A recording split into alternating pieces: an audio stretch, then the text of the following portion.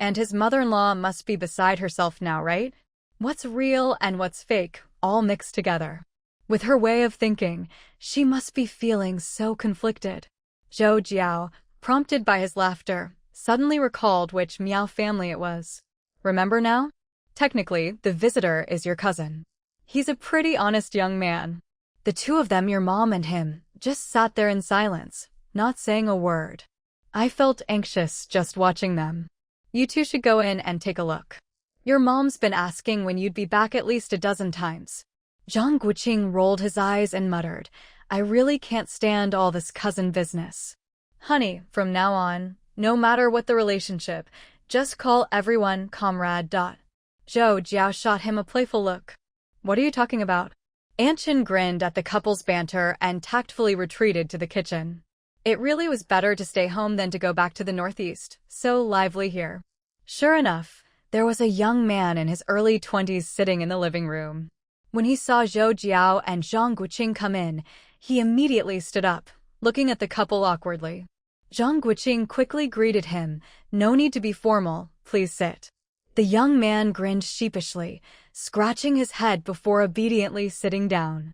Zhou Jiao looked at her mother in surprise. Lin Lishan pulled her to sit and introduced, this is your cousin, Miao Zhiqing. He's a year older than Xiao Wu. He was recommended by his work unit to come study in the capital this time. Xiao San, this is your brother-in-law, Zhang Guoqing, his nickname is Xiao Wu. And this is your cousin Zhou Jiao. They have a son, Ping'an, who's 5 now and in kindergarten. He'll be home this evening. Lin Lishan's introduction amused Zhou Jiao, Xiao San, Xiao Wu, and now someone a year older. When would they ever collect all the numbers? Zhang Guoqing laughed. Ji, you can just call me Xiao Wu from now on. When did you get to Beijing? Why didn't you send a telegram ahead of time? We could have picked you up. Xiao Wu brother-in-law, hee. Miao Zhiqing glanced at him, embarrassed. My mom said, since it's my first time here, I shouldn't trouble you. I just wanted to check how Aunt is doing. I still have to go to school later. Zhang Guoqing had a good impression of him. He was rustic, but his eyes were honest and clear. He seemed a bit nervous when Zhang Guoqing came in, but not envious. To be recommended for study, besides having an aunt who's an officer, he must have some strengths of his own. And it wasn't that he was timid. Most people would be anxious just getting through the 2 security gates at the compound for the first time. Like his father always said, living in this compound had its pros and cons. The registration process was a hassle, and even the old men you bumped into were high-ranking officials. If you were timid, you'd never survive here. Which school are you going to? Does your admission letter say the latest registration date? Zhang Guoqing tried to steer the conversation to something familiar for him. Miao Zhiqing carefully took an envelope out of his pocket and handed it over. So honest. Zhang Guoqing had no choice but to take it and pull out the letter with the red stamp. He gave Zhiqing a warm smile. Zhiqing, stay here tonight. Tomorrow morning we'll go together. Our schools aren't far apart. No, I'll stay at the guest house. Lin Lishan cut him off with a stern face. You're already here. How could we let you stay at a guest house? You're new to Beijing and don't know your way around.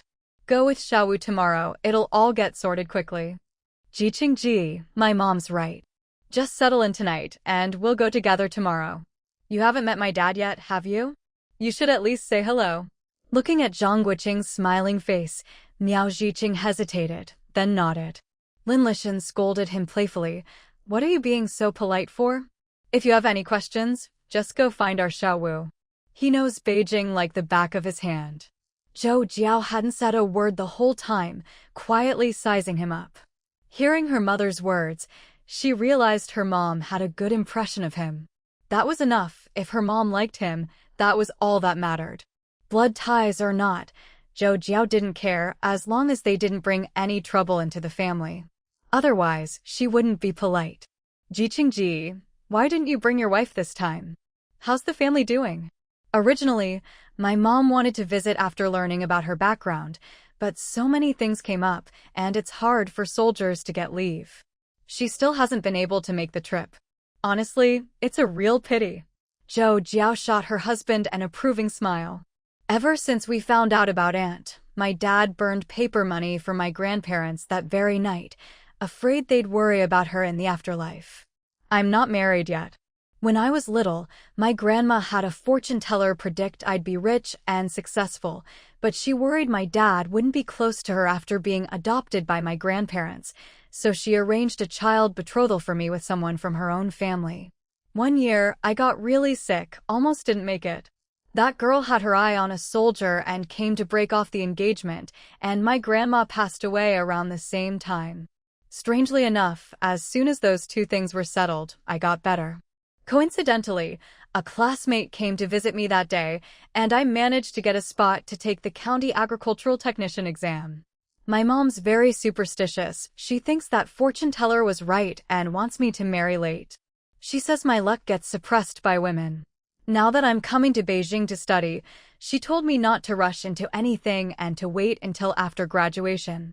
My dad actually argued with her about it.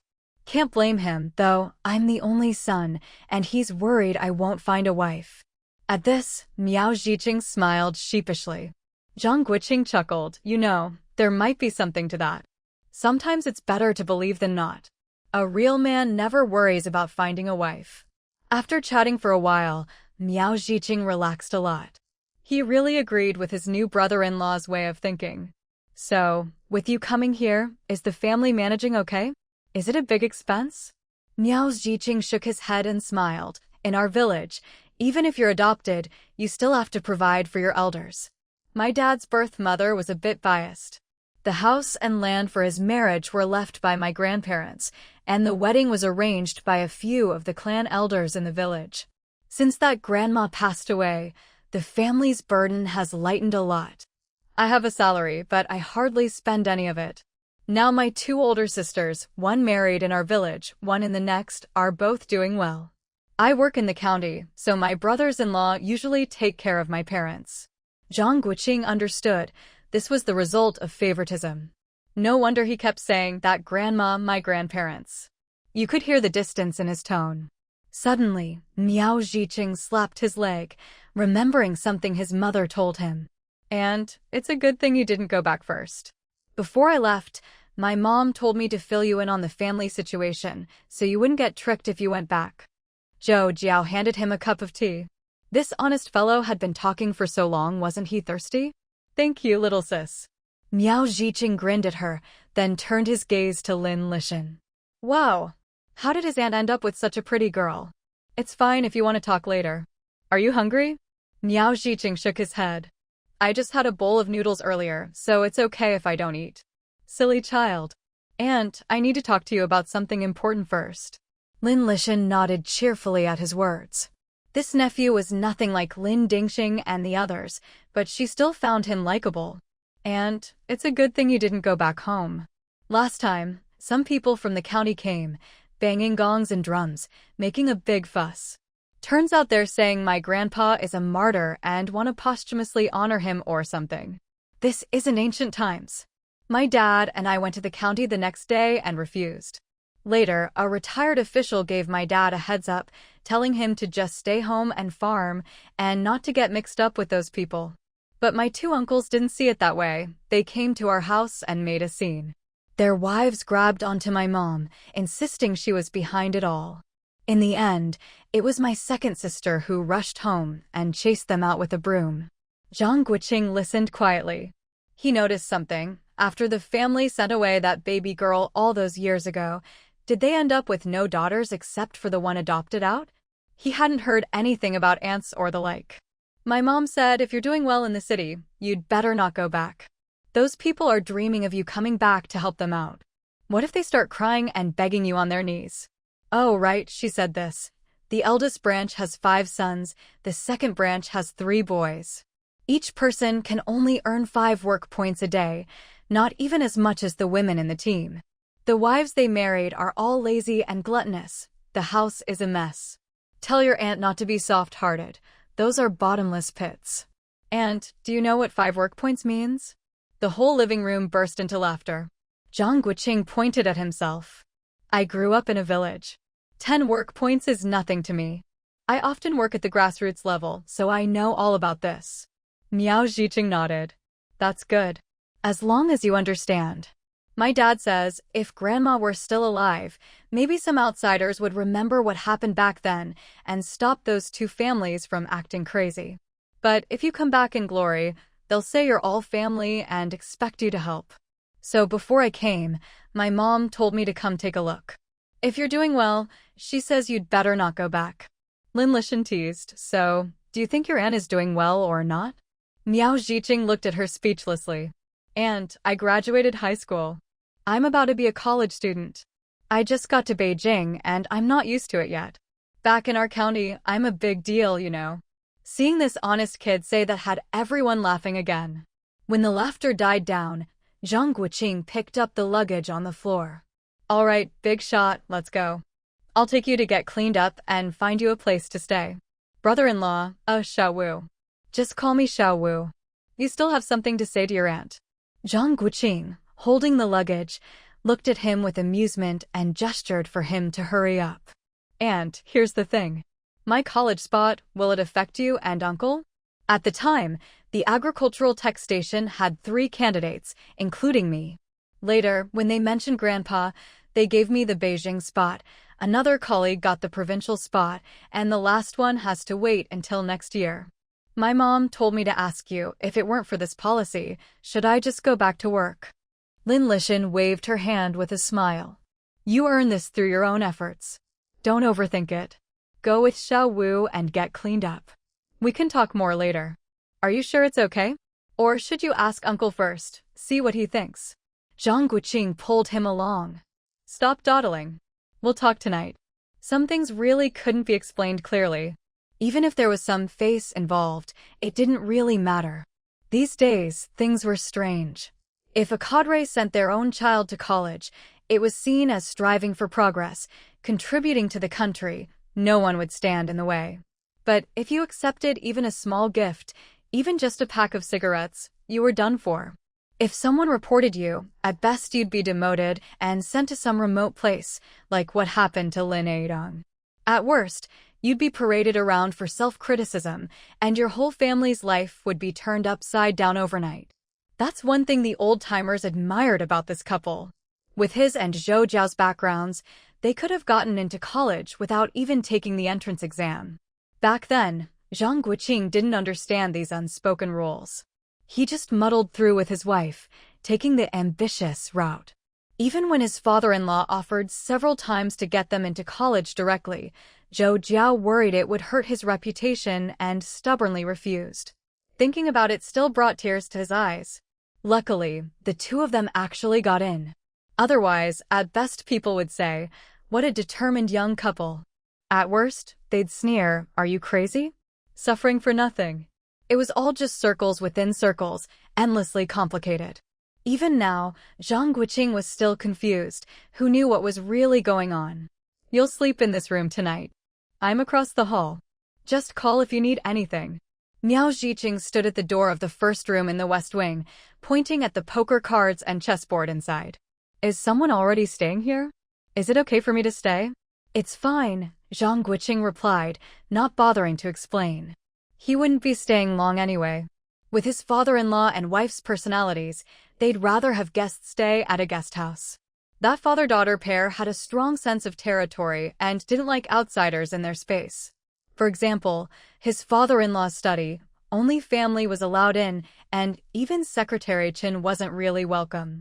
And his wife, if anyone spent time in the East Wing study, she'd scrub everything down as soon as they left, afraid of any lingering outsider smell. Now there was his son, too. The little guy was even more possessive. No one could enter his bedroom without his permission, not even family. Even if the kid claimed he was just hiding his calligraphy practice or reading, it didn't change the essence of things. Zhang Guoqing really worried about how he'd ever find a wife in the future.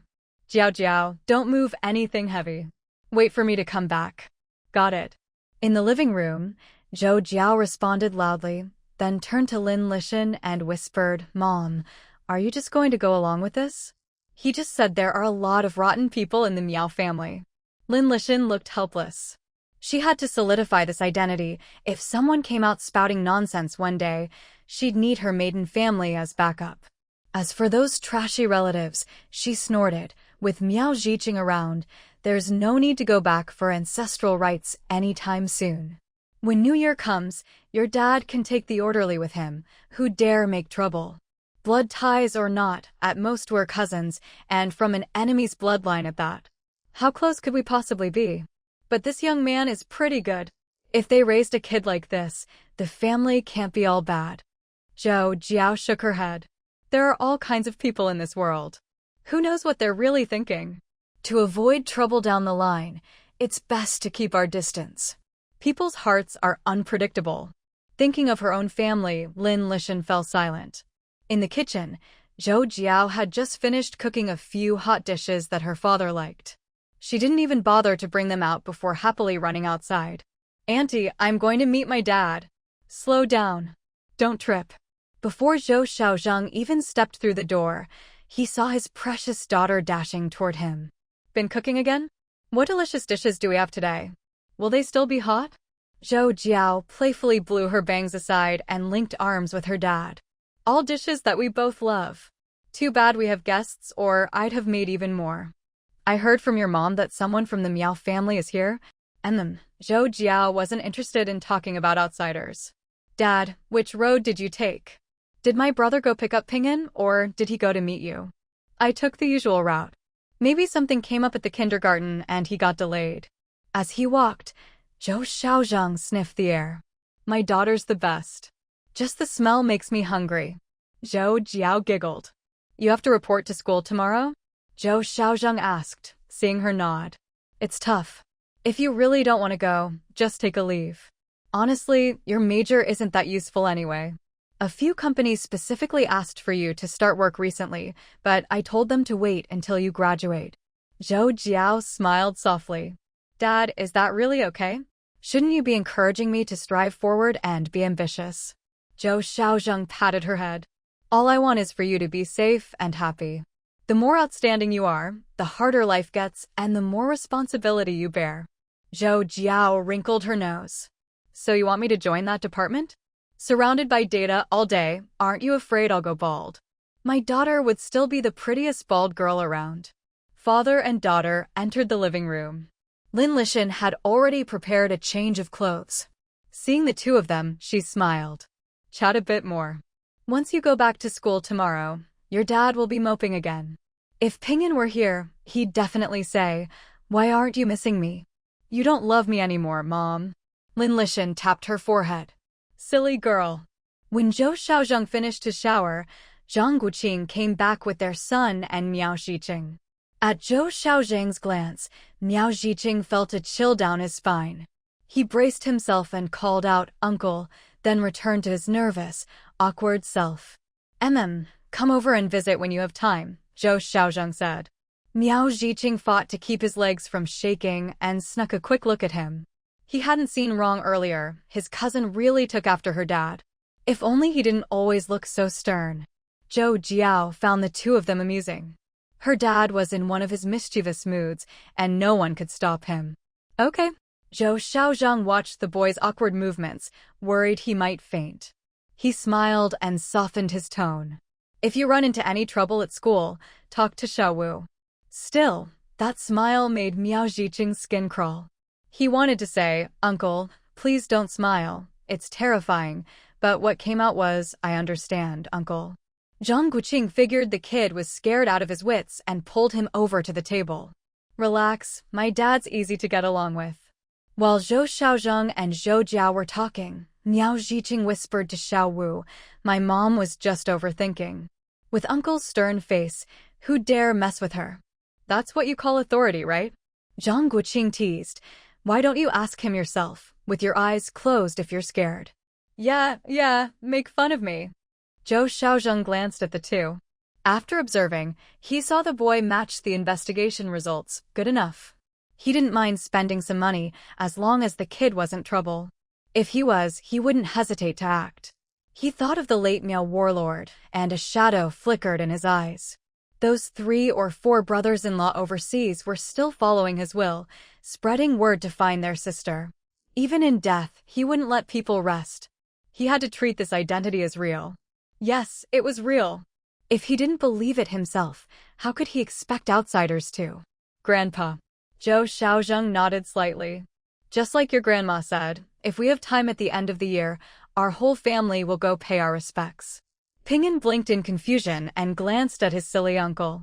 He didn't understand why Grandpa agreed. He was always busiest at New Year's. After dinner, come to the study. Ping'an grinned and nodded. Grandpa was hinting that they'd talk privately later, which was perfect since he had lots of personal questions. He'd heard from his buddies that it was time to prepare for something big. Shan, after dinner, pack a set of dorm supplies for Jiqing to take to school tomorrow. Miao Jiqing quickly waved his hands. No need, uncle. I brought my own luggage. Zhou Xiaozheng frowned slightly. Eat first, talk later. And here, don't be polite. If you need anything, tell your aunt. You're your grandparents' only grandson. If your aunt doesn't help you, who will? Uncle, I'll remember. Zhou Xiaozheng nodded and said kindly, come home for a few days during school breaks. In the compound, no one will laugh at you for speaking your hometown dialect. In fact, hearing a familiar accent makes people feel closer. Aside from being a bit overwhelmed by his aunt's family background, Miao Jiqing wasn't stupid. He quickly understood the hint in his uncle's words. Seeing that he was listening, Zhou Xiaozheng gave him a few more pointers. At school, talk less and observe more. If you're unsure about something, ask Xiaowu. Miao Jiqing noticed that as his uncle spoke, he was also picking out food for his cousin. Suddenly, he didn't find him so scary. Cold on the outside, warm on the inside, that was his uncle's style. So he boldly said, I know. I don't talk much at work either. The bigger the city, the more careful you have to be with your words and actions. Zhou Xiaozheng smiled and nodded at him. This time, Miao Jiqing felt genuinely happy inside. He could tell his uncle was actually praising him. Dad, I know a few people at the agricultural university. I'll ask them to look out for Jiqing. That's good. Take him to send a telegram home tomorrow to let them know he's safe. Zhou Xiaozheng knew his son-in-law understood his meaning. Some relatives were better informed publicly. He said to Miao Jiqing, don't put your chopsticks down. Eat more of what you like. Zhou Jiao rolled her eyes at her dad, picked up some food for him, and told him to hurry up and eat. If they kept talking, the food would get cold. After dinner, Zhang Guoqing took Miao Jiqing out for a walk, introduced him to some friends, and let him hear their complaints and jokes. Their group of buddies all had plans for the summer. Some were off to military training, others back to their hometowns. Now that they were together, they chatted about everything under the sun. Yi Jiafeng had a rough end to his summer, dragged by his dad to the army where life was worse than death. Now that school was starting, he couldn't wait to vent to his friends. Guys, come to my hometown with me for winter break. That set off a round of laughter. Someone teased, Xiaowu isn't your girlfriend, stop embarrassing us. Is this guy a girl sneaking into the boys' club? Cut the crap. At the end of the year, let's hop a train with the guys, dare or not. Zhang Guoqing watched them fool around, smiling, but was already planning ahead. The trip south was a must, and with today's topic, no one would pay extra attention.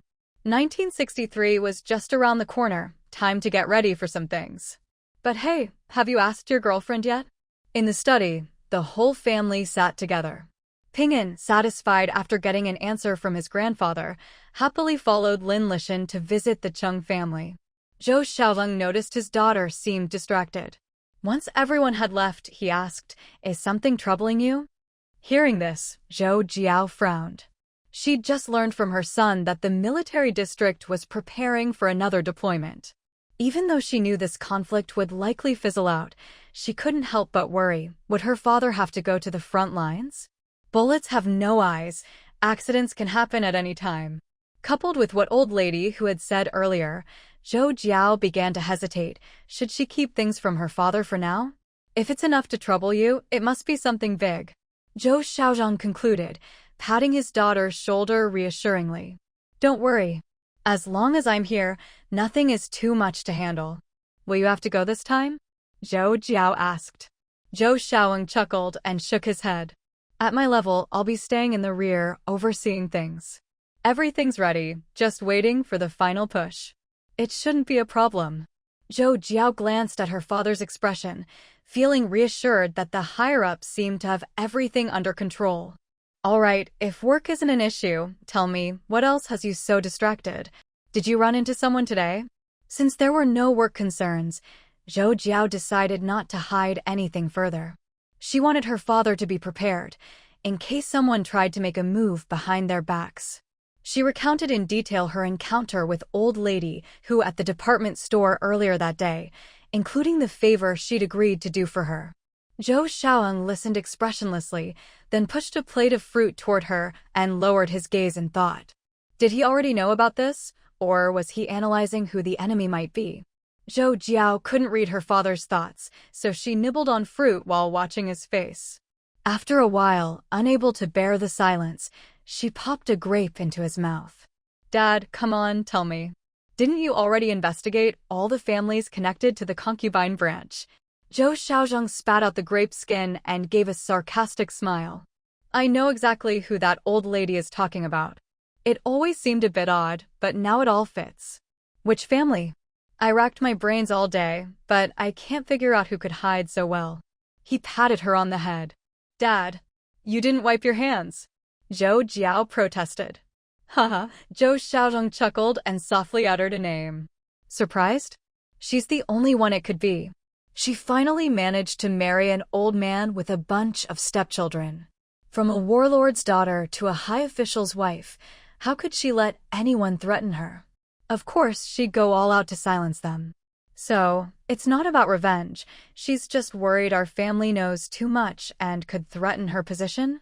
Zhou Xiaozhang nodded. The person who died was barely related to her, just a distant clan elder. No reason to get herself involved. She's just worried about her own family. The Liang family? A small-time warlord who switched sides and climbed up thanks to his high-ranking son-in-law. Even when others tried to report them a few years back, they couldn't be toppled. Interesting. Zhou Jiao realized this, and her father clearly had the same thought. Dad, do you think the old man knows his young wife was behind it? Zhou Xiaozhang shook his head.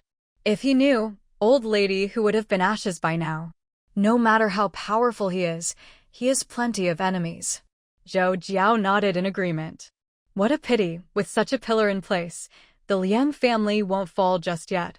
Seeing his daughter's look of regret, Zhou Xiaozhang knew exactly what she was thinking. If he were to go head-to-head with that person, plenty of people would be delighted, but was it necessary? They had no personal grudge. Dad, there's no point in a direct confrontation, it would just hurt both sides. If anyone from the Liang family was involved back then, the old man probably didn't even know about it.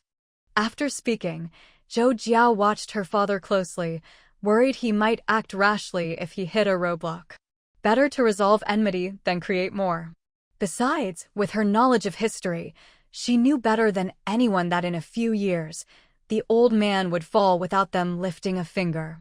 When the nest is overturned, how can any eggs remain unbroken? The Liang family would be even worse off. Zhou Xiaoyang narrowed his eyes. Dad, ambush.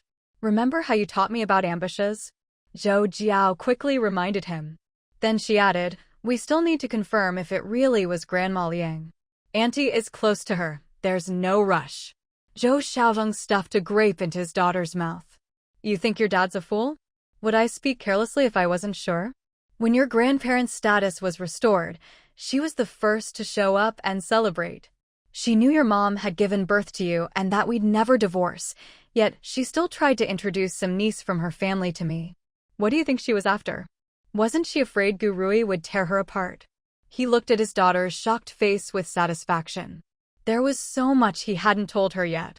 All those women trying to get close to him, did they ever look in the mirror? Getting off topic. How could she be like that? Mom always said Grandma Liang brought her gifts every time she went abroad. So fake. Auntie even said she was a heroine among women and told me to learn from her. What a joke. Zhou Xiaozhang burst out laughing. Didn't expect my daughter to misjudge someone? Not bad. I always thought you were cold to her because you'd figured her out. Her father's mischievous streak was showing again. Zhou Jiao rolled her eyes. She just couldn't stand homewreckers, that's all. If she'd married a man 20 years her senior and still acted all shy about it, Zhou Jiao couldn't possibly be friendly. She'd have to be possessed. Zhou Xiaozhang stopped laughing and waved his hand. She's just an autumn grasshopper, let her jump around. Things are complicated right now. Let's wait and see. Besides, your Uncle Wang is always complaining he's bored. Zhou Jiao's eyes flashed. Dad, is the situation bad? When gods fight, bystanders should stay out of it. We just need to live our own lives. Trouble never ends. Zhou Jiao sighed softly. How easy it would be to just live her own life, but problems kept coming, one after another. Dad, if things get dangerous, let's just move somewhere else. No need to get dragged into their mess. Who knows when we might get caught up in it. As for the Liang family, let me handle it for now. Zhou Xiaozhang gently smoothed his daughter's furrowed brow. Don't overthink it. Your dad didn't get to where he is by being soft. And the Liang family, have you thought about it? Even the main branch of the Gu family was wiped out by your grandpa. All their grudges have been avenged. As for our own enemies, would your grandpa ever let them off? How many of those in-laws are even still alive? If the Liang family survived, they must have only been tangentially involved, not enough to warrant death. What could Zhou Jiao say? Her worry was about the situation, not the Liang family. And don't have any more contact with old lady Hu. If she knows about this, do you think Gu Rui doesn't? If things were really as she said, wouldn't that old witch have asked Liang's beauty to save her family back then? I've thought about that too. Maybe old lady who wants to use us, but with her eldest grandson around, she wouldn't dare. Forget it, let's investigate further. The truth will come out eventually. Alright, enough about this. Let's go see what the little one's up to at the Chang's. As he spoke, Zhou Xiaoyang pulled his daughter out the door. He'd originally wanted to mention the Miao family across the sea, but decided against it. With a daughter who worried about everything, why add to her troubles? Several elderly neighbors were sitting in the Cheng family's courtyard, enjoying the cool evening air. A few elementary school kids whose parents were on duty were also gathered in the yard, playing a game with paper packets. Ever since when you learned when Ping'an would be coming home, he'd packed a change of clothes and moved into his grandfather's house to wait. Last night, Zhang Guoqing's family finally arrived, and if you asked who was the happiest about it, when you would probably be at the top of the list. Compared to his paternal grandfather's place, when you much preferred his maternal grandfather's home. The big courtyard was great, so many friends to play with, plenty of space to run around, movies to watch, and even a pool for skipping stones. Now that little Ping'an was back, things were even better. There was so much meat to eat, he almost wanted to cry from happiness. With the Lin family out of the picture, he'd be getting braised pork more often. When you glanced at the well-behaved little boy beside him and stuffed the paper packets he'd won into Ping'an's small hands. Take these. Tomorrow I'll win you some marbles. Ping'an grinned and nodded, taking one packet and handing the rest back. No need, my mom doesn't let me play with marbles. That's okay. I'll tie them up in a bag, my sister won't mind. But remember, don't put them in your mouth. Last year, a little kid accidentally swallowed one and had to go to the hospital. A kid nearby couldn't stand how fussy he was. Hurry up. No one in our yard is that dumb. You're the dumb one. Lost so many times and still won't admit it. I was just letting you win. Come on, let's play again. The group of kids burst out laughing. Another round? If they kept playing, they'd get scolded at home. Someone was bold enough to even tear up a book. Ping'an, bored, glanced over at the adults drinking tea and playing chess in the distance, then at the women chatting at the living room door. Sigh, he really wanted to go home. Just then, two figures appeared at the gate. Ping'an's eyes lit up, and he jumped off his little stool, running toward them. Zhou Jiao quickly scooped him up. Did you have fun? Are you hot? Fun? Not really. A bunch of silly kids tearing up books and slamming their hands on stones. Didn't that hurt? Seeing her son stay silent, Zhou Jiao just smiled and didn't press further. She noticed her father had gone over to chat with the old men, so she carried her son over to join the women's group. Old Mrs. Chung waved her over to sit beside her. Has Xiaowu come back yet with that child? Zhou Jiao greeted everyone softly and sat down, smiling. I just knew you didn't miss me, Grandma. Naughty girl. The old lady patted her hand with a laugh. They went out after dinner, probably to visit somewhere else. Didn't my aunt come tonight? Lu Ting, sitting nearby, reached out to take Ping in. Your mom just asked the same thing when she got here. Like mother, like daughter. Your aunt came last night, so she's definitely busy tonight.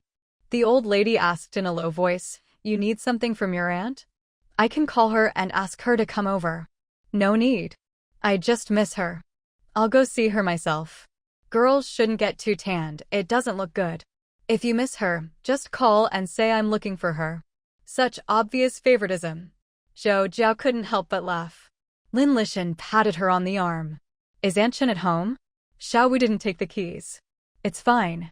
If we're not home, he'll come here to find us. Zhou Jiao glanced at her father, who was chatting with Cheng Xijin and a few others, and smiled. Just outside the courtyard, she and her father had almost regretted coming over. Who would have thought there'd be so many people at the Chengs? On a nice evening like this, they would have been better off playing chess at home. Has the date for Ruju's trip south been set? Not yet, the trade fair hasn't started. It should be soon. I heard she'll be flying this time, so she won't leave just yet. Why, do you want to send something with her? Lin Lishan shook her head slightly. Lu Ting smiled knowingly. This sister-in-law really didn't lack for anything. Having a capable son-in-law was a blessing. Good thing they hadn't let Jiao Jiao be raised by the Lin family back then otherwise. I heard old man Lin fainted as soon as he appeared, and when he woke up, he said he didn't have a granddaughter like that. Of all the illnesses to get. Some things you can cover up, but this time it's not so easy. There's all kinds of gossip going around over there now. Thinking of the unspeakable things her sister-in-law had told her, Lu Ting glanced at Lin Lishan's beaming face and hesitated, but decided not to say anything. Her husband would probably talk to his older brother, and their cousin would find out the details anyway. Besides, Lin Lishan wasn't part of the Lin family anymore. She had no in-laws above her, and no one could give her a hard time. It was just a pity for those Lin family kids. If they found out that girl had caught a dirty disease from the red light district, her husband's family would surely reject her. Who'd have thought that girl, a medical worker herself, would be so careless? Well, with Gu Rui as her teacher, what could you expect? Jealous, scheming, and promiscuous, she really had it all. Meanwhile, Cheng Xijin's wife had guessed right. After chatting for a bit, he found an excuse to pull Zhou Xiaozhang into his study. Once inside, Zhou Xiaozhang sat down and stared at him in silence. Big brother, come on, don't look at me like that. Relax. This isn't about our family, it's the Lin family. That wretched girl who harmed our Jiao Jiao is in trouble. Zhou Xiaozhang responded with a nonchalant, oh, and fell silent again. Aren't you happy? Or did you already hear the news? Zhou Xiaozhang shot him a sideways glance. What does the Lin family have to do with me? Why should I care? That fool would have ruined herself even without anyone's help. What's so surprising? Cheng Xijin thought about it and realized he was right. He nodded. This time, Lin Aigua's out of luck. He got away once, but I doubt he'll escape this time. Zhou Xiaozhang raised his eyebrows, waiting for him to continue. He was stupid enough to get caught up in factional struggles and was caught in the act. Worst of all, he caught a venereal disease. Turns out, 2 or 3 of the people he'd been with also got infected.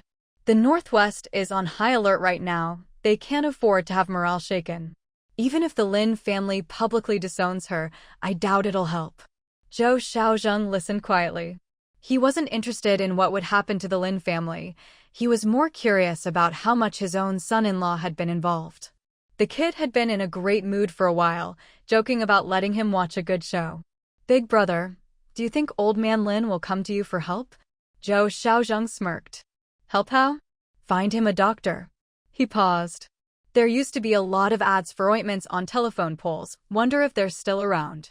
Cheng Xijin chuckled, clearing his throat. My little brother over there must be having a headache. He'll probably come back to Beijing in the next few days. Zhou Xiaozhang shook his head. Old man Lin isn't an ordinary person. When it comes to this granddaughter, he probably has a backup plan. If I'm not mistaken, he's already tampered with the internal records. Lin Aigua will be fine, he only has one son. How's that possible? I haven't heard a thing. Zhou Xiaozheng reminded him, retired cadres and those who've left service are treated differently. He's under local management now. It's normal we don't know what he's up to. After saying this, he glanced at Cheng Xijin, who was lost in thought, and lowered his gaze.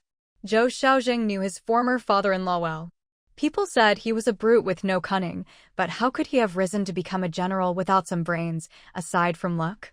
Even with Gu Rui handling his outside affairs, people needed to see real results. Otherwise, why would they promote Lin Xinxing and not someone else? With such a troublemaker in the family, if it weren't for his eldest son, old man Lin would have gotten rid of her long ago. Quietly swapping her for a comrade's orphan, if done well, could even win the Lin family some sympathy. If nothing happened, they'd keep her hidden. She was already a lost cause anyway. But if something did happen, they'd just cast her aside. For the sake of their own interests, would Lin Aigua and his wife object? Heh. Zhou Xiaozheng had never thought much of the Lin family. Cheng Xijin frowned. So you're saying the old man fainted just to put on a show? Zhou Xiaozheng didn't answer directly. If he didn't faint, how would he get public sympathy? Sometimes, showing weakness is a strategy, too. They said they'd take Miao Zhiqing to enroll at the agricultural university the next day, but by the time they actually set out, it was already 2 or 3 in the afternoon. And the reason for the delay was enough to make one's heart ache. For this nephew, if Lin Lishan hadn't stuffed a mosquito net into his luggage, they might not have noticed at all that, aside from the new clothes he'd specially changed into for the trip, everything else he brought was patched and worn. Miao Zhiqing's luggage was extremely simple: a cloth bag filled with local specialties from home, a travel bag, a bundled-up quilt, and a wash basin. This wasn't unusual. Every year, most of the new students at the university gate arrived like this, if not 90%, then at least 80%. Without ration tickets, you couldn't get by, so everyone brought whatever they could from home. And so, the Zhou family had overlooked these details. Zhou Jiao kept her distance, thinking it wasn't her concern. Besides, the other party was already a working man, so she didn't pay much attention. As for Lin Lishan, she was used to having everything done for her. She'd never dealt with such trivial matters, and to her, the nephew's clothes didn't look much different from anyone else's. It wasn't until she saw the patched, faded clothes in his bag that she smacked her forehead a few times and rushed off to find someone for help. Who to ask? Her daughter, of course. She could always handle things. So, the trip was delayed. Thinking of Miao Zhiqing's height over 1.7 meters, Zhou Jiao could only shake her head with a wry smile. Both her father and Zhang Guoqing were over 1.8 meters tall, so she always bought men's clothes based on their sizes. She really didn't have anything that small. Luckily, it's easier to alter something down than up. If it were the other way around, she'd be at a loss. Considering the circumstances, Zhou Jiao didn't plan to use new fabric. Instead, she found some military uniforms from a stash her godfather had given her, picked out ones that fit her cousin's size, and after some alterations, managed to put together a set of summer and autumn clothes. Then, thinking further, she dug out a long-sleeved white shirt from the pile of old things from Huaihai, fixed the slightly crooked collar, and at last, Miao Zhiqing had a change of clothes. She turned down her mother's random, impractical suggestions. As a relative, Zhou Jiao felt this was enough. After all, she and her husband were still wearing old clothes themselves. How much should I put in his red envelope? Your dad said to use my judgment. Lin Lishan fretted, scratching her head and looking hopefully at her daughter. Zhou Jiao couldn't help but laugh. So, how much were you planning to give? That child was generous. He gave Ping'an 5 yuan as pocket money. If I give too little, it's embarrassing. Too much isn't appropriate either. How about 10 yuan? See? You've got it all figured out, Mom. I'll add some ration tickets too. He's like my brother. He gets a salary every month, so he won't be short of money. Have to make sure we keep enough food for ourselves first. Zhou Jiao shook her head, amused. Did her mother think she was that foolish? If it weren't for her mother doting on her son, she wouldn't even be willing to give up the ration tickets. That afternoon, a group of young men and women from the compound who were going to school in the 8th courtyard finally got to load their luggage onto a military truck and head off to their schools. Which school are we going to first? We'll start wherever we get to first. These kids come in waves, makes me feel old. Remember, study hard at school, and don't be in a rush to start dating. The truck erupted in laughter. Zhang Guoqing smiled and glanced at the speaker, then turned to a boy not far away and asked, "Qian-san, how many new students did the Agricultural University get this year?" Little fifth brother, Qian Qilin, shook his head. Haha, serves you right for not listening. Ding Dada finally heard about someone getting their head shaved.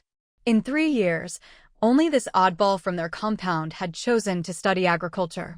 You're the child of a military family. Why are you so set on farming? Zhang Guoqing nudged him from behind. Silly kid. My cousin just started school. Keep an eye on him for me. Want to switch him to my dorm? Zhang Guoqing shook his head. No need. You all know each other already. It's not good to make someone move. Someone else chimed in. Why not? It's no big deal. Miao Zhiqing sat quietly to the side, smiling, and agreed with his cousin-in-law. Forcing someone to move out could easily offend people. No need to cause trouble for his aunt over his own affairs. Since getting on the truck, he'd noticed how proud and particular this group was. There were even rules for where to sit. He knew he was only sitting here because of his cousin-in-law. Otherwise, no one would care about him. Datu, help me take my luggage back. I need to go to the Agricultural University with little Fifth. Ding Dada kicked him. Go? Go my foot. Why do you have to be involved in everything? The student council has a meeting this afternoon. If you don't go, you're dead. Yi Jiafeng dodged lightly and laughed. I'll make it in time. Little Fifth's still here, so let that bird brain worry. Yi, who's messing with you? Let's go teach them a lesson. Yi Jiafeng patted his buddy. Impulsiveness is the devil. Why fight? It's more fun to tease them a bit. Really? We're fine with anything except getting taken advantage of. Chatting and joking all the way, they finally arrived at the Agricultural University. Zhang Guoqing took Miao Zhiqing's luggage and, without letting Yi Jiafeng and the others get off, went into the school with Qian-san and the rest. Soon, a few student council members who were on good terms with Zhang Guoqing came to help with the registration.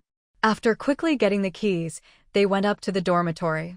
Once Miao Zhiqing had made his bed, Zhang Guoqing saw that everything was settled, placed a bag on Miao Zhiqing's bed, and before he could refuse, left his contact address and said goodbye. He had no idea what his wife had packed. She just told him to hand it over. Judging by the weight, it was probably clothes. Damn it, he thought, having to prepare things for another man.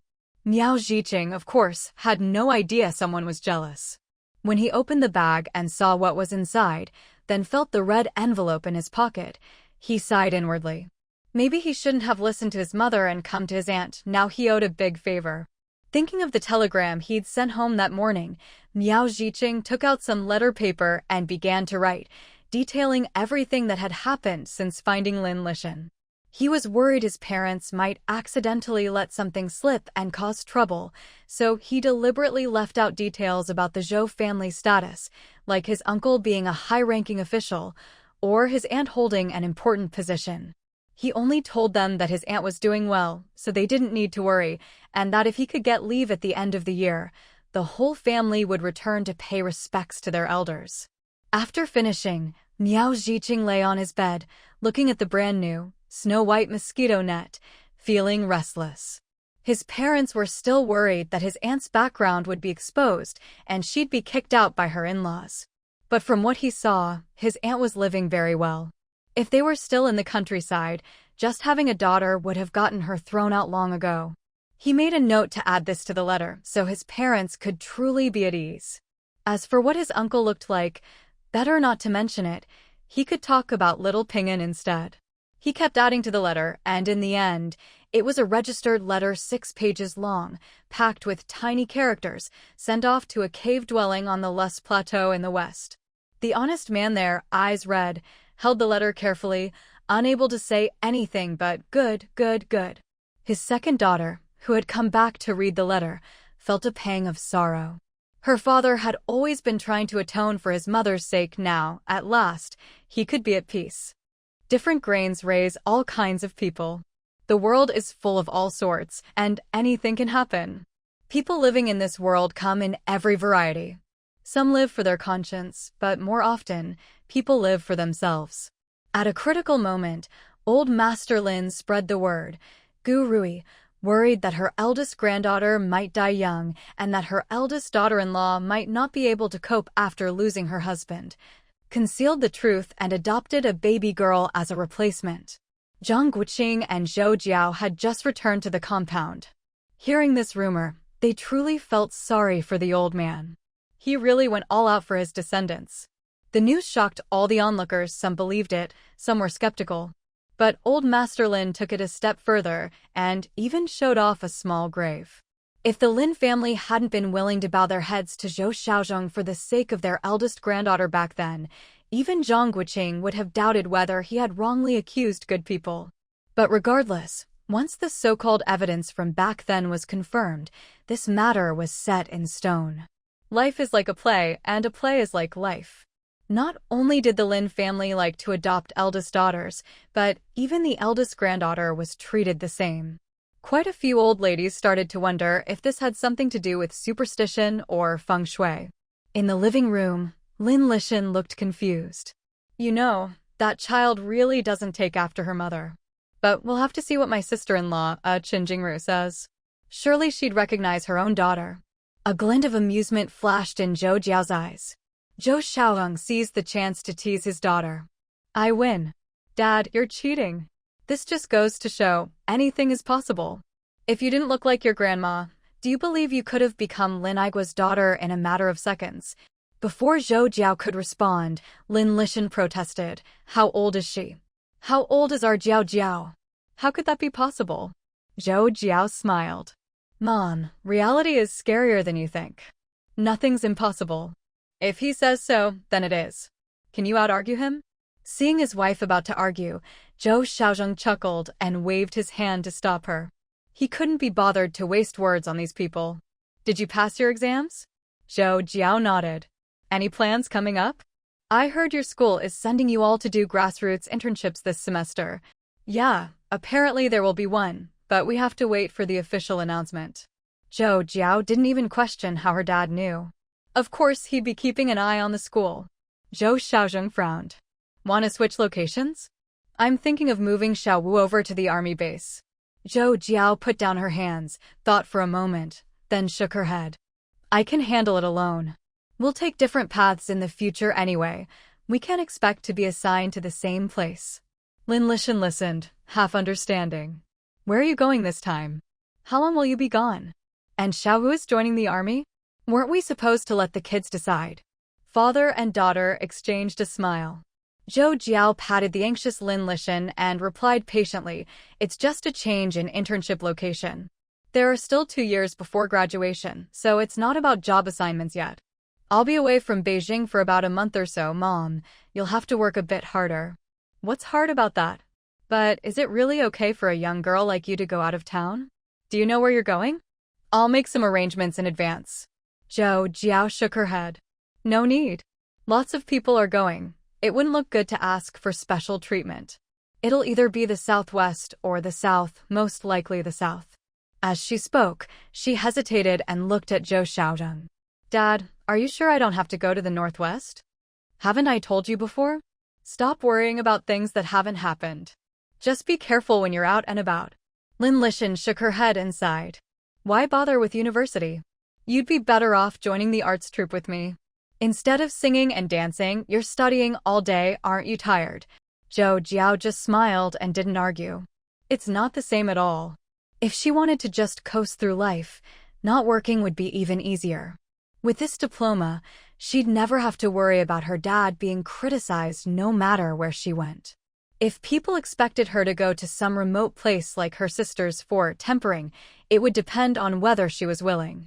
To be an outsider, you need more than just background, you need ability. Not much, just enough for people to see your value is above the ordinary. Just as Zhou Jiao thought, ever since she received that award, her value was clear. Among her peers, except for those sent abroad to study, most were fostered in rural hometowns. It was obvious how outstanding she was. As someone who cherished talent, Sherdashan, the self-proclaimed talent scout, thought it over and, when reporting to the old chief, casually mentioned Zhou Xiaozheng and spilled all the details about Zhou Jiao.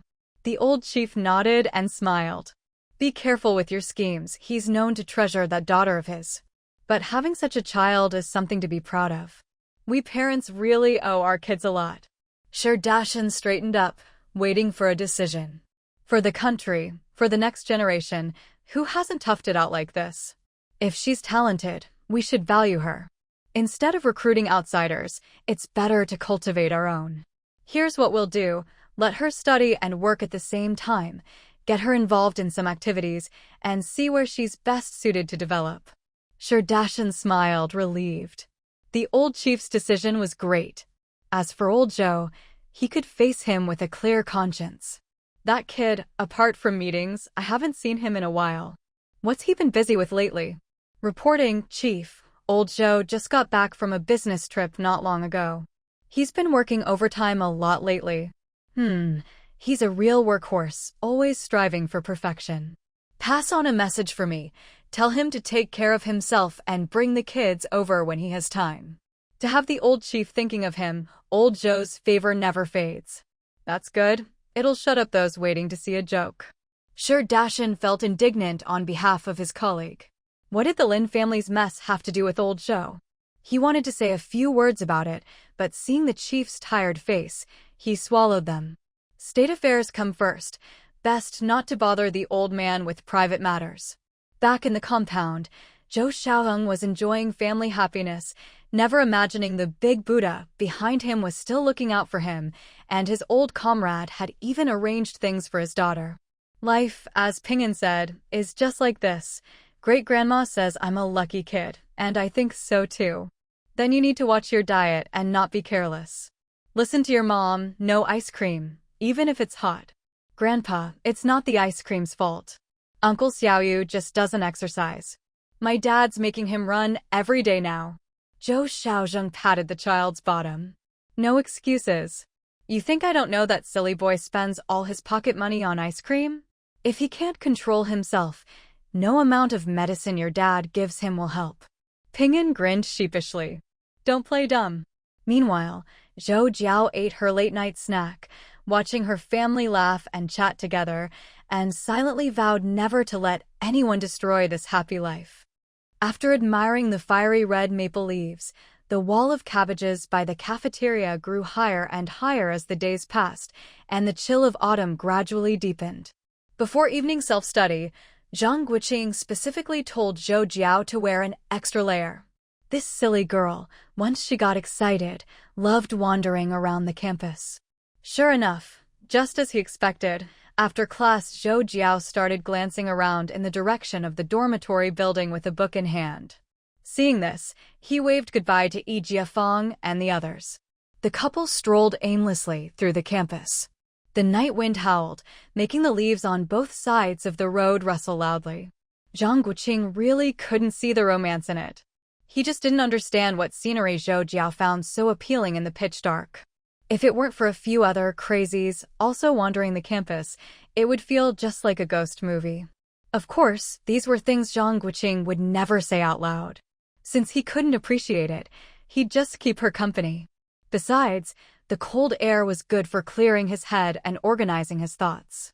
On the way, they passed a few crazies still reciting their books under the streetlights. Zhang Guoqing didn't greet them. He knew they were there for the peace and quiet. Even the patrols would tread lightly when they saw these students. He watched Zhou Jiao, pretending to read her book aloud while glancing around, her fists covering her mouth as she tried not to laugh. If it weren't for the occasional passerby, he really wanted to ask his wife, "Why do you keep looking into these secluded corners? Are you really seeking peace, or are you just looking for some secret affair?" Looking at his increasingly mischievous wife, Zhang Guoqing smiled knowingly. The once aloof Zhou Jiao was quietly changing.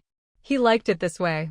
After a lap around campus, Zhou Jiao, satisfied, headed back to the dorm. Once inside, she took out a plate of chicken rolls, made 2 cups of milk, propped her chin on her elbows, and just watched him. Zhang Guoqing wiped his hands and gestured for her to speak while eating. Zhou Jiao shook her head slightly. She just wanted to look at him. In a few days, she'd be heading south with her classmates, and she'd be apart from this man for a month or so. Zhang Guoqing knew exactly what was on her mind. If it weren't for the need to build up his abilities so he could better protect her, he wouldn't want to be apart from her either. Luckily, Yi Jiafeng and the others would be with her this time, so he worried a bit less. He didn't want to bring up this unpleasant topic. For their future together, he'd grit his teeth and endure. After washing up, as they lay in bed, Zhang Guoqing couldn't help but remind her, holding her in his arms, "Without me by your side, don't go out alone. Don't get too excited if you see any sights. Wait for me, I'll go with you next time." Zhou Jiao softly agreed, feeling a bit guilty. This time, she really did have to sneak away from the group, and probably more than once. She'd already found out that their group would pass through Jiangqing, where they'd stay for a day before catching the train to Lingnan. She planned to use visiting relatives as an excuse to leave the group there. In Lingnan, she'd also have to slip away before heading to her internship. Those 2 secret rooms couldn't wait any longer. Who knew if she'd have any free time at the end of the year? Besides, compared to the excuse of going home with Yi Jiafeng for vacation, this internship was the perfect opportunity. Opportunity knocks but once. If they went south together during the new year, people might get suspicious. After all, her grandparents used to live in the south for a long time. And another thing, don't go to certain places yet, wait for me. Your safety is more important than anything. Remember what Dad said. Zhou Jiao blinked and joked, "I'll make sure to come back with all my hair. If you're worried, you can count them these next few days." Silly wife. Zhang Guoqing kissed her forehead. "And don't talk to strange men. Make more knockout powder these days. If anything happens, don't hesitate to use it. Better safe than sorry. Don't talk nonsense." Seeing the worry in his eyes, Zhou Jiao patted him comfortingly. "Don't doubt my intelligence. I won't act recklessly." Zhang Guoqing stroked her hair in silence. "Don't forget, my little aunt is in Lingnan too. If anything goes wrong, she'll drag me home. Plus, Dai and the others are there, no one can bully me. And Dad will definitely have someone watching over me in secret. See?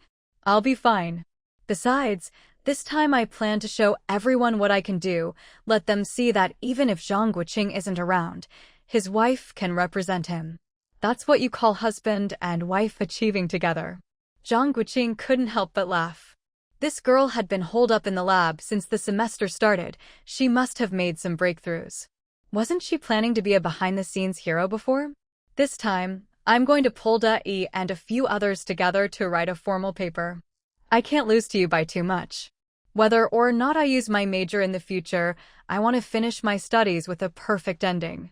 Just don't make yourself too famous, or you won't be able to change careers later. Moonlight streamed through the window, illuminating Zhou Jiao's smiling face. "Brother, you should have more confidence in me." Zhang Guoqing teased, "Honestly, I don't. Lindsay has written several letters already. You should at least give your husband something to say. Or should I just give him Hu Xiaohui's news and let him come find her himself?" Mentioning Hu Xiaohui made Zhou Jiao frown. That girl still hadn't returned from her business trip. Winter was almost here, and she felt guilty toward Li Qinglin. "I left her a message, told her I went home, and even wrote down my home address. As long as she gets the letter, she'll understand. Let's just wait a bit longer." Zhang Guoqing was silent for a moment, then said quietly, "Lindsay should at least see her once. Some things are better said face to face, so he can make up his mind." Only Lindsay would put up with a woman like that. Zhou Jiao knew he was upset on Lindsay's behalf. She thought for a moment and said, "I'll try to find time to see if she's back." "Do as you like. Who knows, maybe she regrets it now." Zhou Jiao nodded and didn't say more. She understood his frustration for his friend. But as for regrets, she didn't think so. Some things are just complicated. After all this time, Hu Xiaohui should have received her letter. Some decisions she had to make for herself. If she really couldn't let go of Li Qinglin, she could always apply for a relationship report with the organization. There was no need to worry about Li's family background. She'd even mentioned going home and hanging out with the old friends, and had brought up the Li family on purpose. Surely that girl would get the hint? Don't overthink it. Maybe she'll come find you at school in a few days. And sure enough, Zhang Guoqing was right. At lunchtime the next day, that petite figure came bouncing over, waving at Zhou Jiao. Wasn't it who shall we? With Zhou Jiao's hint, Zhang Guoqing took a closer look and greeted her, then tactfully left the girls some space for a private chat. Zhou Jiao didn't say much either. Seeing that Hu Xiaohui had just returned from a trip, she grabbed 2 lunches and pulled her to a quiet spot to eat together. Some things are understood without being said. Since the other party didn't bring it up, Zhou Jiao had no intention of exposing it either. She could only steer the conversation toward her recent trip back home, casually bringing up some stories about their old friends. As soon as the topic shifted, she started half-jokingly complaining that Li Qinglin wasn't being considerate, running off to study in Haisher by himself, traveling all over the country this year, and never having time to hang out with his close friends. She went on to grumble about how Zhang Yuntao and his wife were off interning somewhere, and even though she'd been home for so long, she hadn't managed to see them either. She talked, half seriously, half in jest, about the troubles of growing up, sighing over how the 5 friends had now gone their separate ways. After rambling for a while, she didn't forget to invite Hu Xiaohui to come visit her more often whenever she had time. After lunch, Hu Xiaohui listened quietly as Zhou Jiao wrapped up the conversation. She looked at her, hesitating, wanting to say something but stopping herself. Jiao, Stop. Don't think I'm happy to be your sounding board for complaints. I don't want you dumping your troubles on me. We haven't seen each other in so long. Tell me something happy. Life's been too boring lately. Zhou Jiao quickly cut her off. She'd brought up all this just to let Hu Xiaohui know what was going on, not because she liked prying into other people's business. It was also her way of showing that some things wouldn't be coming out of her mouth. If it weren't for Zhang Guoqing, her friendship with Hu Xiaohui wasn't close enough for her to gossip like this in front of her. No one's blind, she'd said what she could, and there was nothing more she could do. I've got a long holiday this time. I'm planning to go to Haisher. Is there anything you want me to bring back for you? No need, that's too much trouble. Zhou Jiao shook her head with a smile. See? That's how smart people give a straight answer. Zhou Jiao glanced at her, then said with a hint of a smile, Too bad I have to go to school, otherwise I'd go with you and catch up with friends and family. People over there keep asking me to help bring things, but I haven't managed to get any of it done. I still need to find a chance to apologize in person. Hearing this, Hu Xiaohui thought for a moment, then blushed and tried to act calm. You're too much of a perfectionist. If you had to help everyone who asked, when would you have time for school? She was just short of saying outright that Li Qinglin had asked her to help find someone. Zhou Jiao saw that she understood the hint and dropped the subject, inviting her to go for a walk.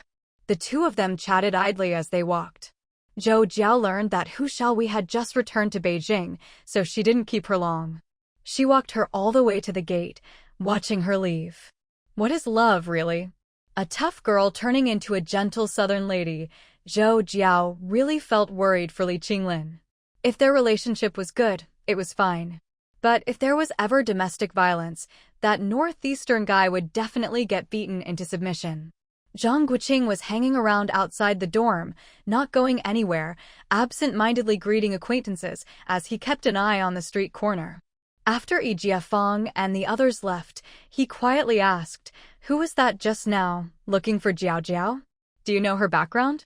Zhang Guoqing was surprised. You know her? Of course. Zhang Guoqing was delighted. He'd just been wondering about her family background. She's always coming and going like a shadow, rarely showing up in our circle. If I hadn't grown up by my mom's side, I probably wouldn't know her either. She looked familiar just now, and then I realized she's that tomboy from the Bai family. Zhang Guoqing frowned. Her surname is Hu as in ancient moon. Yi Jiafeng laughed and punched him. I'm not done yet. She's the Bai family's granddaughter, Xiao Beilong's cousin. Now you know her background, right? Zhang Guoqing rolled his eyes. Nope. Yi Jiafeng shot him a look of disdain, leaning against a tree with one hand in his pocket, shaking his right leg. After a while, he put on a show of sighing. We're all wanderers in this world. Why should we have known each other before we met? Zhang Guoqing couldn't help but laugh at him, kicking his ever-shaking leg. Was that even the right way to use that line? His wife had both parents, and the Lin family wasn't even related by blood. And if Hu Xiaowei was Xiao Beilong's cousin, aside from losing her father and her mother remarrying, she hadn't lived any worse than the other by girls. Yi Jiafeng was right about one thing: Zhang Guoqing did know her situation. This circle wasn't that big after all. The Bai family's second daughter, Hu Xiaowei's mother, was fostered with a farming family as a child. Later, she joined the army with the family's eldest son, Commander Hu, and after a few years of marriage, he died in service. Like Zhou Jiao, Hu Xiaowei grew up with her paternal grandparents. But she was luckier. Once the war ended, her remarried mother brought her back to Beijing. As for her mother, well, she was no ordinary woman. It's said that to bring her daughter back, she promised the Hu family 3 things. The child would keep her father's surname, wouldn't be kept from visiting her paternal home, and wouldn't be made to suffer in her stepfather's house. Back in Beijing, she really did raise her daughter in her own family. According to Xiao Beilong, his second aunt doted on this daughter even more than the children she had later, giving her whatever she wanted. Zhang Guoqing could understand this mother's thinking. A daughter from a previous marriage would inevitably get bullied by step-siblings in her stepfather's home, especially with more kids of her own later. Better to raise her in her own family, where the Bai family would care for her, and her late husband's friends would look out for her. No matter what, it was better than being stuck between 2 families. And that's exactly how it turned out. Apparently, Hu Xiaowei's father had a martial arts teacher, and her mother even took her to pay respects. This tiger mom really did everything for her daughter. How could Hu Xiaowei be considered a fellow sufferer like his own wife? Aside from lacking a father, she'd basically grown up in a honey jar. Now, even though the Bai family elders had retired and moved back to their hometown, their reputation still carried weight. Their children weren't in top positions, but they weren't pushovers either. People who play politics and wield pens aren't simple. If Zhang Guoqing guessed right, Li Qinglin would have a tough time marrying Hu Xiaowei. He'd have to pass through several rounds of trials. Just getting past the Bai family would be hard enough, not to mention her mother.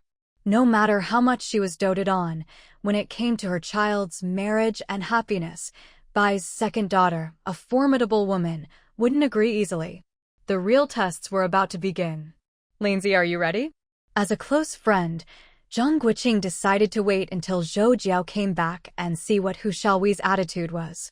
If the two were interested in each other, he'd have to remind Lindsay to hurry over to Old Man Bai and beg forgiveness. Whether or not they'd cross the line that night, making things official would make the marriage go much smoother. Yi Jiafeng watched him lost in thought, a mischievous grin slowly spreading across his face. He shivered instinctively. This guy was plotting something again. As a friend, he had to remind him, Xiao Wu, that tomboy used to beat up even Brother Liu and the others. She's fierce, don't get any ideas about her. If her father hadn't died young, he'd probably have become a general. When we were kids, if she beat my brother, he'd get scolded at home. Zhang Guoqing burst out laughing, patting him on the shoulder. After he stopped, he glared at him.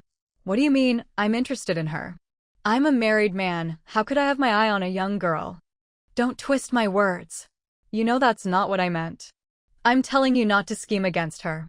She's the type to start a fight at the drop of a hat. If you end up brawling with someone half your size, you'll be a laughingstock. Zhang Guoqing knew he was just worried about him. He leaned in and whispered, she and my wife are super close. Even if I wanted to scheme against someone, I wouldn't dare cross my wife, right? That's good.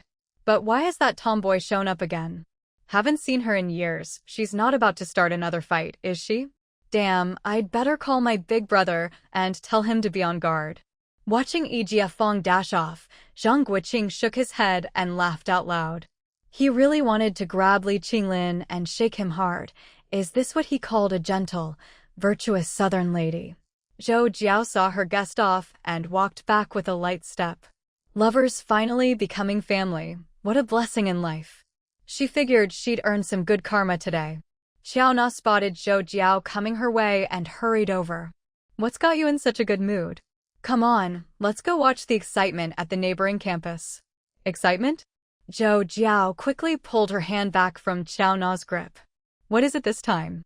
Some twinkling little star in the sky, blinking away as my longing for you. Xiaona burst out laughing and rolled her eyes. As if I don't know you? This time it's about current affairs. Students from several schools are giving speeches in the Grove. I hear they're all top students. Come on, this is worth checking out, right? Zhou Jiao looked at her, a bit exasperated. She'd honestly rather listen to harmless love songs than current affairs speeches. At least those songs were clever enough to praise the authorities while expressing longing. Hurry up, don't dawdle. Lots of people have already gone. Zhou Jiao deftly grabbed Xiaona's hand. We have class soon, and we're leaving in a few days. If we don't get these lab problems done now, when will we? Xiaona craned her neck anxiously toward the door. That can wait. If we're any later, we'll miss it. Zhou Jiao could tell she was planning to skip class this afternoon, an even better reason not to go. She gently persuaded, they'll definitely talk about it when they get back. No need to be there in person. Let's focus on our studies first. Next time, if there's a chance, we can go listen in. Xiaona rolled her eyes. Fine. I'll just go to the bathroom first. Zhou Jiao nodded with a smile and didn't try to stop her again. You can't stop the rain from falling or a girl from getting married. She'd done her part, but she wasn't her parents, after all. On her way back to the dorm, Zhou Jiao did see some people heading off campus. She couldn't help a wry smile, so reckless. Even her cousin knew students should focus on their studies, not get caught up in all this. At the end of the path, she saw Zhang Guoqing waving at her. Zhou Jiao didn't mention what had just happened. Knowing how eager he was, he might even try to intervene. She's gone? What did she say? Zhou Jiao smiled and nodded. She can't let go of Lindsay. She said she's going to Hai Sure. That's great. I'll tell Lindsay not to leave campus for a while. Don't forget what kind of person she is. She'll find Lindsay no matter what. Better to let things take their course. Zhang Guoqing could tell Zhou Jiao didn't like meddling too much, so he relayed what Jiafeng had said, along with his own concerns. Zhou Jiao nodded. That works. Give him a heads up, but don't offer any wild ideas. Let Lindsay figure it out himself. If you don't go through hardship, you'll never learn to cherish what you have. True. Shall we go upstairs and write letters? Zhou Jiao was all for it. Perfect, I'll rest for a bit. When it's time for class, call me. Thinking of their recent late nights, Zhang Guoqing guiltily rubbed his nose. He glanced at his wife. She looked a little tired, but otherwise fine, so he eagerly led the way. In the room, Zhang Guoqing fetched hot water for her to wash up, urging her to get some sleep. Only when she lay down and closed her eyes did he sit at the desk to write letters. The sounds of footsteps in the corridor and voices downstairs all blended together. Zhou Jiao couldn't really fall asleep. She'd barely lain down before Jiafeng's voice called out from below. She opened her eyes and saw Zhang Guoqing gesturing out the window, making her laugh. You go down first and mail the letter while you're at it. When it's time for class, I'll head straight to the classroom. Zhang Guoqing hesitated, then shouted to his buddy downstairs, wait up. His voice was loud enough to be heard at the school gate. Lie down a bit longer. If you fall asleep, don't worry about class, I'll ask for leave for you. If you get bored, have some fruit or read a magazine. Zhou Jiao waved him out. If he kept fussing, she'd be late for class. Once Zhang Guoqing left, Zhou Jiao didn't bother lying down anymore. She sat at the desk, took out a plate of grapes, and watched out the window as the two men walked off with their arms around each other, heading toward the post office.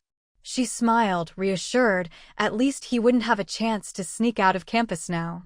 In a good mood, Zhou Jiao picked a small grape and popped it in her mouth. The black-purple grapes weren't as satisfying as the big ones, but they were sweet and refreshing. Leisurely days flew by, and before she knew it, it was time for Zhou Jiao to depart.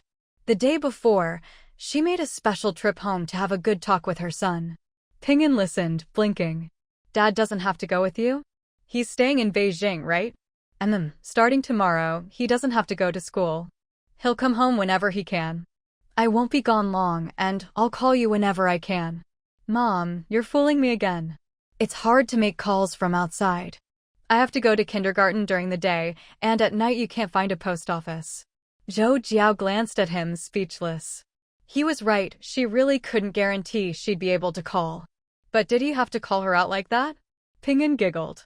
Mom, you can send me a telegram. No one's ever sent me one before. Yeah, right? You're just a little kid who's going to spend money to amuse you. Of course, Zhou Jiao wouldn't say that and hurt his feelings. She smiled. Okay, if I get the chance, I'll call.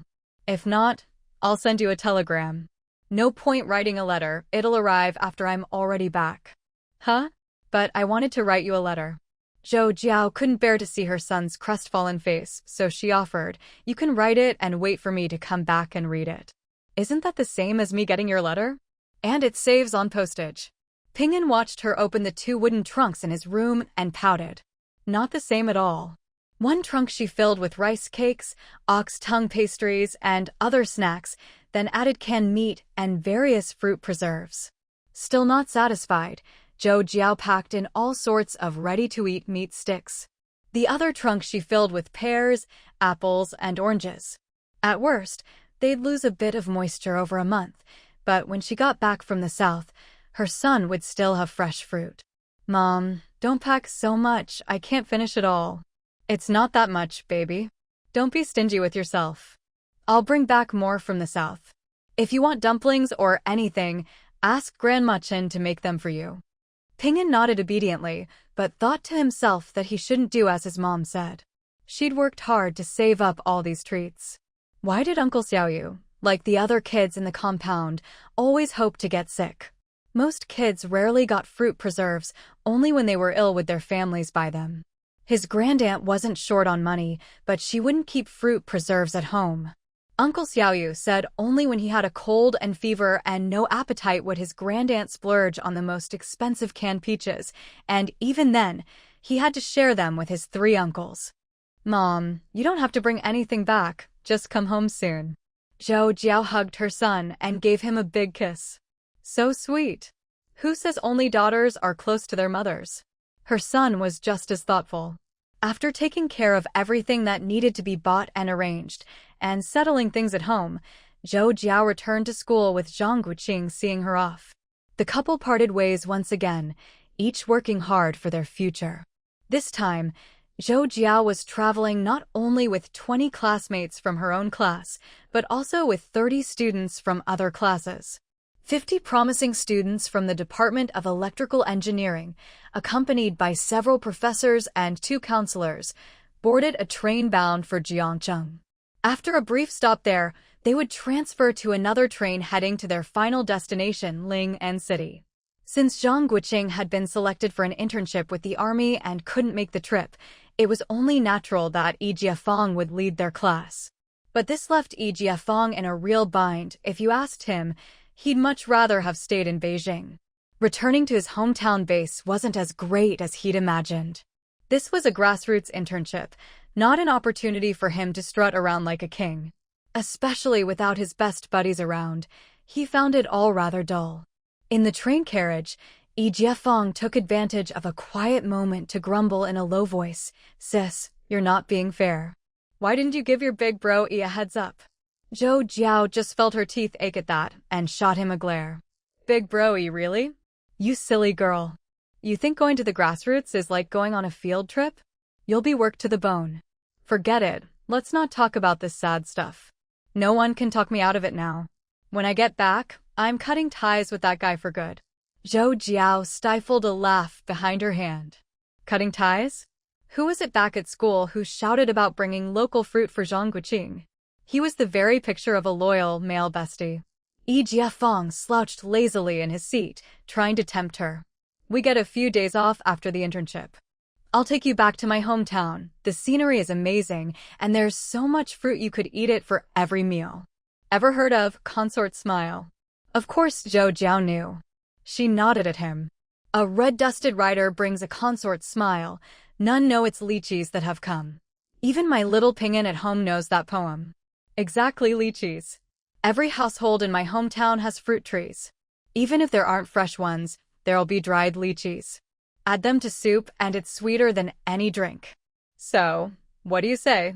Come stay a while before heading back to Beijing. Let's make Xiaowu so anxious he breaks out in hives before we return. Shen Yunshi, sitting next to him, grinned mischievously. You're dead meat. Better bribe me quick. Yi Jiefeng rolled his eyes. Go ahead and tattle, I'll never admit to anything. What good are you? Come on, just take us along. At worst, we'll all do our shifts together. What can Xiaowu do about it? Zhou Jiao shot them both a look. You're forgetting Xiaowu is my kid's father. We're on the same team. Shen Yunshi patted his chest in mock distress. Oh no, I keep forgetting that Zhou Jiao would throw a bench for her blue-eyed confidant. Remember that time? At first, they'd kept their conversation private, but Shen Yunshi's exaggerated gestures and loud voice drew laughter from all the nearby students. The contrast with Zhou Jiao's usual image was just too much. Leaving campus at a young age, looking out at the world, there was always a rush of youthful passion. With so many classmates along, Zhou Jiao didn't feel lonely on the journey. As they neared Jiangcheng, they learned their train was delayed and they'd have to catch the next one the following day. Everyone exchanged knowing smiles. A few students who were locals were pushed forward, egged on to share stories about local sites and customs. The teachers came by to remind everyone to pack up, but overheard the conversation and didn't stop it. That only made things livelier, and the group clung to the local students, refusing to let them go. A girl from another class, seeing time was short, started things off by asking, "What does xia he going to the river mean? I've heard it's something you hear all the time in Jiangcheng." Her question sparked a flurry of wild guesses throughout the carriage. Finally, a male student stood up to give the correct answer. It turned out that in Jiangcheng, xia he had many meanings and outsiders often got confused by it. This was true everywhere, of course. For example, every morning before 6:30, sanitation workers would pull carts with large buckets for collecting waste, going through residential areas section by section. They'd ring a bell and call out xiahi. Locals knew this meant the waste collectors had arrived.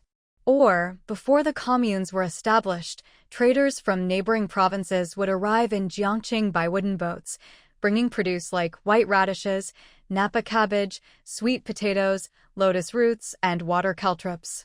After docking, the boat owners would go ashore and shout, "Xiahi" to pick water caltrops, fresh lotus pods and lotus roots. If you weren't from the area, you'd probably be baffled. The xiahi for emptying chamber pots and the xiahi for going to the river were two completely different things.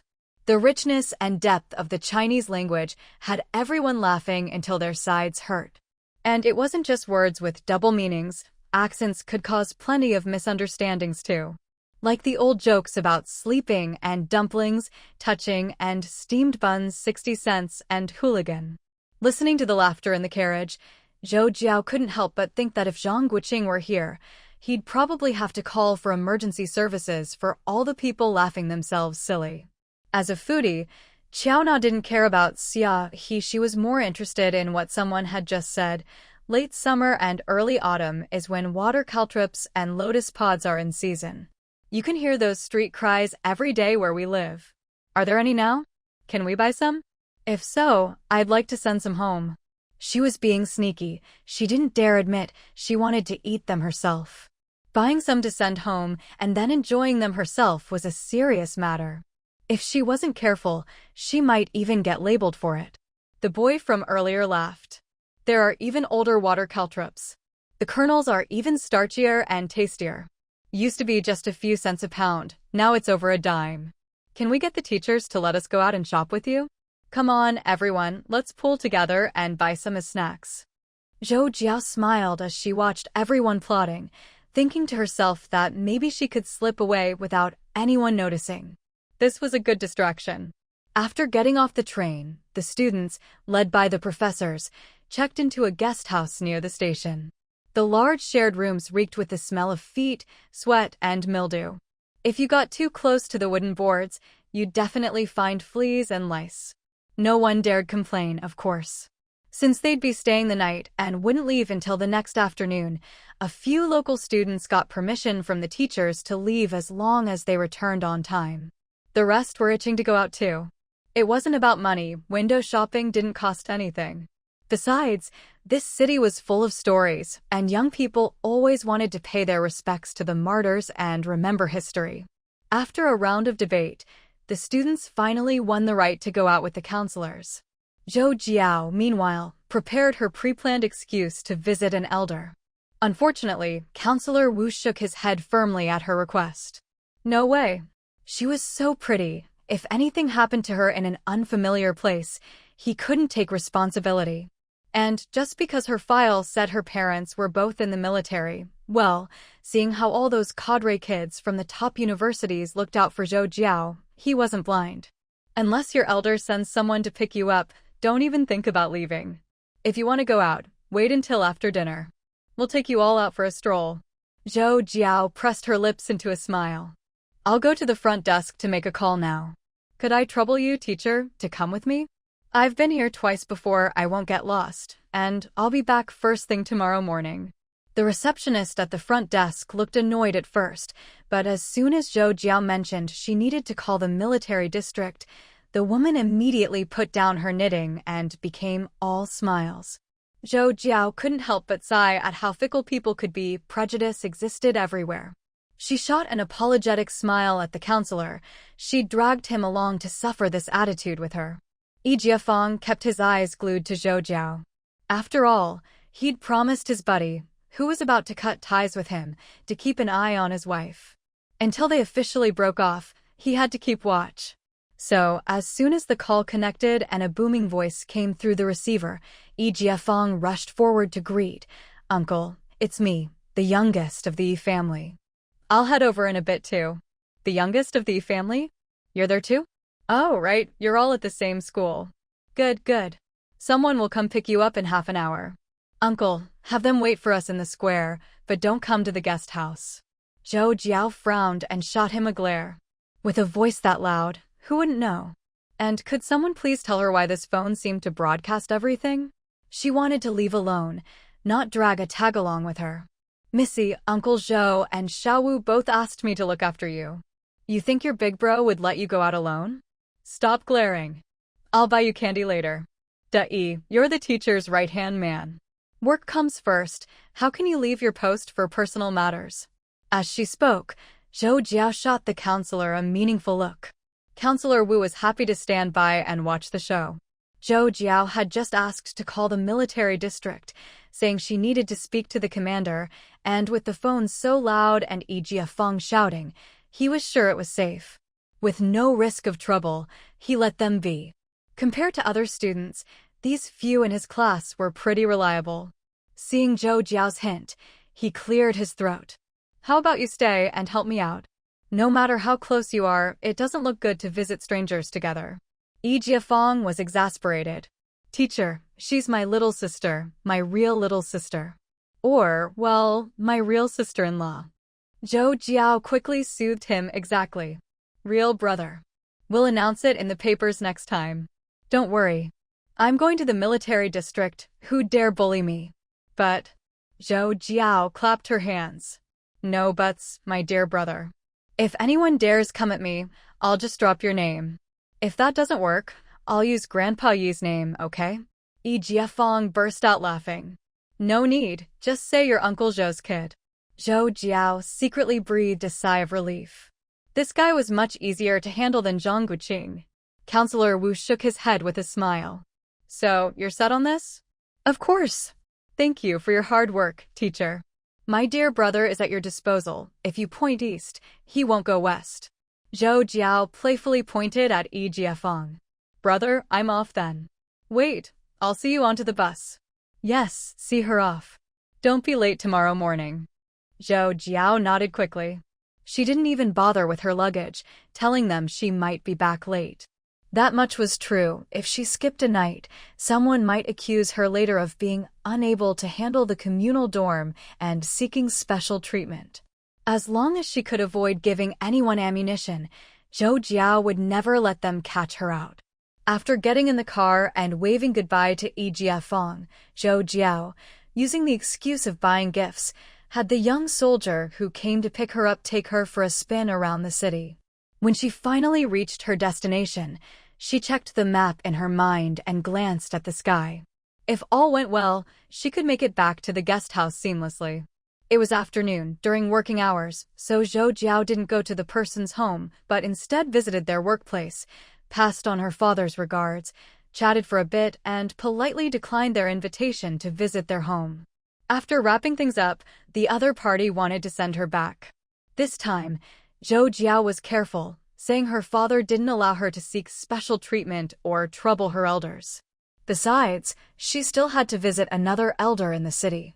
Seeing she was insistent, the other party had no choice but to give her their number in case of trouble, and personally took her to the military district bus heading into the city. Once in the city, Zhou Jiao really started shopping. First, as usual, she went to a well-known pharmacy to buy some rare tonics and their signature medicines. After that, she truly began to wander, collecting local delicacies as always. As a city with developed waterways and bordering several major provinces, supplies here were much more abundant than in the north. If it weren't for all the ration coupons required and her plans for the evening, Zhou Jiao would have gone on a shopping spree. As for coupons, well, in a city this big, there was no shortage of black markets. Zhou Jiao was well-versed in such things. That's exactly why Zhang Guoqing had asked his buddy to keep an eye on his wife. Don't be fooled by her timid appearance.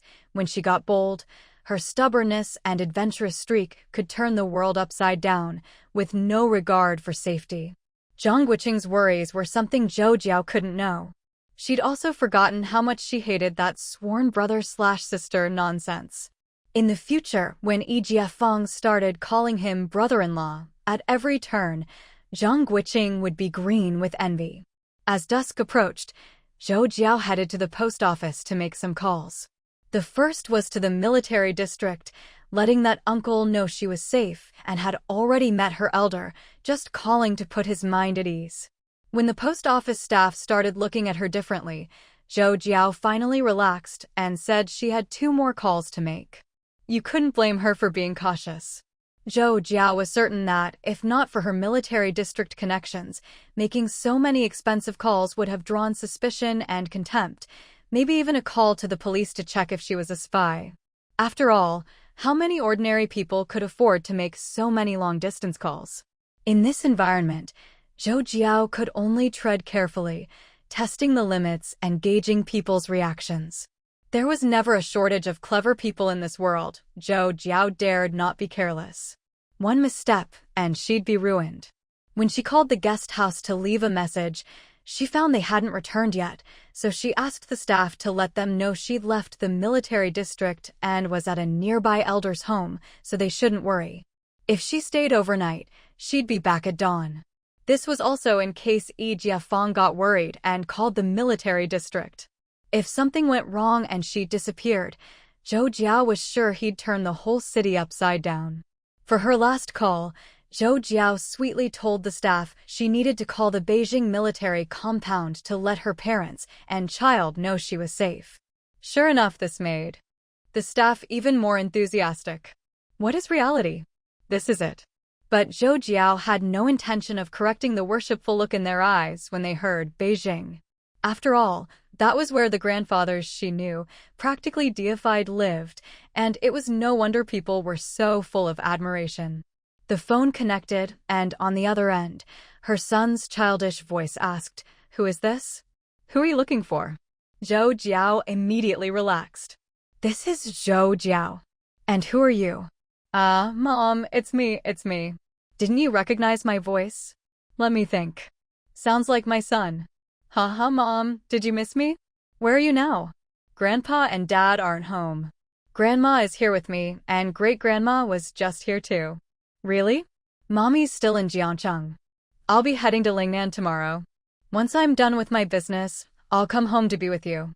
Be good at home and wait for me to come back." "Okay." "Mom, be careful. Grandma wants to talk to you." "Jiao Jiao? Don't wander around outside. It's getting dark, so head back to the guest house early." Okay, Mom. Tell Dad I'm fine. Everything okay at home? Lin Lishan laughed on the other end. You've only just left. What could possibly happen? If there's nothing else, hang up and we'll talk when you get back. Everything's fine here. Just get back to the guest house early. When you go to Lingnan, your aunt will find you. Remember to contact her. Hearing her mother repeatedly urge her to return to the guest house, Zhou Jiao smiled, exchanged a few more words, and quickly hung up. If she kept chatting, she'd have enough time to make a round trip by bus. After paying, she stepped outside. Night had already fallen. Thinking of tonight's mission, Zhou Jiao felt a surge of energy. There was no room for error, no matter how many times she'd run through it in her mind. She still needed to plan every detail carefully. After walking for a while, Zhou Jiao took advantage of the lack of attention, slipped into a residential area for a quick look around, then slipped into a patch of woods she'd scouted in advance. In the dark, she took out some powder and began to disguise herself. Worried there might be couples secretly meeting in the woods, she didn't dare use a flashlight to check her reflection. She changed into a patched-up jacket and outerwear, moving quietly as she emerged. After a long walk, making sure she wasn't being followed, she retrieved a small car from a spot unlit by street lamps, got in, and drove into the city. Only then did she dare use a flashlight to check her disguise and touch up any flaws. Tonight, she couldn't afford a single slip. Something unexpected could happen, someone might even discover her. If that happened, she'd have to eliminate all risks, cut the problem off at the root. But what if the person was innocent? Zhou Jiao didn't want to take a life lightly. Maybe that person was the pillar of their family, maybe they'd saved countless lives. In that case, her disguise might be their lifeline. Zhou Jiao sighed softly and drove toward the secret chamber her grandmother had mentioned in her will. She silently prayed for everything to go smoothly, that she'd be able to find the Zhou family's belongings. Of the 3 secret chambers, this one was the most likely to belong to her family. Otherwise, all their hopes would be for nothing. According to their deductions, the one in Lingnan was almost certainly the Gu family's. Sea transport required proximity to the coast, so it made sense for the Gu family to have a secret chamber there for escape by ship if needed. But that didn't fit the Zhou family. Back when the Qing dynasty was still standing, the Zhou family was powerful and influential. Their base was in the capital. None of their descendants had ever held office in Lingnan. From that perspective, their chances were slim. But tonight, if this secret chamber didn't let her and her father down, it would truly be the Zhou family's. Maybe the former governor of Liangguang had left a backup plan. Not long after leaving the outskirts, the wind picked up. Thick clouds swallowed the moon, plunging the land into pitch darkness. The night was so black she couldn't see her hand in front of her face, and Zhou Jiao hesitated for a moment. But then she remembered, this could be the Zhou family's last legacy. Gritting her teeth, she pressed the accelerator and sped determinedly toward her destination. She passed one village after another.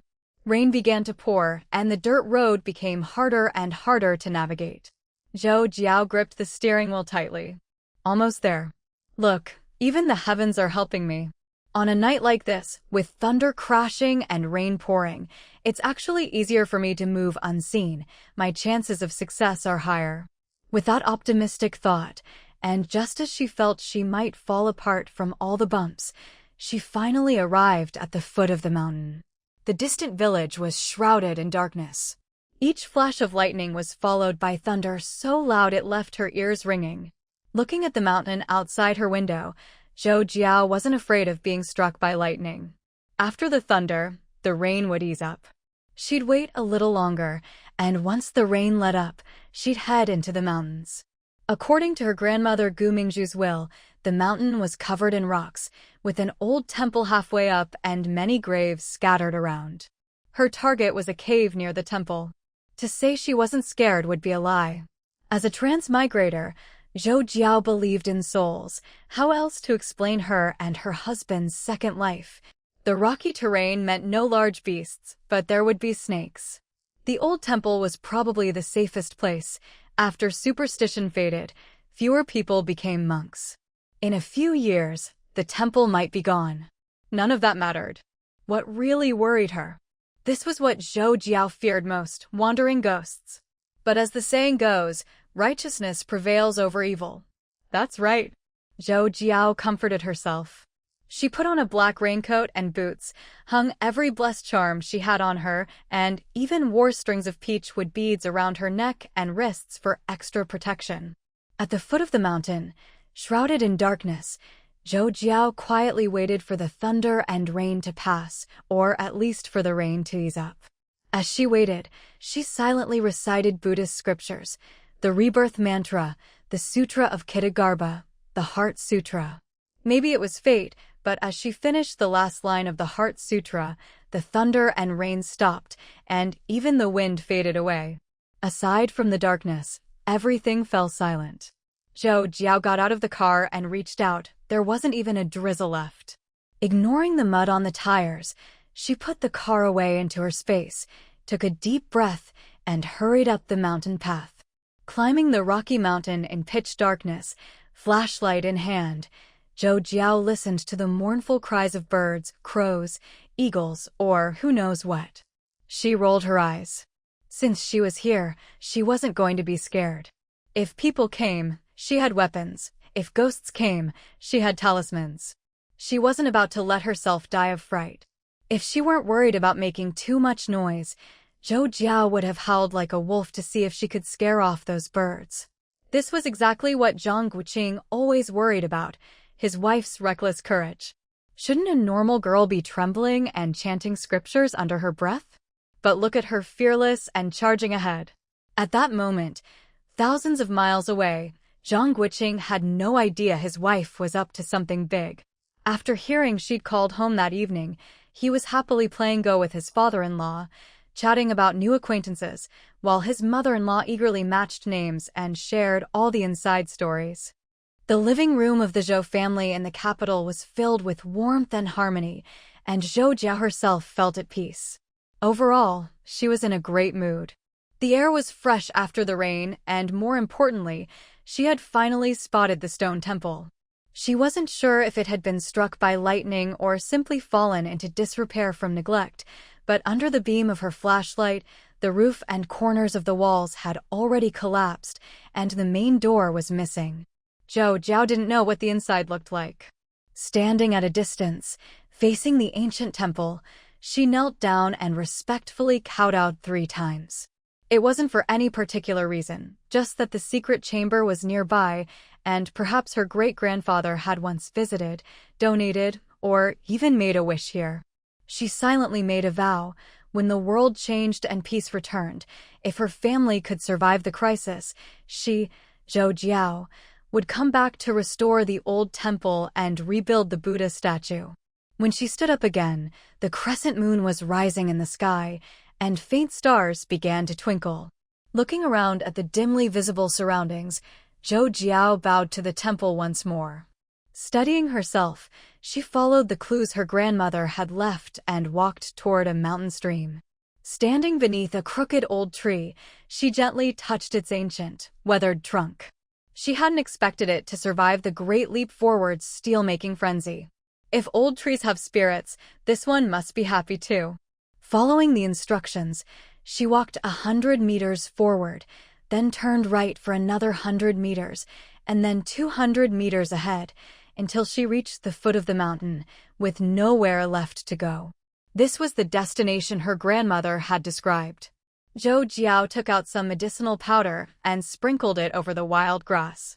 After waiting a while and seeing no reaction, she used her machete to cut away the thick vines hanging over the stones. Worried someone might later discover the secret, she carefully cleared obstacles from the side entrance, inching her way left. Before long, she uncovered a familiar protruding round stone. Zhou Jiao paused to catch her breath and glanced at the time. It was getting late. Although she'd left a message at the guest house saying she might stay with relatives, she still hoped to return to the guest house tonight. With practiced steps, she stood on one foot for the final step and pressed down on the protruding stone with all her strength. She couldn't help it. She remembered the blunder she and her father had made last time. Who knew if her ancestors had designed the secret chamber's entrance to require a certain weight? What if it was set for a man? What would she do then? Fortunately, her ancestors weren't biased against women. The door split open from below, just like at the Gu family's old residence, slowly revealing the entrance. Seeing this, Zhou Jiao's heart tightened. This was so similar to the Gu family's ancestral methods. Would her father be disappointed again? She would have preferred the door to open from the front, not from the ground. She sighed inwardly, composed herself, and walked down the familiar steps. The simple oil lamps on either side and the smooth stone walls made her narrow her eyes. The Gu family's nouveau riche style was different from this. Something felt off. What did the position of Viceroy of Liangguang mean? It meant having the ruthlessness to squeeze every last drop from the people of the region, becoming fabulously wealthy overnight. Zhou Jiao shook her head. No, the Zhou family had always been upright and honorable. The staircase wasn't long, and at the end were 3 passageways. Following her grandmother's instructions, Zhou Jiao chose the one on the left. Of course, if you thought finding the secret chamber was that easy, you'd probably die a horrible death. Every 50 meters there was a deadly trap, not the snakes, spiders, or bats you read about in novels, but a web of poisoned arrows. One touch and you'd never make it out alive. No wonder Gu Mingzhu had repeatedly warned her son in her will to be careful.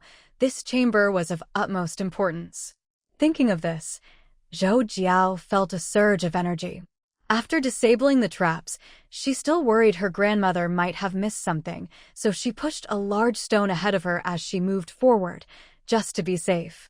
In this way, overcoming one obstacle after another, she disabled 4 traps in just a few hundred meters, finally reaching a stone door. Seeing the seal script carved on it, Zhou Jiao couldn't help but shed tears. At last, she could tell her father she had found the Zhou family's secret chamber. Even after the Great Fire, the Zhou family had left something behind. Her grandfather really did leave something for her father. Wiping away her tears, Zhou Jiao stood excitedly before the 5th mechanism. As long as she stepped correctly and disabled the final trap, the world behind that door would open up to her and her father. Perhaps some of the Zhou family's past could finally be uncovered, or at the very least, they would see the treasures left by their ancestors. Following the steps described in the will, Zhou Jiao carefully traced the seal script on the door. Soon, with a click, 2 large doors of white marble quickly slid into the stone walls. Looking at the secret chamber, which was even more spacious than the Gu family's, Zhou Jiao ignored the shelves of jade, gold, and other ornaments and rushed straight to a pile of wooden chests by the bookshelf, lifting the lids. Each chest was filled with ancient books, calligraphy scrolls, and scholars' tools. Even the paper was neatly wrapped in oiled paper, not to mention the scrolls, each carefully packaged. Zhou Jiao didn't open them. Just from the red and green silk ribbons tied around them, she could tell their value. Even without the imperial yellow, the colorful ribbons spoke volumes about their worth. Her ancestors must have been obsessed with calligraphy and painting. Some chests held only a few scrolls, all cushioned with thick silk. If any descendants were illiterate, they might think their ancestors had just hoarded silk, and some might even have let it rot away, cursing their luck. Would her ancestors laugh themselves silly if they saw that? Zhou Jiao smiled, eagerly opening more boxes. The more she saw, the brighter her smile became. There was no gold or silver, only calligraphy, paintings, scholars' tools, porcelain, and books. Excellent, truly excellent. This reassured her that her ancestors hadn't exploited the people. As for those who had, let them keep their ill-gotten gains. Holding a wooden box from a large chest, carved with the character Zhou in seal script, Zhou Jiao's hands trembled with excitement. This must be what she and her father had been searching for all along. Resisting the urge to open it, Zhou Jiao carefully put it away in her storage space. Only her father, Zhou Shaojing, should open it first. She looked around the chamber again. Compared to the Gu family's secret room, packed so tightly with boxes there was barely room to stand, this one held fewer things, but for the Zhou family, they were priceless. Perhaps this was why her grandfather, Zhou Jinyu, had refused to go abroad. These heirlooms meant everything. How could he have taken them out under such scrutiny? It seemed she had found her answer, and Zhou Jiao's joy faded a little. Shaking her head, she cleaned up, sweeping away her footprints as she retreated, then triggered the mechanism to leave the cave. This time, Zhou Jiao didn't plan to destroy the secret chamber. She wanted to leave a trace of the Zhou family's legacy so that when times were better, her father could come and pay respects to their ancestors in person. Once again standing in front of the ancient temple, Zhou Jiao didn't hesitate. She knelt down and kowtowed 3 times toward the main gate, then quickly got up and dashed down the mountain. Time. What she lacked most right now was time. If she could make it back to the guest house before midnight, she could still find an excuse, like saying some elder in her family was working the night shift, so she had to come back. Or she could claim she went to a late movie and then got dragged out for a midnight snack, chatting until it got late. The darkness was actually a huge help for Zhou Jiao, though she hadn't realized it yet. If she hadn't been driving a small car, the patrols would have definitely stopped and questioned her. But as she sped along, her luck held. The few people she passed at the city gate just assumed anyone driving that fast must be rushing to the hospital. Racing against time, Zhou Jiao finally made it to the guest house after a bumpy ride. Her watch showed it was just past 11. She gave her waist a hard rub, stretched, washed off her disguise makeup, changed back into her own clothes, checked everything, put the car away, and ran toward the guest house in the distance. The receptionist at the front desk still recognized her. When Zhou Jiao knocked, she opened the door and joked, "Back so late. Your friend just said you must have been kept at your relative's place." Zhou Jiao raised her eyebrows in surprise. She could vaguely hear her classmates chatting inside, who'd have thought that silly Yi Jiafang was still up. She smiled warmly. "I almost couldn't get away. I slipped out when their daughter went to work the night shift. My aunt's place only has 2 rooms, and she even gave up one for me. How could I accept that? By the way, why is it still noisy inside? Am I disturbing you?" "No, some people go straight to bed when they come back. But a few couldn't squeeze into their rooms and didn't want to wake their roommates, so they chipped in for another room. They'll be going to sleep soon." Zhou Jiao's eyes lit up. "My room is 203. Are the girls asleep yet? Now that you mention it, I'm worried about disturbing them." "The girls went to bed early. I'll open the door for you, just be careful." Aya, this big sister just doesn't get the hint. Since someone already took the lead, Zhou Jiao had no interest in squeezing into a room full of fleas and lice. "Actually, never mind. It'd be awkward to go in now. Could you check if there are any empty rooms? I'll pay extra. I don't care about the conditions as long as I can sleep." She said it casually, but when Zhou Jiao pulled out a 5 yuan note, her intentions couldn't have been clearer. Sure enough, the receptionist smiled, nodded, took the money, and wrote her a receipt with change. Afterward, Zhou Jiao, cheeks flushed, added, "If any classmates come looking for me, please let them know. I don't want them to think I'm avoiding them." "Of course. I'll take you to your room. It's late, get some rest." Zhou Jiao took the hot water bottle the receptionist carried for her and entered the room.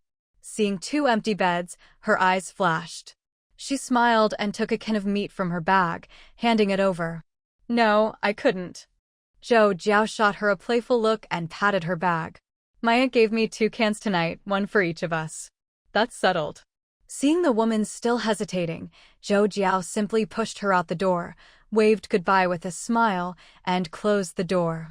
Kids can be a handful. But even if it wasn't for tonight's bed, it was worth it to have her in a good mood tomorrow and maybe say a few kind words on Zhou Jiao's behalf. That kind of meat was a small price to pay. Compared to the big communal room, this 1 yuan a night room was so much better, truly, you get what you pay for. But you couldn't blame the school. Funds were tight, and at least everyone had a place to sleep instead of suffering in the waiting room all night. Back during the school's farm work trips, she'd slept in thatched huts and on haystacks. This time, the professors and teachers leading the group were much more considerate, even taking the students out for a walk. After locking the door, Zhou Jiao figured no one else would be assigned to the room at this hour. She quickly moved all the bedding and pillows from one bed to the other, then spread out her own set from her space. After a quick wash, she collapsed onto the bed, turned off the light, and began reviewing the day's events in her mind. From start to finish, she went over everything. Seeing that nothing had been missed, she finally closed her eyes and started organizing the many wooden boxes in her space. With a tinkering ancestor, she had no choice but to consolidate all the half-filled boxes.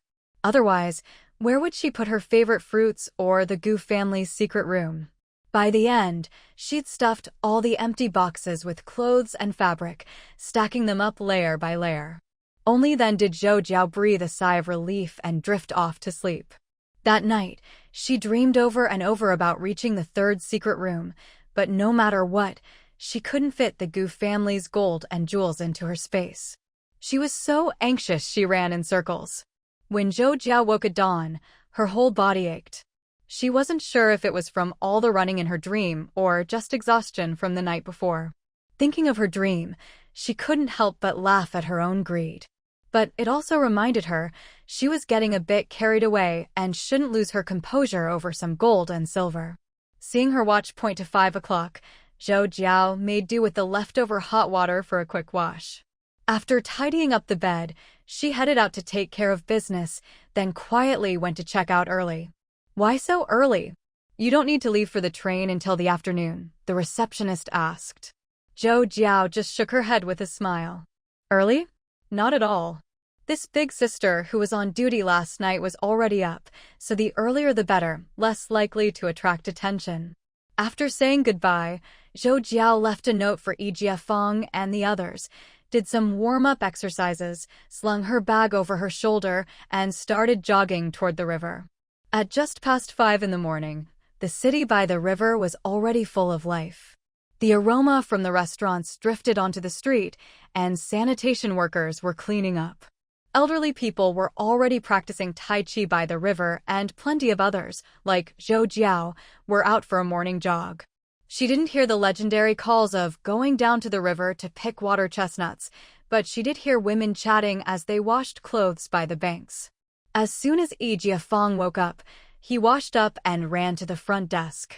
Before he could say anything, the receptionist handed him a note, safe and sound. "Haha, that's funny." Jiafeng finally understood what his buddy went through. With a wife like Zhou Jiao, Zhang Guoqing's life would be both tough and full of joy. "What time did she come back?" he asked. "She came back right after you went to bed last night. Maybe she couldn't sleep because she was up at dawn. She left you a note and went jogging by the river." Knowing Zhou Jiao's whereabouts, Jiafeng finally relaxed. As long as nothing went wrong, it was fine. He wasn't surprised at all that Zhou Jiao was up early to exercise. Who in the compound dared sleep in? Soon, teachers and students started coming out of their rooms. When they heard Zhou Jiao had gone out early to exercise, everyone, thinking of the water chestnuts, knowingly went out to work out too. Jiafeng quickly followed behind Counselor Wu. With someone supervising, things were much easier and there was less bickering. When they reached the river, they saw Zhou Jiao following an old man, practicing Tai Chi. Seeing her moves, a few of them exchanged smiles, thinking she was just joining in for fun. After returning to the guest house, Zhou Jiao never suggested going out alone again. Instead, that uncle sent someone over with plenty of local pastries and instant glutinous rice and lotus root powder for her and Jiafeng, inviting them to visit his home before heading back. The two of them immediately took out a small portion for everyone to try, exchanged a knowing smile, and then headed off with a few classmates who were mailing packages to the nearby post office. Jiafeng wasn't short on money this trip, not to mention Zhou Jiao, the golden child. Passing by the department store, they told their classmates to go ahead and queue at the post office while the two of them snuck off to have some fun. They bought as many treats as they could: candied hawthorns, preserved fruits, pastries, you name it. Zhou Jiao hadn't expected this guy to be even crazier than she was. No wonder he and her husband were such close buddies, birds of a feather indeed. In the end, she had to talk him down, and only then did Jiafeng reluctantly stop. Even so, they still ended up with a huge package. "Jiao Jiao, it's such a pity you didn't come out with us yesterday. The crayfish here are amazing. We'll definitely buy a bunch to take back when we leave." Zhou Jiao chuckled and nodded. Could she tell them that she'd already bought a ton yesterday without needing any ration tickets? There were even more crayfish here than in Haishur, probably because of the abundant water resources. Thinking of the food, Yi Jiafeng shook his head and sighed. Too bad it's so inconvenient with so many people. Yesterday I could smell crab buns and hairy crabs, but didn't get to try a single bite. Zhou Jiao knew he was talking about the local river crabs. Feeling a little guilty, she quickened her pace and consoled him. We'll find an excuse to buy some to take home on the way back. I bet the teachers will bring back plenty of stuff too. That's all we can do. If only Xiao Wu were here, he'd definitely find a way for us to eat well. Zhou Jiao teased, weren't you two just talking about cutting ties? Why are you still thinking about your buddy? Yi Jiafeng rolled his eyes skyward. Talk about hitting a sore spot. No wonder the old sages said, of all the people in the world, only petty men and women are hard to deal with. Should he just ditch her package and walk away? His thunder act made Zhou Jiao laugh. Don't be fooled by how he always acts like a slacker. He always wears a mask around outsiders, but in front of trusted friends, his true self shows. Big brother? He's no different from a little brother. On the road, the teachers will still be worried about accidents, but once we're back at the unit, we'll have a chance to sneak out for a feast. My aunt should be in Ling, and by now, she'll definitely help us get some ration tickets. Then the sky's the limit for us. We can eat whatever we want. Haha, little sis, you really are my own sister. You're right, if I don't eat my fill this time, I'm not going back to Beijing. The two of them chatted and laughed all the way to the post office, with Zhou Jiao mischievously describing all sorts of delicacies she'd read about in books, making Yi Jiafeng swallow his saliva several times. Having money doesn't guarantee happiness, sometimes it's just torture. Who would have thought ration tickets were the real king? Back on the road, after spending time together, the students grew more familiar with each other. Everyone consciously avoided sensitive topics, and the journey was filled with laughter and jokes. When they arrived at Lingnan City train station, they immediately saw the reception staff holding up a sign at the exit. Zhou Jiao took a closer look and realized they were here to pick up her group. The staff introduced themselves as employees from the Provincial Electric Power Department. Her major was electrical engineering and applied electronics, commonly called the Electrical Engineering Department. Before coming, they'd only been told they were going to Lingnan for study, no useful details at all. Now, Zhou Jiao lowered her head and smiled. Supporting local industrialization, bringing technology to the factories. That was probably the gist of it. Compared to previous minor assignments, this was the real test. After boarding a military truck, Professor Wei, the leader, began dividing up the list. 50 people were split into two groups, each taking turns over the next month to familiarize themselves with the workflow at various provincial power plants. Afterwards, both groups would come together to discuss technical issues. Although they called it familiarizing with the power plants, all the students knew they'd be following the professors to visit and help out at each plant, learning on-site as the professors worked on renovations. Sometimes, when they ran into tough problems, they'd have to stick it out with the professors in some remote rural power station for a week or more. If they still couldn't solve it, they'd bring the materials back for group discussions. No one knew how many power plants there were in the province, but the students were excited.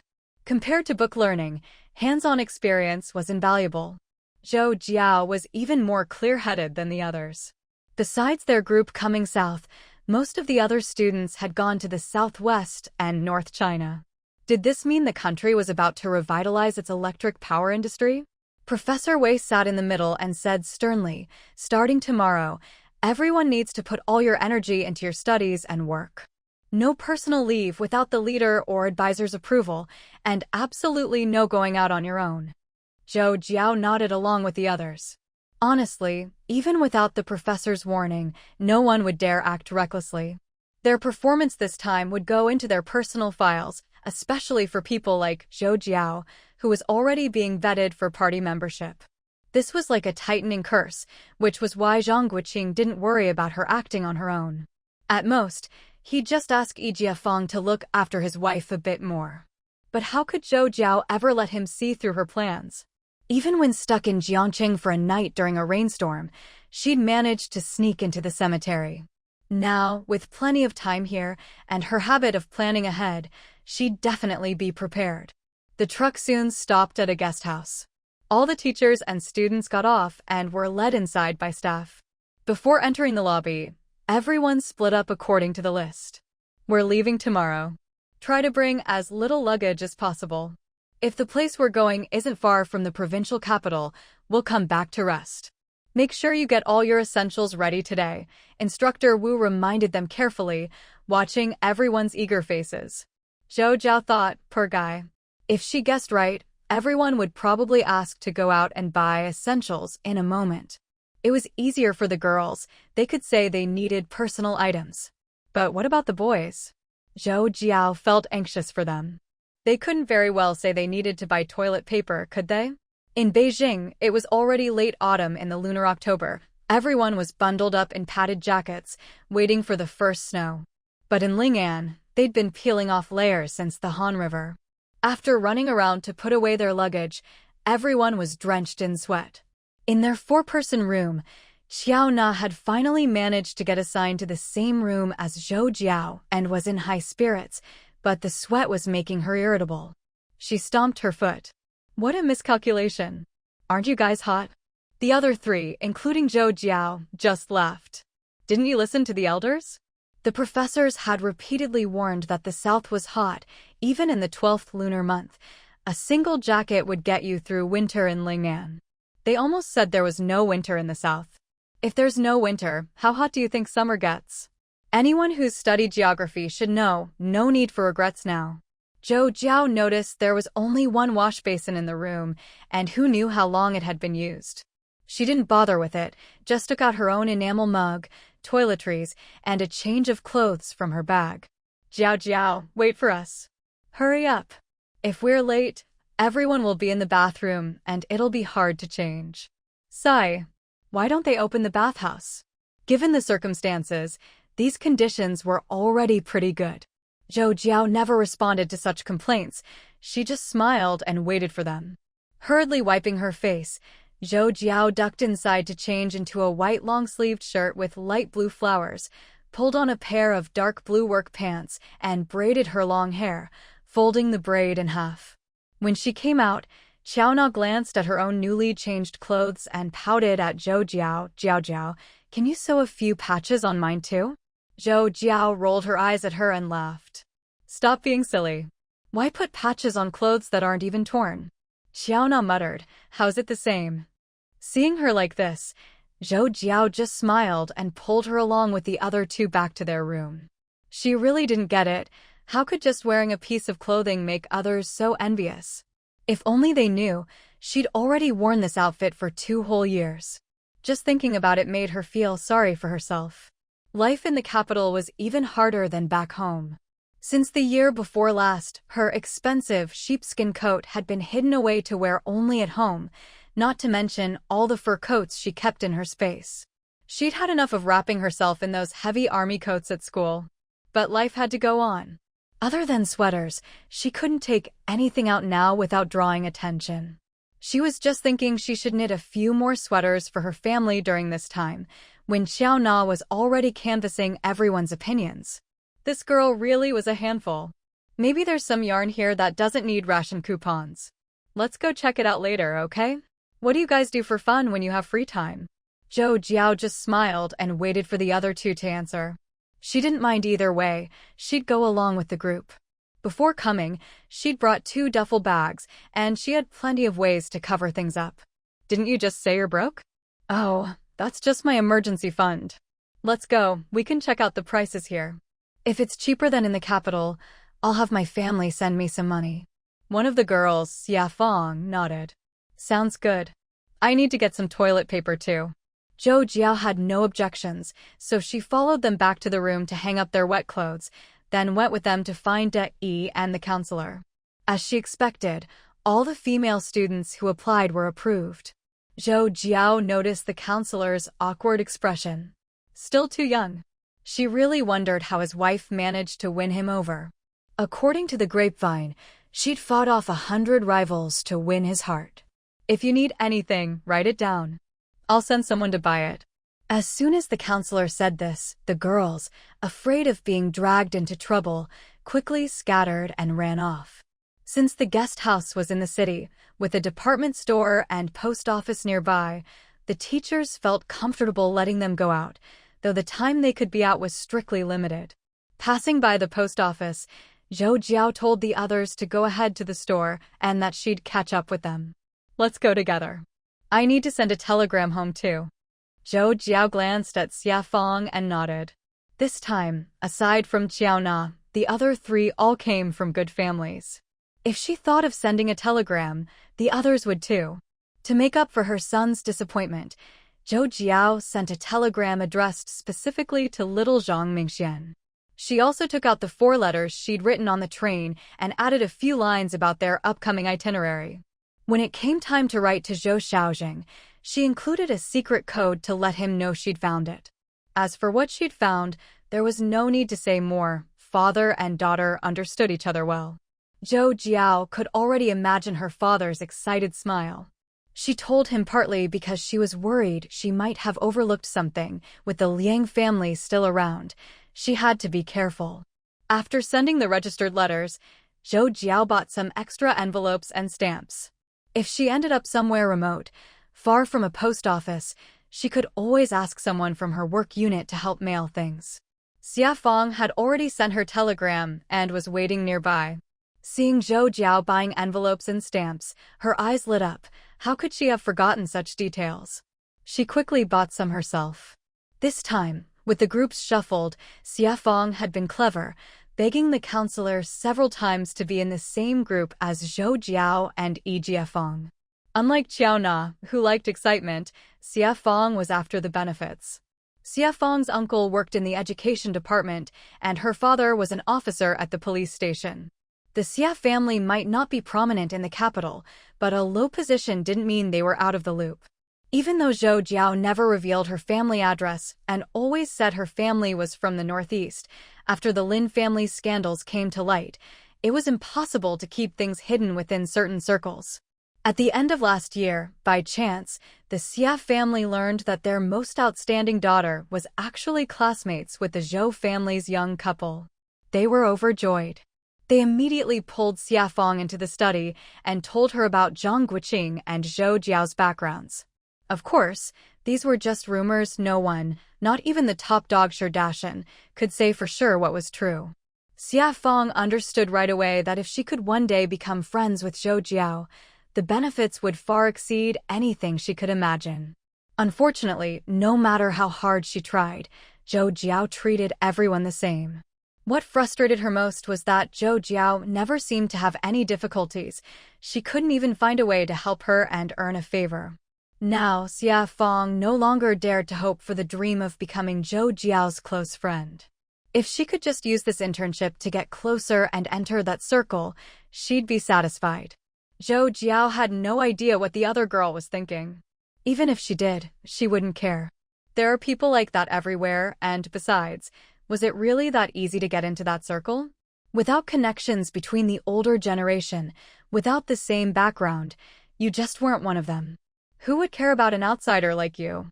Take her new cousin, for example. Everyone knew him, but who actually treated him as one of their own? All these years, aside from Zhang Guoqing, she'd never seen anyone else manage to blend in. Even though Zhou Jiao had never actively tried to understand it, she knew that circle was complicated. Within the big circle, there were countless smaller ones. She'd rather stay far away and avoid the trouble. The department store had big red letters over the entrance, wooden stair railings, wooden shelves, glass counters, and sales clerks always standing behind them, along with snow cream, seagull shampoo, and rolls of floral fabric. Honestly, Zhou Jiao didn't find anything interesting about it. Every department store in the country was exactly the same. She'd rather spend the time going out for a walk or ordering a bowl of shrimp wonton noodles at a restaurant. Since Cheng Ruzhu might contact her after work, Zhou Jiao suggested they leave when the others came out empty-handed. Even buying toilet paper required local ration coupons. What was the point of browsing? We should have asked the teacher for some local coupons earlier. We left too quickly. Qiao Na sighed halfway back. Zhou Jiao just smiled and kept walking. Back at the guest house, Yi Jiafeng and the others were indeed handing out tickets, but they were only for lunch and dinner that day. Any other coupons were probably out of the question. Don't wander around too much. It's chaotic here. I'll take you out on our day off. Zhou Jiao couldn't help but feel awkward at his words. There were differences between men and women. This guy really treated her like a little sister, but he should still be mindful of appearances. Didn't he notice the other classmates eavesdropping? She smiled and shook her head. No need. You've got a lot on your plate this time. Get some rest. My aunt knows we arrived today. She should come by this afternoon. Yi Jiafeng understood what she meant. Once Cheng Ruju came with her credentials, she could take Zhou Jiao away. He immediately rolled his eyes at her. So, what if you have an aunt? I've got a big brother coming too. I brought you something. Zhou Jiao said softly, then left the room with 2 meal tickets in hand. She planned to go to the cafeteria a bit later, but for now, she wanted to lie down and rest. Yi Jiafeng was just about to tell her that Yi Hunio had invited them out for dinner tonight, and he'd been planning to take her along for a free meal. But watching her walk away, he thought better of it. It wouldn't look good for a man and woman to go out alone. He considered bringing a few classmates as cover, but he didn't want to make his cousin spend extra money. Yi Jiafeng, clueless as ever, had no idea why Yizha, who was stationed in the army, would suddenly be so kind as to invite him to dinner. When he went back home, his cousin never seemed this enthusiastic about coming into the city. First, he didn't think much of it. Yizha had said over the phone that he wanted to invite him and Zhang Guoqing and his wife to dinner. His cousin occasionally kept in touch with good friends by letter, so it wasn't unusual for him to invite them to the base for a meal. Second, in his eyes, Zhou Jiao wasn't the type of woman men would be interested in, delicate, unable to do any real work, and yet she seemed to pick up anything she studied with ease, always making him feel inferior. Other than his buddies, who would want to marry a wife like that, someone who'd end up bossing you around? This girl was only suitable to be treated as a younger sister. She'd be great to show off to others, but that's about it. As he quickly handed out the meal tickets, Yi Jiafeng was still thinking, since his cousin's wife was pregnant, should he find time to buy some milk powder for his cousin to take home tonight? Meanwhile, at the army base, Yizha changed into a new uniform, buttoned up his collar, and put on his cap, ready to head out. He paused, turned back, and took 2 bottles of liquor from the cabinet. As he walked out, a comrade spotted him and called out, "Hey, still got some good stuff stashed away?" "Heh, just bought it not long ago. A brother from Beijing is coming over. I have to treat him to a drink." Yes, Yizha was planning to get that guy drunk. Why not bring him over here? We could all get a taste. Yizha just smiled and nodded, striding toward the parking lot.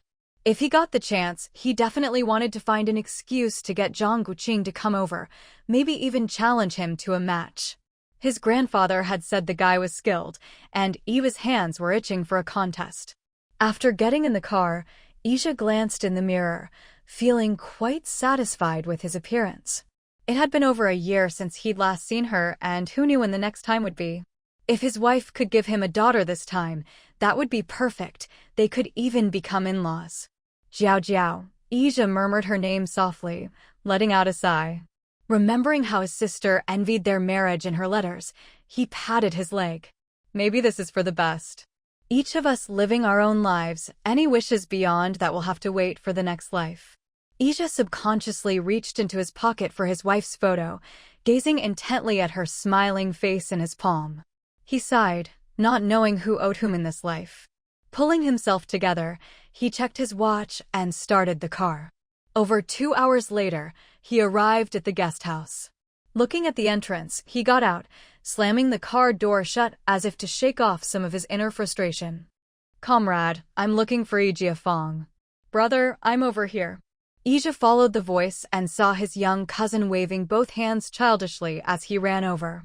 Yizha gave the receptionist an apologetic smile and walked toward Yi Jiafeng. "Brother, how come you're here so early? I thought you wouldn't get here until after dark at the earliest. How can it be dinner if it's already dark? Go call Xiao Wu and the others. Let's head out now." Yi Jiafeng grumbled. "Why'd you hang up so fast on the phone?" I was just about to tell you Xiaowu didn't come this time, and you hung up. Ija paused, hand raised to pat him. Did something happen? Why didn't I hear anything?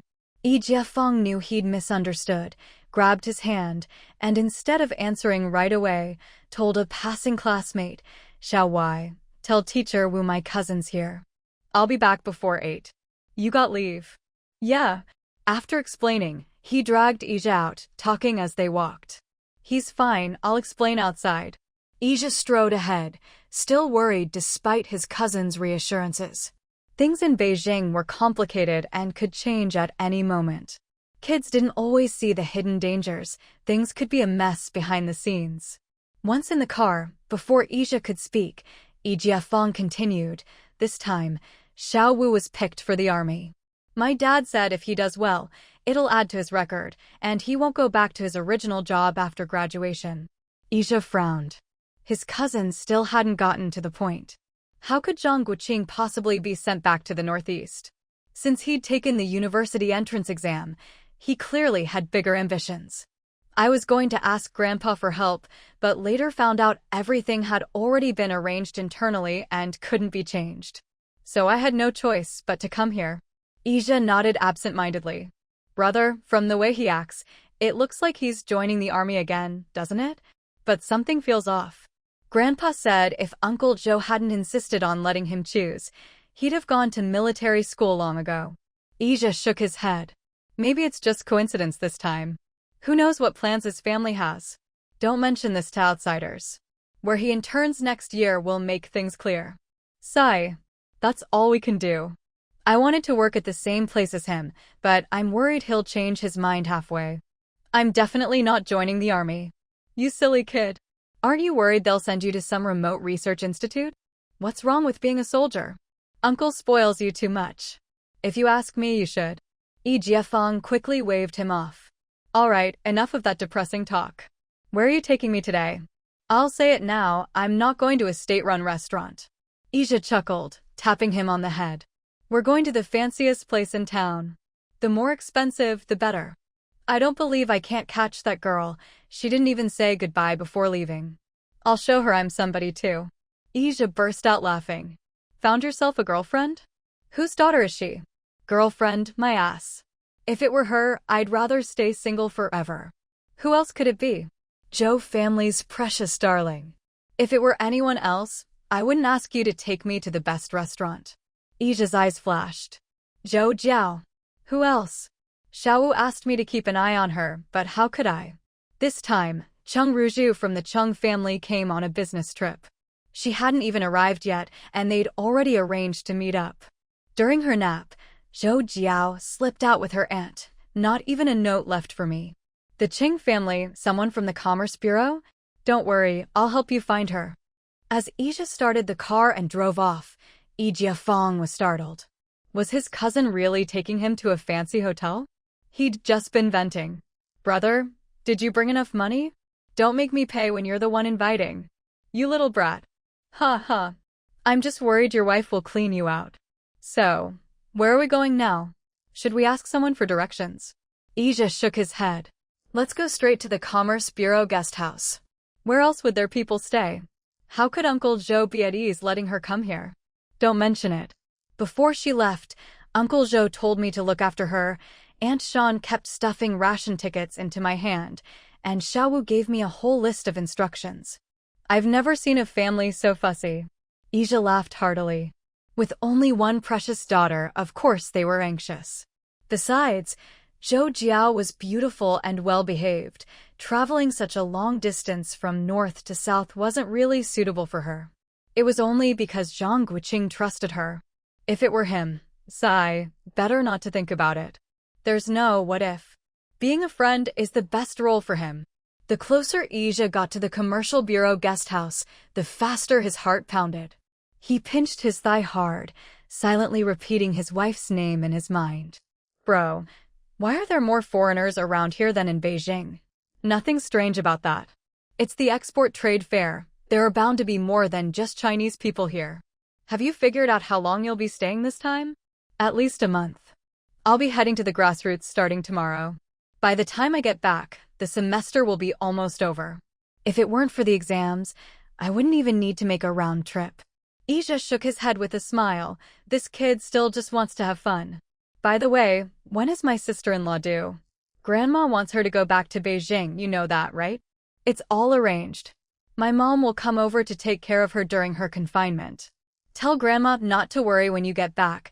The medical facilities here are just fine. Hearing this, Yi Jiafeng nodded and didn't try to persuade him to return to work in Beijing. As the eldest grandson of their great-uncle, his cousin carried a lot of responsibility. If you run into any trouble at the grassroots, remember to ask the army for help. Don't just wait around for your teachers to solve everything. Especially since you promised the Zhou family, you need to keep an eye on Zhou Jiao. Yi Jiafeng tilted his head and shook it. Looks like I've been dragged onto a pirate ship. Don't talk nonsense. Ija hesitated for a moment, then added, when you're out, remind her to keep a low profile with her clothes and appearance. Girls who dress up too nicely attract attention. Yi Jiafeng burst out laughing. Bro, that little rascal is clever as can be. I'm just worried she'll sneak off without telling anyone. But it's fine, starting tomorrow. She won't escape my grasp. Ija shot him a sideways glance, amusement in his eyes, and didn't bring up Zhou Jiao again. Instead, he changed the subject. Don't wander around too much in the border city. They've caught a lot of illegal immigrants this year. Yi Jiafeng nodded, indicating he understood. He'd already heard the details about the train station incident earlier in the year from his father. Otherwise, he wouldn't have skipped going home for summer break. When they arrived at the guest house under the commercial bureau, Ija personally asked the receptionist. Learning that Zhang Guoqing hadn't returned yet, he guessed the aunt and niece must have found somewhere to eat while out and about. Suppressing his anxiety, he started analyzing where they might have gone. Knowing Zhou Jiao's personality, she'd prefer somewhere quiet. Since it was her first time here and she didn't have local ration tickets, she probably wouldn't go to the mall.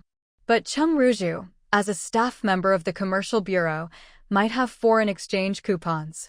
Places off limits to others might be accessible to them.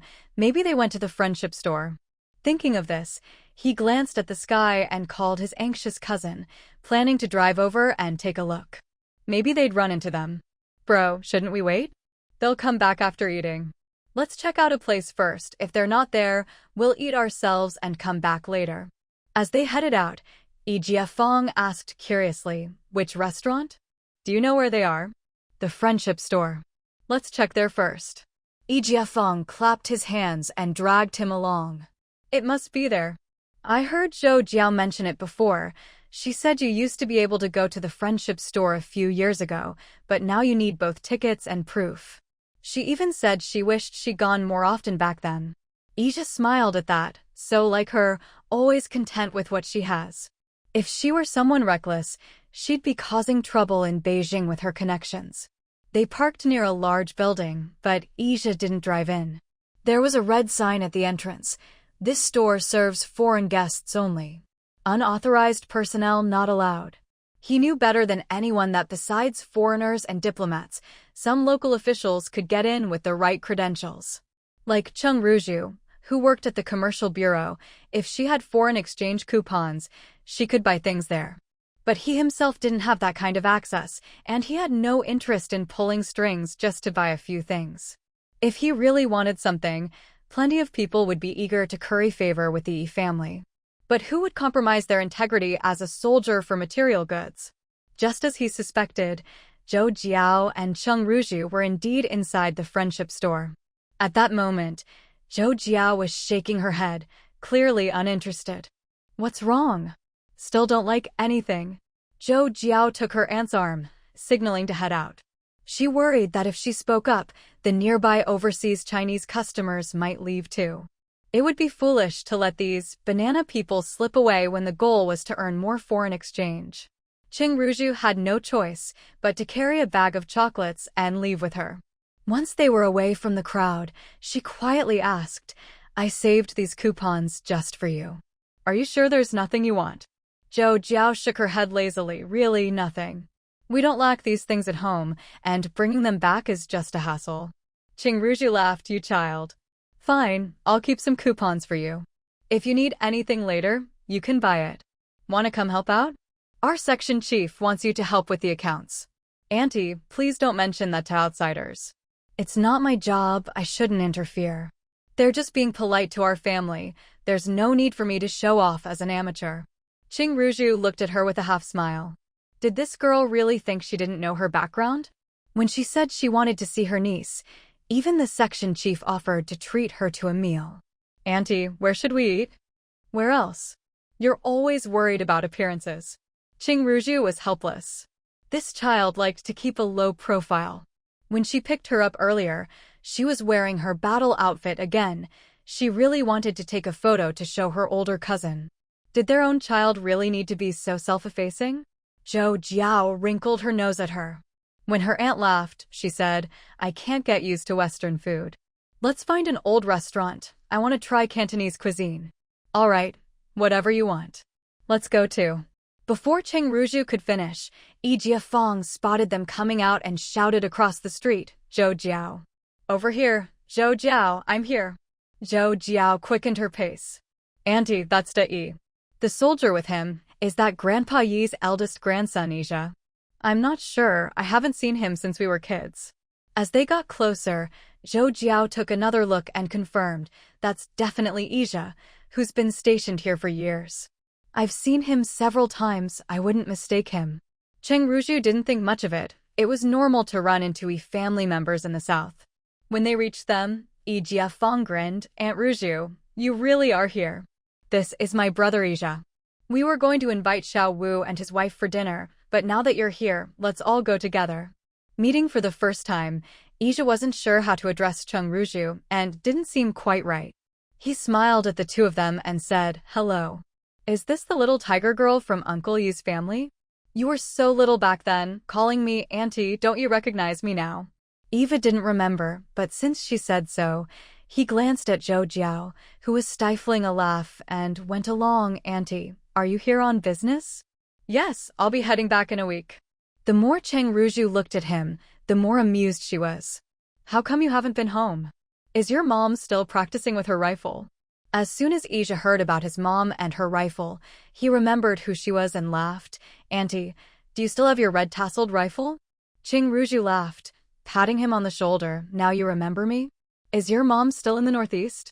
Zhou Jiao and Yi Fong exchanged glances, enjoying the show. Clearly, there was a story here. Let's get in the car, Ija said, smiling at Zhou Jiao's playful expression as he opened the door for them. My dad's over there, he can't leave.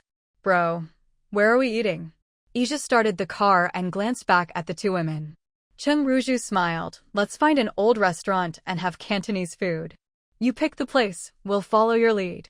Zhou Jiao smiled and nodded at him. Ija grinned. I'll take you somewhere to try it. If you don't like it, we'll go somewhere else. As he drove toward a high-end private restaurant, Ija thought about asking Chef Fan to prepare some delicate pastries. Girls usually like that sort of thing. The reason this place is called a high-end private restaurant, aside from its tranquil environment, is because its snacks, like shrimp dumplings and various desserts, are extremely popular. If it weren't for the shortage of some ingredients in recent years, there would be even more variety. Usually, you have to take a number and wait until the next day just for a chance to eat here. And even if you get in, there's no guarantee that Master Fan himself will be the one cooking for you. But when Ija arrived, he simply gave Master Fan's and his own name at the door, and in no time a short, wiry old man came running out. Master Fan had deep ties with the Yi family, especially with old Master Yi. They'd been friends since they were young. In the past, a family with a line of chefs had a pretty solid background. If this old man hadn't had his culinary skills, he might have ended up following old Master Yi off to fight the Japanese back in the day. The little tiger girl is here? As soon as Zhou Jiao heard this nickname, she quickly lowered her head, afraid she'd burst out laughing. That nickname was just too much. Grandpa Fan. Ija shook his head helplessly. When are you planning to retire? My grandpa keeps asking you to move to Beijing. Why haven't you left yet? Master Fan immediately turned around to lead the way. Let me find you a seat. Come with me. As he walked, he changed the subject. So you've got guests? What would you like to eat? I'll show you what I can do today. Ija glanced at Zhou Jiao and smiled. We'll leave it to you, Grandpa. Something light and bring out plenty of desserts and snacks. All right, have a seat first. I'll have them bring you some desserts. After settling the three of them at the table, Ija stepped out again for a moment. Auntie, aren't you going to tell us the story of the red tassel rifle? Zhou Jiao asked, curiosity piqued, not thinking much of Yi's absence and eager for some gossip. Qing Ruzhu shot the two little gossips a sideways glance and laughed.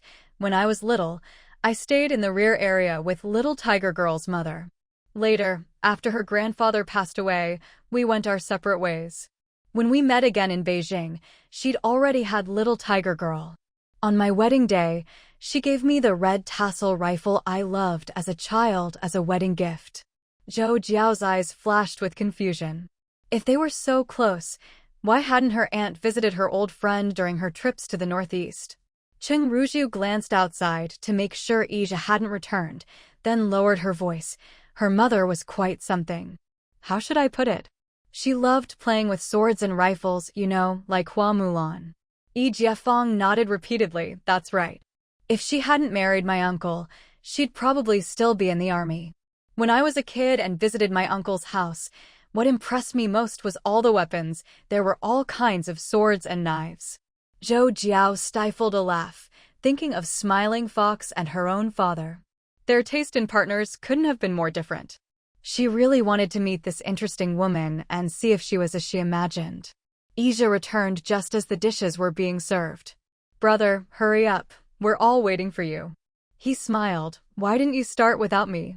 Auntie, since it's you, there's no need to stand on ceremony. We just had some desserts, Qing Ruzhu said, pointing at the hot dishes on the table and shaking her head with a smile. These dishes are so exquisite, I almost can't bear to eat them. Zhou Jiao nodded in agreement. After so long in the northeast, she'd gotten used to big bowls and plates. These little dishes and bowls felt familiar, especially with the intricate carvings on them. The last time we were in Haisher, they also said it was Cantonese food. Never mind the taste, just the pineapple carving alone was worlds apart. Now, this is the real deal. Seeing Zhou Jiao give a big thumbs up, Ija couldn't help but laugh. He took a small plate and served her some sweet and sour pork. Zhou Jiao noticed he used the communal chopsticks, and that small detail made her happy. She smiled at him and thanked him. When eating with others, her biggest worry was someone using their own chopsticks, ones they'd already put in their mouth, to serve her food. Would you eat it or not? If you didn't, you'd embarrass them. Ija was momentarily stunned by her smile, then quickly looked away and continued serving Qing Ruzhu. Whether he was just good at hiding it or everyone was too focused on the food, no one noticed this little moment, and Ija let out a silent sigh of relief. Dinner passed in a warm, cheerful atmosphere. By the time they left, it was already dark. Under the streetlights, people were out strolling, and the nearby Xingli Mall was bustling with customers. Under the same sky, it might be snowing in the north, but here the breeze was mild, not even a hint of chill. The weather made Zhou Jiao think of Hong Kong and of old Master Zhang. Auntie, where are you headed next? I'll drive you there before I go. Qing Ruzhu shook her head. The barracks are pretty far from here. You should head back early. The three of us will stroll back to the guest house. It's almost New Year's, time to go home early. Ija nodded with a smile. It was getting late, and he still needed to check in on the wife who'd borne him children. Brother, if we're ever near your unit, we'll come find you. Sure. I'm mostly on duty in the office these days. If anything comes up, call me right away. With that, Ija took a yellow-green army cloth bag from the car and handed it to Zhou Jiao. She tilted her head, blinking in confusion. Ija resisted the urge to pat her head and smiled. This is for Xiao Wu. It's the same if I give it to you. Hearing it was for Zhang Guoqing, Zhou Jiao didn't hesitate. She knew that sometimes, even though the two men were far apart, they'd exchange letters and local specialties. Their letters were full of teasing and banter, a classic frenemy friendship. She'd often seen Zhang Guoqing cursing him out, only to send him something with a big grin. Men's friendships she, as a woman, would never understand. Ija gave her one last long look, then got in his car, waved goodbye to the three of them, and drove off. Auntie, it's still early. Where do you want to go? I'll take you. Qing Ruju pointed ahead, then glanced at Zhou Jiao. Why did she feel something was off? She shook her head, thinking she was overthinking things. Auntie, let's walk by the river. We ate so much tonight, I need a good walk. Yijie Fong gave her a sidelong look. Do you know how far it is to the river? Silly. You're not afraid of walking yourself to death? Beg me, and maybe I'll use some of the tickets my brother gave me. Look at you. Are you really my brother? Qing Ruju laughed out loud at their antics. I'll let you off this time. Zhou Jiao wasn't about to play along. She waved her hand and said with a laugh, let's just stroll around here and head back to Auntie's guest house early. Dummy. You finally get a chance to go out and you want to go back early? Don't get too close to those 3 girls in your room. Zhou Jiao listened and nodded seriously. Yijie Fong, feeling a bit guilty about gossiping, explained, this afternoon, those girls were asking me about Auntie. Whether they meant it or not, they're too scheming. With so many clever people around, how could Yijie Fong not notice? Zhou Jiao understood. Someone must have said something to make him annoyed. I understand. Zhou Jiao didn't bother with thanks. In the compound, she knew who truly cared for her. Thanking Yijie Fong would only cheapen their friendship. Before dawn, everyone was woken up. After a quick wash, they each grabbed their luggage and got ready to set off. In the room, Zhou Jiao, dressed in long sleeves and pants, picked up her bag and slung it over her shoulder. She glanced at the army green bag, hesitated for a moment, but still grabbed it and carried it along. Xia Fong glanced at her but said nothing, picking up her own luggage and waiting for the other 3 at the door. She'd noticed Zhou Jiao brought that bag back last night. Xiao Na had asked about it several times, but Zhou Jiao had always changed the subject. Xia Fong was curious what was inside. With Yijie Fong's warning in mind, Zhou Jiao was even more vigilant about her surroundings. Just as her father had said, many smart people often stumble over seemingly insignificant people. Why is that? In Zhou Jiao's view, no one in this world is simple. It all depends on how ruthless they can be. These female classmates might possess the unique sincerity and simplicity of this era, but there are always exceptions. Just like the one in front of her, her gaze always seemed probing, always with some hidden agenda. As long as she didn't provoke Zhou Jiao, that was fine. Otherwise, she shouldn't blame Zhou Jiao for being ruthless. Zhou Jiao knew all too well the advantages young women had, especially those who were talented and attractive.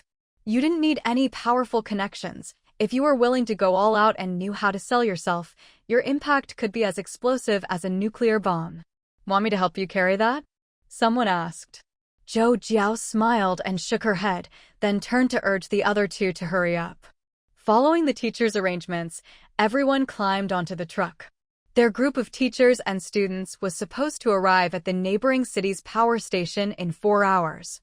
Zhou Jiao squeezed into a corner behind Xiao Na, tossed her bag and luggage inside, leaned against them, and ignored the surrounding noise, closing her eyes. You're going to sleep? Yeah. Wake me up when we get there. As the truck started moving, Zhou Jiao silently cursed. What on earth did Ihunia pack in that bag? It was digging painfully into her back, especially when the truck jolted. She twisted around and moved the annoying bag into her space, storage dimension, not bothering to check what spilled out. She just stuffed the space with cotton and pressed it against her back again. She wasn't worried about anyone noticing anything strange. She deliberately moved to the back for safety. If, later on, she found nothing suspicious inside, she'd just swap it back and toss it on her lap. If anyone wanted to look, let them. At worst, she'd just lose some food. With the soft cotton, except for her sore, but she felt much better. She kept her eyes closed, busy checking what Ihunio had given her in her space. Military biscuits, canned meat, canned fish, a big bag of white rabbit candies, rice cakes, and pastries. Zhou Jiao stared blankly at these things, remembering how he'd helped her with food at dinner the other day. The truck hit a pothole, jolting her awake. She opened her eyes and looked at her classmates in the truck, including Yijie Fong. Now she finally understood why Zhang Guoqing had been acting so weird. Maybe her husband had noticed something. No wonder he kept telling her to be ruthless if she ran into any strange men. Zhou Jiao smiled wryly to herself. What a mess. Since the other party hadn't said anything, she'd just pretend not to know and try to keep her distance in the future.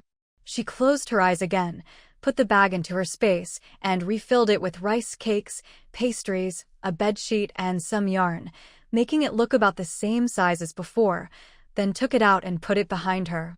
She didn't plan to take out the military supplies or the white rabbit candies, and she definitely wouldn't tell Zhang Guoqing about them.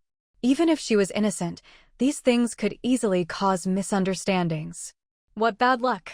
She'd never had any special contact with him, so where did that guy get such ideas?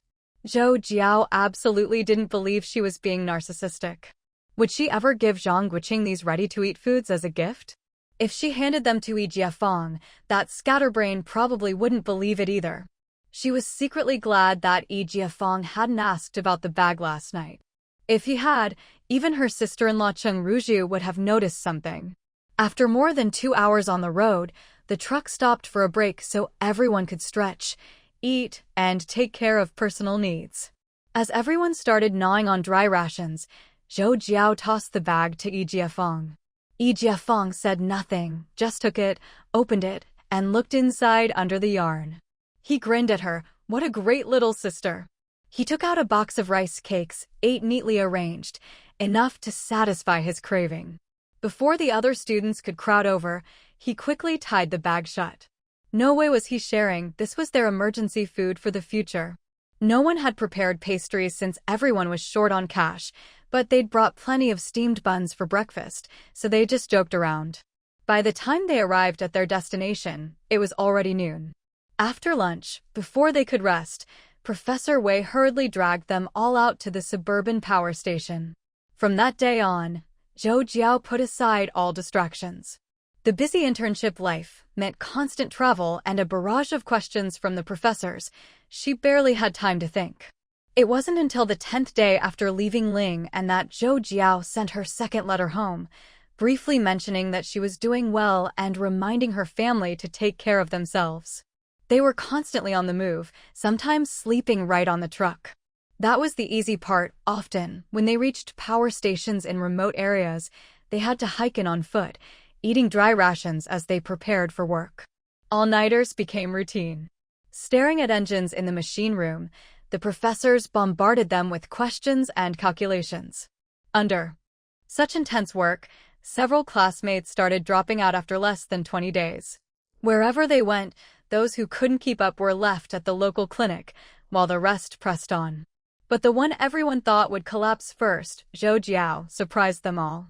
Her face was thinner, her chin sharper, and her eyes, fixed on the engine, looked even bigger. Seeing her grit her teeth inspired everyone else to push harder.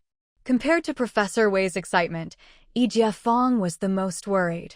He'd always known Zhou Jiao was smart and a top student, but she couldn't possibly keep up with the old professors without eating or sleeping. It wasn't enough that she was wearing herself out. She dragged him along to take apart machines. If he did anything wrong, she'd scold him. Was she really his sister? Who had a sister who treated her brother like this? And now she was nothing but skin and bones. Would Uncle Zhou blame him when they got back? She was supposed to be weak and need regular hospital visits, so why wouldn't this stubborn girl just collapse already? Yi Jiafeng was full of frustration but had no one to talk to. He looked at her with a resentful expression. Zhou Jiao looked up and caught his expression. Don't get distracted. The professor will be here soon. Look at my notes. Do you think this will work? If the modification succeeds, it could save a lot of resources. She frowned deeply. Transportation here is difficult, and we're using too much coal. We can't afford it. Yi Jiafeng rolled his eyes at her. She was worrying about things that weren't her business. Think about it. If this plan works, it could be a major research project when we get back to school. If it succeeds, it could save the country a lot of manpower and resources, and even improve the power grid layout. Yi Jiafeng couldn't take it anymore. While 2 classmates were sleeping at the table, he whispered, "If you keep this up, don't even think about staying in Beijing." Zhou Jiao was completely in work mode, so when he said that, she blinked in confusion. Yi Jiafeng poked her in the head, exasperated. "You're obsessed. Your son, my nephew, Xiaoping'an, is waiting for you to come home. Zhou Jiao turned her head away. When's the last time you wrote to Xiao Wu? Want me to send a telegram and have him come here? At that, Zhou Jiao smacked herself on the head and lowered it in frustration. After a moment of silence, the sound of footsteps echoed more clearly in the late-night street. She looked up at Yi Jiafeng with gratitude and said softly, "I'll be more careful in the future." Yi Jiafeng shot her a look. That's just talk for kids. He didn't believe it for a second. This stubborn girl was a total bookworm. She didn't even realize she'd been tricked by a few words from that old fox, Professor Wei. Come on, finish what you started. Check this for me. I'm going to lie down for a bit. Yi Jiafeng couldn't wait for her to go to sleep. He quickly took over and waved her away. Check? What's there to check? It was almost dawn. Even if the power went out, it wouldn't matter. The footsteps outside stopped but didn't come in. Seeing this, Yi Jiafeng sneered and cursed under his breath. Some people at this power station really were scumbags. Looking at the classmates inside the control room, exhausted and sleeping like logs, and then at Zhou Jiao curled up asleep, Yi Jiafeng felt a surge of anger. He strode over and flung open the main door. The person outside clearly hadn't expected the door to open suddenly. For a split second, his startled expression was visible in the light before he quickly composed himself and forced a smile. It's not safe here. I just came to check. Yi Jiafeng glared and snapped, check what? Don't you know your footsteps can break our concentration? Can you afford to pay for any losses in here? And what are you, a man, doing running over here in the middle of the night? There are young women inside, don't get any funny ideas. The man hadn't expected Yi Jiafeng to be so blunt and immediately darkened his face. Was Yi Jiafeng afraid of him? This was his turf. Without waiting for the man to speak, he raised his voice and demanded, well, what are you up to? Where's your work permit? Unless you have bad intentions, I seriously suspect you're here to steal our secrets. There are calculation notes and blueprints in here. Are you after those? The commotion in the middle of the night quickly drew the attention of patrolling staff and resting teachers and students nearby. Soon, a crowd was hurrying over. Don't talk nonsense. I could accuse you of inappropriate relationships and damaging state property. Zhou Jiao had already been woken up and was standing at the door, watching in case Yi Jiafeng got the worst of it.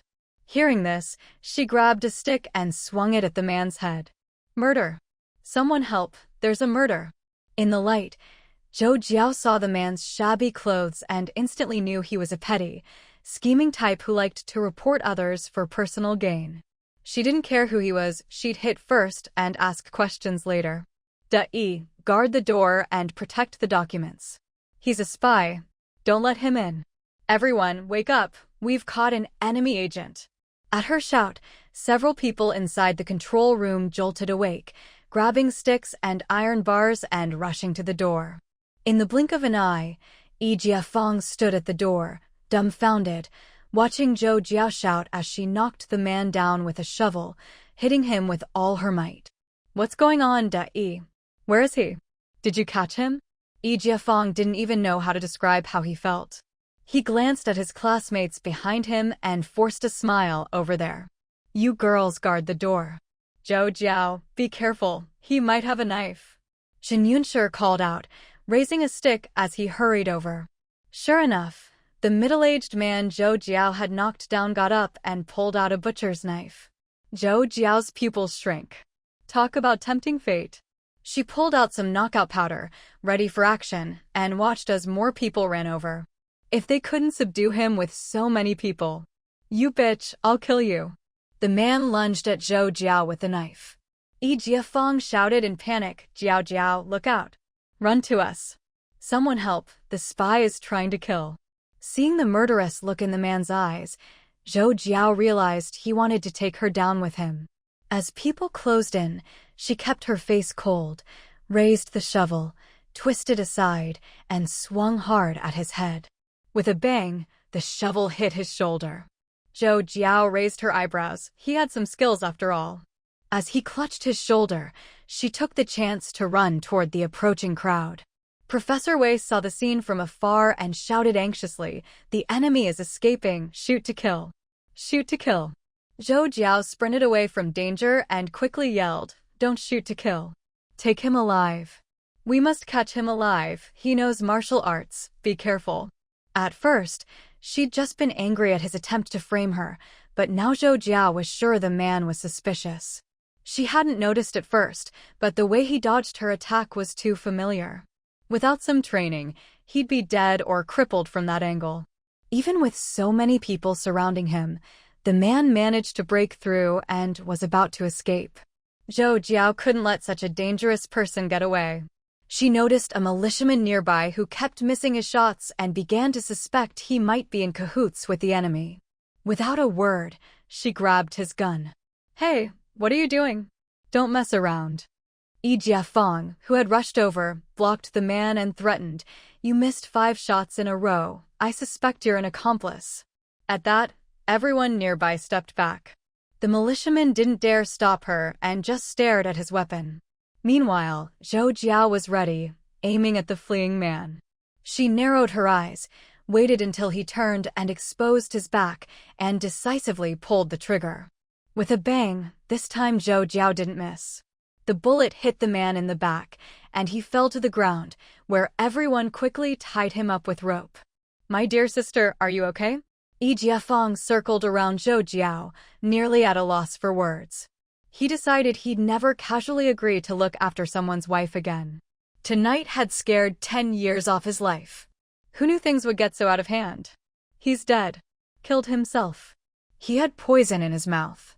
Yi Jiafeng froze. Was he really a spy?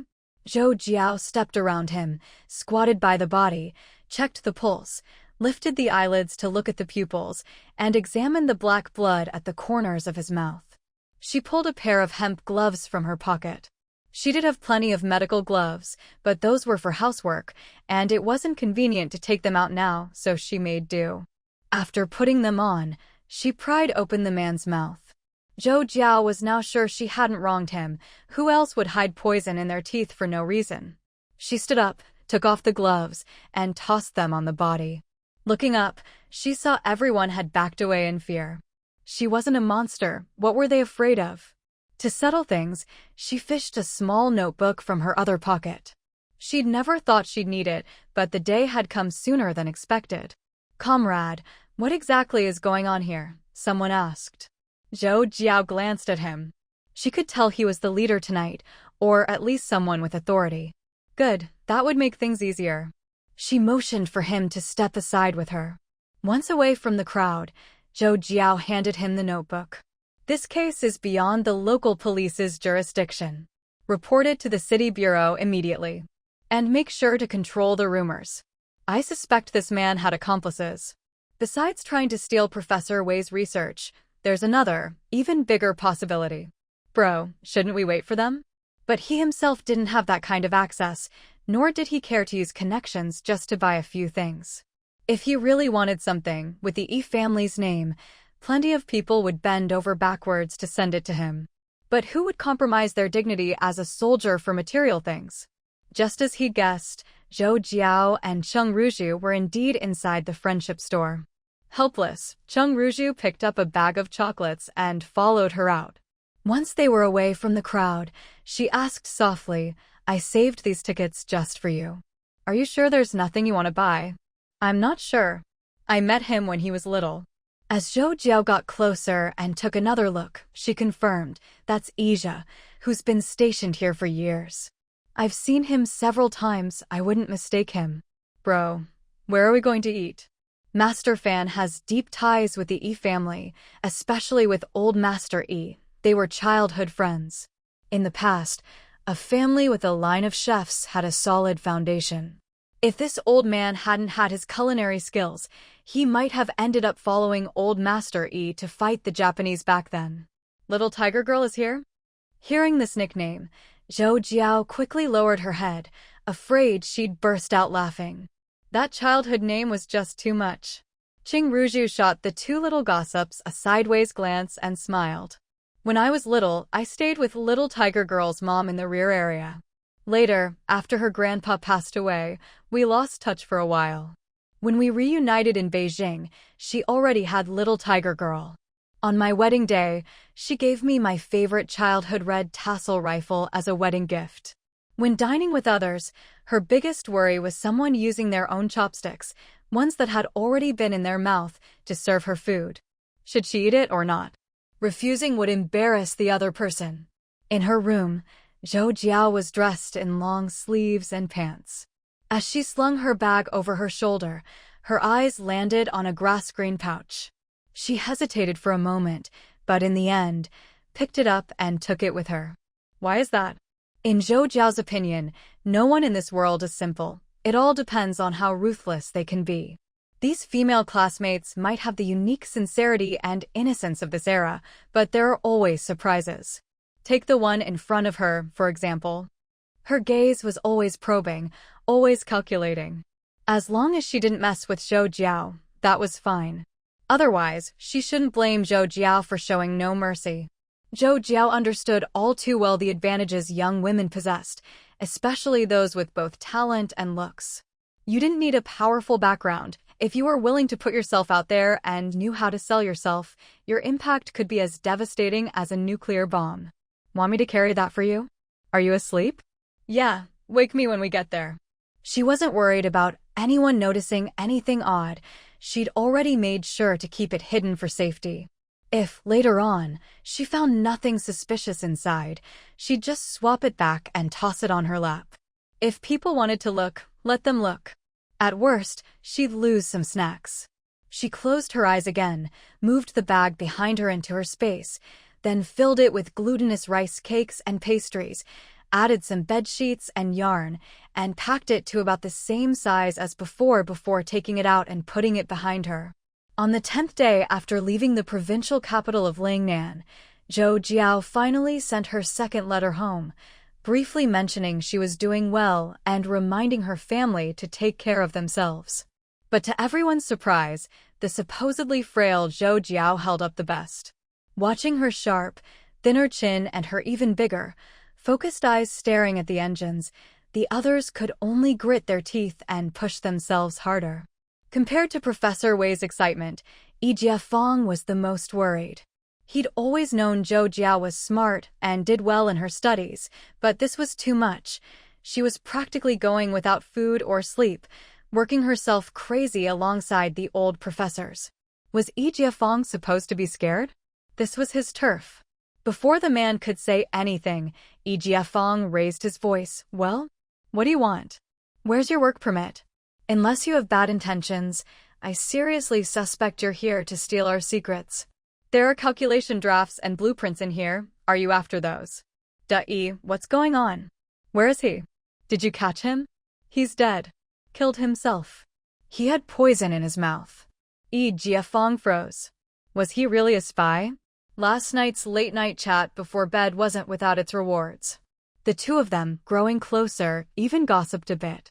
Through their conversation, Zhou Jiao managed to pick up some useful information. Apparently, every day before dawn, old farmers would bring local specialties to the area near the cinema to barter for goods. From what she gathered, this auntie used her sewing machine coupons and industrial vouchers to exchange for things. At 4 a.m, Zhou Jiao hurried to follow her. Once the auntie had a coworker cover her shift, Zhou Jiao immediately tagged along. Girl, don't say a word later. If you see something you like, I'll bargain for you, the auntie instructed. Zhou Jiao nodded with a bright smile, chatting in the local dialect to get closer to her. She could tell this auntie loved gossip and still had a girlish heart. Normally, who would bring a stranger, a young girl, to a black market? But once they arrived, Zhou Jiao realized it was less a black market and more of an early morning market. Besides some local fruits and vegetables, the bulk of the goods were seafood. While the auntie was bartering for yellow croaker, Zhou Jiao used her black shoulder bag as cover and took out 10 caddies of rice, exchanging it with a local woman for a good amount of local vouchers. After the auntie finished her trades, she turned back to Zhou Jiao. Take a look at what you need. I have to get back and swap shifts. Auntie, you go ahead. This is pretty interesting. I'll look around a bit more. The auntie hesitated. Are you sure you'll be okay by yourself? Look, I'm empty-handed, Zhou Jiao said, spreading her hands. Once the restaurant across the street opens, I'll grab breakfast and head back. The auntie thought it over. In half an hour, the early market would be open anyway, and there wasn't much danger. She gave a few reminders and hurried off. Now Zhou Jiao wasn't in a rush. Her real target was never these small-time trades, but rather the shrewder-looking old farmers. Before long, quite a few people had left. Zhou Jiao set her sights on an elderly man, not just because he was older. It wouldn't be appropriate for a single woman to approach a middle-aged man, but because his skillful trading caught her eye. He was decisive. As soon as time was up, he didn't bother selling the extra goods, just packed up and left. He also deliberately stooped and kept his head down, his cloth shoes caked with mud. This was a man who knew when to stop and how to get things done efficiently. Zhou Jiao quietly followed him without saying a word. If he was smart, he'd wait until they were out of the danger zone before speaking to her. After 5 or 6 minutes, the old man suddenly turned and sized up the smiling Zhou Jiao, shaking his head. "Girl, be careful or you'll get yourself kidnapped, following people like this." Zhou Jiao stepped forward and said in a low voice, using the local dialect, "Sir, I'm looking to buy in bulk." "I could tell. Others look at the goods, but you're looking for people," the old man replied, tossing his bag to her. "If you trust me, carry this and follow me." Zhou Jiao quickly slung the bag over her shoulder and kept up. "My surname's Qiao, I'm the 4th in my family, and I drive the ox cart for our team. The cart's outside the city gate. It's an hour's walk to our village." Zhou Jiao understood immediately. "Uncle Qiao, as long as I'm back before noon, that's fine." Uncle Qiao walked briskly, hands behind his back. "If anyone asks, you're my grandniece. Just call me Zhou girl, Uncle Qiao." They got on the ox cart, and it hadn't even been an hour before they arrived. Zhou Jiao figured the old man was testing her. If she'd shown any hesitation, he'd probably have found an excuse to ditch her. After 40 minutes, Zhou Jiao was brought to his home. The old man had his grandson take the ox cart to the production team, then led Zhou Jiao into the courtyard. "You're back." "Who's this?" a woman greeted them, wiping her hands as she approached. "Don't ask. This is your grandniece." The old man waved her off. "You women talk better. Take her inside and see what she wants." The old woman sized Zhou Jiao up and beckoned her inside. "Come in, child, let's talk." "Auntie, I'm looking for dried fruit, eggs, meat. If the price is good, I'll take more." The old woman glanced at her. "How will you carry it all?" Zhou Jiao saw the old man just smiling and not saying anything, so she pointed at him. "Uncle Qiao can take me to the main road." Uncle Qiao nodded slightly at his wife. He thought, if this girl dares to come alone to the black market looking for people, she must have figured out how to get the goods out. No need for them to worry. His eldest son could just use a cart to deliver it later. The old woman took the hint. "Go to the fields and tell the men to bring the goods over, but make sure they avoid being seen." Once her husband left, she turned to Zhou Jiao.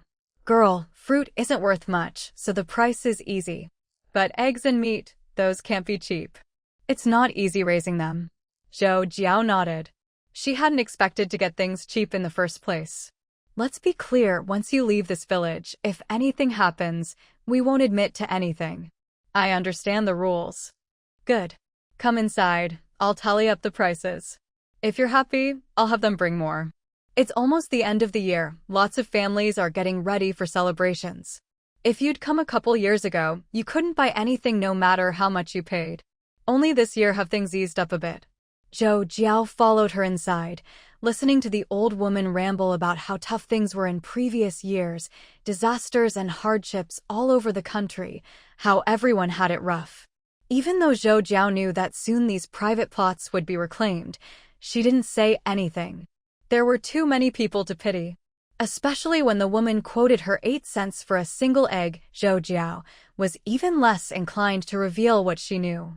Don't think she didn't know the local prices. She'd asked around the black market that morning. Even if eggs were scarce, if you didn't sell them on the black market, the supply and marketing co-op would only pay 5 cents each at most. Unlike the north, the south's warm weather meant hens still laid eggs in winter, so prices weren't as high.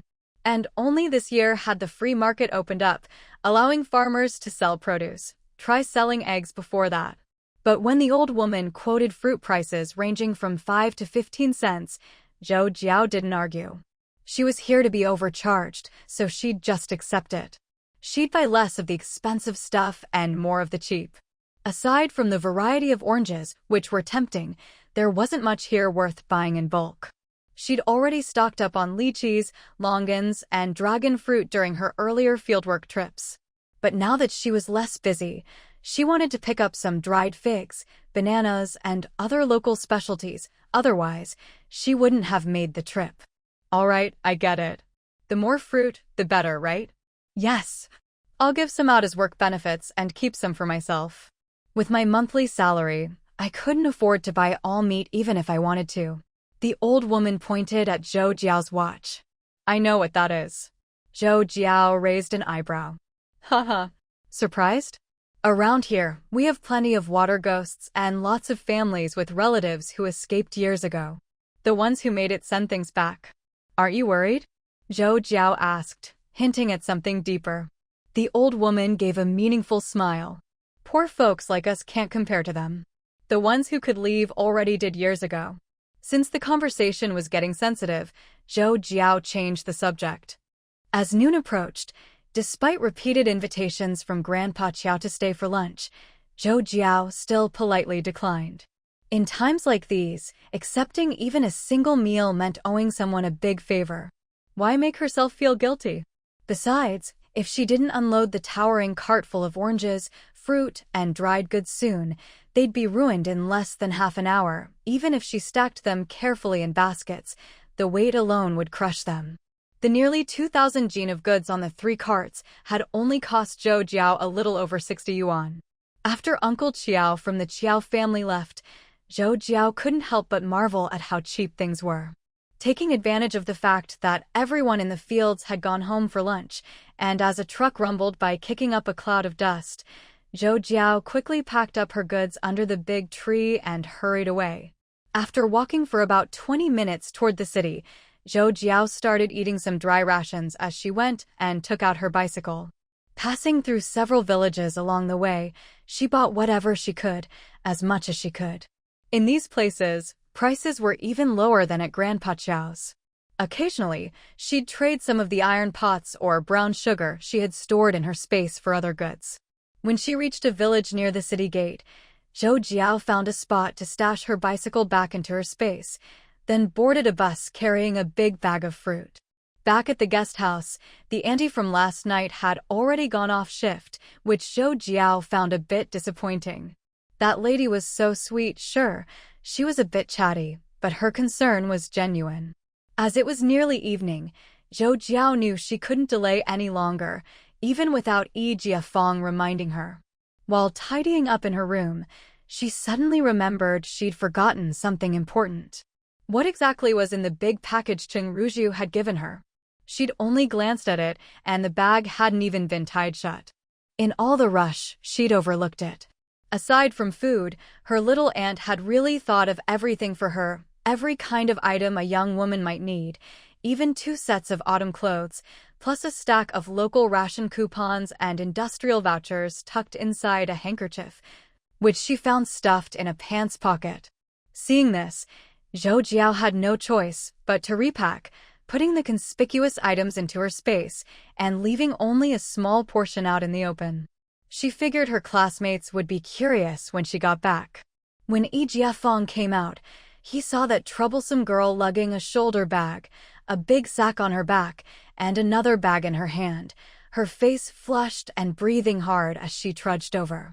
"Good grief, what are you up to now?" he called out. Zhou Jiao didn't stand on ceremony as he took the bags from her. She was exhausted. She'd underestimated her own strength. Ever since she'd checked out and boarded the crowded bus, she'd regretted it. What was she thinking? "Don't talk yet, catch your breath first," Yi Jiafeng said, shaking his head.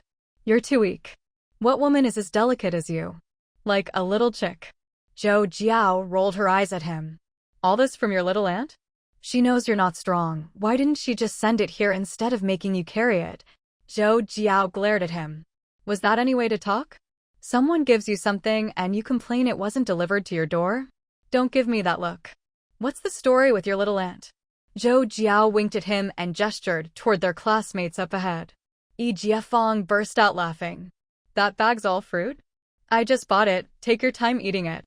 Did the teacher ask about me? Yi Jiafeng shook the small bag in his hand and replied, you keep it for yourself. If I take it out, it'll be gone in no time. The professor's busy with work and hasn't had time to worry about you. The counselor did ask, though, so I took leave and was about to go look for you. Zhou Jiao's eyes lit up. She waved over He Benshan and the others, and as soon as they came over, she grabbed the 2 bags from Yi Jiafeng and dropped them at the gate. Sister-in-law, where are you off to now? What's this? Food. Zhou Jiao pointed at one of the bags. Bought these fruits at the morning market. Help yourselves, but save a few for the 2 of us. Zhou Xiaojiao, what are you up to now? Yi Jiafeng felt a headache coming on. Zhou Jiao smiled gently, speaking calmly, I'm not planning to go out anymore starting tomorrow. My little aunt gave me a bunch of ration coupons, so I want to buy some things as gifts to take home. Auntie's expecting you to bring her a present. Don't tell me you've spent all your money. Anyone else want to buy gifts? Speak up now. Once we leave this place, there won't be another chance, and when the coupons are gone, that's it. He Benshan and the others didn't hesitate. They'd been planning to check out the department store anyway, to see what didn't require coupons and maybe buy some souvenirs. Oh, and Xiao Pai, take these to our room first. We'll walk slowly and wait for you to come back. Why me again? Hurry up. If too many people find out, we won't get another chance like this. Yi Jiafeng shook his head at the excited group. Don't buy too much. Whatever's here, you can get in Beijing. Hauling it all back is a hassle. Zhou Jiao knew the family backgrounds of He Benshan and the others. Anyone who could afford a watch wasn't short on a few yuan. She pulled out some coupons and shoved them into Yi Jiafeng's hand. Buy whatever you want. Yi Jiafeng saw they were all for vests, shoes, pastries, and industrial goods.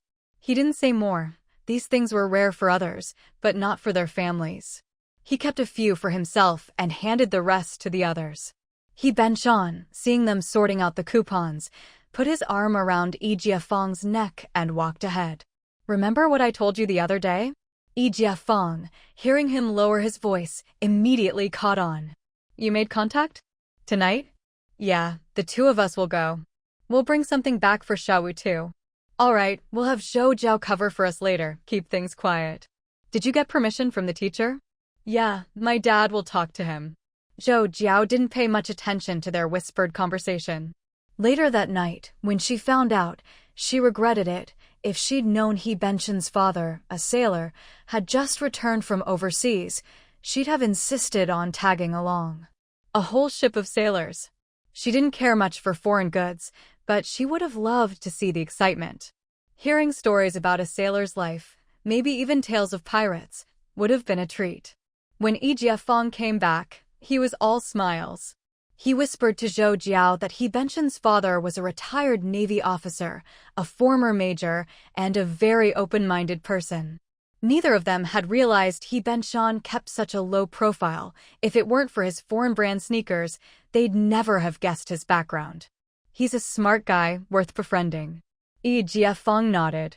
Just the fact that his dad's military, like us, all from military families, makes him worth knowing. Zhou Jiao couldn't help but smile. That's exactly how people in their circle thought. Never mind factions or politics. The most important thing was recognizing their own kind. After 3 days of rest, Professor Wei and the others discussed and decided they still needed to continue teaching the students. After all, staying at the guest house was a waste of precious time.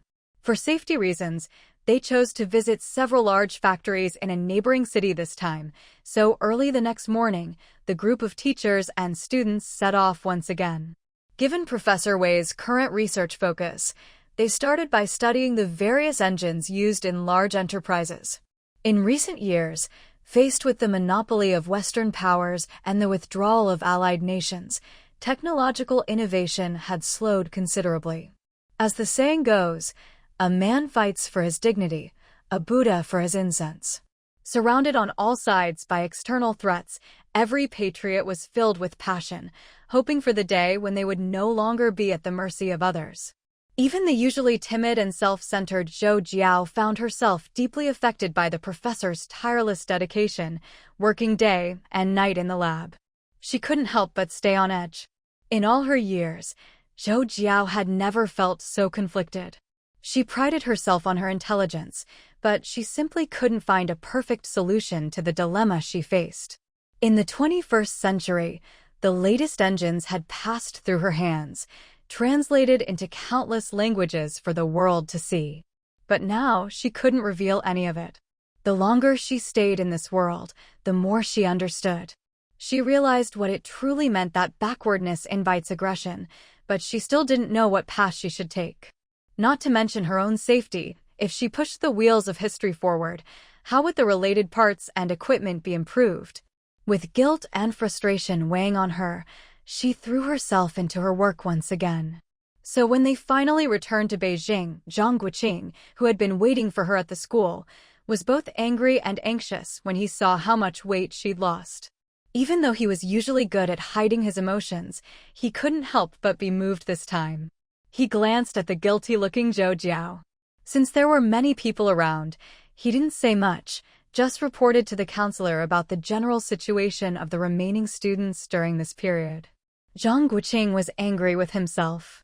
He knew her temperament all too well, and especially after hearing the recent news, how she had fought off a thug by herself, he regretted his hasty decisions even more. Back in the dorm, he hugged her tightly without saying a word. "I'm really fine, Ji. Look, I'm in great spirits," Zhou Jiao tried to reassure him. Zhang Guoqing rested his chin on her head, his hand tracing her protruding spine, his meaning clear without words. Zhou Jiao had originally wanted to talk to him about the 2 secret rooms, but now, even if she had the courage, she knew better than to go against him. Who knew, this man might really lose his temper. Sigh. It really wasn't her fault. She'd already been sneaking extra food, but with so many people around every day, she couldn't just do whatever she wanted. Besides, everyone had lost weight. Even the carefree, silly Yi Jiafeng had dropped nearly 20 pounds. Honestly, Zhou Jiao felt fine herself. She'd even caught up on her sleep on the way back.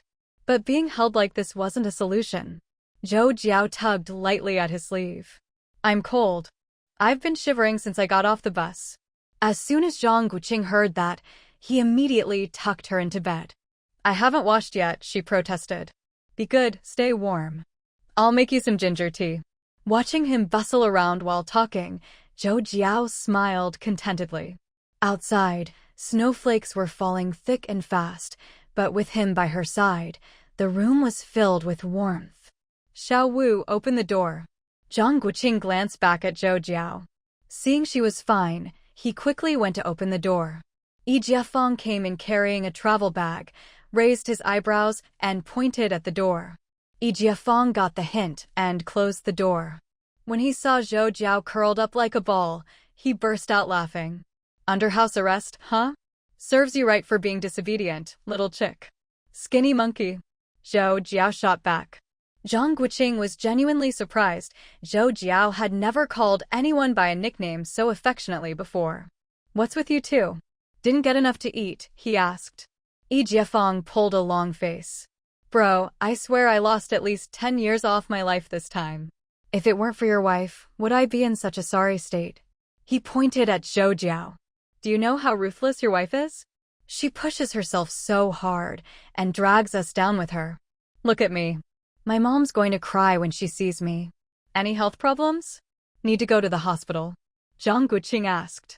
"Come on, I'm fine," Yi Jiafeng said, tossing the bag to him.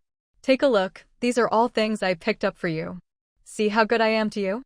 I brought back all the best stuff." Zhou Jiao shot him a disdainful look. "Weren't you just talking about cutting ties with us? Dummy. Where would I find a straw mat in winter? Let's wait till spring. Anyway, I'll stay bros with you until I get paid back for taking care of your wife." Zhang Guoqing knew exactly what they meant. He pointed to the corner. "There's a straw mat over there. If you want to cut ties, do it now." Zhou Jiao looked over and burst out laughing. That shabby straw mat isn't worthy of you two scoundrels. We should get a new one tomorrow. Zhang Guoqing smiled indulgently at her, poured 2 cups of ginger tea, and handed them over along with 2 lunchboxes to heat up. Open it up. I guarantee you'll like it, Jiafeng urged. Zhang Guoqing opened the bag to find a small army knife and a brand new tracksuit, things you couldn't buy domestically. He frowned. No one saw you, right? Other than he bench on, his dad, and your wife, no one knows, Jiafeng replied. Zhou Jiao nodded in agreement. Zhang Guoqing's expression turned serious. Remind him during evening study not to wear it outside. Someone reported him for being too fond of Western things while you were away. I managed to smooth things over, but you all need to be careful.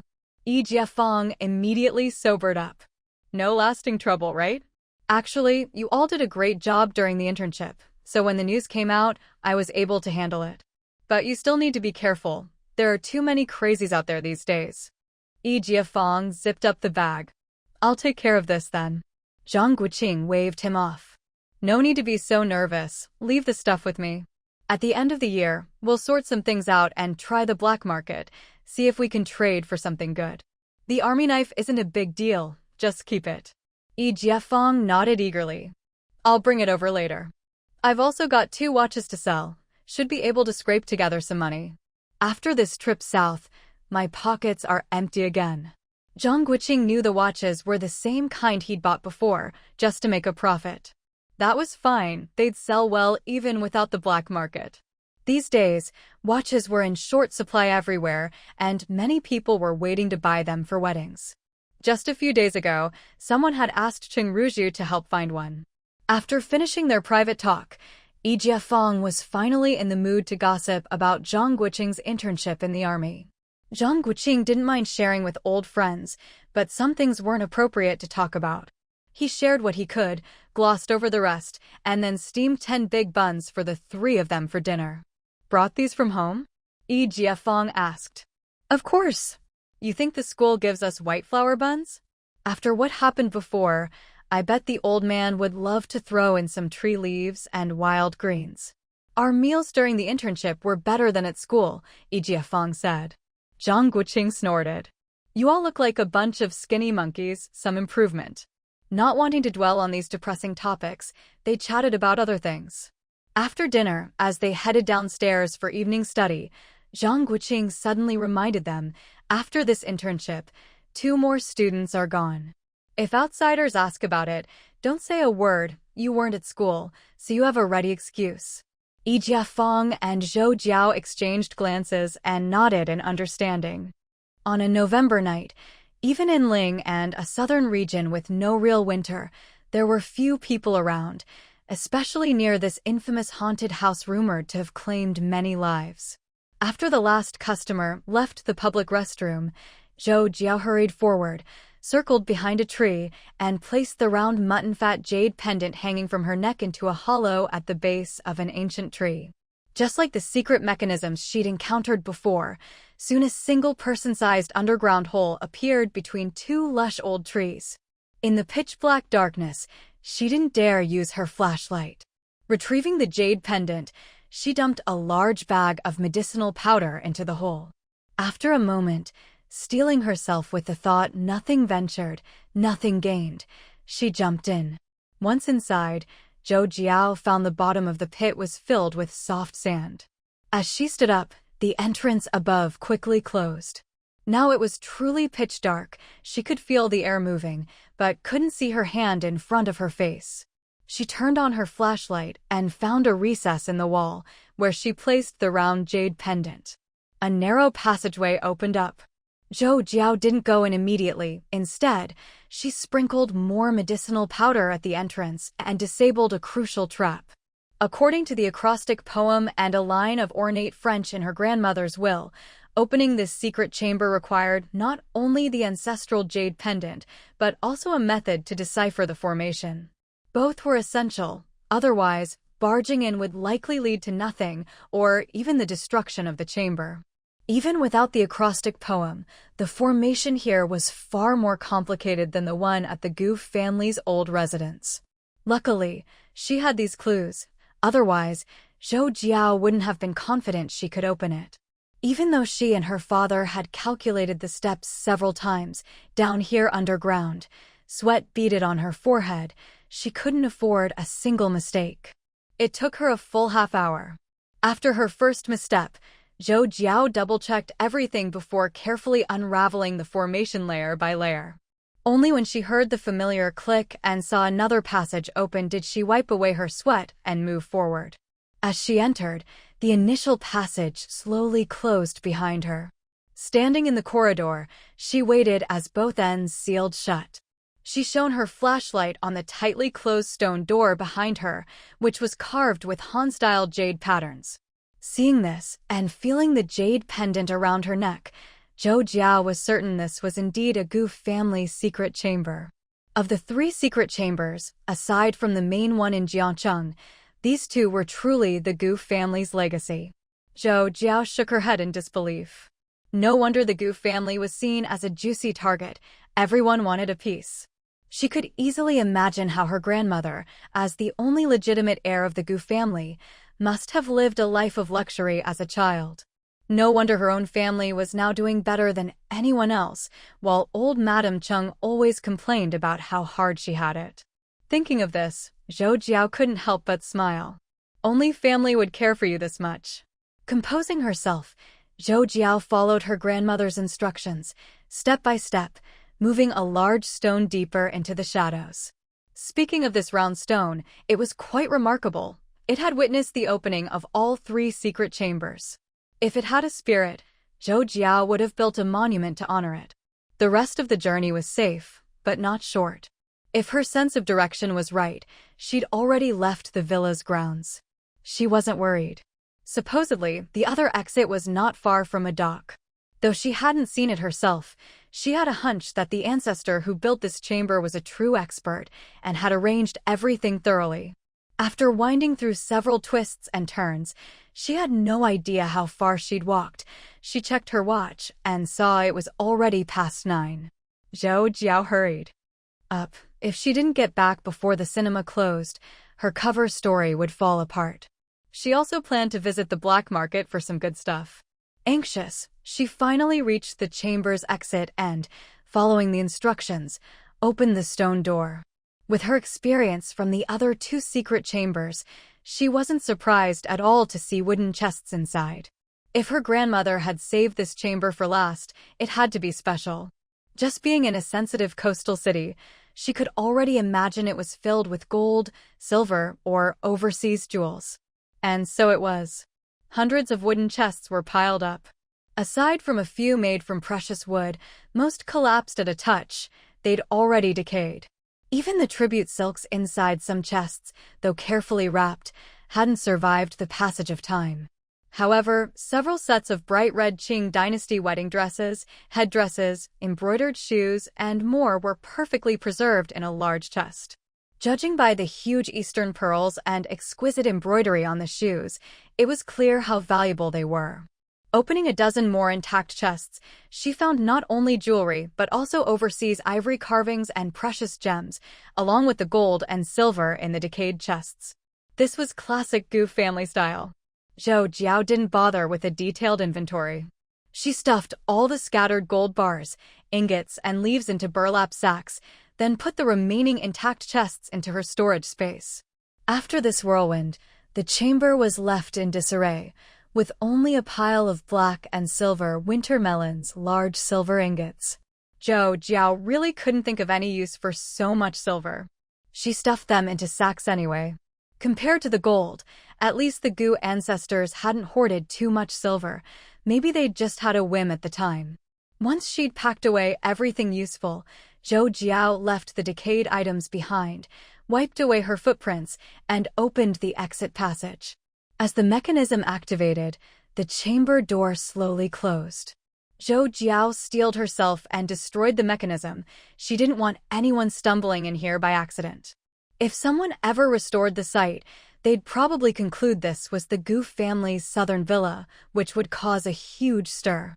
Following the exit passage and disabling 2 more traps, Zhou Jiao finally emerged safely from a cave. Without her flashlight, she could just make out a large dock in the distance through the hazy night. Based on the bus route she'd taken that afternoon, Zhou Jiao realized she wasn't far from the city and well away from the villa, but also farther from the guest house. In this unfamiliar city, she didn't dare risk driving her small car around. After nearly a month here, she'd heard plenty of stories about smuggling. Security near the docks was bound to be tighter than in the city center. She hurried back toward the city, caught a bus, and returned to the cinema just as it was about to close. Watching the crowds pour out, Zhou Jiao gave up on going back in. She found a secluded spot, removed her disguise, changed back into her original clothes, and blended into the crowd, following the route back to the Commerce Bureau guest house. The front desk lady greeted her warmly, asking about the movies playing at the cinema and how the plots were. One asked enthusiastically, the other answered thoughtfully. Only when the guest house doors closed for the night did Zhou Jiao finally breathe a sigh of relief, say goodnight, and return to her room to rest. Last night's bedtime chat wasn't without its rewards. The two, growing closer, even gossiped a bit. Through their conversation, Zhou Jiao picked up some useful information. Every morning before dawn, local farmers would bring their produce to the area near the cinema to barter. From the way her aunt spoke, Zhou Jiao learned that she herself had traded for some goods using sewing machine coupons and industrial vouchers. At 4 in the morning, Zhou Jiao hurried to follow her aunt. Once her aunt had a coworker cover her shift, Zhou Jiao quickly tagged along. "Little girl, don't say a word later. If you see something you like, I'll bargain for you," her aunt instructed. Zhou Jiao nodded with a big smile, chatting in dialect to get closer to her. She could tell this aunt loved gossip and still had a girlish heart. Normally, who would bring a strange young girl to a black market? But once they arrived, Zhou Jiao realized it was less a black market and more of an early morning market. Besides some local fruits and vegetables, seafood was the most abundant. While her aunt was bartering for yellow croaker, Zhou Jiao used her black shoulder bag as cover to take out 10 jin of rice and traded it with a local woman for a good amount of local ration coupons. Once her aunt finished trading, she turned back to Zhou Jiao. "Hurry and see if there's anything you want. I need to get back for my shift." She quickly shouldered the bag and followed closely. He nodded slightly. In his mind, if this girl dared to seek out suppliers alone at the black market, she must have thought through how to transport the goods. No need for them to worry. His eldest son could just use a cart to deliver them later. The old lady took the hint. "Go tell your uncles in the fields to bring the goods over and make sure to avoid being seen." "I understand the rules." "Good. Come in, I'll tally up the prices. If you're happy, I'll have them bring more." It's almost the end of the year. Lots of families are preparing for celebrations. A couple years ago, you couldn't buy much no matter how much you offered, but this year, things are finally easing up. Especially when the old lady quoted her 8 cents per egg, Zhou Jiao was even less inclined to reveal the truth. She knew the local prices well from her morning at the black market. Even if eggs were rare, they'd only fetch 5 cents each at the supply co-op at most. Unlike the north, the South's warm weather meant hens still laid eggs in winter, so prices weren't as high. And now that the free market allowed farmers to sell produce, eggs weren't as scarce as before. Still, after the old lady listed fruit prices from 5 to 15 cents, Zhou Jiao didn't argue. She was here to be taken advantage of, after all. She'd just buy less of the expensive stuff and more of the cheap. Other than the variety of oranges, which were tempting, there wasn't much worth buying in bulk. She'd already stocked up on legacies, slogans, and dragon fruit during her earlier trips to the countryside. Zhou Jiao raised an eyebrow. "Haha, surprised?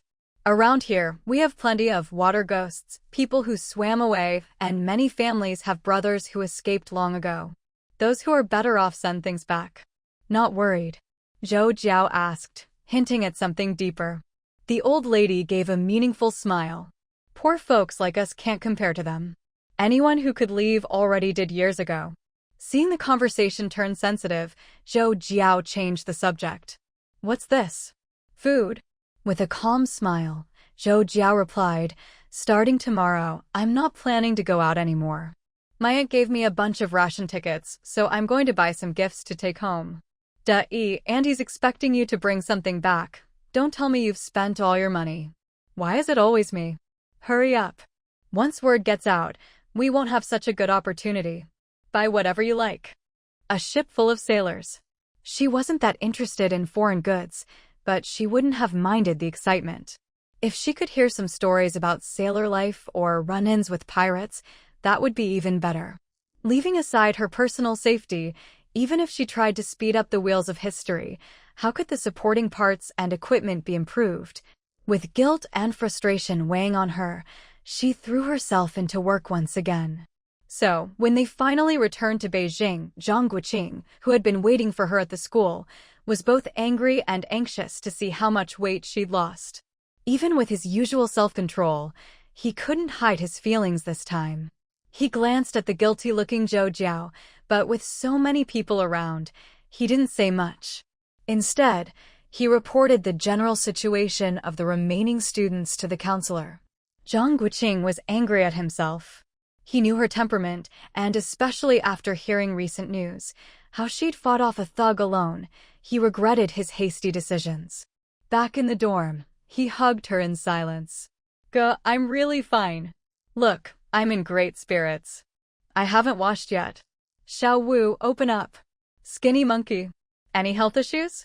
Need to see a doctor. Come on, I'm fine. Jiafeng tossed the bag to him. Look, all stuff I picked out for you. See how good I am to you? I brought you all the best things. Open it up. You'll love it. Inside were a small army knife and a brand new tracksuit, things you couldn't buy domestically. Zhang Guoqing frowned. No one saw you, right? Brought from home. Zhang Guoqing scoffed. They were all skinny as monkeys. What was so great about that? Not wanting to dwell on these downbeat topics, he changed the subject.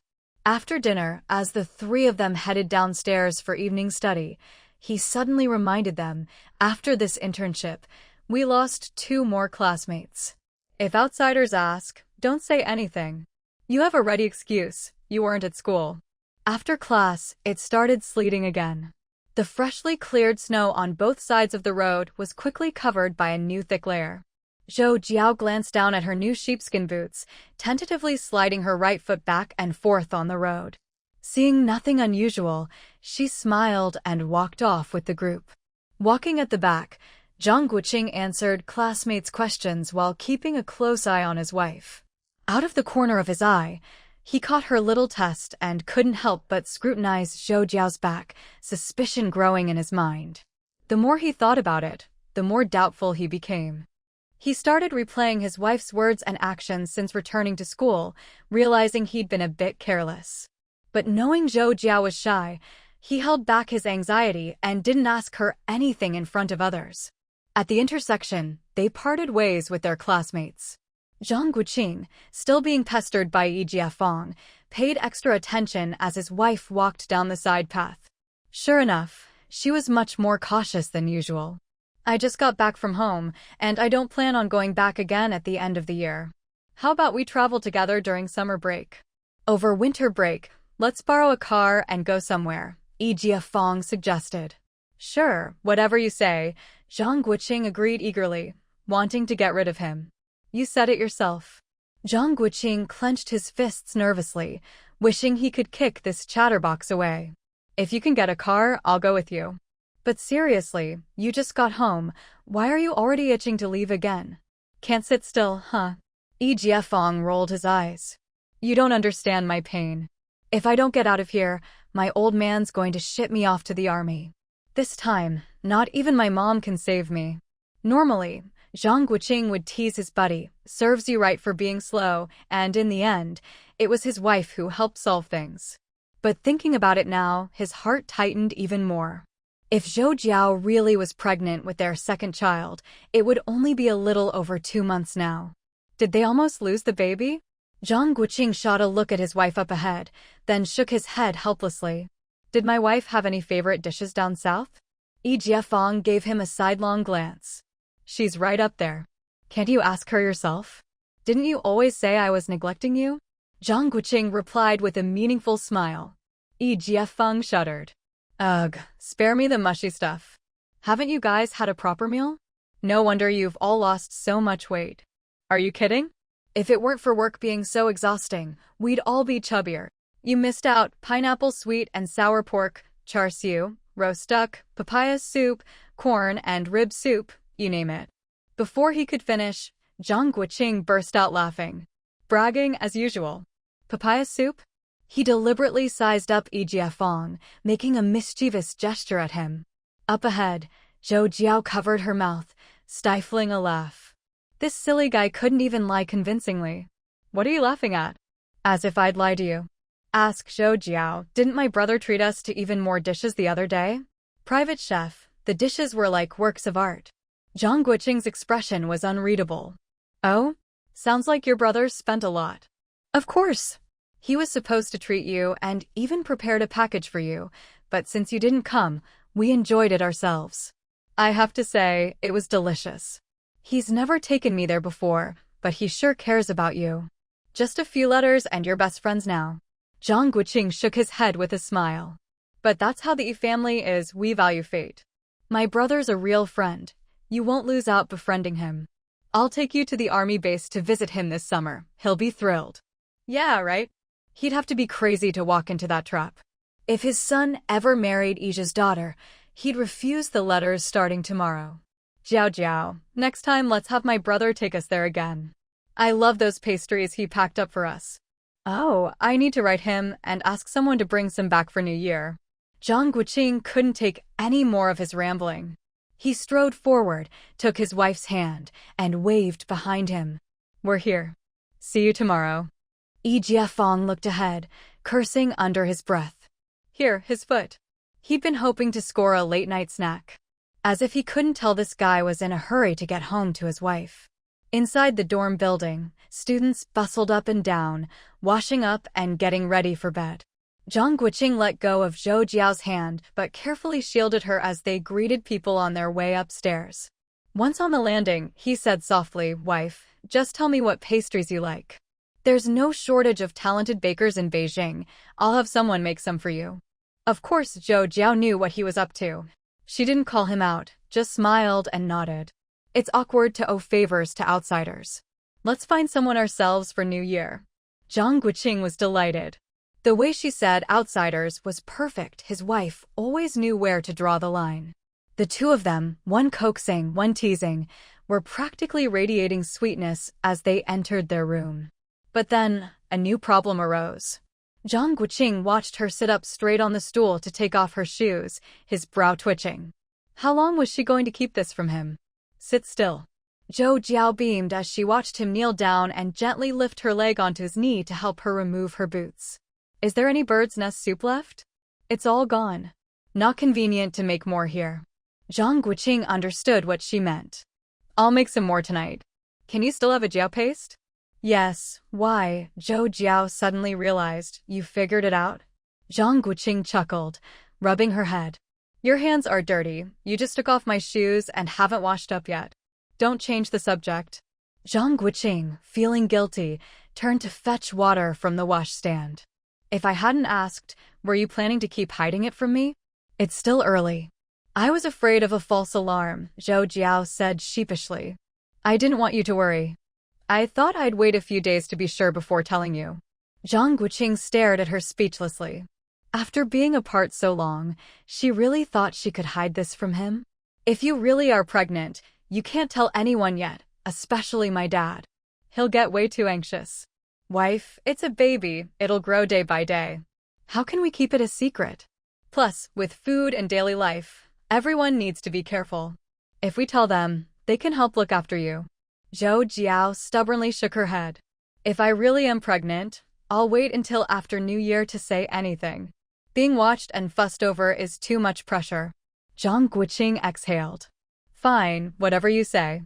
Pregnant or not, just keep your spirits up. Any cravings lately? Any nausea? Just like with Ping'an, no morning sickness, so I'm not sure if I'm really pregnant. If I count the days, it would be just over 2 months. Zhang Guoqing touched her belly. How about we go to the hospital tomorrow for a checkup? If you're embarrassed, I'll take you to one outside campus. Zhou Jiao wrapped her arms around his neck, acting spoiled. No, I'll go after the holidays. Zhang Guoqing, startled by her sudden movement, quickly gave in. This little troublemaker, if she kept shaking him like that, their second child might really pop out. Even though he was anxious inside, he didn't dare show it. He knew better than anyone how stubborn Zhou Jiao could be. As he helped her with a late-night snack, Zhang Guoqing kept thinking about what else he needed to prepare. As for Zhou Jiao's worry about a false alarm that hadn't even crossed his mind. With her cautious nature, she wouldn't have said anything unless she was almost certain. The bitter cold of midwinter had settled over the capital, and heavy snow had been falling for an entire week. The snow was so deep that it reached up to the knees, making it a struggle for Zhou Jiao to pull her feet out with every step. After seeing Zhang Guoqing, she began to miss her father and son even more. But starting the next day, not only did the snow turn to sleet, the end-of-term exams also began. Left with no choice, Zhou Jiao called home. Hearing her son sweetly tell her to wait until after her exams to come back, she couldn't help but shed a few tears. A week later, exams were over, marking the end of the semester. Zhou Jiao no longer cared about the professor's research projects. If they wanted to fuss over them, let them. She was determined to spend time with her son first. Escorted by Zhang Guoqing to the small train station, she finally returned home after 2 months away. She had left in autumn, but now it was deep winter. At the entrance to the compound, a small figure rushed toward her as soon as he saw her. "Mom, why were you gone for so long?" Zhou Jiao squatted down and gave him a big kiss. "I missed you so much. Every night when I couldn't sleep, I'd read your letters. How did you come here by yourself?" "Grandma Chen is at the service center buying soy sauce. I came with the uncle at the gate, so I'm not worried about bad people." Zhou Jiao understood her son's little scheme. She touched his cheek, it was icy cold. After showing her ID to the young guard and thanking him, she scooped up her son and hurried home. "Mom, is Dad still at school because he didn't study hard?" Zhou Jiao burst out laughing. "That's right. You can ask him yourself when he gets back." "Mom, let me tell you a secret. Dad kept coming home during his internship. I told him to read, but he said he'd already finished." "Oh, really?" "Yeah. Grandpa sent lots of letters, and so did Uncle and the others. While you were away, Dad took me to send 2 packages to Grandma and Grandpa. Oh, Grandma prepared everything. Dad said he'd already arranged things for Grandpa and Grandma before coming, but Grandma said these were her gifts, and it was different." Zhou Jiao patted him with a smile. "Just watch and don't worry about how the grown-ups arrange things. How's Grandpa's health? Has he caught a cold?" "No. I asked Grandma Chen to make late-night snacks for Grandpa and the others every day. But Grandpa never listens and always stays up late. He doesn't listen even when I tell him." "Oh, Mom, Grandma took me to see that great-grandpa," Ping'an said, blinking at her. Zhou Jiao caught on. "Grandpa Lin. Mom, you're so smart. Grandpa gave permission and let Grandma take me. We brought 2 cans of meat, 2 cans of fruit, 2 bottles of liquor, and a big box of ox tongue. That great-grandpa cried a lot when he saw Grandma, and then Grandma cried too." "What did Grandpa say?" Ping'an frowned in confusion. "I told Grandpa when we got back, but he just sighed and didn't say anything.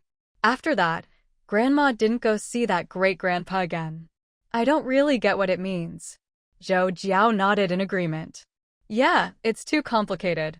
I don't get it either." Ping'an hugged her neck tightly and giggled into her arms. As they neared the house, Ping'an whispered in her ear, "That great-grandpa also mentioned you.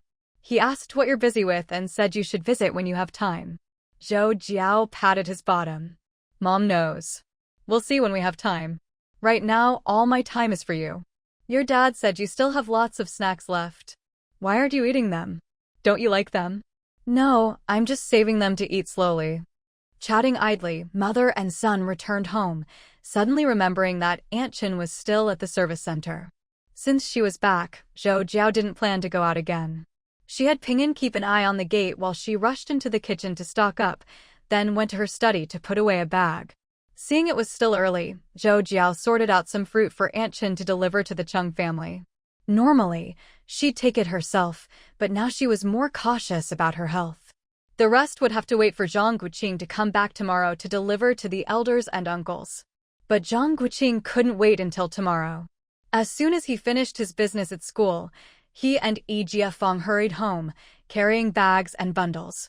Back when their classmates were freshmen, the class leaders like them would help out a lot. But now, as senior students, many of them could help their fellow townsfolk get home.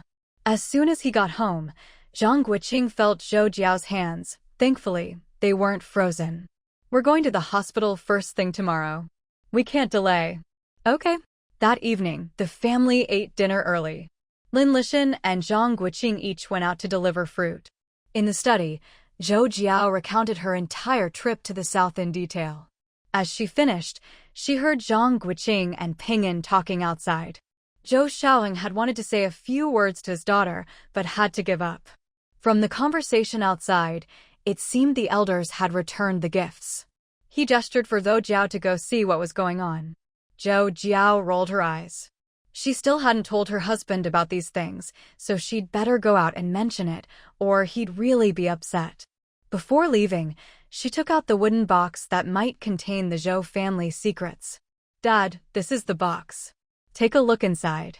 Zhou Xiaoxing's face was calm as always, but his trembling hands couldn't open the box.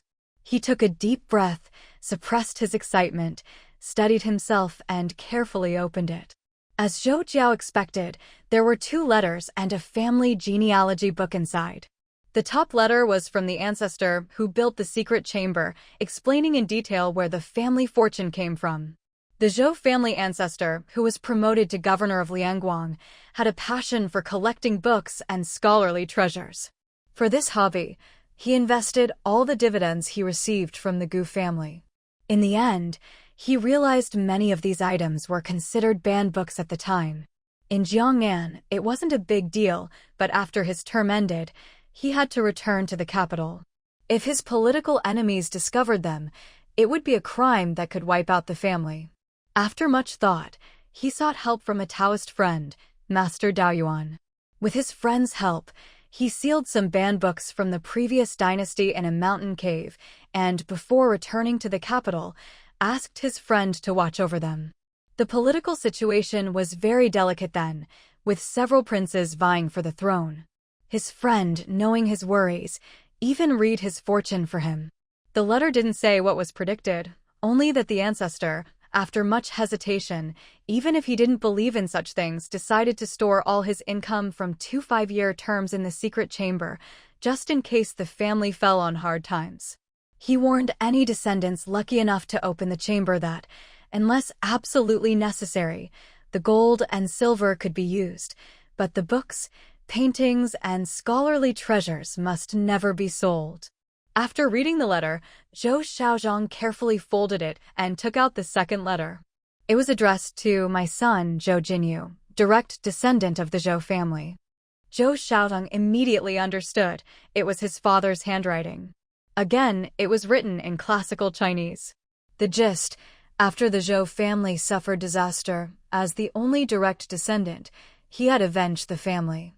Passing by this place with his wife, he updated the genealogy to prepare for any accidents and to ensure future heirs would know the family history. Between the lines, it was clear he intended to withdraw from the world. Zhou Xiaozhang gently set down the letter and wiped away his tears. Judging by the date, it was clear his father had grown weary of life and planned to leave the country with his wife. Perhaps this was his last visit to the ancestral home before emigrating. But something must have happened.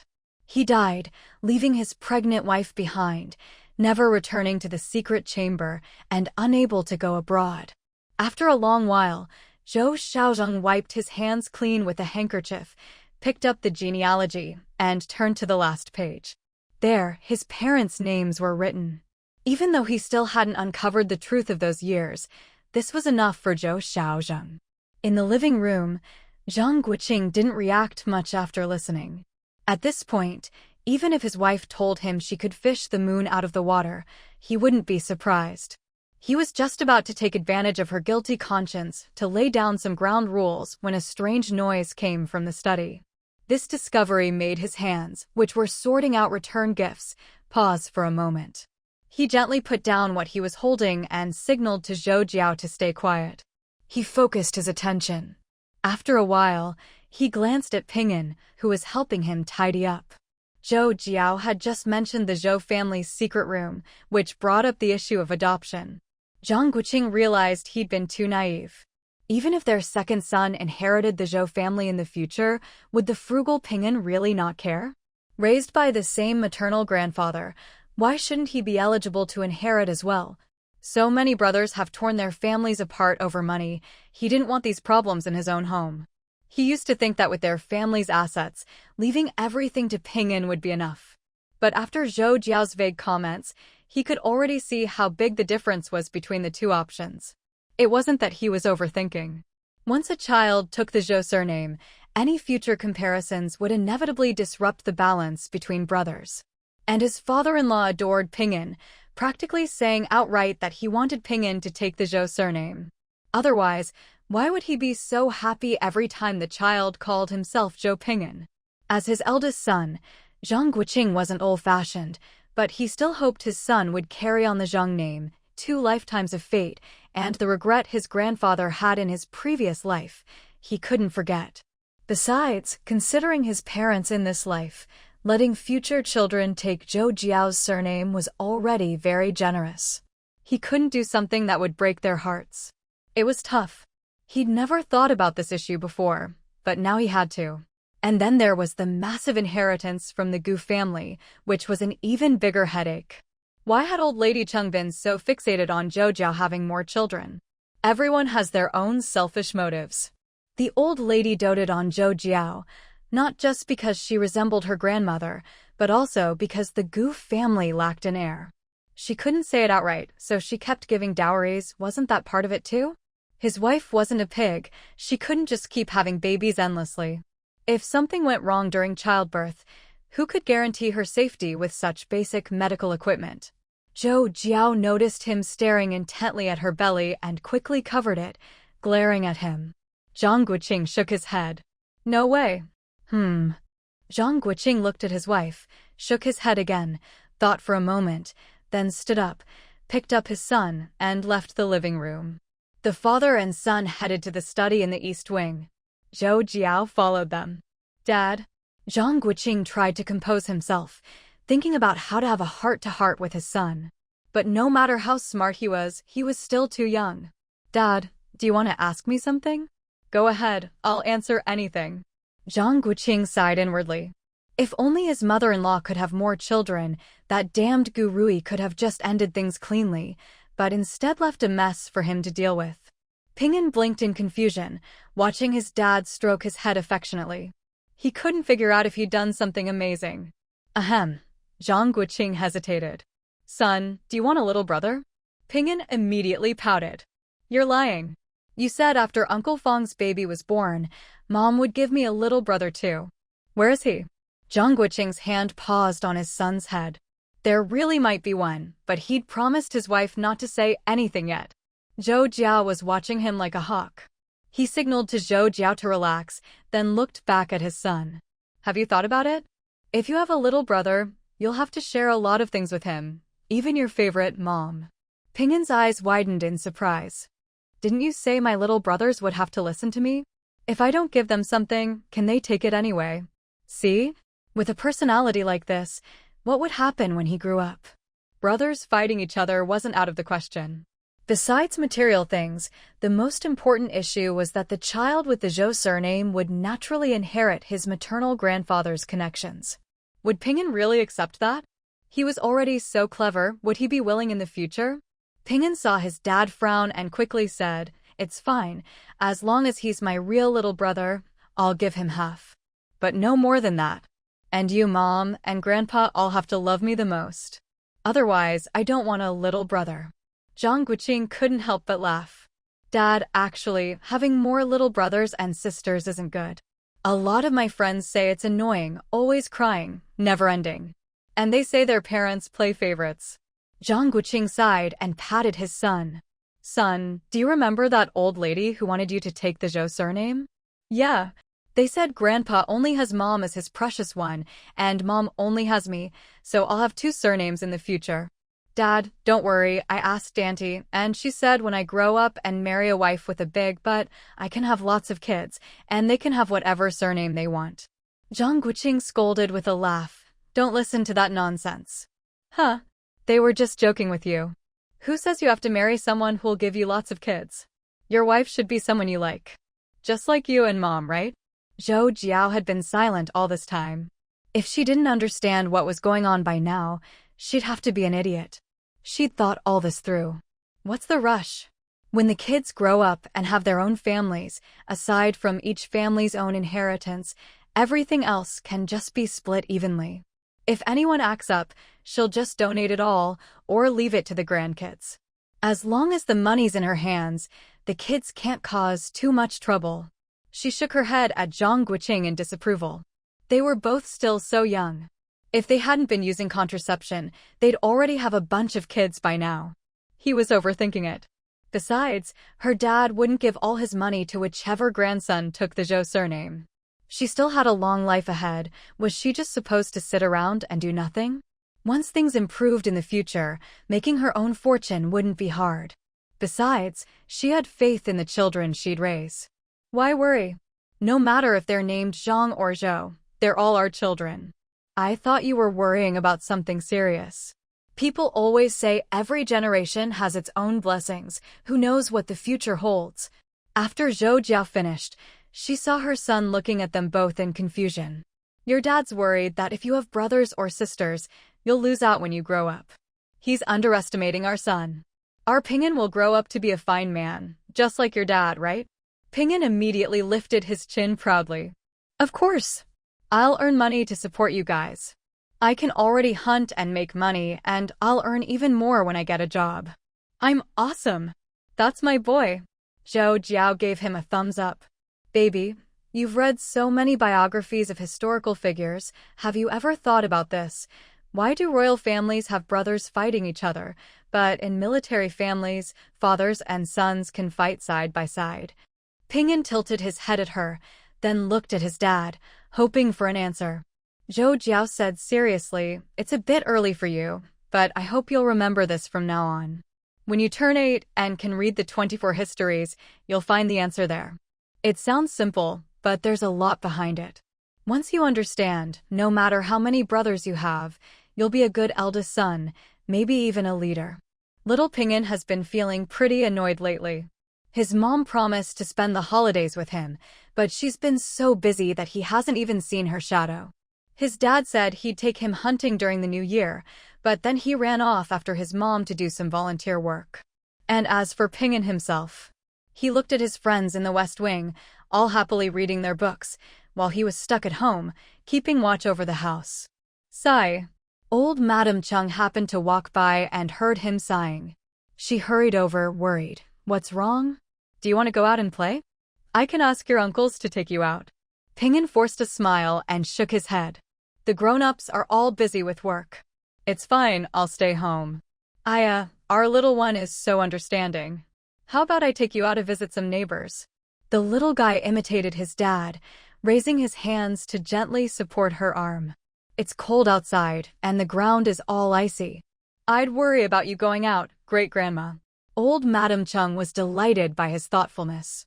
Great-Grandma, why don't you sit here? My grandma said she'll take me to the theater tonight. Do you want to come with us? I'll pass tonight. I need to wait for your mom to come home. I have something to talk to her about. Ping'an didn't ask what it was. He just looked at her worried. Mom's really busy. She comes home late and leaves for work before it's even light out. Will you be able to wait for her? The old lady chuckled. Yesterday was your mom's last day at work. She'll be home early tonight for sure. Ping'an's eyes widened in surprise and delight. Really? That's great. I've missed Mom so much, but I can't tell her or she'll worry. The old lady stroked his head lovingly. She should have been off yesterday, but today she just needs to wrap things up and she'll be home. When she gets back, I'll make sure she spends time with you. Ping'an tilted his head, thought for a moment, then motioned for her to lean down. He whispered in her ear, will Dad come home too? I want them to take me ice skating in the Hutong courtyard. The old lady nodded. No problem. While your grandpa's away on a business trip, You all can stay there for a few days. I'll have someone go over and tidy up and get the kang heated. Great-grandma, you're the best. I love you so much. Why don't you come with us? There are lots of rooms, we'll all fit. Old Madam Chung smiled, but shook her head. Maybe next time. It's freezing out, and I'm too old for this weather. I'll wait until it warms up. Ping'an thought about it and agreed. If she slipped, that would be bad. That day, Zhou Jiao finished her assignment after several days, wrapped up her work, and rushed home without even chatting with her colleagues. Her dad was away on a business trip in the southwest. Everyone else was busy with their own work, and her son had been left as a left-behind child. Last night, seeing him curled up alone on her Kong, she'd felt a pang of guilt. She remembered the note he'd left. Mom, remember to hug me when you sleep tonight. Zhou Jiao started thinking that after graduation, she should find a job with regular hours and less stress. Not to mention the baby on the way, she couldn't bear to leave Ping'an behind either. When the kids are older and things get easier, she could always work harder then. There's no need to neglect her children for work, especially when Ping'an is so sweet and considerate. As soon as she walked in the door, Zhou Jiao heard laughter from the old lady and the kids. She peeked into the room and burst out laughing herself. The kids were all banging on lunch boxes and wash basins, singing in chorus, with Ping'an standing in front, waving his arms like a conductor. Zhou Jiao stood beside the old lady, clapping along with a big smile. When the song ended, Ping'an looked up at her, beaming. Zhou Jiao gave him a thumbs up. That was great. You were all fantastic. Tomorrow I'll get you some little drums to play. Next year, you're sure to win a prize for Children's Day. Auntie, really? That's awesome. Auntie, I want a toy bugle. Drums you can hang from your waist are the best. You can jump and play at the same time. That's for girls. I don't like those. If you don't like it, ask your mom, not my sister Jiao. Who's your sister? That's my aunt. You're so shameless. Zhou Jiao was just about to pick up her son when the kids suddenly started bickering, startling her. She hurried to calm them down. You'll all get one, don't fight. You're all good kids, so no arguing. Little Emo Xiaobei, the cleverest of the bunch, scooted over to Zhou Jiao. Auntie, we have a drum at home, but my mom says it's too noisy. Will you kick us out if we're too loud? Zhou Jiao laughed and patted her head. Except during rest time, you're always welcome to come play here. The little girl immediately turned around, hands on her hips. Attention! Stand at ease. All the kids instantly snapped to attention and lined up. But some of the quicker ones protested. Why do you get to boss us around? Yeah, I'm older than you. Mo Xiaobei pointed at them. You. Yes, you. Don't you know about discipline? We're all children of soldiers. There's no big or small among us. Zhou Jiao covered her mouth, trying not to laugh, and glanced at the old lady, who was laughing so hard she had tears in her eyes. Where did she learn that? The old lady shook her head, still chuckling. She's imitating her grandpa. Old Mo loves to play around like that. Mo Xiaobei cleared her throat. Next, everyone run home and grab your change, potatoes, sweet potatoes, drums, and bugles. 10 minutes, no, half an hour. We'll meet at Ping'an's house for a party. Zhou Jiao quickly added, no need to bring money, you're all too young and might lose it. Auntie will sponsor your party. Just tell your parents you'll be having dinner at Ping'an's place tonight. No way. It's our own party, no grown-ups allowed. Ping'an chimed in, Xiaobei, you guys go on ahead. I'll wait for you here. Zhou Jiao watched in amazement as the kids all dashed out, then turned to see her son grinning at her. Sweetie, why don't you kids want adults to play with you? Ping'an ran to the door, peeked out, then came back. Their parents are different from ours, they're stricter. They don't like that. Zhou Jiao muttered, little rascals, all of you. Mom, I'm not. I'm the best, I love it when you look after me. Zhou Jiao laughed and tapped his nose, then said to the old lady, Great Aunt, let's go back to our room. All right, let's go to the living room, old Madam Chung said as she got up. You're on break now, right? Yeah, is something up? Nothing much. Since you finally have some time off, take Ping'an ice skating and have some fun. He's been cooped up for too long. Maybe you can stay in the Hutong courtyard for a few days. I'll have someone go heat up the kang tomorrow. Zhou Jiao instinctively glanced at her son, who was watching her face closely. Her heart softened. Okay, I'll go over tomorrow. No need to send anyone else. My brother already heated the kang last time, and the bedding is all ready. Mom? Zhou Jiao patted him reassuringly. Great aunt, do you want to come stay with us for a few days? In winter, we can watch the snow from the study, and the two of us can paint together. You make it sound so tempting. Maybe I will, when your uncle has some time off. The old lady suddenly realized someone was missing. Where's Xiaowu? If I'm on break, he should be free too. Bring Aunt Chen and the others along. Zhou Jiao just smiled and didn't say anything. She wouldn't dare make a big fuss and enjoy the kind of treatment her dad got. In the living room, old Madame Cheng took the tea that Aunt Chen brought over, took a small sip, and looked hesitantly at Zhou Jiao and her son. Zhou Jiao found this a bit odd. Auntie, is there something you can't say to me directly? The old lady smiled and shook her head. Is something wrong at home? No. Do you have any plans to visit Old Man Lin before the new year? Zhou Jiao frowned slightly. Even her great-aunt was starting to feel sorry for him. Was she really being that harsh? But she didn't feel that way at all. Jiao, people in politics can't leave others with anything to use against them. You should think about this when you have time. Especially Xiaowu. He can't give anyone a handle to use against him. Zhou Jiao glanced at her thoughtfully. Did someone say something to you? Or did Old Man Lin say something outside? The old lady smiled approvingly at her. Now that boy from the Miao family has shown up, of course people are gossiping. Whatever their motives, as time passes, people start to reminisce and naturally remember Old Man Lin's good points. There's some sympathy for his downfall and other factors too. Zhou Jiao gently patted her son in her arms, gazing absent-mindedly outside. Plus, with Gu Rui taking all the blame, Old Man Lin now looks completely innocent in the public's eyes. The Lin family is going downhill, while your family is thriving, and some people can't help but recall how he used to dote on and protect your mother. Zhou Jiao understood. This was just jealousy rearing its head again. She'd recently been commended for taking down a criminal, and had been mingling with important people these days. Some folks were getting restless. The debt of birth and the debt of raising a child, everyone has their own opinion. Morality and public opinion are double-edged swords, so you have to be extra careful with your words and actions. As she spoke, old Madame Cheng patted Zhou Jiao comfortingly. With this child's temperament, she was probably not happy at all. Being too blunt or too rigid is never good, just like her own eldest sister, never willing to be threatened or bow to anyone. Especially Xiaowu, he should go visit Old Man Lin.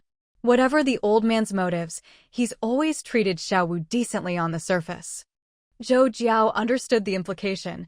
People were starting to hint that Zhang Guoqing was ungrateful.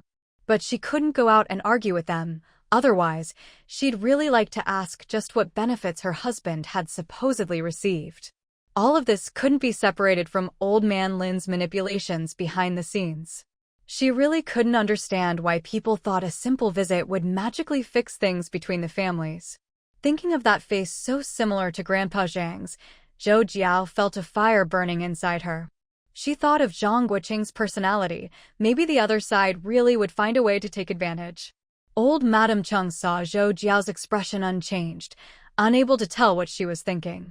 All she could do was talk about the complexities of human relationships. They say after your mother visited him the other day, he ate 2 bowls of rice and bragged to his old friends about how wonderful his eldest daughter is. Lately, he's been talking about how clever you are, even betting with people on whose granddaughter will be more successful.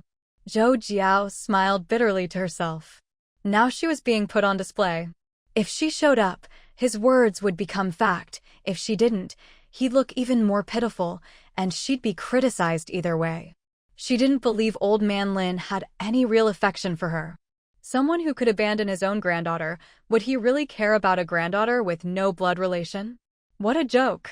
But even if people understood the truth, they'd still add fuel to the fire. Was she supposed to walk right into the trap he'd set? Thinking of this, Zhou Jiao narrowed her eyes. Was she living for other people's gossip, for some ridiculous sense of social obligation?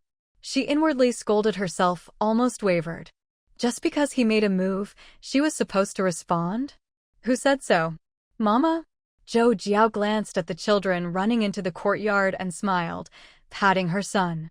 Go on, ask Grandma Chen to help you all. Don't fight with your friends. If you need anything, ask Grandma Chen. Little Ping'an nodded with a smile, greeted the old lady, and dashed out of the living room. Watching him run off, Zhou Jiao shook her head with a smile. Child, what are you thinking? Want to discuss it with your father? Zhou Jiao shook her head again. My dad's already swamped. No need to bother him with these little things. Didn't my mom already visit him last time? The old lady thought for a moment, then nodded in agreement. That's true. Your father has enough on his plate at work.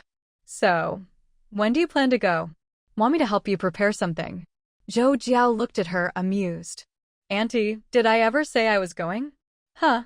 You think I'd let myself be manipulated? If the old man didn't play so many tricks, even if he were a stranger, I'd visit a hero. But as things are, Zhou Jiao said seriously, I don't want to. I'm not willing. Let people say what they want. If anyone dares say more to my face, let them try. The old lady was shocked by her forcefulness. This child was just like her grandmother. If being in politics means always swallowing your pride, then I'd rather not be in politics. If personal feelings can replace rules and laws, then what's the point of the law? Am I supposed to let old man Lin lead me by the nose? And then what? Zhou Jiao continued calmly, the two families reconcile as he wishes? Who will make up for the grievances my parents suffered? At this point, who will give my Zhou family an explanation? Whether or not the Lin family did anything for my mother, I, Zhou Jiao, have never received a thing from them. My conscience is clear. Since everything was out in the open, Zhou Jiao didn't bother hiding her thoughts. I don't trust old man Lin. If I ever did, it was only a little. After everything that's happened, I'm completely disappointed in him. Old Madame Chung knew the conversation was over. She didn't want her own child to suffer either, but now she wondered how to let a bit of this leak to the outside. Zhou Jiao could tell what she was thinking. She gently advised, just let the Lin family's business go. Ignore it. If anyone asks, just say you don't know. If they push, just say, did the Zhou family's door block his way? The old lady laughed. Aren't you afraid he'll really show up at your door? If he comes, he comes. Am I supposed to roll out the red carpet? Let him toss and turn all he wants. You child. Zhou Jiao smiled and stood up. Stay for dinner tonight. I'll make some of Uncle's favorite dishes. No need, the housekeeper's probably cooked already. Seeing the conversation was over, the old lady got up to leave. Zhou Jiao walked her out, saying as they went, then I won't keep you. I'll send some dishes over later, take your time eating. Don't bother, save some for the kids. It's cold and the roads are slippery, it'd be a shame to fall. Zhou Jiao didn't argue. She'd just deliver it herself later. She walked her all the way to the corner, watched her leave, and then headed home. On the way, she ran into a few neighborhood ladies. They greeted each other, and Zhou Jiao noticed nothing unusual. She figured her great-aunt's visit must have been prompted by the Jiang family elders. But this time, she was wrong. When old Madame Chung got home, old Chung had already returned from work. Seeing her come in, he watched her expression, hoping for a clue. Once the housekeeper had gone back to the kitchen, the old lady shook her head. No luck. You guessed right. MHM. As long as she knows about it, the result doesn't matter. Now that the child is out in the open, as long as she's aware, she won't panic when things come up. After decades as husband and wife, they understood each other perfectly. After speaking, they exchanged a smile. To Zhou Jiao, once she decided to let someone go in her heart, that person was no longer connected to her in any way. If her mother wanted to see them, that was her mother's business. She never forced anyone to do anything. This matter passed by like the wind, leaving no trace. She just mentioned it in passing to Zhang Guoqing, then greeted Lin Lishan, and the couple took their son to the Hatong courtyard for a little vacation. Avoiding acquaintances, they arrived at the courtyard and didn't even bother tidying up first. Zhang Guoqing grabbed his student ID and household registration booklet and went straight to the neighborhood committee to report in. These days, household registration management in Beijing was extremely strict, especially as the end of the year approached. Inspections were even more thorough. Anyone from out of town visiting relatives had to bring proof and report to the neighborhood office. If they had ration coupons, they had to carry them and get a certificate to buy grain at designated stores. As for those on business trips, they had to register at the train station with a letter of introduction, then get a slip of paper stating where they were staying and for how long. A real hassle.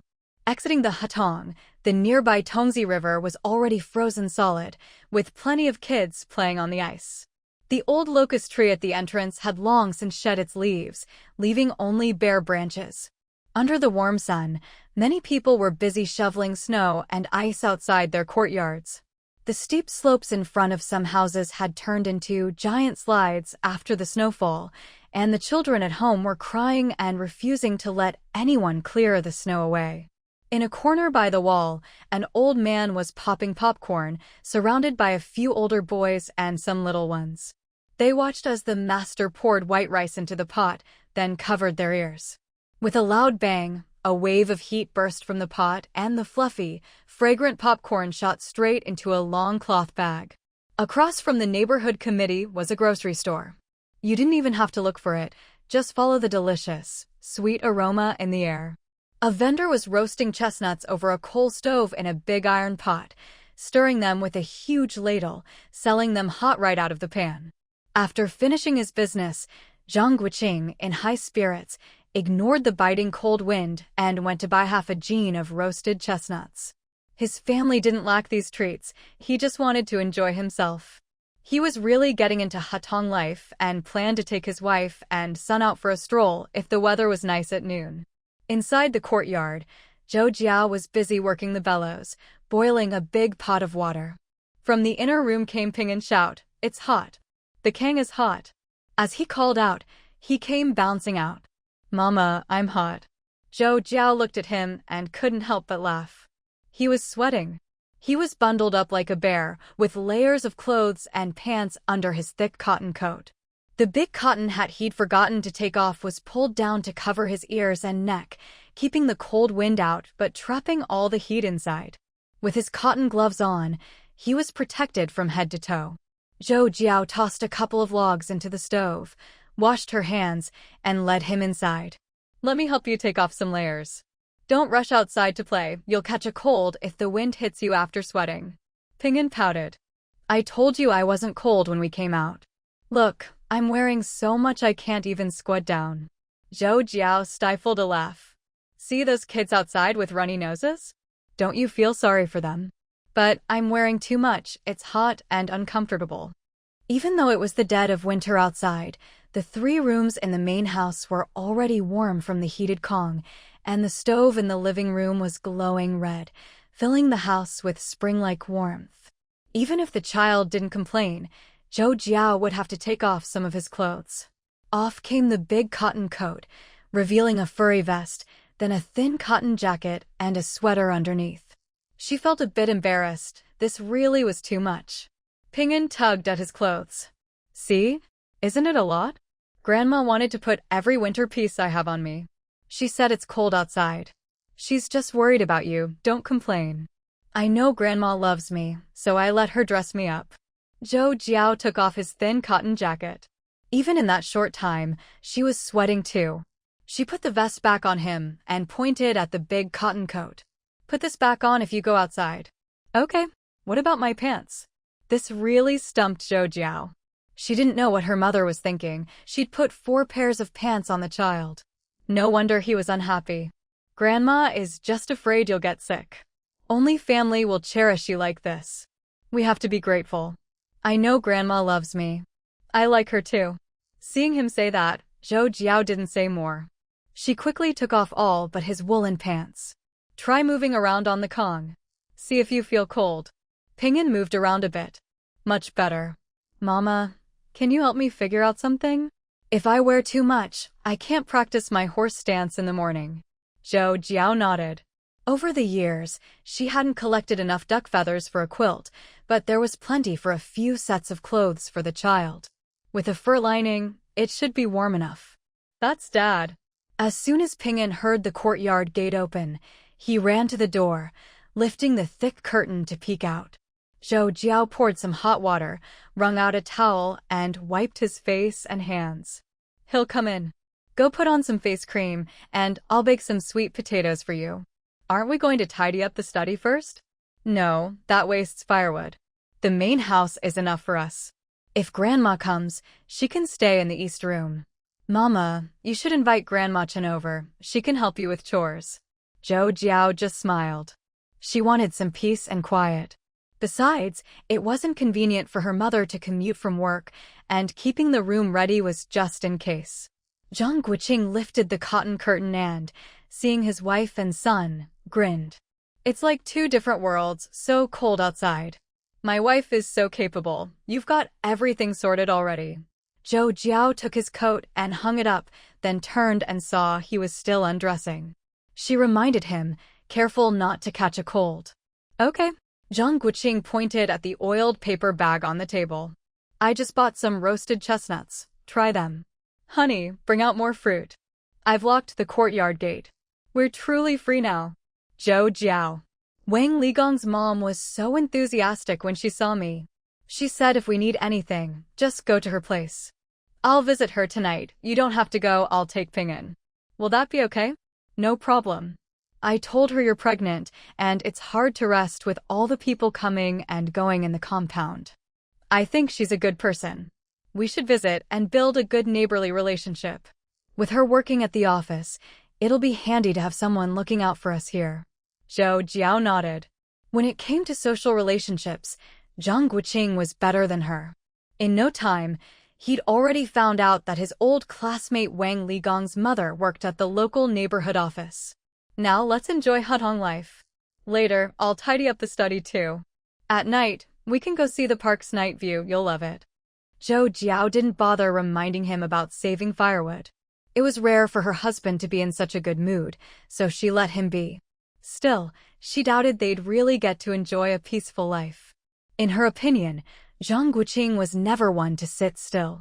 She worried that in no time, Yi Jiafeng and the others would show up, and this place would become their new hangout. But she kept these thoughts to herself. Being able to steal a few moments of leisure was already a pleasant surprise for her. There were very few people who could live life as she did. 1929, don't take off your gloves. 3949, walk on the ice.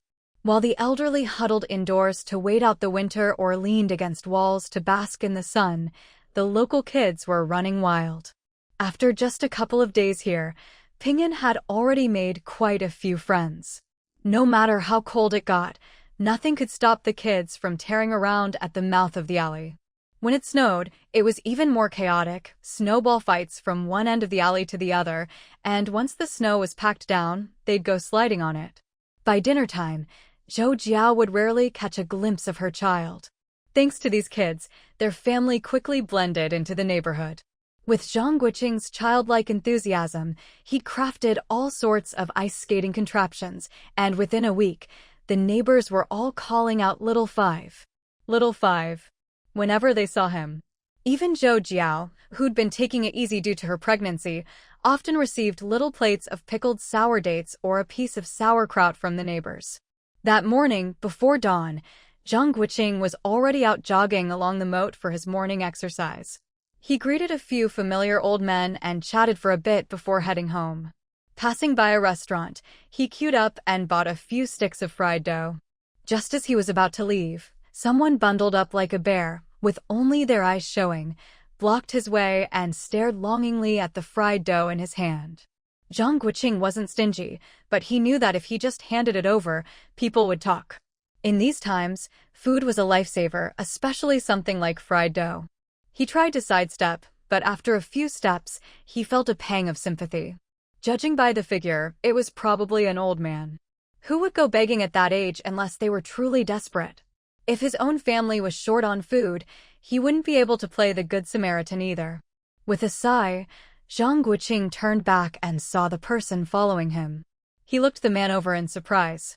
There were plenty of people in line, why single him out? Did he have "good guy" written on his face? The round ball saw him stop and quickly waddled over.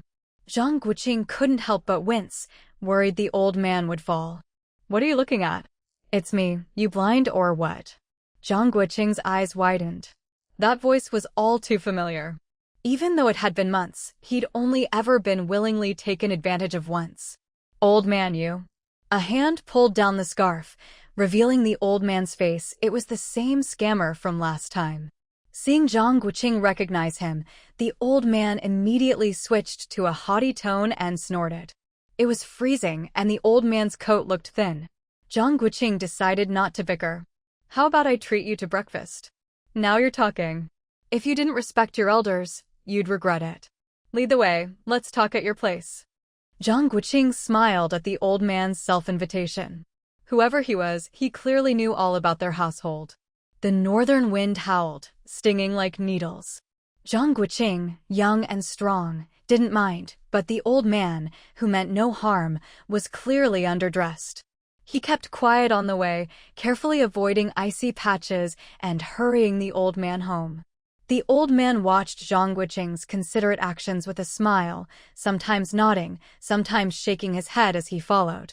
When Zhang Guoqing opened the gate and rounded the screen wall, he saw his son already practicing horse stance in front of the main house, braving the cold. He didn't disturb the boy, just knocked on the west room's window. "Wife, we have a guest." In the blink of an eye, the old man was circling Pinyin, sizing him up.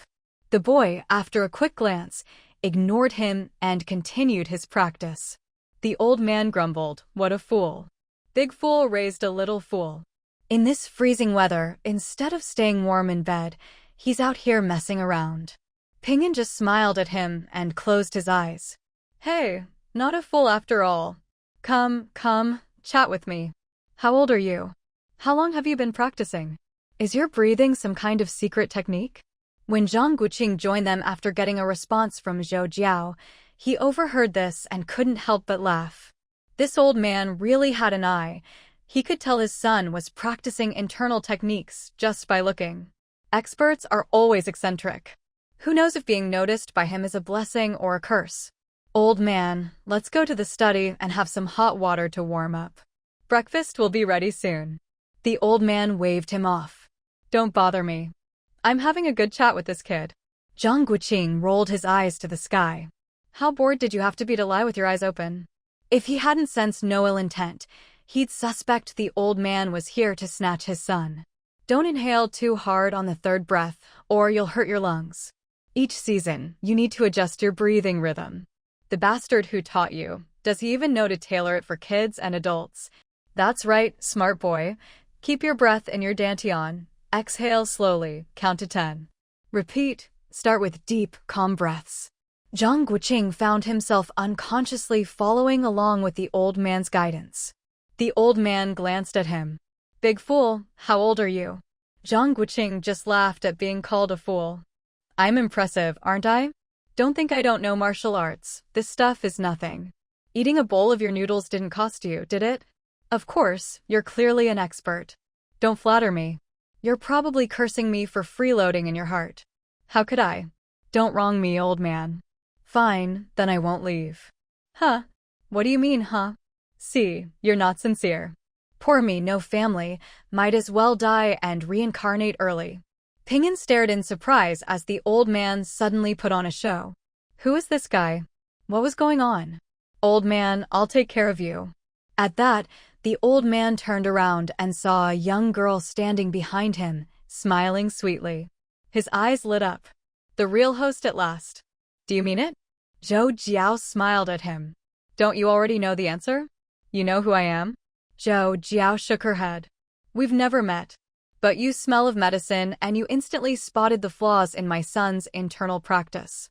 If you're not from a family of doctors, you must be a famous physician." The old man circled her. "Is it true what they say, that you have a photographic memory?" Zhou Jiao's eyes flashed.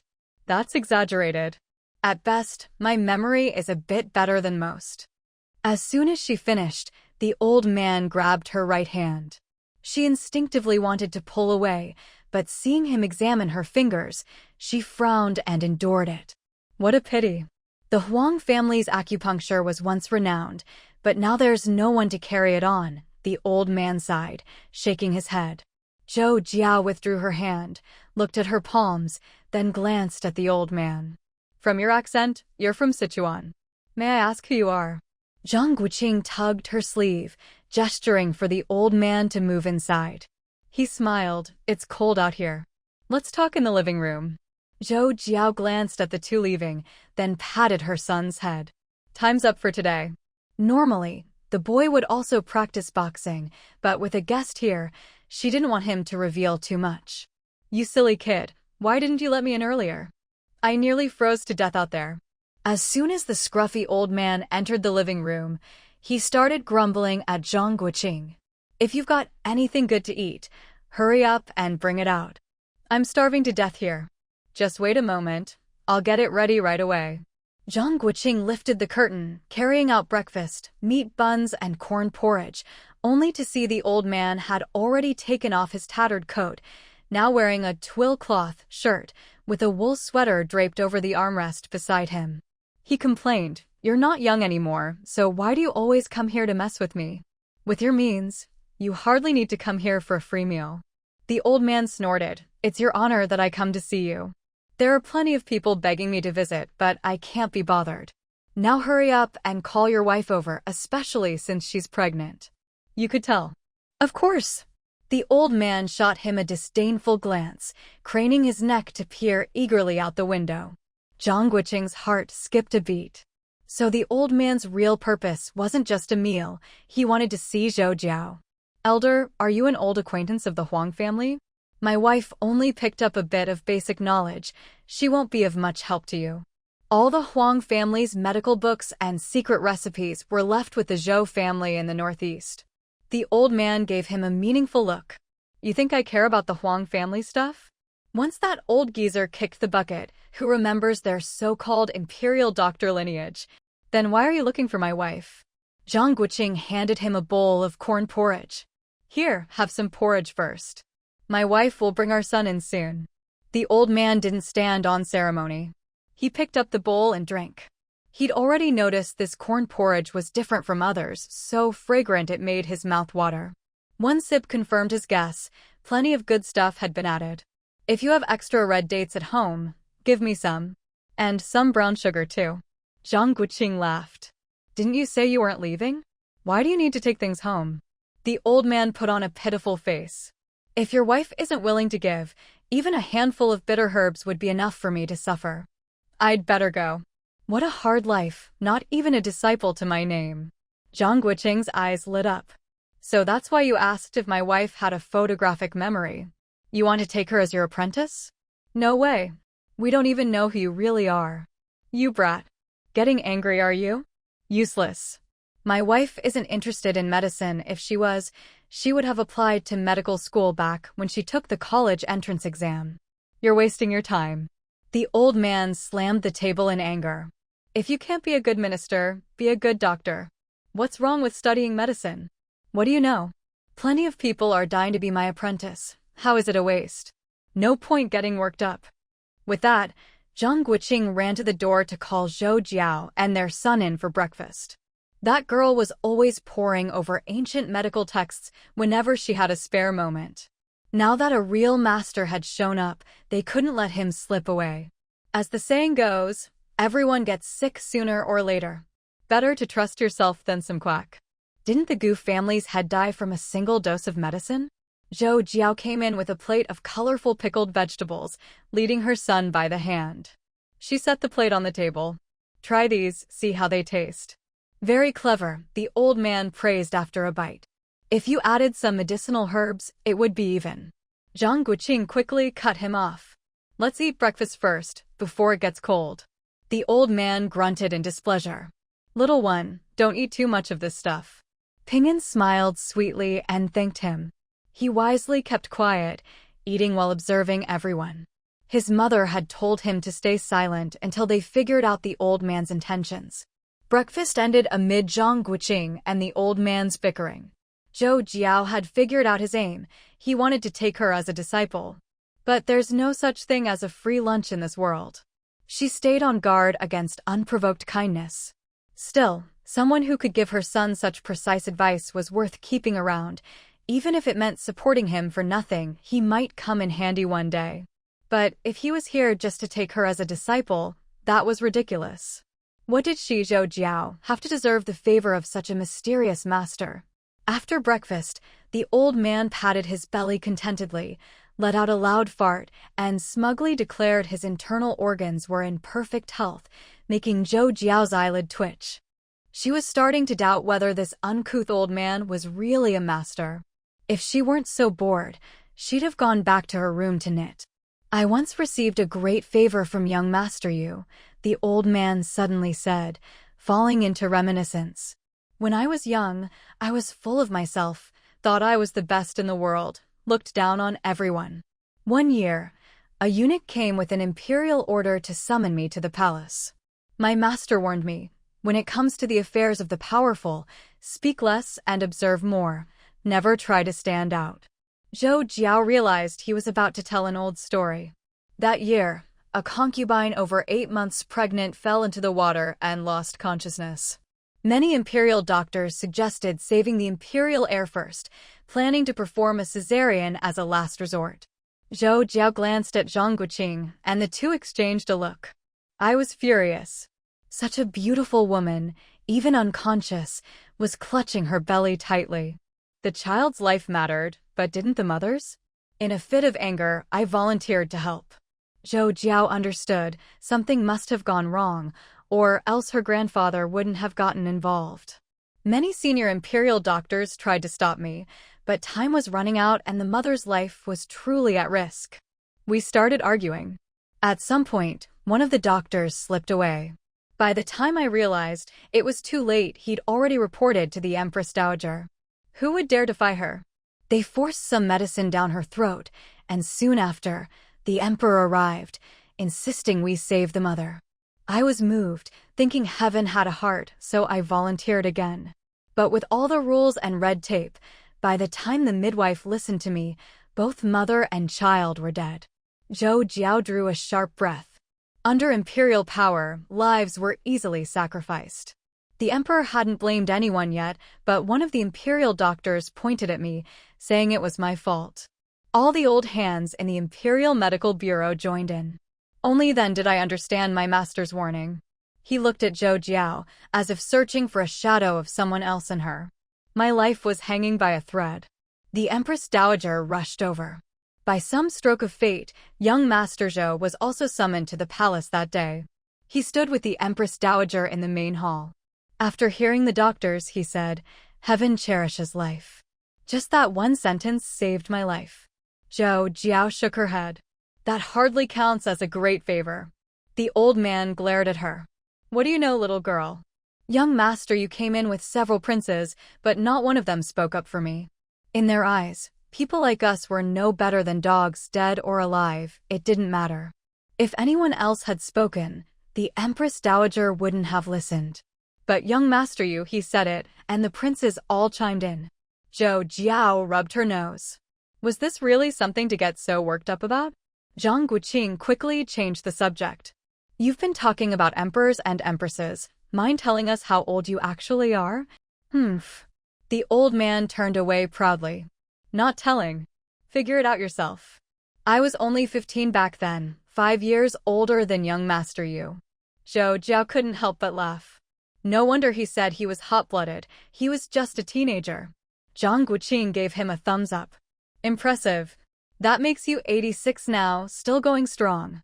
The old man shook his head and sighed. I'm getting old and useless. Grandpa, was my great-grandfather really amazing? Ping'an asked eagerly, his eyes sparkling with curiosity. The old man's face was full of nostalgia. Of course he was. When I went back that time, I made a point to ask around. I heard that besides being close friends with several princes, even the noble ladies all wanted to marry him. Hearing this, Zhou Jiao quickly coughed a few times to interrupt. The old man was getting more and more outrageous. If he kept going, who knows what romantic escapades he'd start talking about next. My master took me up the mountain to avoid trouble, so I never got the chance to thank him in person. Later on, well, you all know what happened. Heaven does have eyes after all. It's a pity I only learned about your family situation a few years ago. Otherwise, I would have gone to Jiang'an to visit long ago. Aren't you curious who I am? Take a guess. Zhang Guoqing shook his head. I'm just a country boy, not familiar with any famous people. I really have no clue. The old man snorted. Figures. You silly kid, you've got no sense at all. Back when I was roaming the world, you didn't even know where you were. Zhou Jiao couldn't help but laugh and cry at this mischievous old man. But this little girl should have some idea. That damned Lin family kept chasing after me, wanting me to save their lives. If I hadn't given that poisonous woman a dose of medicine, it would have been their bad luck. Doctor Hu, the acupuncture master. Zhang Guoqing blurted out, then fell silent. Now it all made sense. No wonder such an eccentric had shown up at their door. See? That bowl of noodles I had wasn't for nothing, Master Hu said, then turned to Zhou Jiao. Girl, what you learned from the Huang family is just scratching the surface. Come learn real skills from me. Zhou Jiao shook her head. If you hadn't mentioned my grandfather's great kindness, I definitely wouldn't let such a renowned doctor slip by. But under the circumstances, I'll have to pass. How could Doctor Hu give up so easily? It's not every day you find a disciple with a photographic memory and a solid foundation in medicine, like young Master Yu. Don't be so quick to refuse. I came to the capital last year and heard a bit about your situation. You've been studying medicine since you were a child. Are you really willing to give it up so easily? And your father's a soldier. Your kids, this little one's already started martial arts, will probably follow the same path. Knowing medicine will only benefit you, never harm you. That hit Zhou Jiao's weak spot. Besides your grandfather's kindness, I also value your character. You and your husband must have heard the rumors about me. Zhou Jiao nodded. The stories were endless. He'd refuse to treat people he didn't like, wouldn't work if he was in a bad mood, and would disappear into the mountains for years at a time. You're decisive and know when to let go. That's exactly the kind of disciple I want. In the future, you can be just like me. Don't treat bad people. Don't treat those you dislike. Live however you please. Zhou Jiao couldn't help but laugh at him. Don't laugh. Don't be fooled by my shabby appearance, coming here for a free meal. If I wanted fame and fortune, all I'd have to do is say the word, and people would be lining up to beg me. He referred to himself as your master so naturally that even Zhang Guoqing couldn't help but shake his head and laugh. My little disciple, you're a girl and don't know any self-defense. Medicine and poison go hand in hand. If you learn my skills, you'll never have to worry about dealing with petty crooks. Listening to his rambling, Zhou Jiao was already wavering in her heart. With medical skills, she wouldn't have to work in a hospital, and learning more while she was young could only be a good thing. But she still didn't quite trust him. The so-called great kindness from her grandfather was just his word. There was no proof. What could she possibly have that he wanted? Zhang Guoqing saw her hesitation and joked, "Be honest, old man. Is it because my wife has a photographic memory? I'll warn you, you might be disappointed." The old man lifted his chin and shot him a sidelong glance, not denying it. I did consider that before I came. Having a good memory makes learning twice as effective. I don't take disciples lightly. If I do, I want the best. When I'm gone, I don't want my reputation ruined. Zhou Jiao listened quietly to their banter, already having made up her mind, but she still wanted to ask her father first. How about you stay in the East Wing? In a few days, come back to the compound with us. No. If I go there, I'll never get out. The old man pulled a face, debating whether to say something so embarrassing. What if he scared off his new disciple? Then stay here. We'll visit you often. The old man steeled himself and turned his head away. The city hospital roped me in. As long as I'm in the capital, I can't leave for a while. Zhang Guoqing struggled to hold back his laughter, pinching his leg. Who's got that kind of power? That bastard came up with the idea. Some nonsense about household registration and courtyard housing. I got caught in their trap before I knew it. Now that he'd said it, the old man didn't feel embarrassed.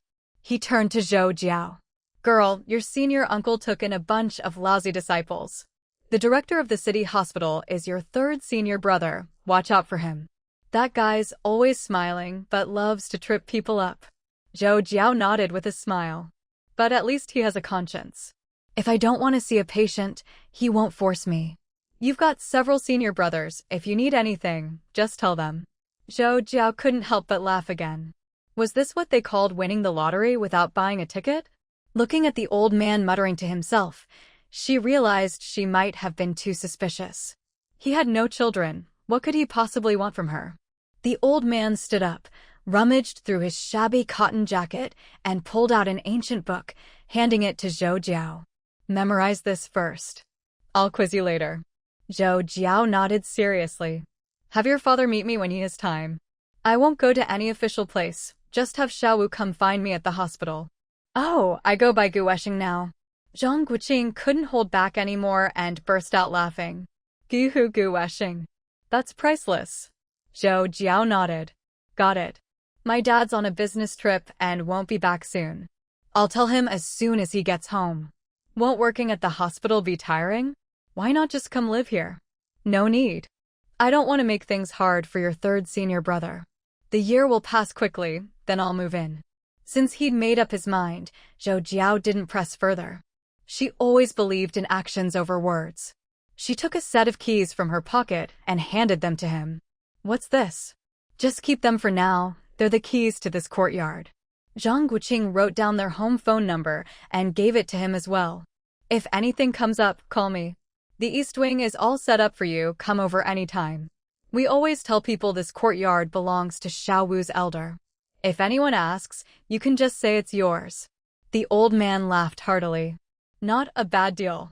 I got a new disciple and a filial kid thrown in. Ping'an piped up, unwilling to be left out. I'll be filial to you too. Good. I'll call those old fogies and tell them I have descendants now. One of my disciples is worth a dozen of theirs. Zhang Guoqing watched him hurry to get dressed and leave, and couldn't help but laugh as he tried to stop him. At least stay for lunch. No time. I need to have them prepare gifts for my disciple. The old man was in a rush. Girl, hurry up and make something tasty for your master. Zhou Jiao grinned and went off to prepare food. Inside, the old man ruffled Ping'an's hair. Grandmaster will bring you something good in a couple of days and find you a real training method. What you're practicing now is useless. He came and went in a whirlwind. After Zhang Guoqing saw him off with a bag in hand, Zhou Jiao watched their departing figures and couldn't help but laugh. No matter how you looked at it, this master seemed completely unreliable. For Zhou Jiao, once she had given up on someone in her heart, it meant they no longer had anything to do with her. If her mother wanted to see those people, that was her mother's freedom. She never forced anyone. This matter was like the wind passing without a trace. She only mentioned it in passing to Zhang Guoqing, then greeted Lin Lishan before she and her husband took their son to the courtyard in the alley for a little vacation. Avoiding familiar faces, they arrived at the courtyard and didn't even bother tidying up first. Zhang Guoqing grabbed his student ID and household registration book and went straight to the neighborhood committee to check in. Okay, what about my pants? Now Zhou Jiao was truly speechless. She didn't know what her mother was thinking, putting 4 pairs of pants on the child. No wonder he was unhappy. Grandma is afraid you'll get sick. Only family will care for you like this. We have to be grateful. Zhou Jiao. Wang Ligong's mother was so enthusiastic when she saw me. She said if we need anything, just go to her place. I'll visit her tonight. You don't have to go, I'll take Ping'an. Would that be rude? It's fine. I told her you're expecting, and it's hard to rest with all the people coming and going in the compound. I think she's a good person. It's best to visit and build a neighborly relationship. With her working at the office, it'll be good to have someone keeping an eye out for us. Zhou Jiao nodded. Zhang Guoqing was much better at handling these relationships than she was. It hadn't taken him long to find out that his old classmate Wang Ligong's mother worked at the local office. Next, let's really enjoy life in the alley. Later, I'll tidy up the study too. At night, we can go to the park and enjoy the night view. You'll love it. This time, Zhou Jiao didn't remind him about saving firewood. Her husband rarely had such leisurely moods, so she let him be. Still, she doubted they'd really get to enjoy much peace and quiet. In her view, Zhang Guoqing was never one to sit still. She was sure it wouldn't be 2 days before Yi Jiafeng and the others would show up, and this place would become their gathering spot. That was what she thought, but she didn't say it out loud. To her, being able to steal a few moments of leisure was already a pleasant surprise. Few people could live as she did. Don't act in the first and second 9-day cold spells. By the third and fourth, you can walk on the ice. While the elderly huddled indoors to wait out the winter or basked in the sun against the courtyard walls, the neighborhood kids were running wild. In just a couple of days, Ping'an had already made a bunch of new friends. No matter how cold it got, nothing could stop the children from tearing around at the mouth of the alley. When it snowed, things got even crazier. They'd have snowball fights from one end of the hutong to the other, and once the snow was packed down, they'd slide on it for fun. Until dinner time, Zhou Jiao rarely caught sight of her child. The round ball hurried forward as he stopped, making Zhang Guoqing worry they'd fall. "What are you staring at?" "It's me, you blind or what?" the person barked. "Old man, you." A hand tugged down the scarf, revealing the face of the old man who'd tried to scam him before. Seeing Zhang Guoqing recognize him, the old man immediately switched to a haughty tone and snorted. When Zhang Guoqing got Zhou Jiao's response and walked over, he heard the old man's questions and couldn't help but laugh. This guy really was something. Just by observing, he could tell his son was practicing internal techniques. Experts were always eccentric. Was being noticed by this old man a blessing or a curse? "Sir, let's go to the study for some hot water and warm up. Breakfast will be ready soon." "Good, then I won't leave." "Huh? Do you mean it? You know who I am?" She shook her head. "We've never met.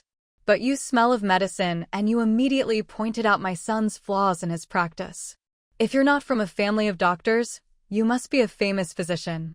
The old man snorted. "You should feel honored that I even bother with you. There are plenty of people who'd love to have me as a guest, but I'm not interested. Now, go call your wife over. She's pregnant, isn't she?" "You could tell." "Sir, are you an old acquaintance of the Huang family?" "My wife only picked up a little bit of their skills, so there's not much point in coming to her. All the Huang family's medical books and secret recipes are with the Zhou family up in the northeast." "You brat. Getting angry now? Useless. My wife isn't going to study medicine. If she wanted to, she would have applied to medical school back when she took the college entrance exam." "You're wasting your time." The old man slammed the table in frustration. "If you can't be a good minister, then be a good doctor. What's wrong with studying medicine? What do you know? There are plenty of people begging to be my apprentice. How is this a waste of time? No point getting worked up." Breakfast passed with Zhang Guoqing and the old man bickering back and forth, and Zhou Jiao began to get a sense of what was going on. The old man seemed to want to take her as an apprentice, but there's no such thing as a free lunch. She remained cautious about people who showed kindness for no reason. Still, if someone so talented was willing to give her son guidance, she'd be happy to support him, even if it meant feeding him for nothing. Maybe one day they'd need his help. "I once owed young master you a great debt," the old man suddenly said, falling into reminiscence. "When I was young, I was praised by everyone and thought I was the best in the world, looking down on everyone. One year, a eunuch came with an imperial edict, summoning me to the palace. My master warned me not to meddle in the affairs of the powerful, to watch more and speak less, and never to stick my neck out. Many senior physicians tried to stop me, but time was running out and the mother's life was truly in danger. We argued, and at some point one of the doctors slipped away. I didn't even notice until it was too late. He'd already gotten the imperial order. Who would dare defy the Empress Dowager? They gave her the medicine, and not long after, the emperor arrived and insisted we save the mother. I was moved, thinking fate was on my side, so I volunteered again. But there were so many rules and regulations, and by the time the midwife listened to me, both the mother and the baby boy were dead. On the morning of Little New Year's Eve, the ground was cracked from the freezing cold. A biting northern wind cut like a knife, and thick snowflakes swirled through the sky. This winter was brutally cold, so cold it made your nose ache and your head throb. Your feet felt like blocks of ice. But even that couldn't stop the women and children who had gotten wind of the news ahead of time. Today was the day to slaughter the New Year's pigs. This was different from the ration pork you could only buy with meat coupons. These were two big, fat pigs raised right in their own courtyard. Early in the morning, the kitchen staff were already bustling with activity in the open space in front of the canteen. Whether they were helping out or just watching, everyone's face was lit up with excitement. The younger kids, undeterred by the cold wind, stared at the pig about to be slaughtered, constantly wiping drool from the corners of their mouths. A pit had already been dug in the open space. Soon, a stove was set up, a big pot put in place, firewood carried over, and water heated. Once everything was ready, several cooks hoisted the filthy, trussed-up old sow onto a makeshift rack made from an old bedboard and two benches, washing her down in preparation for slaughter. With a flash of the knife under the sow's tragic squeals, the pig was quickly dispatched, expertly gutted, and the innards removed. The pig's blood in the wooden tray on the ground was quickly salted and carried into the canteen. The other pigs soon followed the same fate. Blood sausages were stuffed, the offal cleaned, bones removed, and large, fresh chunks of pork were neatly arranged on the chopping board, then carried into the big kitchen one after another. Even though they couldn't cook the traditional slaughtered pig feast right on the spot like in the countryside, the kids were still overjoyed. They crowded around the canteen, refusing to leave, just waiting for lunchtime to come sooner so they could eat meat as early as possible. The women, meanwhile, quietly calculated how much meat they'd get today, gave their kids a few happy instructions, and hurried home. From this day on, as per tradition, after each family's share of pork was distributed, the nearby canteens would fill the air with the mouth-watering aroma of meat at every mealtime. Dishes like stir-fried pig liver, sautéed pig intestines, braised pig head, radish and bone soup, stewed pork with beans, and more appeared in rotation. After 3 years of tightening their belts, this New Year's Eve, everyone could finally eat all sorts of white flour dumplings stuffed with pork and scallions, chive and egg, pork cracklings and cabbage, pumpkin, pickled cabbage, and more. How could people not be in high spirits? Laughter and joy, absent for so long, returned to the courtyard. Zhou Jiao came back to the compound, travel-worn, and saw a bunch of kids gathered by his west wing. He didn't even need to listen to know they were all talking about meat. "Grandpa," Zhou Jiao scooped up Ping'an, who ran over to him, and felt his little hands. "Are you cold?" "I'm not cold." "Grandpa, why are you only back now?" "I missed you so much it made my heart hurt." "Are you tired?" "I'm a big boy now, I can get down." That's what he said, but his arms stayed tightly wrapped around his grandpa's neck. Zhou Jiao patted his bottom. "Trying to be clever, huh? What's wrong? Feeling unhappy inside?" Ping'an pouted. "I have a little brother now." Zhou Jiao couldn't help but laugh. "That's more like it. What kid doesn't want to be the center of attention?" "Grandpa, I have a little brother now." Ping'an reminded him again, dissatisfied. Zhou Jiao glanced at him. "I heard you. Aren't you happy?" Uncle Xiaofei said grown-ups always spoil the youngest. Don't listen to other people's nonsense. Zhou Jiao looked into the child's bright eyes as he walked. In Grandpa's heart, Ping'an will always be number one. Ping'an burst out laughing at that. Zhou Jiao came out to greet her father, just in time to hear this. Looking at her delighted son, she said, "Feel better now?" "Dad, why does he have so many little thoughts?" Zhou Jiao patted the boy's head and smiled at her. "It's perfectly normal. No matter if it's a boy or a girl this time, that's enough. It's not about quantity, but quality." "What did the doctor say? Is your health holding up?" "Look at me, I've put on weight." "I'm doing great." Zhou Jiao followed her into the living room, still worried, giving her another look over. "Still, be careful. Did you go to Dr. Lin? She's the top expert, a famous OB-GYN. You must go to her this time." "It's her. My husband already contacted her." Zhou Jiao was very reassured by his son-in-law's reliability. He nodded approvingly. "Where's Xiaowu?" Ping'an immediately answered, "I know. My dad went to the hospital to bring food to great-grandpa. He'll be back soon." Zhou Jiao looked at his daughter. "Dad, I have to start from the beginning with this. Wash your face first. Baby, get down. I want to stay with Grandpa." Grandpa, let me tell you what happened.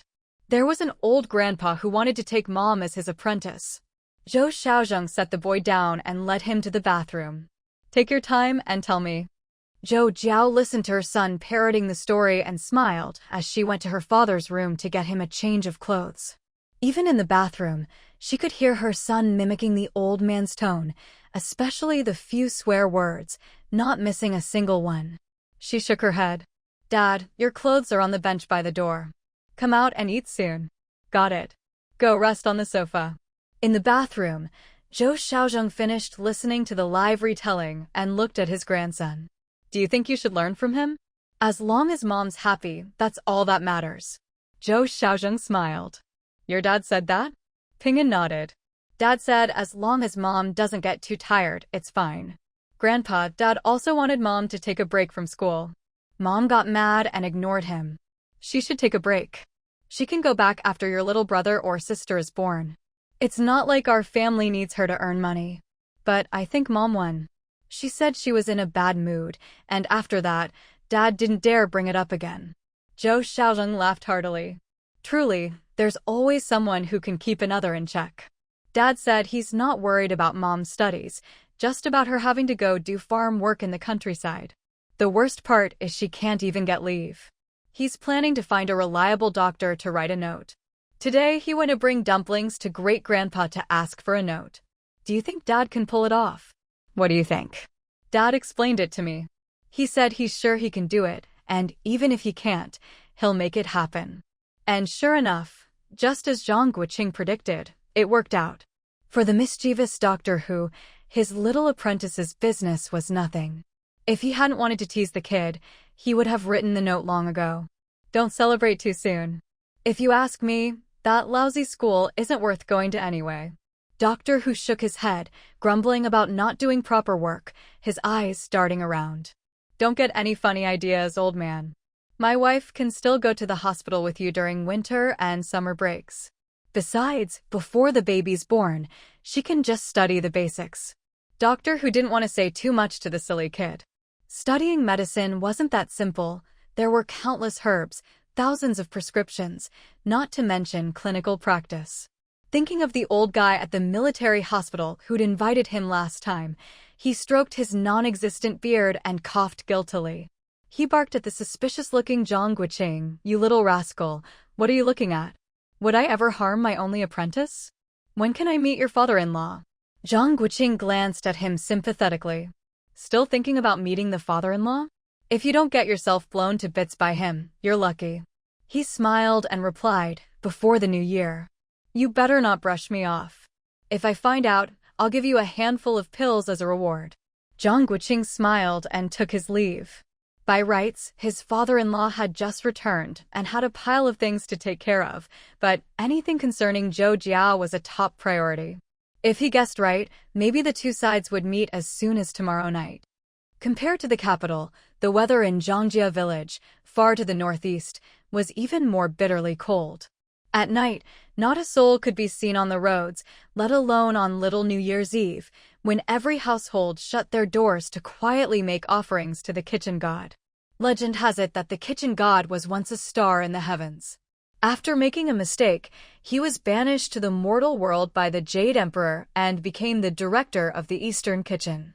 He sits in every household's kitchen, recording how people live and behave. Every year on the 24th day of the 12th lunar month, he returns to heaven to report each family's deeds, good or bad, to the Jade Emperor, who then dispenses rewards or punishments. That's why, on this day, people make offerings to send the kitchen god back to heaven. Zhangjia village is in the north of China, and unlike the south, where Little New Year falls on the 24th, they follow the tradition passed down from their ancestors and celebrate it on the 23rd. According to custom, men don't worship the moon, women don't offer to the kitchen god, so only the men take part in the kitchen god ritual. Inside the kitchen, Father Zhang shooed out the women and children, pulled a picture of the kitchen god from his inner pocket, and respectfully stuck it above the stove, muttering apologies under his breath. On the table in front of the stove, he set out 4 offerings: candy, clear water, beans, and straw. Then he melted a piece of milk candy with fire and stuck it onto the kitchen god's mouth. In the past, they used to use traditional hard candy to seal the kitchen god's mouth, so he wouldn't speak ill of them to the Jade Emperor, and to sweeten his words so he'd only say good things. But Father Zhang figured that immortals are people too, and would probably prefer milk candy over hard candy. If you want the kitchen god to speak sweetly, you have to use the best. Hadn't their family's fortunes improved ever since they started using milk candy? Because of this, he'd been quietly reminding his two old friends since last year to use milk candy too. Whether they believed him or not, he wouldn't tell just anyone. Father Zhang led his two sons, Zhang Guoqing and his brother, to kneel and kowtow 3 times. Then he stood, took down the picture of the kitchen god, and burned it along with the straw horse, bowing and praying as the flames rose. Once the ritual was done, Father Zhang signaled to his wife to bring the daughters-in-law in to clean up. Even though every family secretly made offerings, it was best not to draw attention. In the main room, Father Zhang sat cross-legged on the heated brick bed, took out his long pipe, filled it with tobacco from a basket, lit it, and took a deep drag, half closing his eyes as he exhaled slowly. "Dad, feeling good?" Zhang Guoqing grinned as his younger brother massaged their father's back, making faces as he did so. "Not bad." "Tonight, you keep at it," Father Zhang replied, making Zhang Guoqing burst out laughing. "Dad, are you and Mom really going to the capital after the new year?" "You shouldn't go. My brother and I are both in the county town, so if anything comes up, we can help out. If you go so far away, we'll be at a loss." Zhang Guoqing shook his head in disagreement. "We have to go. Zhou Jiao is expecting, and if no one from our family goes, it won't look good. Dad, you and Mom can just stay a few days and come back. Big brother, you think it'll be like last time, go for a week or 2 and come back?" Xiao Wu writes home every day asking if we're short on food, how our health is, telling us how great the capital is. "I figure, if we go this time, we might not be back for 2 or 3 years. Father Zhang remembered how his youngest son wrote about their courtyard house, how you could see the palace from inside, and how the little grandson wouldn't be close to them if they didn't keep him nearby. He couldn't help but smile. "Dad, don't just laugh. What's in the capital for you? Here in the village, you've got your old friends, and in the county town, even more. What's there for you in the capital?" Zhang Guoqing was worried about his parents moving away for good. He hesitated, then looked at Father Zhang pleadingly. "Dad, please don't go. Let Mom go visit Zhou Jiao and come right back." Father Zhang shot him a look. Let your second brother's wife go with your mom." "No way. She's just like my sister-in-law." "Mom shouldn't go, Dad, you go. Just say you're worried about Mom." "As long as she doesn't go, Xiao Wu won't dare keep you there." Worried the daughters-in-law might overhear, Father Zhang glared at him. "Nonsense. We've already decided. After the new year, your mom will take your wives, just the 3 of them, to the capital. When Zhou Jiao is about to give birth, I'll go with your mom. Don't worry about it. Don't forget, Uncle Zhou's family only has Zhou Jiao, but they're not short of people to help with the confinement." The second son frowned. "Why should the women go? Their mouths can't keep a secret, and once they're back, they'll gossip about everything. And as for his sister-in-law, she might seem better now, but who knows what she's really like." Father Zhang, shrewd as ever, could see his son's disapproval. But Zhou Jiao was right. Sometimes you have to show some strength, not keep everything hidden. He knew what his daughters-in-law were like. It was just as well to let Zhou Jiao teach them a thing or two and see what life in the capital was like, so they wouldn't get too full of themselves and drag his sons into trouble. "Dad, I'll see if Big Sis can get time off to go with Mom." Father Zhang shot his second son a look. "And leave old Zhang in charge of the house? Your sister can't go, she has to look after things here. Your brother-in-law's a good man, but he's got no backbone. What about second sis?" Father Zhang shook his head. "A married daughter is like water poured out. She's got her own family, and her kids are still young." The 2 brothers looked at their father in surprise. He'd always treated his 5 children equally, never favoring sons over daughters. Father Zhang tapped his pipe, hesitating, and then said quietly, "I want your mom to take your wives to broaden their horizons. Only when a person has seen enough of the world's dangers will she learn not to act on impulse. The brothers exchanged glances. I'll write to Xiao Wu and he'll understand what I mean. In a family, it's not just the men who have to be strong and capable. The women need to be sensible and know their place. That's how a family prospers. With that, Father Zhang fell silent. Some things they'd have to figure out for themselves. Saying more wouldn't help. That night, in the main bedroom, Mother Zhang blew out the lamp, lay down beside her husband, and thought of the delighted faces of her daughters-in-law, feeling a bit uneasy. Do you think you should discuss this with Xiao Wu first? She asked. Father Zhang chuckled.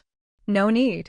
As soon as your son hears you're bringing his two sisters-in-law, he'll know what I'm up to. What about Zhou Jiao? Should we give her a heads up? I'm worried she's too naive and might reveal too much. She won't.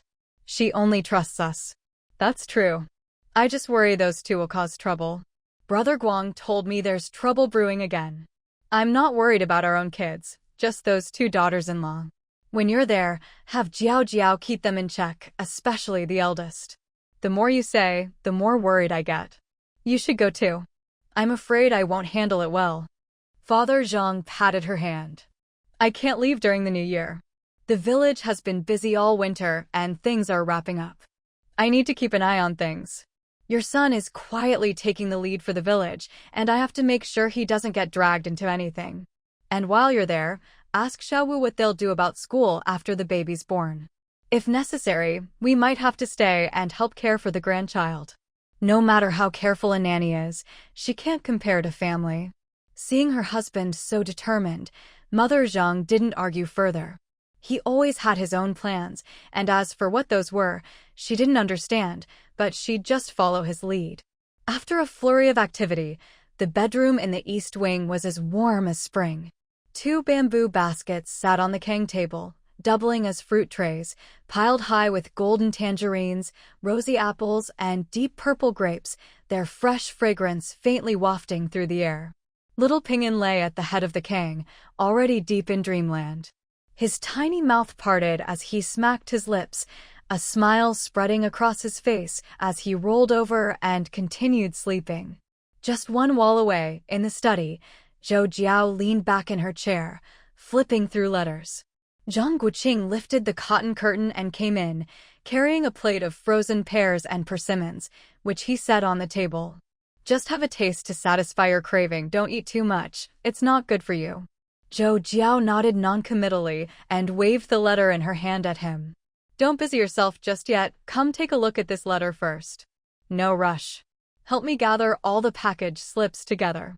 I'll pick everything up in one go before dinner, Zhang Guoqing said, glancing at the stove flame as he picked up the aluminum pot. Count who hasn't sent anything yet.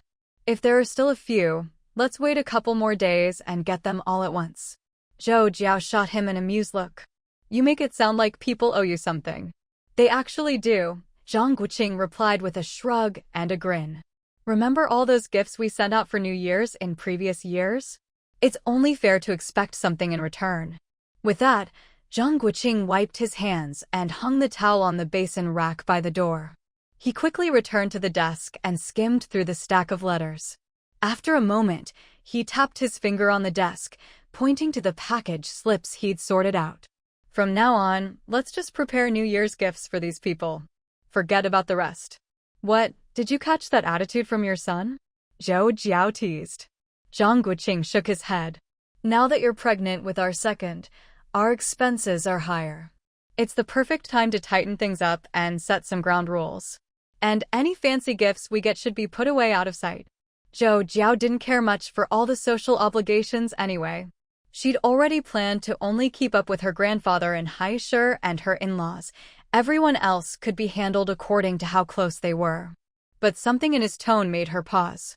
She remembered that just now, Yi Jiafeng had stopped by, and the two of them had whispered at the door for quite a while.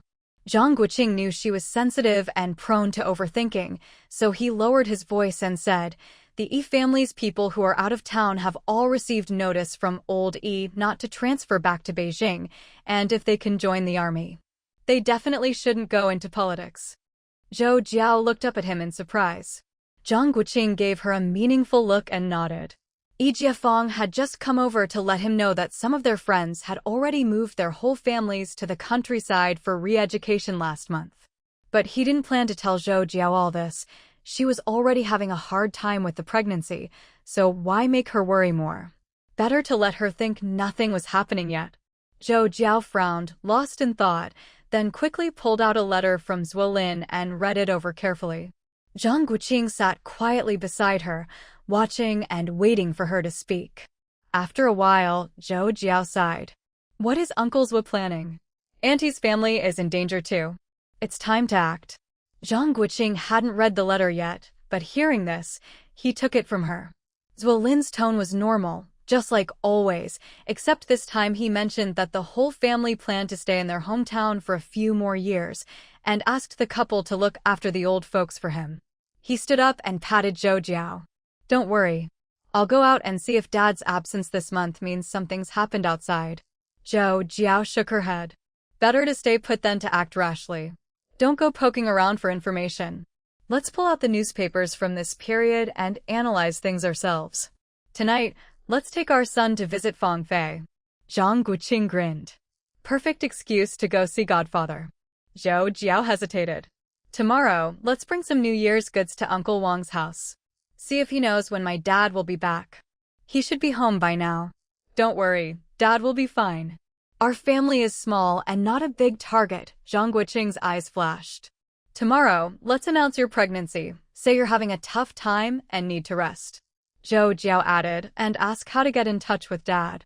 We should let him know the good news right away. The couple exchanged a smile. Zhou Jiao glanced at the fruit on the desk, then looked around the study, surveying every corner. She got up, opened the side door, and went into the bedroom. Zhang Guoqing followed, watching as she continued to inspect the room, opening drawers and cabinets. He immediately understood and looked at his wife with approval. Jiao! Zhou Jiao put a finger to her lips, signaling him to be quiet. She glanced at their son on the kang, then pulled Zhang Guoqing back into the study. Go ahead. Are you thinking something again?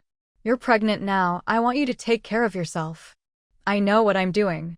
Zhou Jiao squeezed his hand. How about switching to a domestic watch? Zhang Guoqing immediately caught her meaning. Let's keep the phonograph in the bedroom for you to pass the time, and any other luxury items we really need can go there too. No one will be coming in and out of our room for a while. Zhou Jiao burst out laughing. That's her man, he always got her point right away. Were they two minds with a single thought? Now that she'd thought of it, she wanted to act immediately. She took out 2 calligraphy scrolls by the chairman from her space, along with the camera. Brother, time to show your professional skills. Help me develop these photos. Life size, 3 sets. Zhang Guoqing grinned. Just say the word if you need anything else. Back to basics. Zhang Guoqing nodded in agreement. With the new year coming, it was the perfect time to tidy up and put away anything too conspicuous to avoid future trouble. Just a few words from his pregnant wife and Zhang Guoqing was run ragged. From the next day on, after announcing her pregnancy, he didn't care what the outside world thought. He just followed Zhou Jiao around, doing whatever she needed. Wife, Dad says he'll be able to spend little New Year's Eve with us. He told you not to worry, he's doing great. He can't call home right now, but he'll talk when he's back. With this crucial news, Zhou Jiao finally relaxed and felt at ease. She beamed. Got it. Brother, let's do the living room today. Zhang Guoqing saw her tugging him along and quickly steadied her. Slow down. Don't rush. You just give the orders. Zhou Jiao grinned, leading him into the living room. She pointed at the wall. I want to hang it here, so it's the first thing you see when you walk in. Move that side table over here and put Grandpa's white jade sculpture on it. What do you think of my idea? What did he think? Even if he didn't, he'd have to go along with it. Zhang Guoqing had her sit down while he went to fetch the items. He'd stayed up late last night making 3 sets of photos, just for this. Aunt Chen, standing nearby, glanced worriedly at Zhou Jiao's belly and gently urged, Why don't you sit on the sofa and tell us what you want changed? If there's anything else, just say the word. Auntie, could you help me change those curtains? Zhou Jiao pointed to the red curtains on the sofa, glanced at the green-painted half-wall, and said, a bit against her own taste. I like this red. It's so festive. Weren't those curtains from the logistics department's earlier allocation? Aunt Chen's eyelid twitched. How did her temperament change so fast with the pregnancy? Wasn't she the one who said red with green walls was an eyesore? Oh well, what can you do? Pregnant women get their way. All right, I'll change them right away. Jiao, is there anything else you don't like? I'll change it all for you today. There was a lot, in fact. But Zhou Jiao didn't dare let her do it. The most trusted outsider was still an outsider. Anything that might leave a handle for gossip, she'd handle herself, little by little. Luckily, they'd been careful when they first moved in, otherwise, she'd be exhausted by now. After the little new year, every household swept and scrubbed their homes, washed clothes, cleaned pots and pans, a thorough cleaning to welcome the spring festival. Thanks to Zhou Jiao's earlier fuss, the Zhou family didn't need to tidy up again. Once her in-laws left for work, Zhang Guoqing took their son to visit Dr. Hu. Just then, the logistics department delivered this month's grain rations and spring festival benefits. Zhou Jiao thanked the soldiers, and after they left, she planned to steam some bean buns. With Aunt Chen, someone she trusted, now living with them, Zhou Jiao couldn't just take things out of her secret stash as she pleased. She could only prepare a bit more of each New Year's treat and sneak an extra when it was time to eat. Auntie, do you want to go home a bit earlier this year? Zhou Jiao asked. No, you're pregnant. I wouldn't feel at ease leaving you alone, Aunt Chen replied. Zhou Jiao grinned and nodded. Then let's make more food. When you go home for the new year, take some with you for your family to try. It's better to save it for you to nourish yourself. Jiao, I noticed 2 families in the front yard are raising chickens. What do you think about us raising some in the spring? Just in time for your confinement. Zhou Jiao was startled at the thought. Just imagining the smell made her rather go hungry. Besides, after the new year, there would be new restrictions on these things. Why draw attention? She rolled her eyes and smiled. You're already working so hard for our family. Let's forget it. When I'm in confinement, we can swap things with others for a few months. Aunt Chen thought for a moment and nodded. But in her heart, she planned to ask her sisters-in-law to help gather some eggs. The ones sold in the city during summer weren't fresh. You sit, I'll handle this. There's no rush to start the dough. It's fine, I'm just pregnant, not sick. Aunt Chen spat on the ground a few times for good luck. Don't say that, don't say that. Zhou Jiao laughed heartily. Last time, it was just childish talk. I heard the Chu family bought an electric box the other day. Lots of people went over to see it. Do you want to take a look? Zhou Jiao blinked, confused. What's an electric box? I'm trying to remember what they called it. Something like an electric chicken? They say when you plug it in, there are men and women inside. Chu family's daughter bought it from the friendship store as a New Year's gift for her parents. When they brought it home, it caused quite a stir. Almost everyone in the compound went to see it. But I didn't go. Zhou Jiao realized it must be a television. Isn't that a waste of money? It's better to keep some savings for peace of mind. If you want to watch a movie, there are screenings in the compound. Luckily, their house is on the other side, or it would be too noisy with people coming and going. Zhou Jiao just smiled without commenting. The Chu family really knew how to make trouble for themselves. People's fortunes are all arranged by heaven. You can't keep stirring things up. That Chu girl is foolish. She made a huge scene when her husband divorced her, and now she's pulling another stunt. Why can't she just live quietly? She doesn't even have children. What's the point of spending all her money? Why worry about them? You can't buy what you love with 1,000 pieces of gold. Maybe people are praising their daughter for being capable and filial. Without connections, how could she get such a rare item?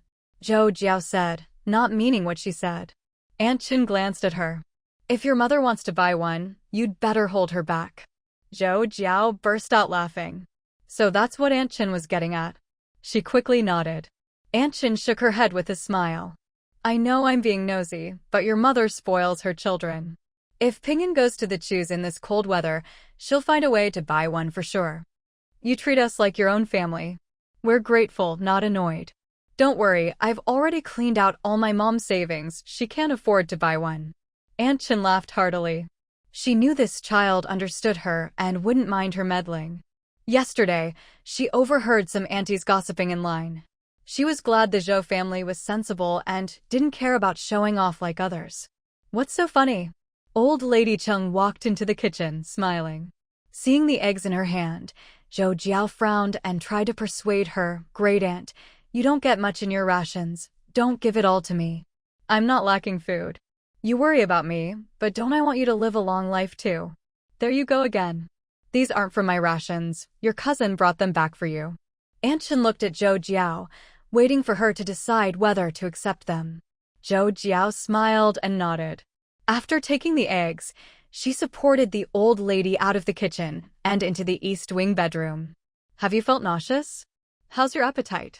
Any cravings?" "I'm fine, just like when I was pregnant with Ping'an. No special cravings for sour or spicy food." "Great aunt, make fewer dumplings this year. My brother got a lot of flour recently. Once we make the dumplings, I'll send some to your house. My great-uncle still likes seafood, right? Winter is great, unlike summer when nothing keeps." Old Lady Cheng patted her hand. "Good child, keep the good food for yourself. You're eating for two now, don't shortchange yourself." Once in the bedroom, Zhou Jiao opened the wardrobe. "Don't worry, look at what's inside, my dad spoils me. Bird's nest, donkey hide gelatin, red dates, I have it all." Old Lady Cheng glanced inside, shaking her head in dissatisfaction. "Still not enough. Our Jiao deserves better. These days, even with money, you can't buy good things. I wonder if people going abroad can bring some back." Zhou Jiao was startled. "Great aunt, please don't ask anyone to bring things. Even if I have them, I won't eat them. So many people are watching our families, we can't give them any excuse.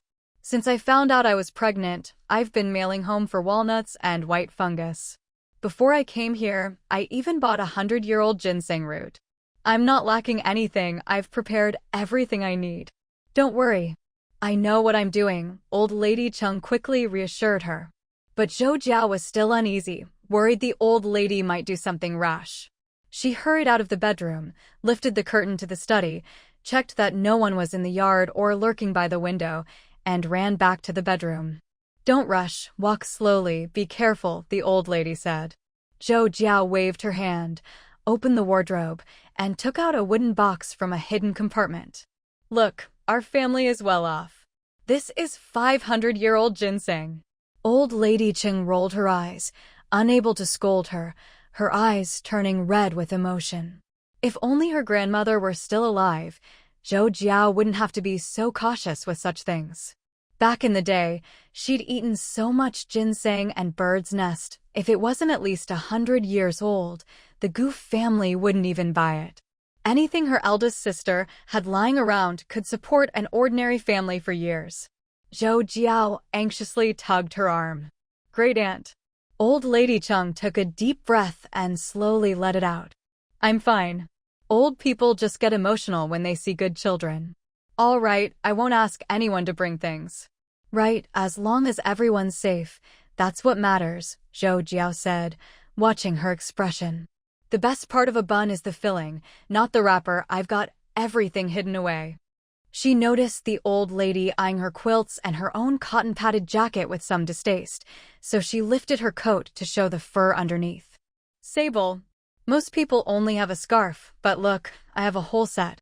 Don't be fooled by the faded clothes outside. All our cotton jackets and pants are made with new cotton." Seeing Zhou Jiao showing off like a peacock spreading its feathers, Old Lady Cheng burst out laughing. She squeezed her coat, finding it indeed soft, and patted her head with satisfaction. Just as her husband had said, the hardships Zhou Jiao endured as a child might have been a blessing in disguise. She was even more cautious than her eldest sister, and that was a good thing, something to be happy about. As the New Year's bell rang and fireworks blossomed in the sky, 1963 truly arrived. Unlike previous years, this year the Zhou family had Zhou Jiao expecting a child, so the family started spending more time at home. Unless necessary, they rarely went out to visit others. Zhang Guoqing had been teased by Yi Jiafeng and the others several times. "Your wife's pregnant, but it's not like you're the one having the baby. Why are you holed up at home like a mushroom? Zhang Guoqing just smiled and apologized to his friends, but his actions didn't change. Instead, more guests started coming to their home. On the 5th day of the new year, Fang Fei came by to say that their group was planning a get-together. After the 8th, everyone would be heading back to their own units, so he told Zhang Guoqing not to miss it that evening. Everything in moderation, Zhang Guoqing agreed with a smile and promised to bring some good wine. Fang Fei gave him a surprised look.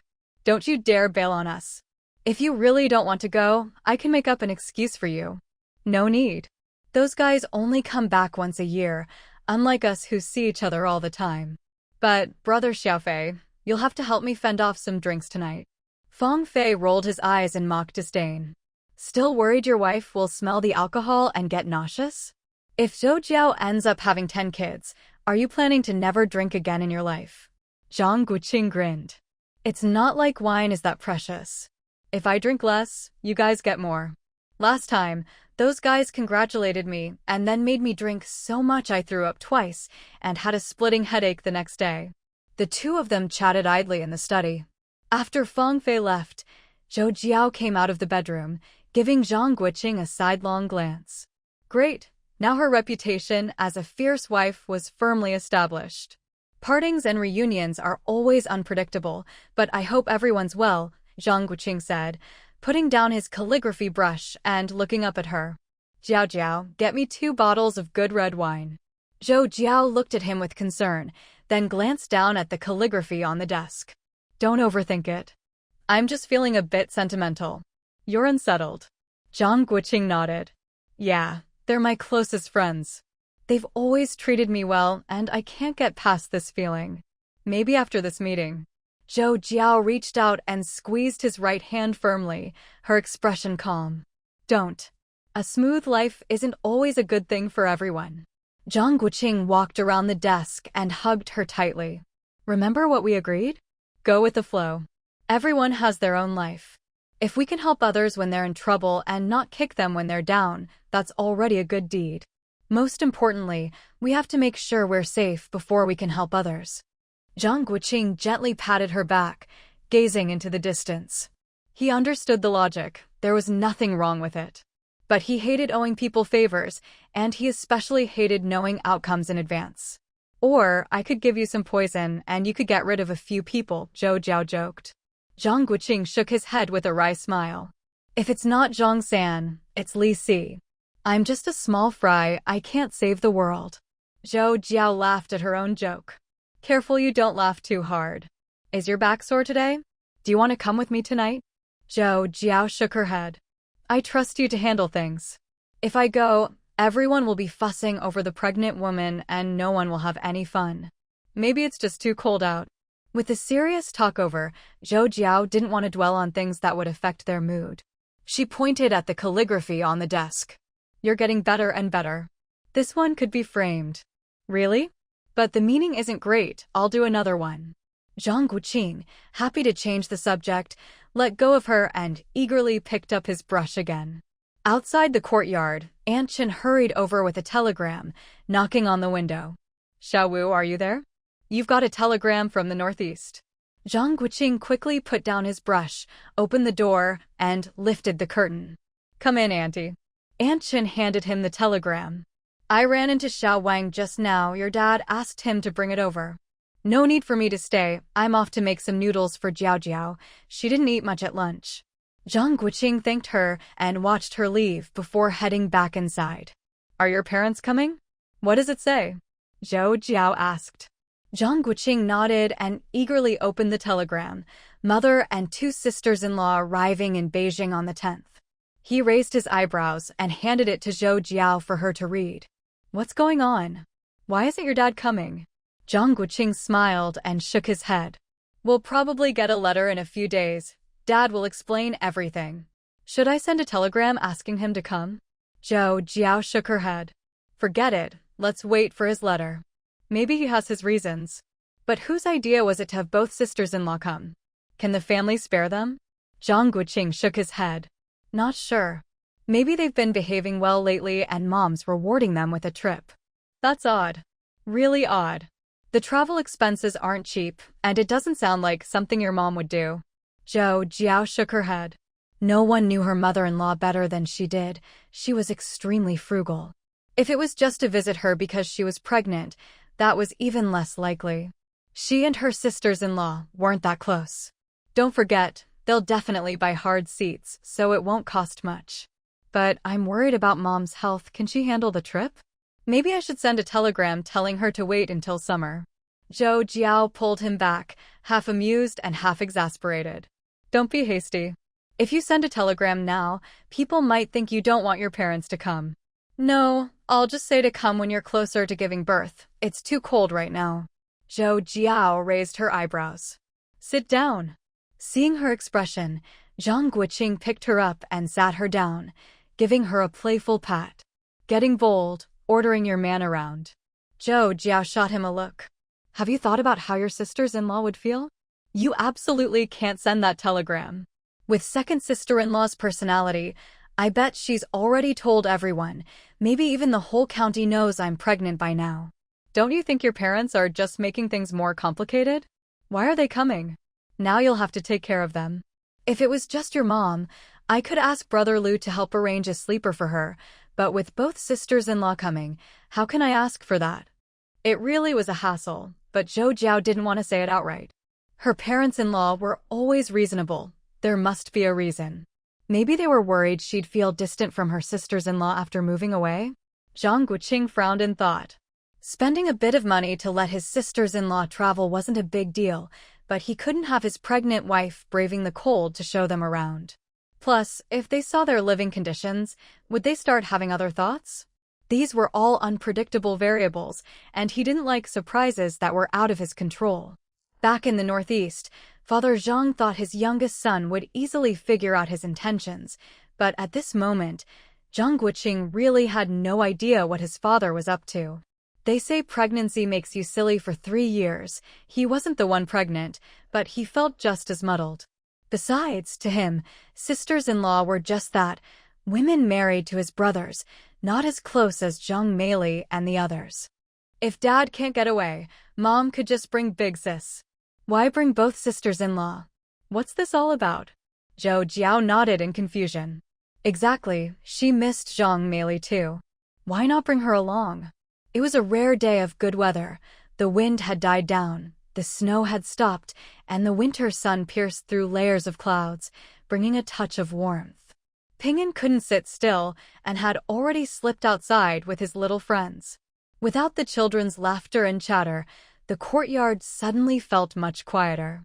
Watching Anshin follow after them, Zhang Guoqing, who was basking in the sun against the wall, glanced at his wife, who was lazily curled up in her chair, and stood up. "Where are you going?" she asked. "It's too boring. I'm going to tidy up the West Wing. Need any help?" Zhang Guoqing quickly waved her off. "Just relax. I'm only checking the Kong bed. Anshin will take care of the bedding later." Zhou Jiao half closed her eyes and waved her hand dismissively. The West Wing had 3 rooms.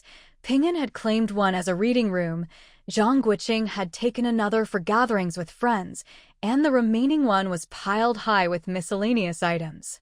Standing at the doorway and taking it all in, Zhang Guoqing decisively gave up. He hadn't even cleaned the Kang last year. He suspected someone could freeze to death in there at night. If his 2 sisters-in-law caught a bad cold, he'd have to worry about them passing it on to his wife and son. He lifted the cotton curtain to the left room. Inside, his rowdy friends had left chess pieces and playing cards scattered everywhere. The room hadn't been empty for a single day this new year. The smell of smoke and alcohol hit him. With a look of distaste, Zhang Guoqing lifted the curtain higher and opened the door and window to air it out. No wonder Anshin said this room would need a thorough cleaning after the holidays. The kids' reading room was just next door. How inappropriate. "Hey, you're a real pal. Perfect timing, come give me a hand," Zhang Guoqing called out with a grin when he saw Yi Jiafang coming over. Yi Jiafang wasn't falling for it. He leaned against the doorway, arms crossed, and nodded toward the king. "What are you up to now? Not enough rooms for everyone to sleep." Yi Jiafang's arms dropped in shock. He pointed outside in disbelief. "You guys don't have enough space? Don't tell me more relatives are coming. Zhang Guoqing shot him a look. What? Got a problem? My mom's coming. Yi Jiafeng hurried over. Why didn't you say so earlier? Of course we need to clear out a room.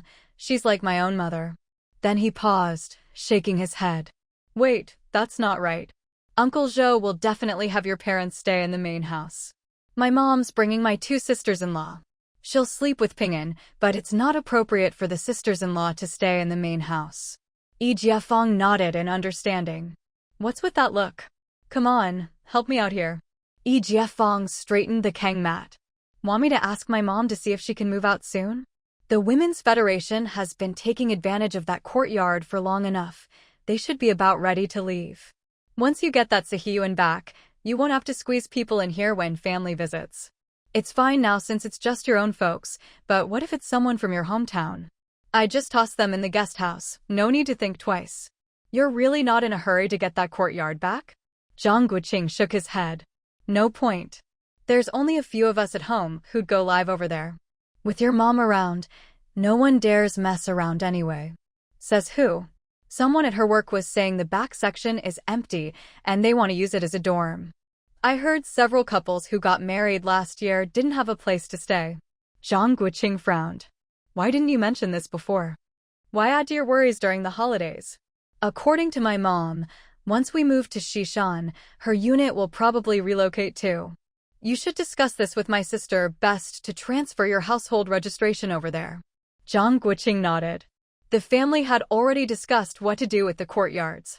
He wasn't sure what Old Hu and his father-in-law had talked about that night, but when they got back, his father told him Old Hu was trustworthy and the courtyard could be transferred to his name.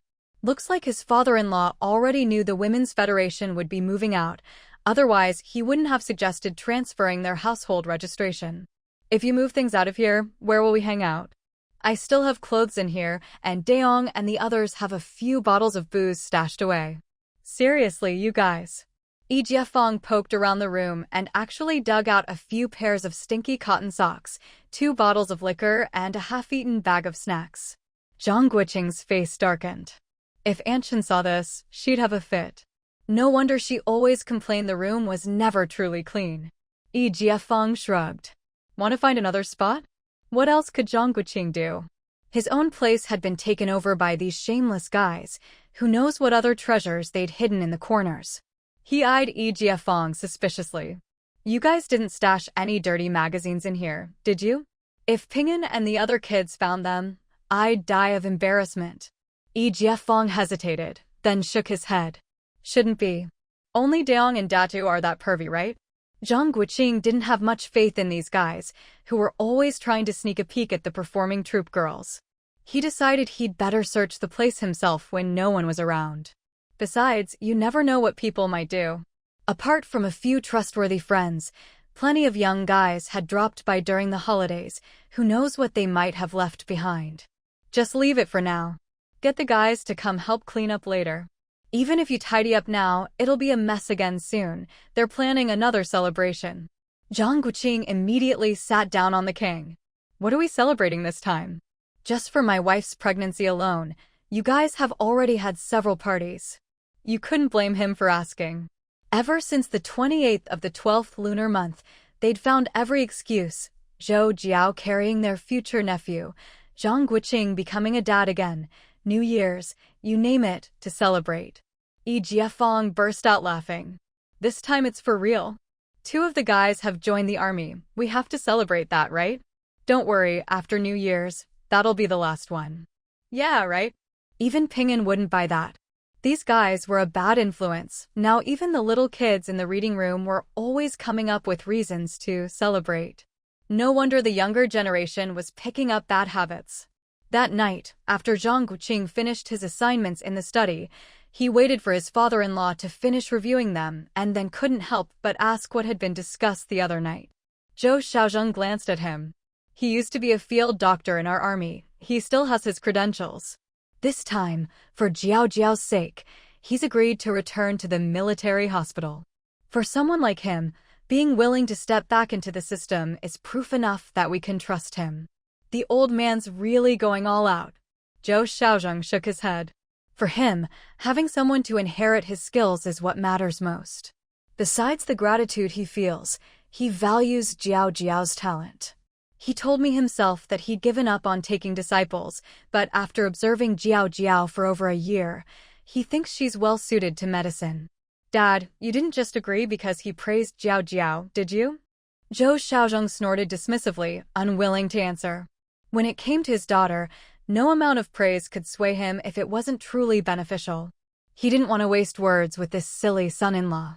If old Hu hadn't insisted that learning medicine would give Zhao Jiao extra protection, since you never know what the future holds, and knowing both medicine and poison could help her avoid harm, he wouldn't have agreed. Zhang Guoqing watched his father-in-law, who was busy assigning homework, with a smile. He was becoming more and more like his wife. Dad, should I go handle the property transfer in the next couple of days? Zhou Xiaozhong thought for a moment, then shook his head.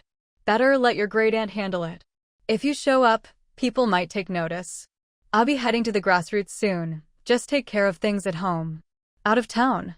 Keep a low profile, Zhou Xiaozhong said, then looked at him worriedly. Don't be soft-hearted. Communicate more with Zhao Jiao if anything comes up. Okay, Dad, you take care out there. If things really go south, it doesn't matter where our family goes. Even if we have to farm, I can earn 10 work points a day. Zhou Xiaozhong's heart warmed at that, and he nodded with a smile. The whistle blew, and with a series of clanks, the train finally came to a stop. One by one, the carriage doors opened, and a steady stream of passengers began to disembark. Zhang Guoqing and Xiao Wang started searching along the windows from opposite ends of the train. Just yesterday at noon, he'd received another telegram. Just a few words. Pick up at 5:12. It was obvious his second brother had sent it. Zhang Guoqing almost cursed it out loud.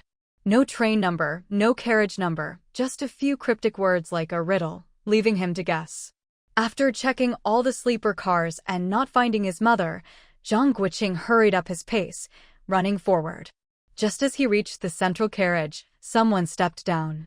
Cousin, it's me. Zhang Guoqing ignored her, craning his neck anxiously.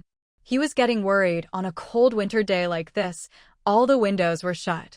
If his mother couldn't find him, she'd be frantic. Cousin Xiaowu, it's me over here. Xiaowu, I'm here. Finally, Zhang Guoqing reacted, stopping so abruptly he nearly stumbled. He turned and saw a vaguely familiar face. He immediately started looking for his mother. I'm Xiaomi, brother, your cousin Xiaomi. Oh. Now Zhang Guoqing realized this was his second uncle's daughter. No wonder she looked familiar. She did resemble his mother when she was younger. From behind the crowd, his mother stood on tiptoe, waving, I'm here. Zhang Guoqing quickly waved back. Oh, my dear mother, I almost thought I'd lost you. Take your time, no rush, I'll wait for you to get off. The other passengers lining up to get off burst into laughter at his words. Zhang Guoqing smiled apologetically at everyone, then turned to Huang Xiaomi. Sorry, cousin, I didn't notice you just now. What brings you here? Huang Xiaomi smiled. I've been taking this train since the start of the new year. Zhang Guoqing nodded happily, keeping his eyes on his mother as he stepped back to make space and waved at Xiao Wang at the other end. Xiao Wang hurried over. Well, did you find her? Zhang Guoqing grinned and shook his head, pointing at the carriage door. Finally found her. She's still inside. That's good. I was about to go to the broadcast room. They didn't have to wait long before most of the passengers had disembarked. Zhang Guoqing followed his cousin onto the carriage and saw his mother comforting his two sisters-in-law. Mom, you must be exhausted. Let's go home right away. I'm fine. Thanks to Xiaomi for looking after me on the train. I told your dad not to bother telling you. I could have found the compound myself. Zhang Guoqing nodded with a smile. Of course, my mom is amazing. But your son just couldn't wait to see you. Thank you, sisters-in-law, for coming with her. Zhao Jiao wanted to come too, but I was worried there wouldn't be enough room, so I made her stay home. She's been looking forward to your visit for days. Mother Zhang pointed at the sacks beside her. These are all ours. Hurry up and take them down. I never want to travel with all this stuff again. Huang Xiaomi quickly stepped forward to help. Mother Zhang waved her off. No, your cousin is strong. You must be busy, right? Why not come with us to see Zhou Jiao? I'll join you later. Zhang Guoqing glanced at her. Who's the conductor this time? If I'm right, you're not heading back until tomorrow. Come home with us today and we'll bring you back tomorrow. Third cousin, the conductor is your buddy. Before we arrived, he told me not to rush off. If you didn't show up, he'd call you for us. Zhang Guoqing grinned, looming. Huang Xiaomi nodded. That's fine then. Go tell your supervisor you'll be back before departure tomorrow. I'll take you home to get familiar with the place. Come visit us in Beijing whenever you're free. Huang Xiaomi hesitated, then smiled and nodded. I'll go say hello and be right back. No rush. If you see Lu Ming, tell him to come by for a visit when he has time. Mother Zhang watched her niece walk away, then pointed at the luggage for Zhang Guoqing to carry down. 3 sacks plus various bags. How did they even get all this on the train? Zhang Guoqing grabbed 2 sacks in one hand and carried them off. Brother Wang, just wait down here. One more trip and we're done. After a flurry of activity, everyone and everything was finally on the platform. Lu Ming and Huang Xiaomi came over, both smiling. Zhang Guoqing walked up and the 2 men playfully punched each other's chests. Congratulations, you're a dad again. Lu, you'd better get your nephew a gift soon. You rascal. You free tonight? I've got a good bottle at home, let's have a drink. Lu Ming quickly shook his head. He'd been to that place twice and still wasn't used to it. Next time. It's already dark and I've got things to do. Zhang Guoqing didn't insist, just told him to let him know if he needed anything. Over the years, Lu Ming had helped him a lot. Whenever Zhao Chuangang had something good, he'd send it through Lu Ming, and sometimes Lu Ming would even deliver it to the compound himself when Zhang Guoqing was at school. Once everyone squeezed into the car, they drove along the street. Seeing Mother Zhang pointing out buildings to her companions, Xiao Wang deliberately slowed down. Even so, they soon reached the compound gate, registered, drove in, registered again, and finally arrived at the Zhou family's courtyard. As soon as the car pulled up, Lin Lishan and Zhou Jiao, with Ping'an in tow, came out to greet them and ushered everyone inside. Once everyone was seated in the living room, Aunt Chen brought out food and invited them to eat first. Mother Zhang beamed at Aunt Chen, sister. Sorry to trouble you again. What are you saying? I'm so happy you're here. Why didn't your husband come this time? There's still some things to take care of at home. He couldn't get away. Come, let's eat first and chat after. You must be tired from the journey. Mother Zhang smiled and nodded, glancing toward the study. She remembered that every time, old Zhou would hide in there to work. Zhou Jiao called her 2 sisters-in-law and cousin to the table, then pulled Mother Zhang over. Mom, Dad's been in meetings lately. Let's eat first. Lin Lishan nodded. It's nice for us women to eat together. Zhang Guoqing almost burst out laughing. His father-in-law always found an excuse to avoid eating with the women, and now his mother-in-law had caught on. Lin Lishan turned to Huang Xiaomi. You're Xiaowu's cousin on his uncle's side, right? Make yourself at home, eat whatever you like. Huang Xiaomi smiled shyly. I won't stand on ceremony. Then she turned to Mother Zhang. Aunt, how should I address Ping'an's grandmother? Before Mother Zhang could answer, Lin Lishan replied, just call me Aunt Shan. Aunt Shan, sorry to intrude. Silly child, no need to be so polite. There aren't many of us here, we're glad to have you.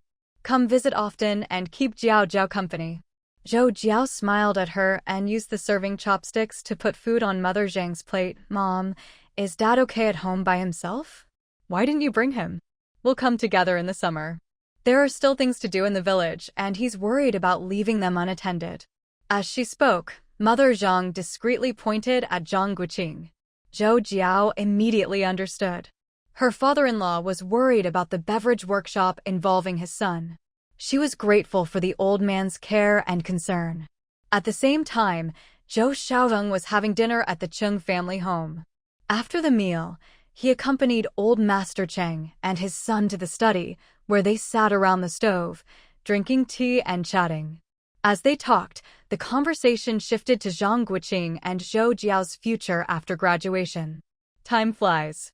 In the second half of this year, they'll start their internships, and by this time next year, their job assignments will be settled, old Master Cheng remarked. Zhou Xiaozheng nodded in response. Cheng Xijin, sitting nearby, muttered, "Brother, what are you nodding for? You need to keep an eye on things, pay more attention.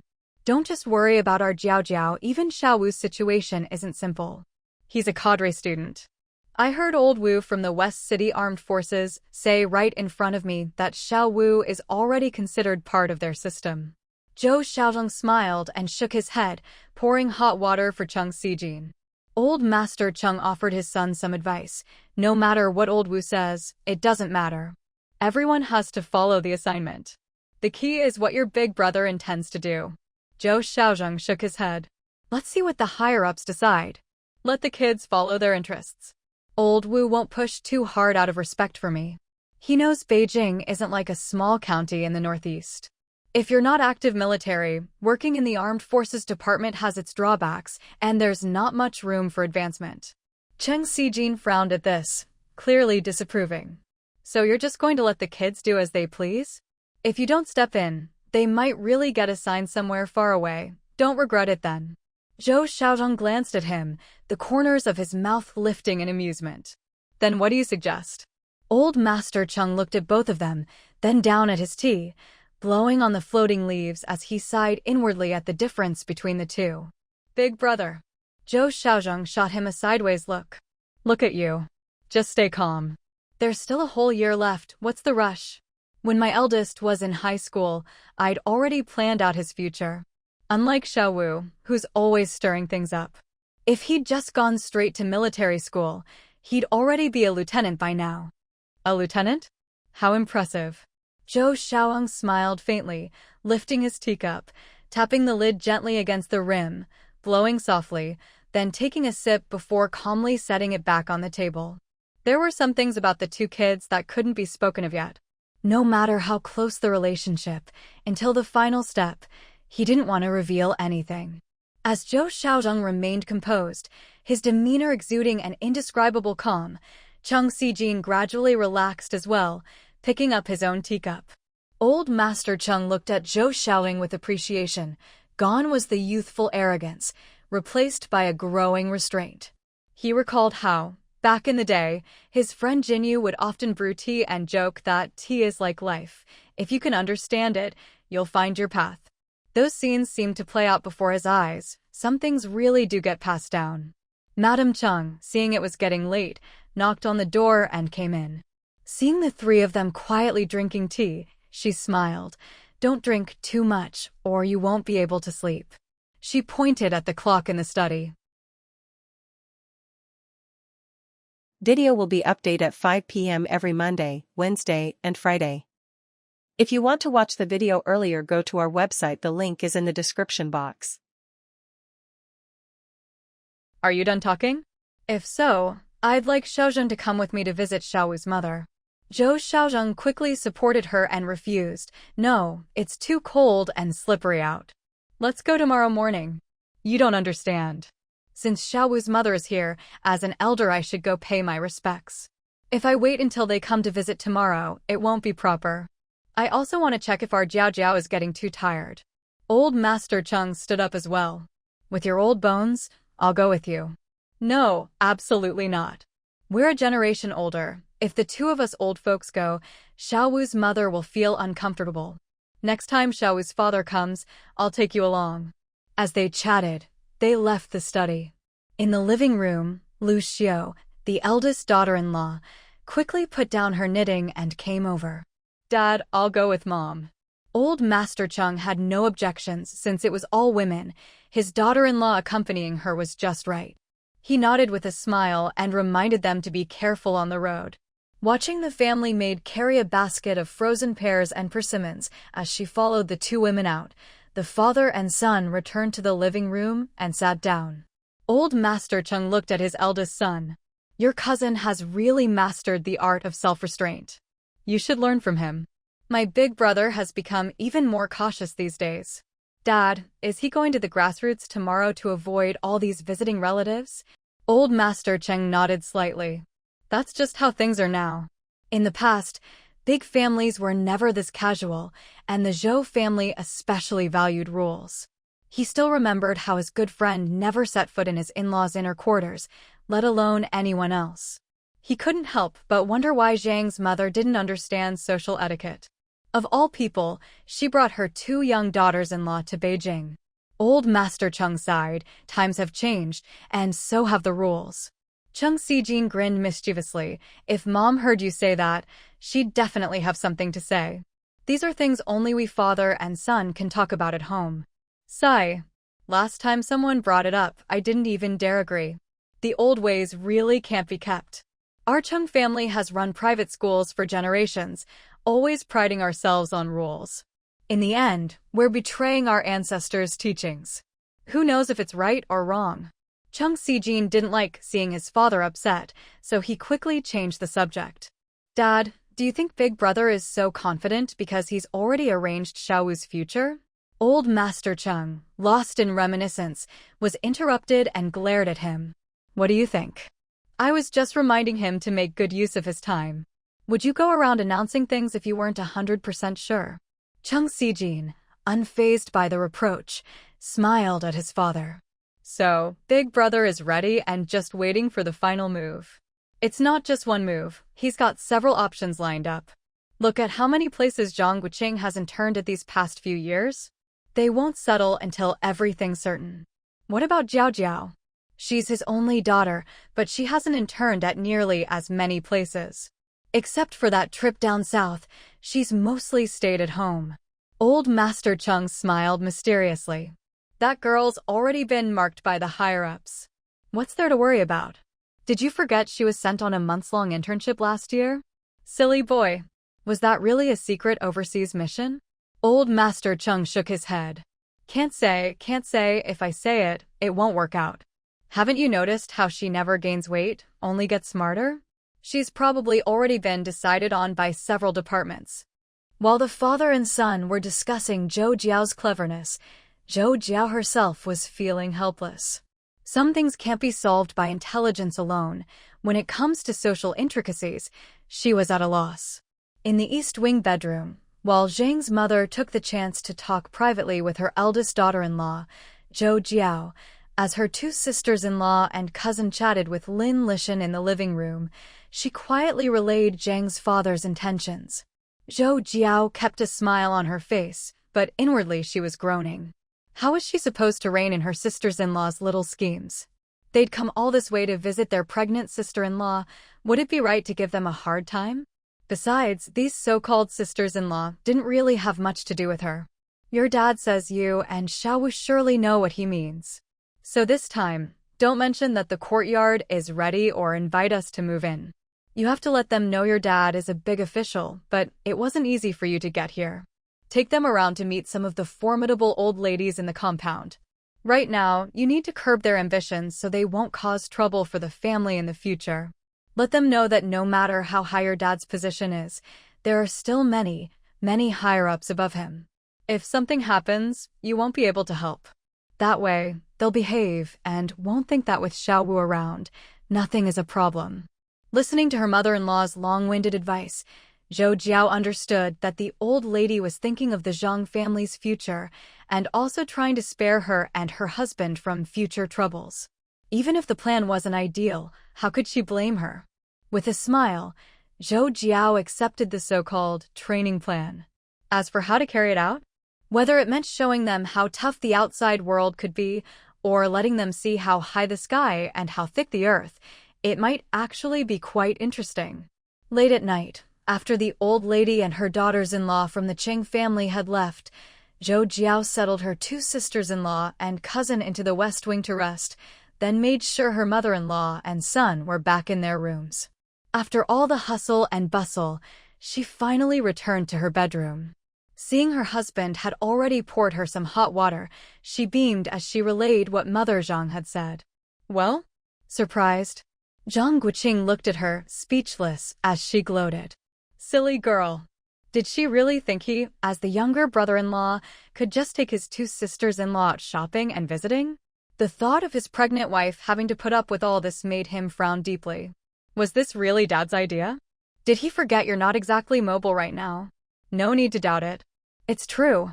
Maybe Godfather reminded him to be careful about something. Dad's not sure what to do, so he's turning to you. Besides, women getting pregnant isn't a big deal in the village. It's understandable he wouldn't think of these details. Even Mom didn't mention it. That's how it is in the countryside. Even women with bound feet or young girls who can't work in the field still have to earn work points, let alone a pregnant woman about to add another mouth to feed. Everyone's always having kids, sometimes every 3 years, and the elders even encourage pregnant women to work more after the first trimester, saying the baby will be born healthier. Zhang Guoqing didn't know what to feel. How could his wife be compared to those women? All right, don't overthink it. They're already here. If it really becomes a problem, I'll talk to great-aunt. She's the best at handling these things, it'll be fine. Zhang Guoqing didn't need her to say it. He already knew who she had in mind. But, seeing Zhou Jiao so unconcerned, he realized she hadn't thought through all the implications. It's just a few days. Once school starts, Mom will definitely want to go back home. For now, I'll stick close to great-aunt and the others and just be careful. It's just, with all this snow, there's no way to really show them around. Show them around? Dad's idea was for your sisters-in-law to understand the risks outside. If you let them have too much fun, that'd be missing the point. Zhou Jiao yawned and rubbed her eyes. It's a tricky balance. We'll see how it goes. Zhang Guoqing, feeling sorry for her, scooped her up and laid her on the heated bed, tucking her in. Just let things happen naturally. Nothing's more important than you. Be good, stop worrying. Let's get some sleep. Zhou Jiao was exhausted and quickly nodded off after a soft But Zhang Guoqing, after pouring water and climbing into bed, couldn't sleep. He held Zhou Jiao tightly, lost in thought. In his opinion, his father was making things unnecessarily complicated. A family split, what does that mean? It means each brother has his own household. He and his wife had no time to worry about his sisters-in-law. When trouble comes, everyone looks out for their own family. And using the Zhou family as some kind of training ground for the Zhang family's daughters-in-law, expecting his wife to teach them? If his father-in-law found out about this, there'd definitely be hard feelings. His father-in-law already worried his precious daughter was overthinking things and wished she'd just relax.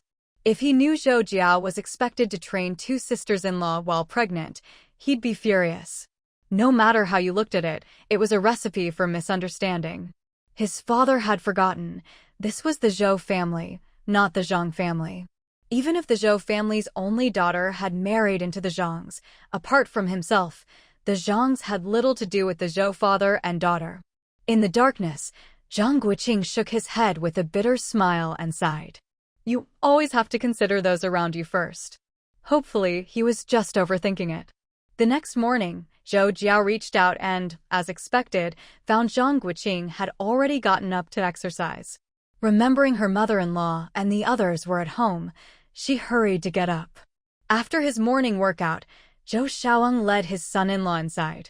Seeing his daughter busy in the kitchen and laughter in the living room, he glanced at his son-in-law, who was frowning. He said nothing, just strolled to the kitchen door and beckoned Zhou Jiao over. Dad, I'm leaving soon. Come help me pack up. Zhou Xiaozheng glanced meaningfully at her wet hands.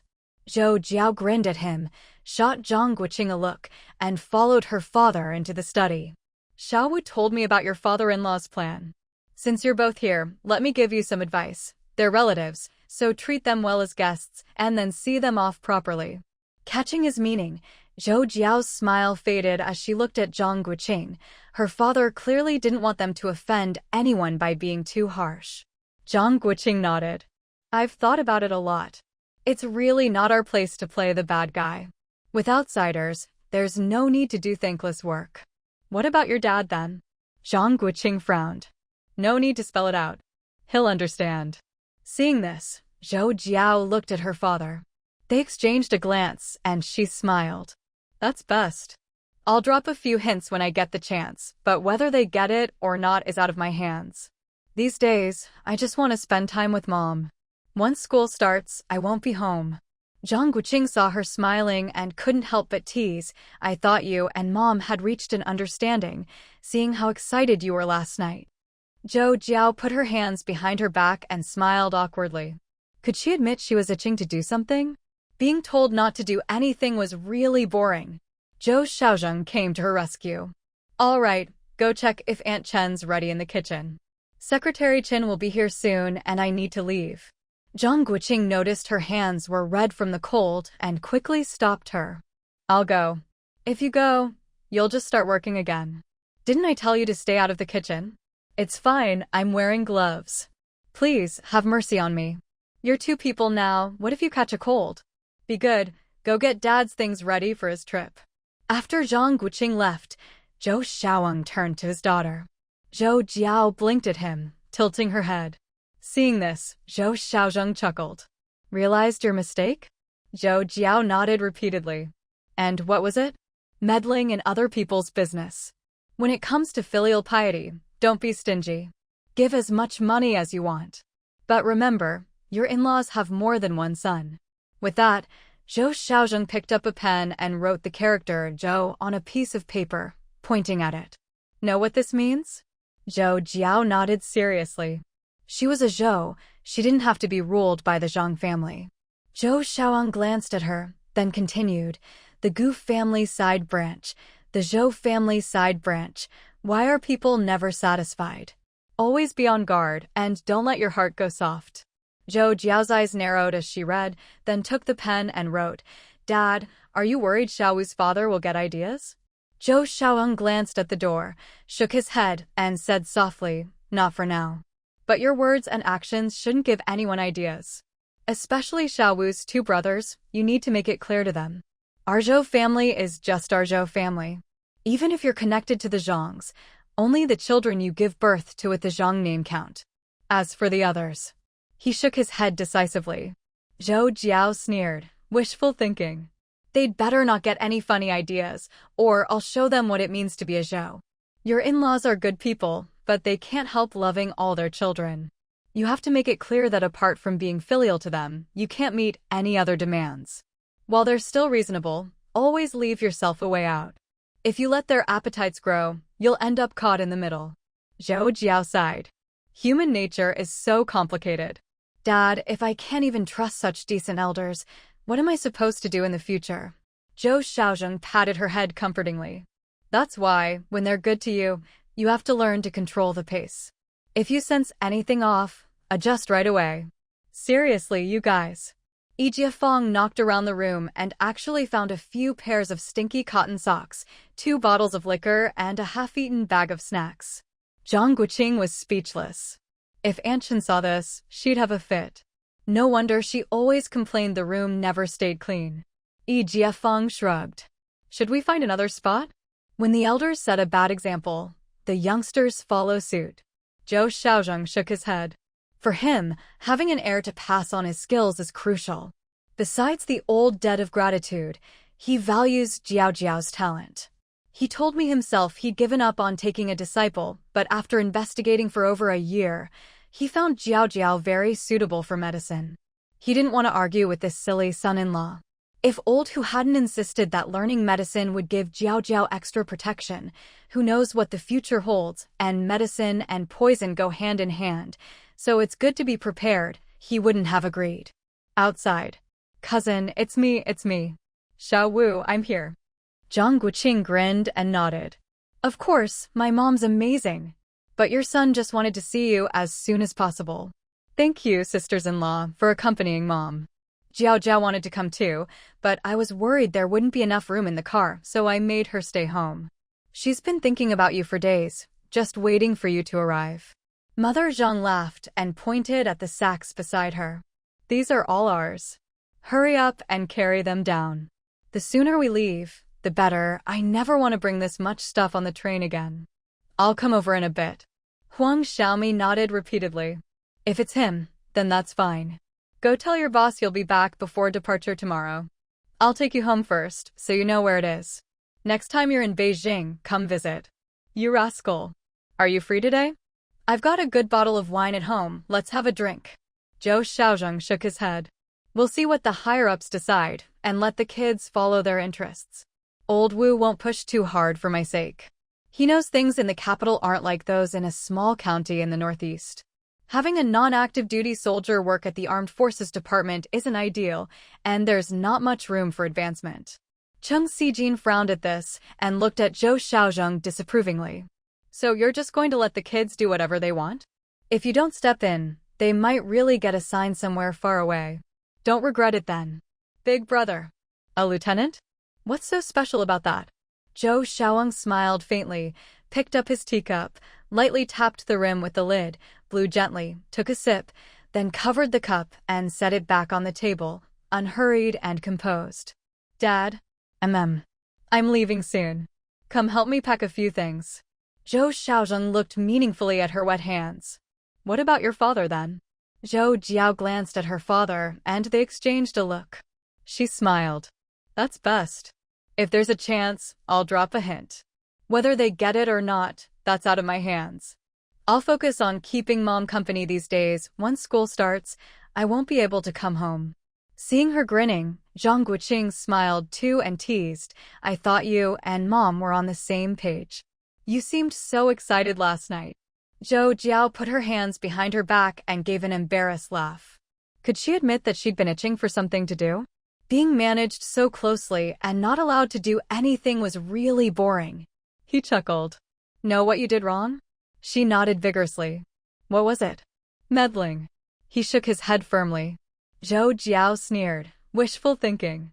They'd better not get any ideas, or I'll show them what it means to be a Zhou. Your in-laws are good people, but it's hard for parents to be impartial.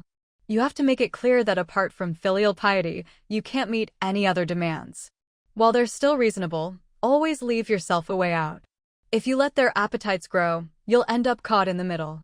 Old Lady Cheng watched with a smile as Zhang Guoqing and his mother put on a lively double act. By now, she already understood the real reason for her in-laws' visit.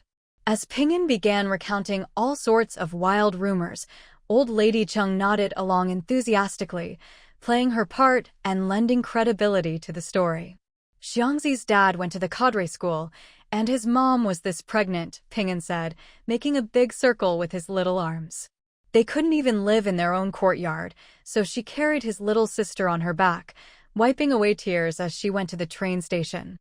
Zhou Jiao noticed that Zhang's mother, who had started out just going along with the fun, now looked serious. Her heart skipped a beat. She hoped her mother-in-law wasn't getting more anxious than her two sisters-in-law. She shot her son a look, signaling him to change the subject, and ladled a small bowl of soup for her mother-in-law. Mom, try this. How's the taste? Is it too bland? As Ping'an lowered his head to drink his soup, Zhang's mother snapped back to herself. She didn't take the bowl, but instead grabbed Zhou Jiao's right hand. Why don't you come back home with me to have the baby? After you give birth, you can come back here. Zhou Jiao felt a lump in her throat, but steadied herself and smiled. Mom, don't worry. My parents have never done anything illegal, and my brother is doing well at school. Besides, I've never made enemies with anyone. Even if someone wanted to find fault with me, there's really nothing they could use. Look at me, I just eat a little better, but I dress the same as before. She glanced around at everyone. There aren't any troublemaking women in our family. Let's just listen to the gossip and let it pass. We'll close our doors and live our own lives. Lin Juhua chimed in. Mom, Jiao's right. Uncle Zhou and Aunt Shan are soldiers, and we're just ordinary folks. We're not like those other people. Huang Zuelan nodded vigorously and added, Yes, I'll tell my husband when I get home. From now on, if outsiders bring gifts, I won't let them in. That's right, what Big Sister said makes sense. The people Ping'an mentioned earlier, those families got into trouble not just because of the women. Those women can't compare to our Jiao. Exactly. And to be blunt, if something really does happen here, you can all just go back home. Worst case, we'll all return to the village. The favors our family owes to Xiaowu are huge, no one would dare not protect us. After saying this, Huang Zuelan looked at Zhou Jiao. Jiao, if anything goes wrong, take Uncle Zhou and Aunt Shan and go straight back to our village. Don't worry about dragging us down. We made it through tough times before. If we have to go back to working the fields, so what? Zhou Jiao smiled warmly at her two sisters-in-law. Huang Zuelan might not be the most eloquent, and her father was still doing fine, but her words truly warmed Zhou Jiao's heart. Was it genuine or not? Zhou Jiao could tell. She wondered if she was being too demanding. After all, everyone's family is their closest kin. If the roles were reversed, wouldn't she do the same? Maybe she should try to see things from their perspective. She glanced at Zhang Guoqing and saw him smiling gently at her. Old Lady Cheng patted Zhang's mother on the hand. In-law, with such a wonderful daughter-in-law in your family, you're truly blessed.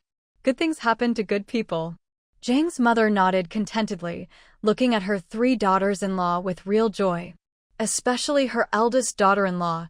Hearing her say such things made her feel that all her efforts to protect this child had been worth it. After dinner, they sat for a while before Huang Xiaomi got up to leave. This time, Zhou Jiao didn't insist she stay, but took the bag Aunt Chen had prepared and walked her to the door. Take this with you. There are some ration coupons inside, just in case. Are you sure you don't need me to see you to the station? Huang Xiaomi smiled. The bus stop's right there. Really, it's fine. Thank you, sister-in-law. Zhou Jiao waved her off, then slowly walked home with her son. Mom, where did Dad go? He probably went to find your Uncle De. Zhou Jiao replied, smiling knowingly. She was well aware that Zhang Guoqing had slipped out before dinner ended, no doubt to avoid being asked by his mother to see Huang Xiaomi to the station. Whether it was to avoid suspicion or for other reasons, Zhou Jiao appreciated her husband's awareness. She didn't like him escorting other women alone, especially unmarried girls. Even if they were cousins, it wasn't appropriate. She would never admit to being jealous, but propriety between men and women was important. As mother and son turned back toward the gate, who should they see at the corner but Zhang Guoqing and Yi Jiafeng? You're the one seeing her off? Zhou Jiao greeted Yi Jiafeng with a smile, then turned to Zhang Guoqing. Mom and your mother are both elders, and our 2 sisters-in-law are new here. Besides me, no one else is really suitable. I don't mind. A walk is good for your health. Where are you 2 headed? We're going to find De Yong and the others. All right, I'll take the child home first. Yi Jiafeng saw the look on his friend's face and immediately understood. He grinned. Jiao, is there anything to eat at your place? We'll drop by first, then go find De Yong later. Uncle De, I'll take you to find something to eat, Ping'an piped up.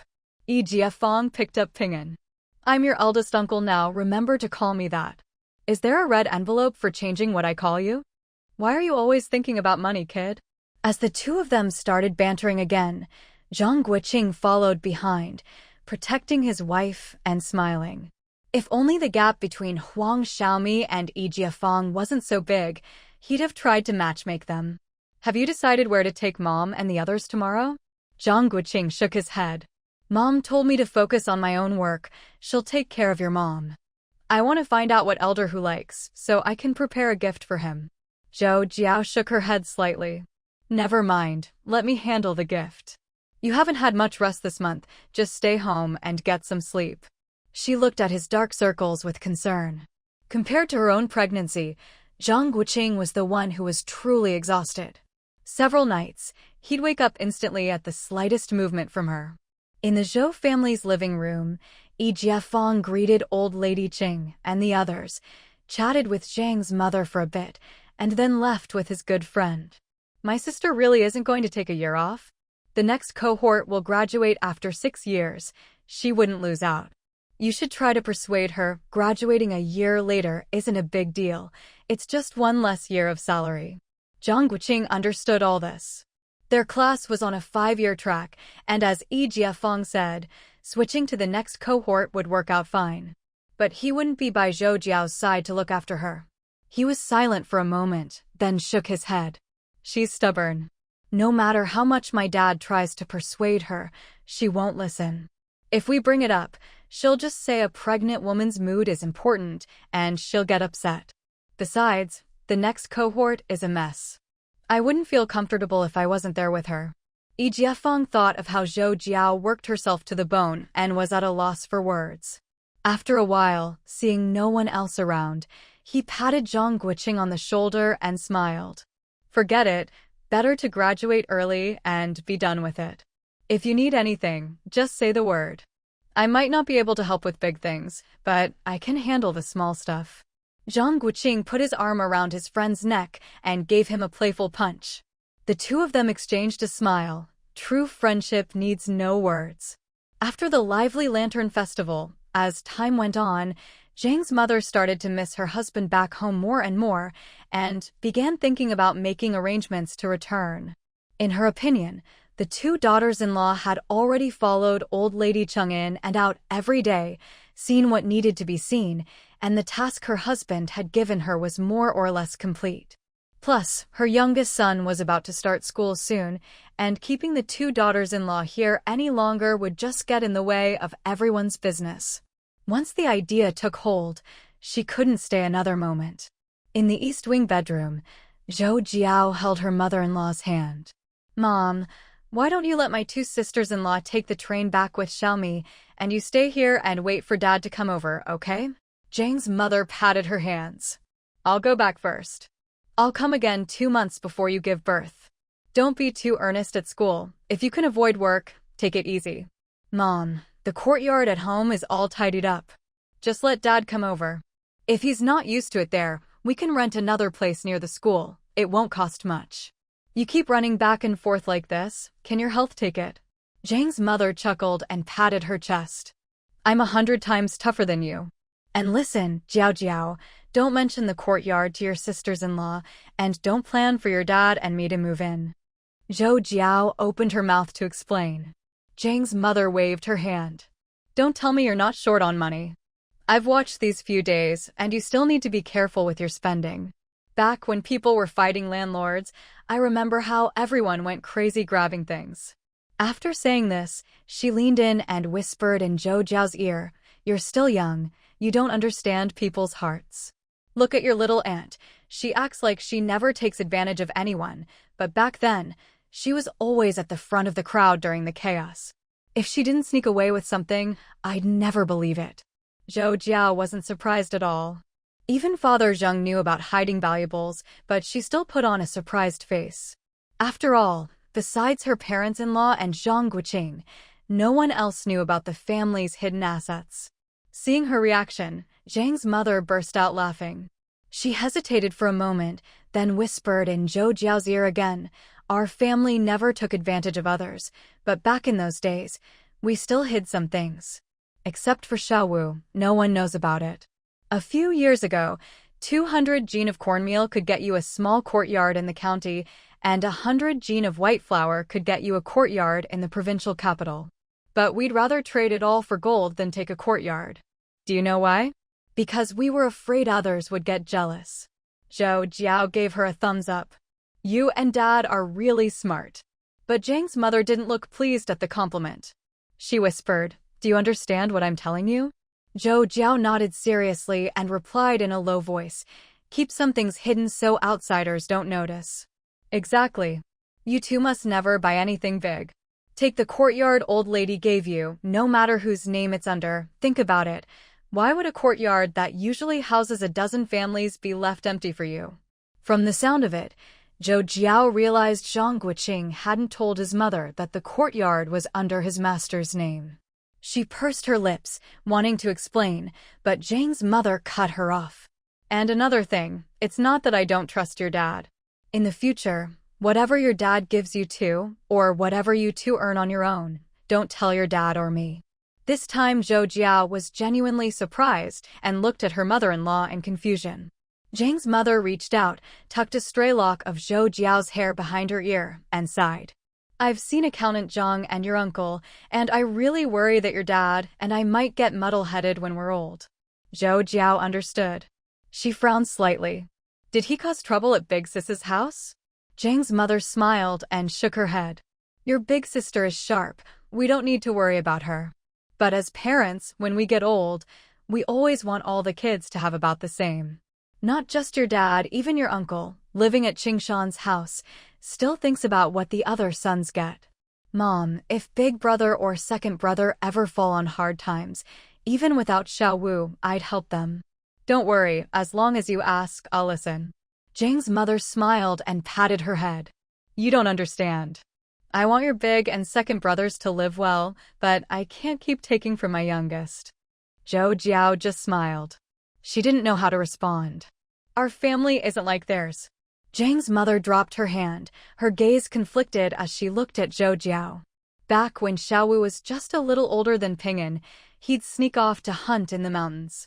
The first time he handed me over 300,000 yuan, he said, "Mom, don't worry anymore. I'm grown up, I can earn money to support you, and I'll make sure you have a good life." I cried all night, seeing the welts on his face and arms. It felt like someone had cut a piece out of my heart. After that, if I wasn't careful, he'd run off to the mountains. Sometimes he'd be gone for several nights, and then come back grinning, stuffing money into my trunk. Your dad said back then that everything we hid at home would go to Xiaowu, but now he says he'll split it 3 ways, except for what you two swap out. I think it's because he sees you're doing well and wants to help out the older two. If they really couldn't get by, I wouldn't say anything. But now, Xiaowu has already arranged everything for his brothers, and your dad still wants to do this. I can't help feeling uneasy. Our family isn't like others. Without Xiaowu, we wouldn't have what we do today.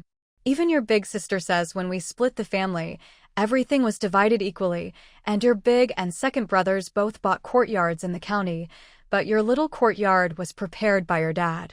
She says these things, how could I not understand? In the end, my Xiaowu really got the short end of the stick. I've talked about this with your dad recently. He's still clear-headed now, but I really worry he'll end up like his brother. Zhou Jiao knew some parents could be extremely biased, but she never expected such good fortune to fall on her and her husband. As Zhang's mother spoke, her eyes reddened, and she lowered her head, unable to control her emotions. This was already more than enough. Even if nothing was left for her, it was enough. Zhang's mother stroked Zhou Jiao's head. "Jiao Jiao, my Xiaowu had a hard life growing up. No matter what happens in the future, promise me you'll always stay by his side, okay?" Choking up, Zhou Jiao replied, "I promise." Zhang's mother let go, patted her shoulder, stood up, and opened the door to check outside. Seeing no one, she opened the luggage bag she'd brought in and laid it on the king. "Hurry over and help me." Seeing this familiar scene, Zhou Jiao scooted over and whispered, "Mom, keep the good stuff for yourself for protection." "I have plenty." Zhang's mother glared at her. "Stop dawdling. If someone comes in, it'll look bad." As she spoke, she pulled out 2 pairs of cotton pants, pointed at the cuffs, and motioned for her to hurry. Zhou Jiao froze. "This." Zhang's mother moved quickly, not even needing a sewing kit. She turned a pair of pants inside out, pulled out a loose thread with her teeth, then another and another. After repeating this 4 or 5 times, the cotton pants, stuffed with cotton, were completely transformed. From inside, she fished out a few rings and a pair of gold bracelets inlaid with rubies. In less than 15 minutes, she had dug out a dozen or so gold rings, some heavy, some light, from the 4 pant legs, along with 6 gold bracelets and several gold chains of varying thickness. Some were inlaid with gemstones, clearly bartered for over the years.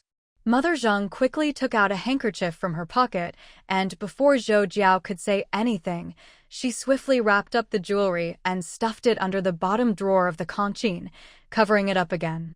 "Mom?" "What do you mean, Mom? What's so strange about this?" "I got all these from the black market in the provincial capital with your dad during those 2 years. No one knows about them except your father. This time, since you're pregnant, I asked him to give them to you, so that in a couple of years, when Shizi and the others are older, your dad won't get muddle-headed and split them up." Zhou Jiao didn't care much.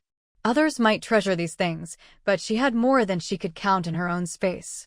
She said indifferently, "If he splits them up, so be it. You and Dad are the elders. Having something to give out will save face in the future." Hearing this, Mother Zhang frowned in distress and shot her a look. "We exchanged these for the money and food you gave us. Why should we give them to outsiders? Daughters-in-law are one thing, but do you really expect granddaughters-in-law to be filial to us?" Zhou Jiao, eyes reddening, couldn't help but burst out laughing. Mother Zhang realized what she'd said and laughed too. "I always forget you're my daughter-in-law." Zhou Jiao looked at her, deeply moved. Her mother-in-law truly treated her like a real daughter. Otherwise, she would have given these things to her own son, Zhang Guoqing, not to her. Don't look at me like that. I still have the gold bracelets you and Guoqing gave me as gifts. Mother Zhang hesitated, then lowered her voice. Jiao Jiao, I have my own selfishness. Remember, the bulk of these things should go to Ping'an in the future. Zhou Jiao understood what she meant and didn't dare feel any resentment. The child that had been adopted out bore the Zhou surname. He was her grandson in name, but there was still a difference. Thank you, Mom. Mother Zhang sighed. It's not that I'm playing favorites. Even if the child takes your surname, he's still my grandson. But by tradition, things from your maiden family won't go to Ping'an. Save up more for him, so the younger kids won't have too big a gap between them. Zhou Jiao didn't bother explaining that her father wouldn't play favorites or that Zhang Guoqing would never treat Ping'an unfairly. Things hadn't happened yet, so words were just empty promises. She said solemnly, "Don't worry, Mom. They're all my sons. I'll find a way to make things even." Mother Zhang shot her a look. So you're saying I'm the one playing favorites? Zhou Jiao just laughed. Wasn't it obvious? Her mother-in-law had always favored Xiao Wu, and now she favored Ping'an. Well, she'd quietly add a bit more to the stash later and split everything evenly among her sons, so they'd all be filial to their grandparents. Just then, Lin Jihua's voice came from outside. Mother Zhang hurried over to unbolt the door and called out, "We're inside." Zhou Jiao quickly took out the sewing basket and a bag of cotton from the Kongqing cabinet, then placed Mother Zhang's 2 pairs of pants on her lap. Mother Zhang smiled in satisfaction. She knew her Jiao Jiao was clever. Lin Jihua came in and, seeing Zhou Jiao working with the cotton, complained, "Mom, why didn't you let me do it? Jiao Jiao's pregnant. She shouldn't be working so hard." "Second sister-in-law, come sit." "Where's my eldest sister-in-law?" "She's chatting with Grandma, trying to learn from her experience." Lin Jihua glanced at the pants. "Give them to me. I'm used to this kind of work, it'll be quick." Mother Zhang pulled her to sit down. "No need. You always do the chores at home. Let Jiao Jiao show her filial piety this time. Let her take her time." Zhou Jiao smiled and nodded. Some spots had marks left by the jewelry. If you looked closely, you'd notice something odd. No way would her mother-in-law let anyone else mend them. Not wanting her second daughter-in-law to focus on Zhou Jiao's handiwork, Mother Zhang quickly changed the subject. "Tomorrow night, as soon as Xiaomi comes, we'll head back. You 2 sisters-in-law, is there anywhere else you want to go? If there's time, we can go shopping again." Lin Jihua let out a sigh of relief and waved her hand. No. We're finally going home. We've been here so long, I wonder how things are at home." Zhou Jiao shot her a look. "It's only been a few days. Why are you in such a hurry to go back?" Beijing. Before I came, everyone said how great it was, but it's just a name." "Jiao Jiao, it's not that I don't want to keep you company, but you'll be starting school soon, and the kids at home will be starting school too. I don't trust your second brother to handle it. Taizi is still so little, who knows if he's causing trouble." Zhou Jiao was just joking, so she teased, "Then leave Mom here. Or maybe none of you should go out." Lin Jihua looked at Mother Zhang with a smile, not daring to answer. If she said to leave her mother-in-law, who knew if she'd take it the wrong way? If she said not to, it would seem unkind. "Don't listen to Jiao Jiao. I brought you out, and I'll take you back. When Jiao Jiao is about to give birth, I'll come again. Not just you, even I'm thinking about home. I wonder how the 3 men are getting on." Lin Jihua sighed. "It's just too far. If only Jiao Jiao lived in the provincial capital. Jiao Jiao, when you're in confinement, I probably won't be able to come. If there's anything you want to eat, write it in a letter and I'll send it to you." Zhou Jiao didn't refuse and smiled, agreeing. "Be sure to eat more walnut powder, don't worry about running out. I'll buy more walnuts, grind them into powder and send them to you. When spring comes, I'll pickle more duck eggs for you. Now that we have millet, we don't have to worry about parcels getting squashed." Zhou Jiao quickly refused. "Second sister-in-law, there's no need. I eat anything." At this, Lin Jihua and Mother Zhang exchanged glances and burst out laughing. Zhou Jiao knew her mother-in-law had worried about her morning sickness and brought lots of sour and spicy foods, but she didn't have any special cravings. No wonder they found it funny. That night, after everyone had gone to bed, Zhou Jiao took out the things Mother Zhang had given her and showed them to Zhang Guoqing, recounting what her mother-in-law had said during the day. Zhang Guoqing was silent for a long time. It wasn't until they were in bed that he hugged his wife and said in a low voice, "I feel really guilty." Zhou Jiao understood exactly what he meant. She sighed inwardly. In many ways, it was her fault.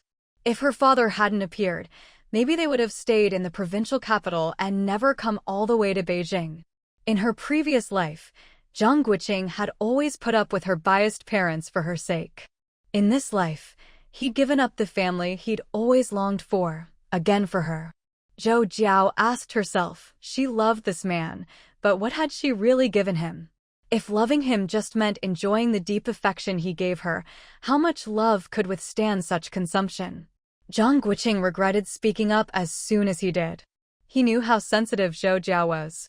Sure enough, when he looked down, he saw her guilty eyes and gently kissed her eyelids. He wanted to say that having her was enough. He wanted to say so much, so much. But in the end, all his words condensed into one sentence, "Wife, you have to love me even more." Hearing the way he spoke, almost like Ping'an acting spoiled, Zhou Jiao smiled and gazed at him with deep affection, her tone full of unwavering determination. "All right. When we're old, we'll leave this world hand in hand on the same day." What is the most beautiful vow? Not to be born on the same day, but to die on the same day. Such unlucky words, Zhou Jiao couldn't bear to say them out loud. But she knew better than anyone. In this world, if Zhang Guoqing was gone, no matter how many ties she had left, none of them could hold her back. The next morning, as light snow still drifted from the sky and the bugle sounded, Zhang Guoqing woke up right on time, his body clock perfectly in sync after a good night's sleep. He gently slipped his arm out, leaned down to kiss his wife, and quietly left the room. This morning, he skipped his usual exercise routine. After washing up, he sat quietly in the living room, waiting for his mother and son to wake up. When his mother, who was always an early riser, came out and saw him, she glanced curiously at the clock on the wall. Normally, at this hour, her youngest son would already be out running, no matter where they were. This was unusual. "Mom, don't look at the clock. Today, let's go out for a walk together, just the two of us." Mother Zhang smiled, her eyes crinkling. She wondered if her son had something on his mind that he couldn't say at the Zhou family's house. The thought that he might be troubled made her hurry through her morning routine, quickly following him out the door. "Mom, I'll take you to the most authentic breakfast spot in the alley." Once they left the compound, Mother Zhang finally relaxed and asked in a clear voice, "What's wrong? Did someone upset you? Or did someone say something? Tell me, don't keep it from me." Zhang Guoqing shook his head with a smile. Not only did no one dare to give him a hard time, but even if they did, he wouldn't let his mother worry about it. Mother Zhang eyed her son suspiciously, studying his expression. She slowly thought back over her visit to the Zhou family, recalling how her son seemed to be in charge of everything at home, and even her in-laws referred to him as our Xiao Wu on the phone. Could it be that someone outside was giving him trouble? She lowered her voice and asked cautiously, "Is someone jealous and making fun of you?" Zhang Guoqing burst out laughing, putting his arm around his mother's shoulders as they walked. "With my father-in-law around, who would dare? These past few years, whenever he goes out to meet people, he always brings me along. Who wouldn't know better?" "That's true." Zhang Guoqing chuckled, "And don't forget your daughter-in-law's temper. If anyone so much as disrespects me, she'll turn around and leave on the spot. People say I spoil Jiao Jiao, but she's just as protective of me." He wasn't exaggerating. Back at school, she'd stood up for him more than once, even getting physical if necessary. When they first arrived in the capital, a few clueless people had been put in their place by her too. His wife could tolerate anything except seeing someone she cared about being wronged. She was fiercely protective. With her usual methods and his own conduct, no one dared to speak out of turn. As for what people said behind their backs, well, he wasn't money. Not everyone had to like him. Who cared what others thought? Mother Zhang nodded. That was what she liked most about her daughter-in-law, Zhou Jiao. Everyone deferred to her decisions. This girl really knew how to give her husband face. Mom, I'm really doing well here, better than back home, even. There were too many people around before, so I couldn't say this. But I want to tell you something, just keep it to yourself. Don't spread it around. Mother Zhang glanced around, saw no one nearby, and looked up at her son. Zhang Guoqing leaned in and whispered in her ear, even without my father-in-law's help, there are already work units fighting over Zhou Jiao. He's busy planning my future, and he's already lined up several options. Mother Zhang looked at him in delight. Zhang Guoqing smiled and nodded. He said this to reassure his mother. He couldn't reveal any real secrets. Some things wouldn't be certain until the very end. Whether their plans would work out still depended on timing. Good. Today, I want to show you the courtyard house in the alley. Zhou Jiao and I are planning to bring you and Dad here to live with us. Don't refuse right away, Mom. If nothing unexpected happens, once we start working, it'll be very hard for us to go back home. If you don't come, what will I do when I miss you? If it weren't for the strict household registration rules here, I'd have moved your household registration over already. Mother Zhang stopped in her tracks and patted her anxious son. It's not just your dad, even I'm not used to living here. If you really want to be filial, don't mention moving our registration. Your dad worries that if he's not at home, your two brothers might make trouble for you. That's why he was willing to spend so much to have your sisters-in-law visit this time. They won't. Second brother is at home. Xiao Wu, I'm just not used to living here. Apart from your family, I don't know anyone, it's lonely. Back home, your dad and I have old friends, and we can go back to the village or stay in town whenever we want. Your siblings are all in town, too, I can't just leave them. With your father-in-law here, I'm not worried about you. If I miss you, I'll come visit. Now that Xiaomi runs this route, I'm not afraid of getting lost. Zhang Guoqing understood that it was unlikely his parents would move here permanently. He didn't push any further. After all, living in the big city wasn't necessarily safer than back home. There was plenty of time in the future. How about just coming to see the house then? No need. Didn't we already see 2 courtyards last time? Could there be anything better than those? It's too much trouble to go back and forth in this cold. You should rent it out as soon as possible. If you're worried about anything, talk to your father-in-law about lending it to the government. Listen to me, no one's a fool. If we ever do move here, we'd rather rent than make a fuss about it, understand? Zhang Guoqing had no way to persuade his stubborn mother, so he just nodded. But since they were already out, he didn't plan to take her straight home. At the end of the year, he and Yi Jiafeng had managed to stockpile quite a lot grain coupons and other ration tickets. After this, he planned to wash his hands of such dealings for good. He had the tickets, but his mother wasn't cooperating at all. As she put it, with another mouth to feed in the second half of the year, they should be frugal. Zhang Guoqing didn't mind.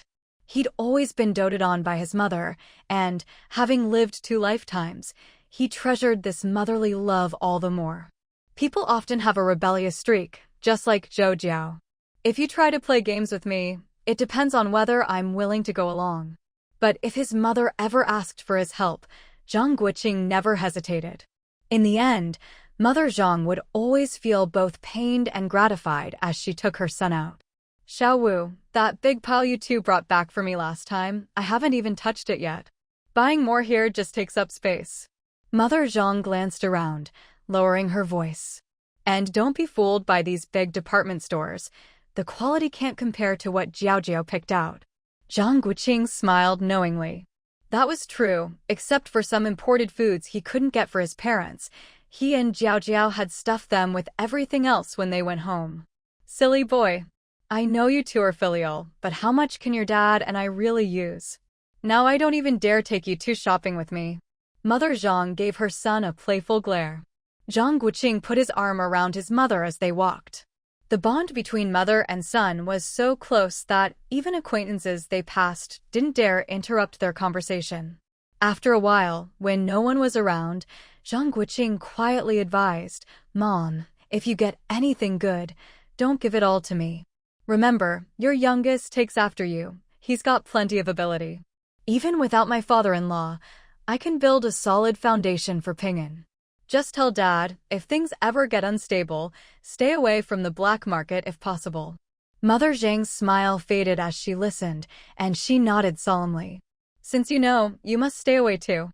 I'll tell your dad." Zhang Guoqing winked at her and grinned. "Your youngest is meant for big things. How could I be so foolish? I've already wrapped everything up before the new year. From now on, I'll walk the straight and narrow." His mother burst out laughing at his playful antics. When Huang Suilan and Lin Jihua, the two sisters-in-law of the Zhou family, got up in the morning, Ping'an was already in the courtyard, having finished his horse stance practice. He greeted them with a beaming smile and continued with his boxing exercises. Hearing the commotion from the east wing, Zhou Jiao hurried out. "You're up already, sister-in-law? Why not rest a bit longer?" Lin Jihua pointed to the little boy in the courtyard and laughed. "We can't let our Ping'an see us being lazy." "Jiao, Ping'an is still so young." Huang Suilan looked at the child with a hint of concern, hesitating before finally speaking up. Zhou Jiao caught her meaning and smiled happily. "Big sister-in-law, he's used to it. I thought he'd only practice a bit back home. But you know, the saying goes, the child at 3 shows the man he'll be. Our Ping'an is sure to do great things in the future, but I just worry he'll wear himself out. Don't praise him too much. All our kids are wonderful. Big sister-in-law, second sister-in-law, once you've washed up, let's have breakfast." Lin Jihua glanced around the courtyard and asked in confusion, "Where's Mom?" Ping'an said his dad and grandma went out early this morning and won't be back until the afternoon. "Sister-in-law, are you going anywhere today? I can go with you." Huang Suilan looked at Zhou Jiao's belly and shook her head. "We've already been everywhere these past 2 days. I'd rather stay in. I don't want to go out either. The 3 of us can have a good chat at home, better than wandering the streets." Zhou Jiao nodded with a smile. After breakfast, they saw Lin Lishan off to work. Old Lady Cheng arrived right on time and, upon learning that Zhang Guoqing had taken his mother out shopping, praised him with a smile. "Jiao isn't feeling well, so I'll take you 2 out. Anywhere you want to go. No need, you just sit and rest." Old Lady Cheng remembered how excited the 2 sisters-in-law had been at Dong'an Market the other day and waved them over. "It's not often you get to visit the capital. Why stay cooped up at home? Come on, keep this old lady company for a stroll." Zhou Jiao glanced at the Qing family's maid, who smiled and pointed outside. Clearly, the car was already arranged. Seeing her sisters-in-law hesitating, Zhou Jiao urged them to go along. "Ping'an will go with you. We won't be back for lunch." "All right, wait a moment. I'll get another layer for the child." With her son going along, Zhou Jiao felt much more at ease. She took Ping'an back to the room, slipped him some ration coupons, and whispered a few instructions. Ping'an saluted smartly. "Mission guaranteed, Mom. Don't be too obvious. Just stick close to your great-grandma." Once the group had left, Zhou Jiao returned to her bedroom, took a bundle from a wooden chest, and laid it out on the king. Inside were tanned wolf pelts and rabbit fur. It wasn't that she didn't have better goods, but she was worried about causing trouble for father and mother Zhang. Zhou Jiao took out 300 yuan in crisp 10 yuan bills, the largest denomination at the time, along with some thick dark blue patterned fabric and cotton. She cut out the pieces for a padded vest, lined it with a thin layer of cotton, stitched it together, and then attached the wolf fur. She sewed 2 large hidden pockets inside the front panels, divided the money between them, and sewed the pockets shut. This way, her mother-in-law could carry the money safely without fear of theft. With a sewing machine, it didn't take long to finish. Zhou Jiao looked over her work and nodded in satisfaction. There were no ATMs in those days, and traveling with cash was a hassle. Thinking of this, Zhou Jiao took out some fabric bought overseas and made 10 pairs of boxer shorts for her mother-in-law, making them extra loose in case she wasn't used to the style. She sewed hidden pockets into 4 pairs, so her mother-in-law could stash money discreetly. To avoid any awkwardness, Zhou Jiao also cut a large piece of fabric and stuffed it into the bag, meant for her mother-in-law to make shorts for her father-in-law. It wasn't about favoritism. After all, she was the daughter-in-law. In those days, if a mother-in-law made underwear for her husband and word got out, at best it would be a joke, at worst a scandal. Besides, Zhou Jiao figured her old-fashioned father-in-law wouldn't accept it anyway. Not wanting to seem biased and hurt the old man's feelings, Zhou Jiao specially prepared 2 knee warmers and a dark gray padded vest for Father Zhang. When Mother Zhang and Zhang Guoqing returned, Old Lady Cheng and her group hadn't come back yet. Zhou Jiao seized the chance to pull them into the bedroom and handed her mother-in-law the padded vest. Why another new one? Didn't you already send a big package before the new year? Jiao, don't make any more. Your father and I can't wear them all, but we can't bear to give them away either. Zhou Jiao smiled and nodded. All right, I won't make any more. Mother Zhang rolled her eyes. She said that every time, but the pile never seemed to shrink. More than her daughter-in-law's filial piety, what pained her was that she didn't dare wear the new clothes out and about for fear of drawing attention. Zhang Guoqing egged his mother on to try the vest for fit. When Zhou Jiao signaled that there was money hidden inside, he nodded slightly. Both husband and wife knew not to mention it before they got on the train. Mom, just wear it.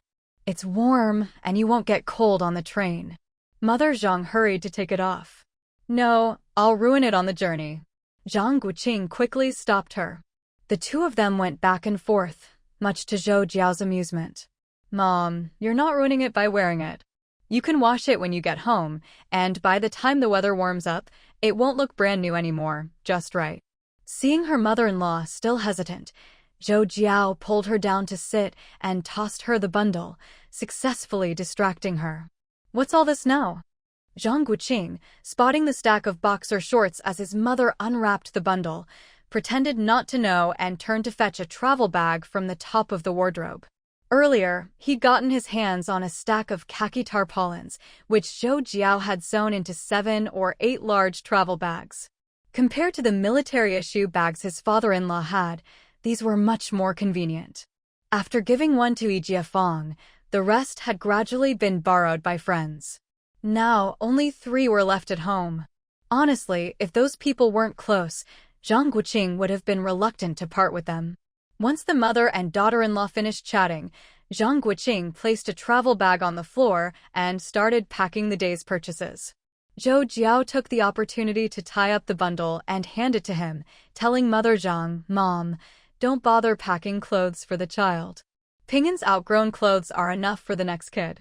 Mentioning Ping'an's mountain of clothes reminded Mother Zhang of old Master Lin. This time, she'd noticed no one brought up the Lin family, and though curious, she hadn't asked. Now, with just family around, she couldn't help but voice her question.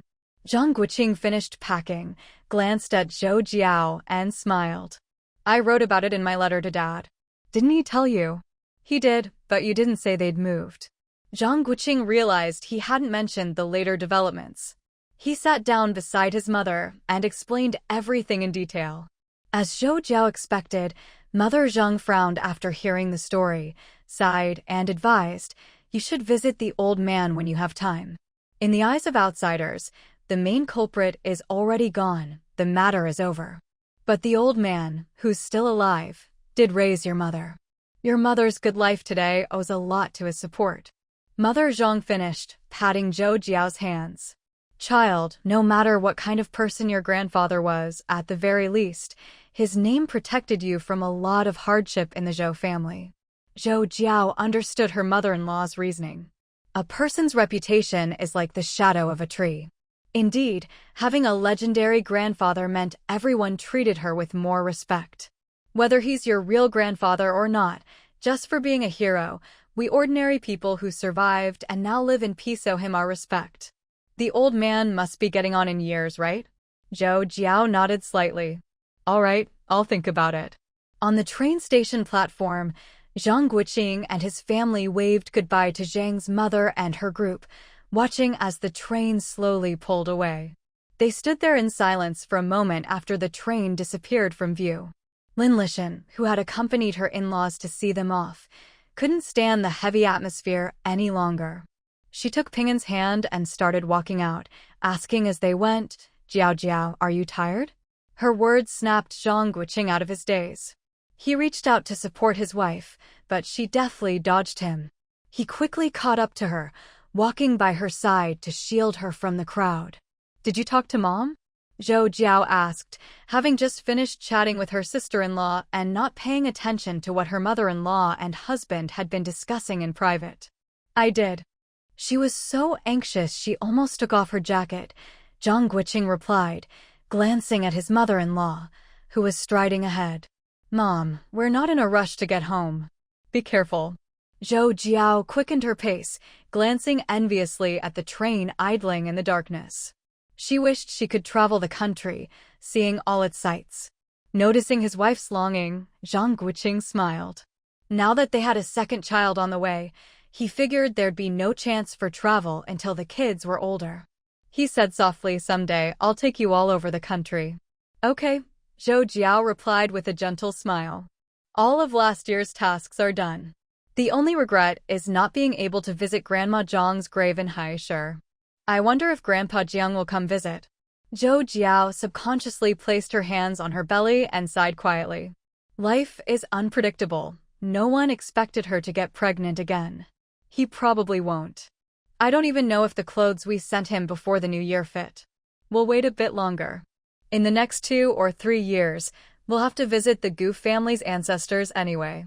We can stop by Haisher to see him then, Zhang Guoqing said, thinking about anything left undone now that his mother had left. He smiled and nodded. The day before school started on the 21st of the first lunar month. Zhou Jiao was back from a business trip and brought his family to the small courtyard in the Hutong. As soon as their car stopped, the courtyard door opened, and out came none other than Dr. Hu. Zhou Jiao stopped Xiao Wang and the others from doing their usual security check, telling them to wait at the door while he led his family inside with Dr. Hu. Zhou Jiao noticed that, contrary to Dr. Hu's claim of inviting many old friends, there were only 2 white-bearded elders and 3 middle-aged men sitting in the main hall. "Girl, come here," Dr. Hu called out, his face beaming with so many wrinkles it looked like he was blooming. He gestured to the 2 honored guests at the head of the table. "Look, my own disciple." The thick-browed old man on the left, rolling an iron ball in his hand, turned away with a look of disdain, while the white-haired, rosy-faced old man beside him, smiling like the Buddha, nodded repeatedly. "Such a pretty girl, what a waste to have her as your disciple." The thick-browed old man seized the chance to chime in, who knows if you forced her into it. Halfway through, he spotted Zhou Jiao walking in behind them and looked at his 2 old friends in surprise. Dr. Hu quickly stepped back and pulled Zhou Jiao forward. "This is my nephew, my real nephew. Come on, bring out all your good stuff." The thick-browed old man chuckled and shook his head, pointing at Dr. Hu. You. Then he turned to Zhou Jiao, stroking his snowy beard and nodding approvingly. Dr. Hu nudged him. "Stop being mysterious. Did you see anything? We're all family here, just say it." Zhou Jiao's eyes sparkled with interest as he looked at the old man. The white-haired, Buddha-like old man shook his head, gesturing for Zhou Jiao to take a seat. Zhou Jiao smiled at the thick-browed old man. "Are you off duty today, sir?"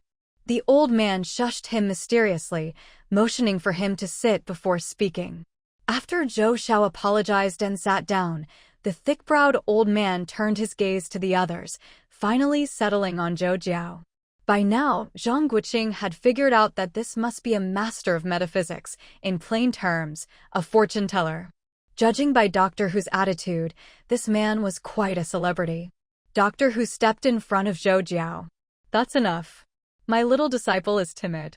The thick-browed old man shook his head with a smile. "Didn't expect your luck to turn around, old man. You can't stop it even if you try." With that, he took off a string of beads from his wrist and handed them to Zhou Jiao. "Take these. They'll keep you and your child safe." Before Zhou Jiao could refuse, Dr. Hu urged, "Quick, thank your uncle Master Ma." Zhou Jiao could tell at a glance that this was something precious, otherwise, her teacher wouldn't be so excited. She hesitated, looking at the beads. They were top-quality Buddhist prayer beads. If she guessed right, they were probably the old man's personal protective talisman. "This is too valuable." The thick-browed old man pressed the beads into her hand. You're more reliable than your teacher. Learn more of his medical skills, but don't pick up his thick skin. Thank you, Elder Ma. The old man laughed heartily. You've got better manners than your teacher. Good girl, very good. Doctor Who didn't mind at all and grinned. Of course. If I'm going to pick a disciple, I'll pick the best. The thick-browed old man didn't say more, just smiled mysteriously and continued to study Zhang Guoqing and his son, his gaze lingering on Ping'an for a moment. Everyone present noticed this detail, some more than others. Zhang Guoqing was the most nervous. He wanted to know if there was anything wrong with his son. Before Elder Ma could speak, he stepped forward and bowed. The thick-browed old man frowned, hesitating.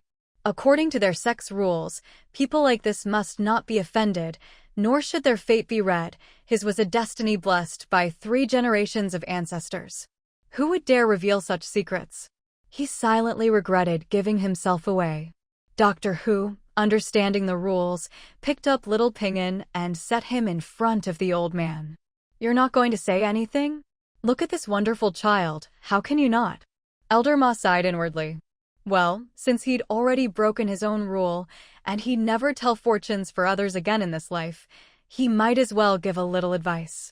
He put down his iron ball, crouched down, and picked up Ping'an. Waving to the others, he said, "You all sit. I'll take the child outside for some fresh air. Who? Get things ready, I'll be right back." Ping'an looked at Zhou Jiao, and when he saw him nod, he hugged Elder Ma's neck and nestled obediently in his arms, eyeing the old man's snowy beard with envy. If only he could touch it, or give it a little tug. Standing in the courtyard, Elder Ma looked at the child in his arms, staring into his big, dark, curious eyes. He chuckled and stroked his beard. "Great-grandpa, put me down. I'm heavy." "Heavy? Ha ha, well said. You really are a special child. Have you started your studies yet?" Ping'an glanced at him and nodded. "Little one, we're fated to meet. Today, I'll give you a few words of advice. Remember, never repeat them to anyone. Understand?" Little Ping'an squinted, then looked up and nodded with a smile. "Don't start school before you're 8. Don't lose your innocence before you're 18. The old man hesitated. "Do you know what that means?" Ping'an grinned. "I've already started learning martial arts." Elder Ma chuckled. He hadn't expected such a young child to understand the subtext. Truly, a good horse needs a good saddle. Such a blessed fate still needs careful nurturing. Good boy. After you turn 20, the world will be yours to explore. Until then, focus on self-cultivation and don't compete with others for temporary gains. Thank you, Great-Grandpa. When you grow up, stand up for the common people. Elder Ma patted him. Remember, don't tell anyone what I've said. Ping'an tilted his head. Not even Grandpa or my parents? You clever little thing. Elder Ma laughed. If he wasn't mistaken, there were 4 elders from this child's family here today. How long had it been since he'd met such a bright child? In the main hall, Zhou Xiaozheng beckoned to his wife and the others, then began introducing the white-haired, crane-like elder. "Uncle Dong, this is my wife. You already know her, so I won't say more." Zhou Xiaozheng's gaze shifted to Zhang Guoqing and Zhou Jiao, a hint of a smile in his eyes. "These are my nephew's 2 rather unruly children. Xiao Wu Jiao Jiao, this is Elder Dong Chung, the one your grandma Song mentioned last time." Zhang Guoqing immediately stepped forward and bowed. "Grandpa Dong, it's a pleasure to finally meet you. I'm Zhang Guoqing, but you can just call me by my nickname, Xiao Wu." "Grandpa Dong, I'm Zhou Jiao. I've never had the honor of meeting you before. Please forgive any disrespect just now." The white-haired, dignified elder Dong Chung looked at the young couple before him and waved his hand with a smile. "No need to talk about disrespect. If anything, it's this old man who's been impolite. After all, I've enjoyed so much of your good tea and treats, yet never given anything in return.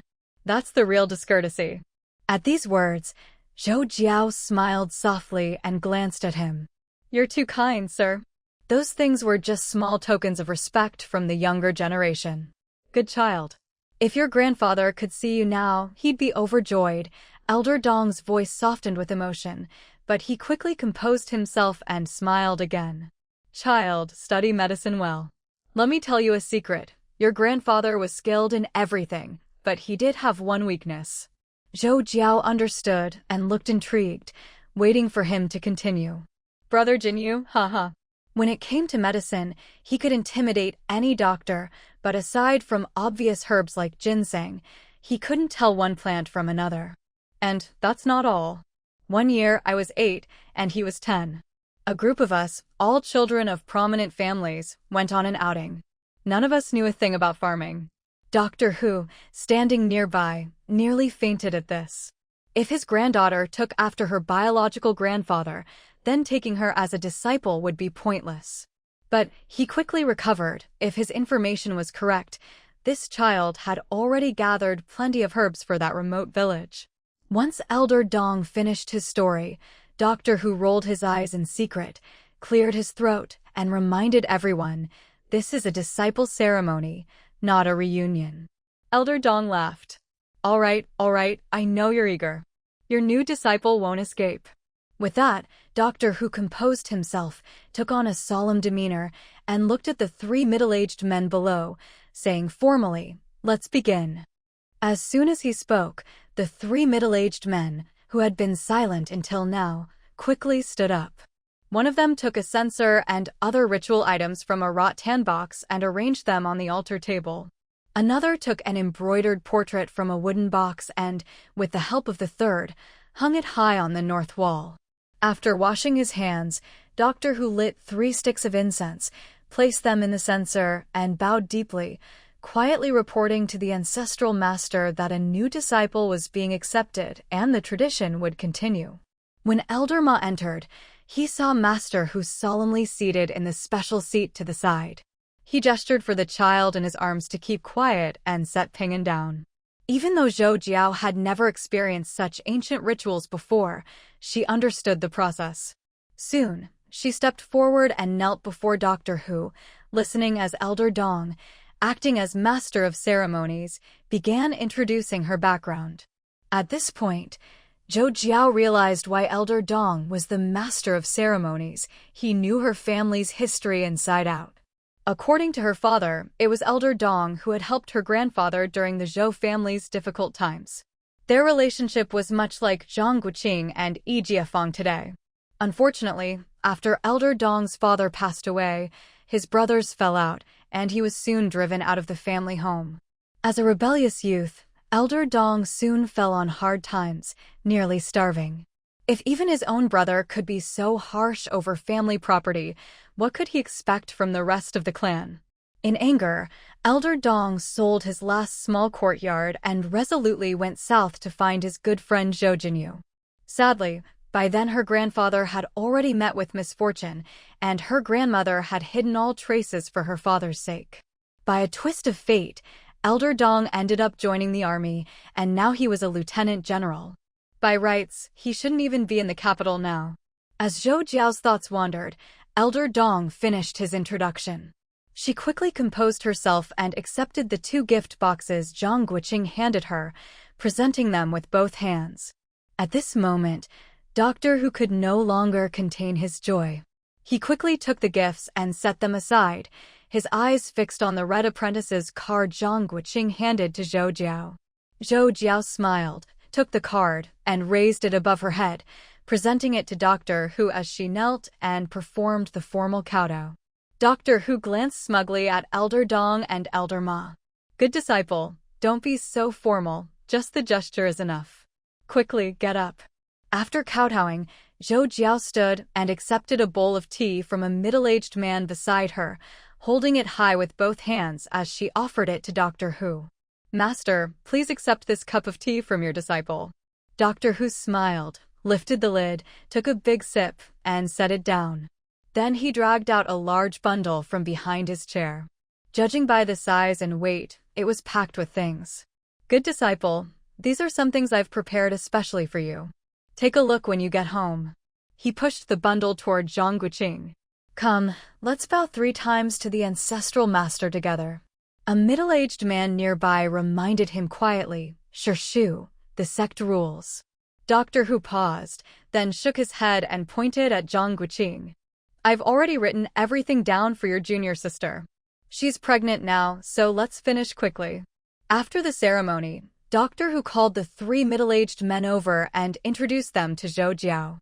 This is Zhu Ling, your eldest Sherbo's senior disciple. He's at the military hospital now. This is Bai Zongshu, your second Sherbo's senior disciple. He's in the health department. This is Dong Jichao, your eldest Sherbo's third disciple. He's Elder Dong's son, now at the city hospital. Following her master's introductions, Zhou Jiao greeted them in order. Eldest senior brother, second senior brother, third senior brother, hello. Please look after me in the future. Master Hu beamed with pride. See? Isn't my disciple clever? She figured out your ranks without me having to say a word. Dong Jichao, the third disciple, could only smile wryly. You introduced us in order, Shu. How could she not guess? You're like the old urchin, but I'll play along. You really have an eye for talent. I wrote to the other brothers before the new year. When they heard they'd have a junior sister, they were thrilled. You all need to look after your junior sister and don't let anyone bully her. Don't worry, Shu. Shu, our junior sister is even younger than my own Xia. No need to tell me.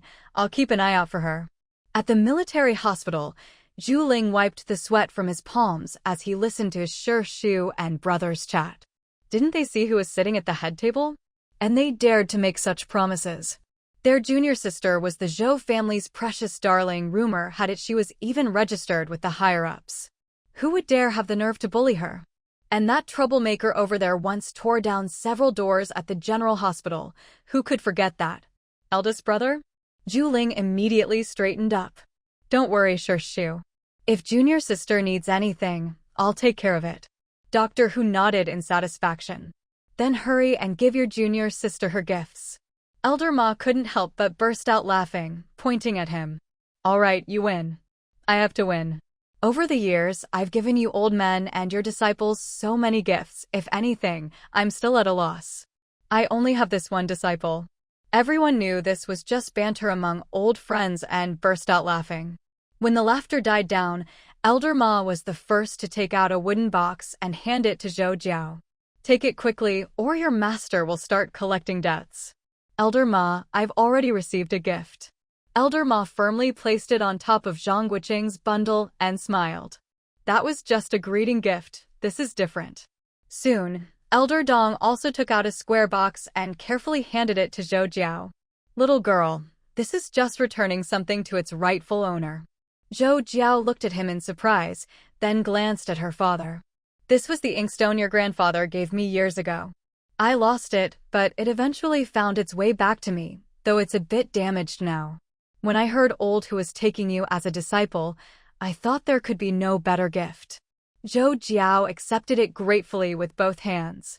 She didn't refuse. On occasions like this, there's a saying, when an elder gives, you must not decline. After that, the senior brothers representing the two Sherbos also presented their gifts. Throughout the ceremony, Zhou Jiao didn't open any of the boxes, planning to find an opportunity to return the favor later. After chatting for a while, Old Ma and Old Dong left first due to official business. Soon after, the three senior brothers also excused themselves because they had urgent matters to attend to that afternoon. Before leaving, senior brother Zhu Ling from the Military General Hospital carefully took down the portrait of the founding master and ceremonial items like the incense burner, packing them away into 2 boxes. Once everything was tidied up, he gave Zhou Xiaozheng a silent, somewhat awkward bow. Only after Zhou Xiaozheng returned the gesture did he relax and say his goodbyes, leaving with the others. Watching this, Old Who shook his head.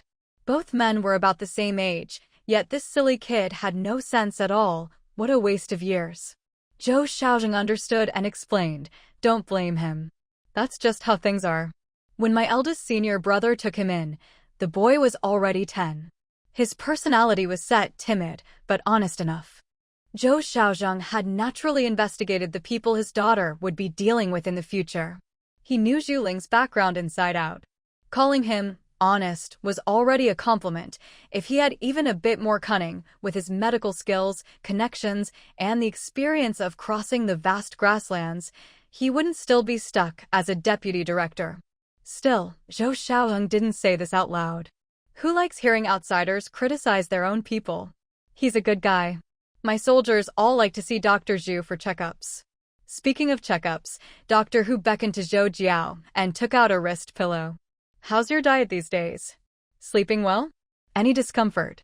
Zhou Jiao sat down and placed her hand on the wrist pillow. Master, everything's as usual.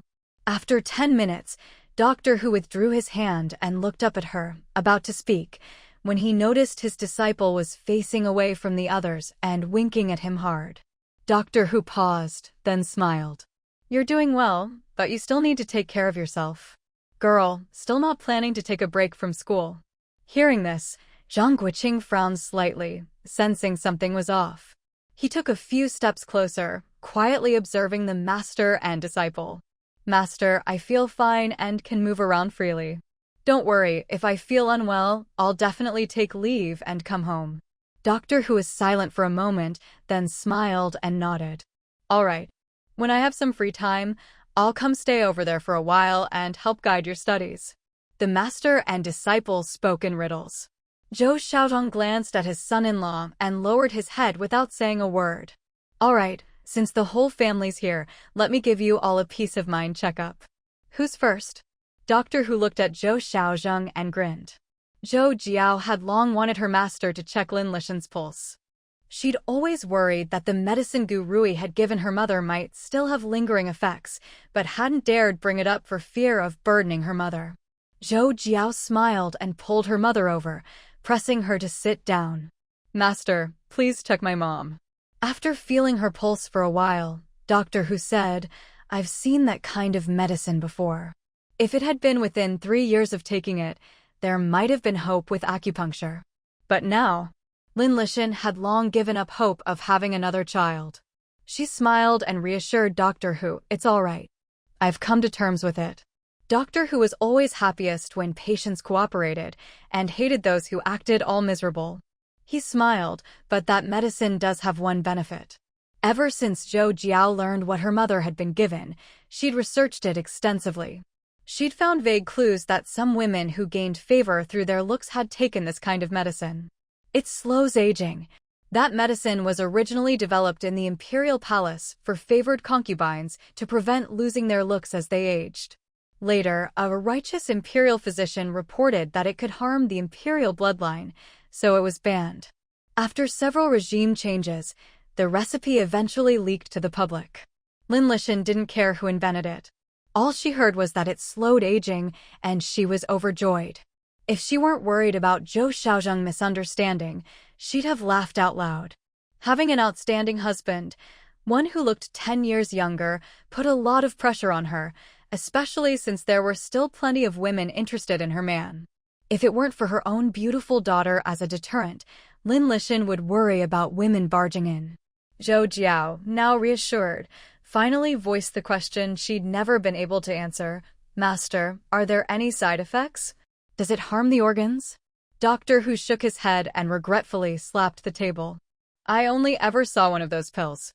Unfortunately, I was short on money at the time, and by the time I'd scraped enough together, someone else had bought it. Otherwise, I could have made the recipe for you.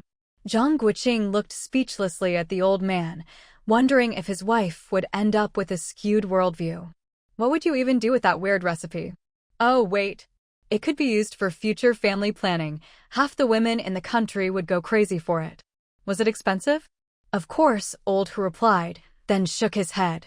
But compared to the rewards those women got, not really. Back then, it was 10 taels of gold per pill. Zhang Guoqing's business mind quickly did the math, comparing it to future beauty salons. He looked at Doctor Hu sympathetically, no wonder he slapped the table.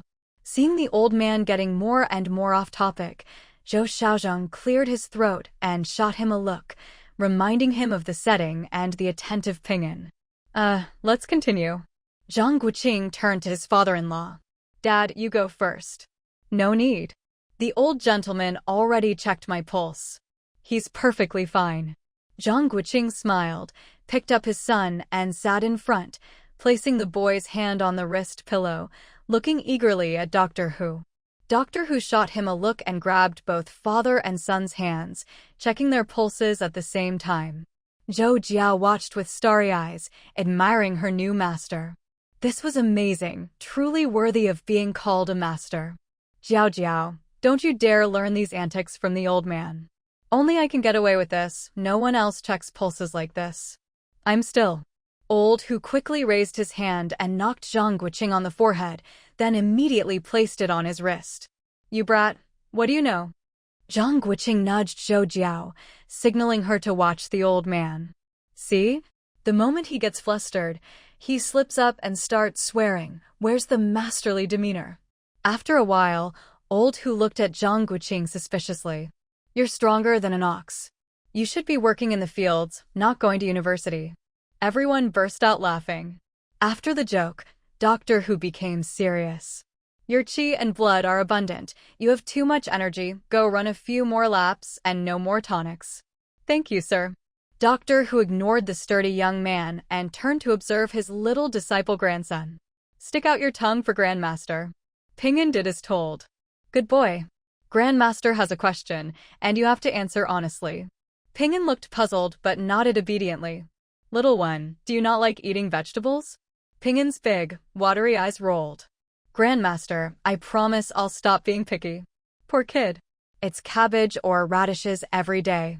Just bear with it for now, and I'll have someone send you some fruit to snack on. Thank you, Grandmaster. When you're a bit older, I'll take you south. The weather's better there. Everything's better. This place is just hopeless.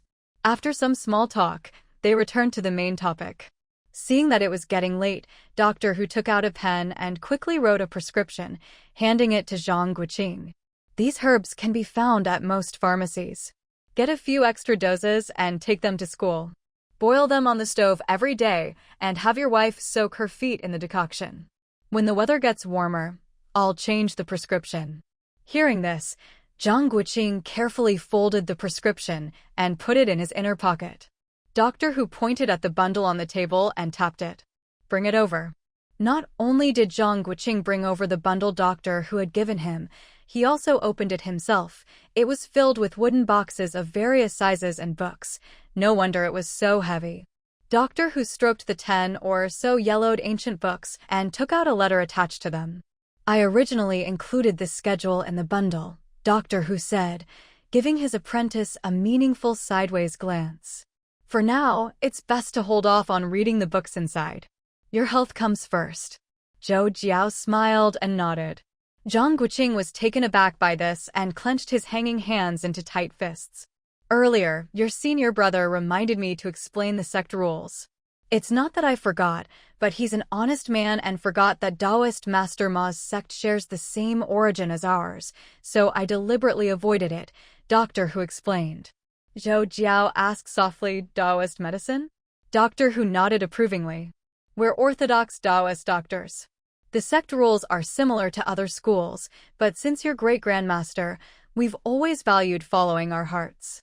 Zhou Jiao tried not to laugh and nodded. She understood what he meant basically, don't let the rules tie you down. Her master himself was a free spirit. If you want to laugh, just laugh. Doctor Who gave her a sidelong glance. Once you learn about the experiences of our sect's ancestors, you'll understand why. Too much fame isn't always a good thing, just like your grandmother's family. Zhou Jiao's expression turned thoughtful. That's also the main reason I took you as my apprentice. I've lived through several dynasties and survived many brushes with death. I'm no longer as naive as I was in my youth. Following my heart is also a way to stay alive. Master, Zhou Jiao looked at the old man with guilt, remembering how he'd helped her regain her position. Ha, your master is doing just fine, Doctor Who laughed heartily, winking at Zhou Jiao. Now that I'm getting old, my eyes are failing and my hands are shaky. Isn't it time I took on a disciple to look after me in my old age? Seeing that the conversation had come to an end, Zhou Xiao was put down his teacup. Uncle Who, are you really okay living alone? Who says I'm alone? After the new year, someone will come to help me with daily life. Anyway, you all should head back. I won't keep you for dinner. Zhou Xiao didn't insist. He checked the time. We'll take our leave then. Xiao Wu, take your mom and the others to the car, I'll be right there. Zhang Guoqing looked at his father-in-law with delight and quickly pulled his wife along before she could say anything. Zhou Jiao glanced helplessly at her hand being held. What was going on? Zhang Guoqing seemed to sense something, but their son was also tightly holding her other hand, leading her out. Master, I'll head off now. We're out of snacks at home. I'll have Xiaowu bring some over so you don't go without. All right. When Anihua and the others come, I'll have them cook something nice for you. Once Zhou Jiao saw his daughter and the others leave, he asked in a low voice, "Is there something unusual about Jiao Jiao's pregnancy? As long as it doesn't affect her health." Dr. Hu frowned. "Would you really be willing? If I'm not mistaken, this is the Zhou family's heir." Zhou Jiao snorted, "Heir, my foot. If my daughter's life is at risk, who cares about bloodlines? Should we go to the military hospital or the city hospital?" Dr. Hu is startled. He really doesn't joke around. Dr. Hu started, but seeing Zhou Jiao's dark expression, he changed his tone and said gently, "I finally have a disciple. Do you think I'd let anything happen to her? You're just worried. Calm down." Zhou Jiao looked at the old man's face with dislike, wanting to punch him. He took a deep breath. "What's going on? She's my daughter, I can read her like a book. Don't think you can hide anything from me." Dr. Hu muttered under his breath, "Then why don't you ask your precious daughter instead of scaring this poor old man? So pitiful, my fate is so hard." Zhou Jiao's brow twitched as he listened. He was starting to regret his decision. Why did he agree to let this unreliable man be his daughter's master? Dr. Hu, chilled by Zhou Jiao's icy demeanor, rolled his eyes inwardly. He sighed, "Mother and child are both healthy. The girl has been well cared for these past few years." Zhou Jiao stared at Dr. Hu, knowing how doctors always had a but coming. "Just now, when I checked her pulse, unless I'm mistaken, she's carrying twins. It's a good thing, but also risky. Twins are more likely to be born prematurely." Seeing Zhou Jiao's face grow more serious, Dr. Hu added, "Don't worry, I'm here." "Uncle Hu, go on." "She's determined not to take a break from school, so I've already decided that when she's 6 months along, I'll rent a house near the school. Xiaowu will be with her all the time, so it shouldn't be a problem. You just need to relax. If it were really serious, do you think I'd keep it from you and go along with her?" "Does Jiao Jiao know?" Dr. Hu shot him a look. "Of course. Why else would I bother taking her as my disciple?" Realizing he'd let something slip, he gave an awkward laugh. Zhou Jiao didn't care about the details. He was now considering whether to insist his daughter stay home from school. To be honest, if he forced her, she would obey, but he couldn't bear to see her wronged, nor could he rest easy with her cooped up at home. Given Jiao Jiao's introverted nature, if Zhang Guoqing wasn't with her, she'd just bury herself in books at home anyway. And he couldn't watch her 24/7. "Stop overthinking. I've saved countless lives. Do you think I can't protect my own disciple? Just make sure you get her some good supplements, and leave the rest to me." "Are you sure? Is it too late if she doesn't keep the babies?" Dr. Hu's face fell with worry. Now he understood why his disciple chose to keep this a secret. He wished he could turn back time. "Uncle Hu, you mustn't be careless. My Jiao Jiao has never had an easy day in her life. When we finally found her, she was nothing but skin and bones. It's taken 2 years to nurse her back to health, but she still worries as much as ever. You can't imagine what she means to me. With this daughter, I finally have a family, a reason to strive for more." Seeing the tears in Zhou Jiao's eyes, Dr. Hu was taken aback and nodded solemnly. "Child, I may act silly, but I know what's important." Zhou Jiao stood up and bowed in thanks, composed himself, and strode out. His daughter was waiting for him, and ensuring her safe delivery was now his top priority. On the way, Zhou Xiaozhang acted completely normal, just like always. With Ping'an joining in the fun, the atmosphere in the car was warm and festive. The only thing different from usual was that after the family had lunch and Zhang Guoqing settled his wife and son, he and his father-in-law quietly left the house one after the other, as if by tacit agreement. In the office, Zhou Xiaozhang sat upright, quietly waiting for his son-in-law to arrive. "Chief, there's a meeting at 3 this afternoon," his secretary reminded him. Zhou Xiaozhang nodded. "We'll leave at 2:40. I need to take care of a few things first." Seeing him lower his head to read some documents, the secretary tiptoed out and gently closed the door. When Zhang Guoqing arrived, he saw his father-in-law frowning, staring off into space, absent-mindedly twirling a pen between his fingers. His heart skipped a beat, his face instantly turning pale. He quickly closed the door and hurried over to the desk, staring intently at his father-in-law. "Is Jiao Jiao asleep?" Zhou Xiaozheng asked. Zhang Guoqing tensed up, digging his fingers into his palm. He managed a stiff nod, but found he couldn't get a word out. Zhou Xiaozheng pointed to the empty seat in front of him. Seeing no response, he said sternly, "What are you panicking for? Calm down." He suddenly remembered how he hadn't been much better in front of Doctor Hu earlier. But when it came to Zhou Jiao's safety, how could Zhang Guoqing possibly stay calm? Standing there, he squeezed his eyes shut. "Dad, just tell me. I can take it." Looking at his son-in-law's ashen face, Zhou Xiaozheng felt both annoyed and amused. He grabbed a file and smacked Zhang Guoqing on the head with it. Startled, Zhang Guoqing opened his eyes. "Is it serious?" "You're the one who's serious." Zhou Xiaozheng snapped, then felt a little embarrassed and cleared his throat. Zhang Guoqing didn't care about the scolding. Just now, he'd thought Zhou Jiao was in danger and his father-in-law was taking it out on him. But now, looking at Zhou Xiaozheng's expression, it didn't seem as bad as he'd feared. He relaxed and slumped into the chair. Zhou Xiaozheng, seeing his son-in-law's reaction, felt much better. Glancing at his watch, he decided not to keep him in suspense. Jiao Jiao isn't in any danger right now.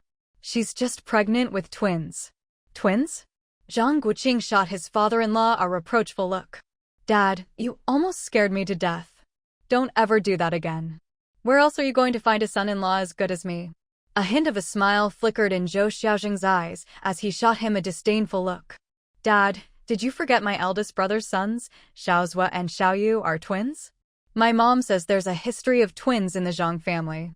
I've already consulted plenty of doctors just in case, and even tracked down the midwife who delivered them when I went home a couple of years ago." Hearing this, Zhou Xiaozheng was genuinely touched. He decided that, for the sake of this silly kid's devotion to Jiao Jiao, he wouldn't set any more traps for him in the future.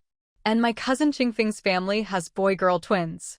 Back then, they didn't even have good nutrition, but now both my sisters-in-law are as strong as oxen," Zhang Guoqing added, getting more and more animated. "So it's really nothing serious?" Zhang Guoqing couldn't guarantee it, but seeing his father-in-law's worried face, he nodded earnestly. "It'll be fine. That midwife is very skilled, she even delivered Pinyin. I was planning to invite her here when Jiao Jiao reaches 8 months, and with Dr. Lin as an expert, that's double the safety net. I even prepared a gift for her before my mom went back, just to make sure she'd come early. Looks like I need to hurry up with that." Zhou Xiaozheng finally relaxed, nodding repeatedly. "No matter the cost, make sure she comes." Did that even need to be said? Zhang Guoqing continued with his original plan. "At the end of last year, Jiao Jiao didn't want to take a break from school, so I started making arrangements. Once the weather warms up, I'll rent a small courtyard near the school. Now, with my mom and the midwife, they should come earlier." Once again, Zhou Xiaozheng felt that having such a capable son-in-law was a blessing. "Dad, just leave these things to me. As for Jiao Jiao, let's keep everything as usual so she doesn't overthink it." Dr. Lin already told her to come for a checkup after the new year, but she's been putting it off because she doesn't want us to worry. Seeing his father-in-law still hesitating, Zhang Guoqing pressed on. "In another 2 months, she won't be able to hide it even if she wants to. I bet she'll come clean then. She always says she doesn't want the whole family to be on edge." Dr. Lin also told me to go along with her. If the mother's mood is good, everything will be fine. Otherwise, just the morning sickness alone could wear her out. Zhou Xiaozheng was silent for a moment, then exhaled and looked at his son-in-law, clenching his fist. "All right, let's do it this way for now. But if anything seems off, you make her stay home, even if you have to force her. Don't always let her have her way." Zhang Guoqing chuckled and nodded. Who pampers Zhou Jiao the most anyway? "I'll go home and write to my dad." Zhou Xiaozheng shook his head. "I'll write to him myself and ask your godfather to visit in person." "Dad, don't ask my godfather to go. They're all villagers. My parents are more appropriate. Every time we go back, I always prepare gifts for her." Getting her to come here shouldn't be a problem. Their conversation finished just as it was almost time for Zhou Xiaojing's meeting. After saying goodbye, Zhang Guoqing walked to a small park and found a place to sit. Even though he'd smiled and confidently reassured Zhou Xiaojing, he still felt uneasy inside. The biting cold wind whipped his face as he stared blankly into the distance. After a long while, he rubbed his frozen hands together and slapped his face to wake himself up. Once he'd moved around a bit, he put on a smile and headed home. In the bedroom, Zhou Jiao was already awake, chatting with their son in the living room while they snacked on pastries and fruit. This was the scene Zhang Guoqing saw when he walked in. "Where did you go with Day? Your face is red from the cold. Come sit and warm up." Zhang Guoqing stopped his wife from getting up. "You sit, I'll do it myself." "What are you two talking about that's so funny?" Old Master Ma took Ping'an out for a bit. "Now we're analyzing what he said," Zhou Jiao replied. Zhang Guoqing took the tea Zhou Jiao handed him and smiled. "Oh? What did you figure out?" "Remember, your fate is in your own hands, not in the hands of fortune-tellers." "Dad, I know. But the old man didn't say much. He just told me to become a monk." Ping'an's big eyes rolled mischievously. "Don't listen to that old man's nonsense." That made Zhou Jiao and Ping'an burst out laughing. After a while, Zhou Jiao told Zhang Guoqing what old Master Ma had said to Ping'an. Zhang Guoqing tapped Ping'an on the head, smiling. "You little rascal, teasing your dad? Dad, do you think that old man is really skilled?" Judging by his words, the man did seem to have some ability. For his son's safety, Zhang Guoqing immediately changed his tune and slapped his own mouth in mock self-punishment. He glanced at his wife with a faint smile, then looked at his son. "He's a real expert. He didn't say anything about great fortune or soaring to the skies. That's already different from your average fortune teller. Telling you not to start school at 8, not to lose your virginity at 18, those are honest words. As for after 20, the world is yours. Just take that with a grain of salt. There are plenty of talented people in this world. Only a fool would get cocky." Inside the Eastern Wing study, the double rows of bookshelves lining the wall were packed tightly with all kinds of magazines and books, while several piles of yellowed newspapers sat on the kangbed. The large desk was buried under stacks of manuscript paper and rulers, with a lone black and a blue ink bottle standing in the corner, both nearly empty, judging by the level inside.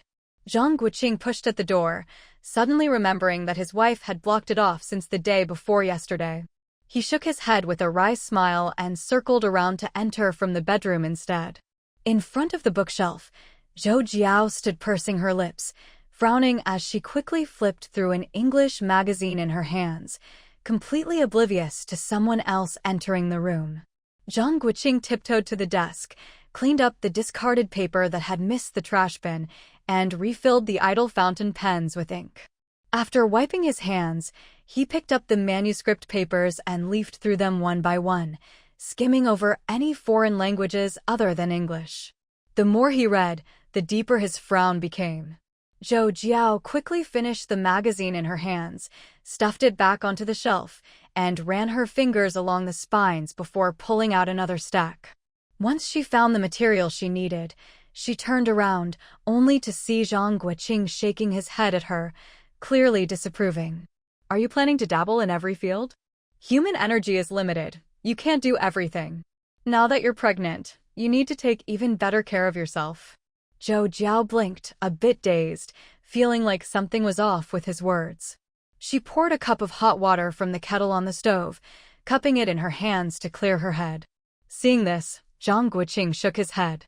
"Just as you shouldn't flaunt your wealth, you shouldn't show off your talent either. Wait a bit longer, the time isn't right yet.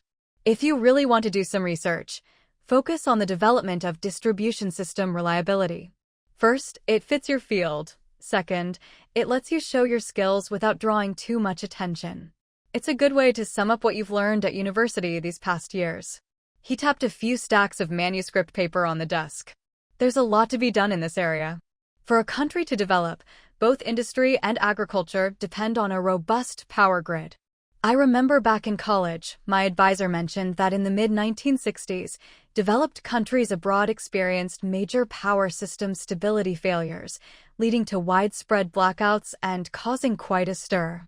It was during that time that reliability management and technology were introduced into power systems, gradually developing into an applied discipline and becoming a key means for the power industry to achieve significant economic benefits.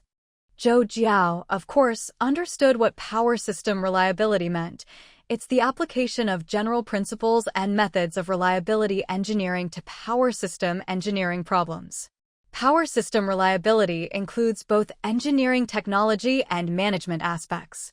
Essentially, it's about using the most scientific and economical methods to maximize the potential of generation and supply equipment, ensuring a continuous supply of qualified electricity to all users, thus achieving comprehensive quality and safety management. Moreover, in the 1980s, China established the Society of Electrical Engineering and the Oven Specialty Committee, followed by the Power Reliability Management Center, kicking off reliability work for generation, transmission, and distribution equipment and systems. By the 1990s, new developments in power system reliability led to the creation of proprietary power planning software, generation and transmission system reliability assessment software, distribution system reliability assessment software, and more. Without Zhou Jiao needing to recall, Zhang Guoqing's words automatically brought all this information to mind. She'd even translated these materials for an expert in her previous life. But was this man misunderstanding her? She wasn't joining a research institute, nor did she want a Nobel Prize. Wasn't this research direction expecting too much from her? Taking a sip of water, Zhou Jiao sighed helplessly. Honey, are you getting the wrong idea? I'm not that ambitious. And as for not showing off my talent? Right now, all I want is for our family to be safe. Zhang Guoqing slapped his forehead at her words. He'd gotten muddled and almost given her bad advice. These twin sons of his were really messing with his brain. He looked around at the foreign magazines and books that had reappeared in the study. If she wasn't planning on doing research, then what was all this for? She must have a purpose. After all, since the day before yesterday, this study had become strictly off-limits. Even his father-in-law had almost been turned away. Wife, tell me, what are you thinking? Zhou Jiao shot him a sidelong glance. So much for being a couple with perfect understanding. Wasn't he completely clueless this time? Want me to guess? She handed him the cup. Have a drink and calm down first. It's my fault for not discussing this with you earlier. The plan isn't mature yet. I still need to prepare some backup. Zhang Guoqing wanted to say that this wasn't the only thing she hadn't discussed with him. Even the twins in her belly were still a secret, but seeing her slight frown, he swallowed his words. Fine, he'd hear her out first. Zhou Jiao sat down, watching his expression as he finished the water and set down the cup. She asked softly, after graduation, unless something unexpected happens, you'll transfer to a military post first, right? Zhang Guoqing nodded, gesturing for her to go on. You know what it means to be a soldier. Let's not talk about the 3 months of military academy. Once you're in the Logistics Research Institute, the first few years will be your time to fight your way up. Even if you want to take care of me and the kids, you'll be stretched thin. And if things get tense, I'd rather you not be distracted. But Zhou Jiao waved her hand, signaling him to let her finish. Don't act on impulse. Transferring to the military is your best option. I don't want you to change that for me. Zhang Guoqing pondered her words, looking at her thoughtfully. Actually, when Sherdashan gave me that little notebook, I already had an idea. I can be an external staff member, but honestly, I don't want to join that unit after graduation.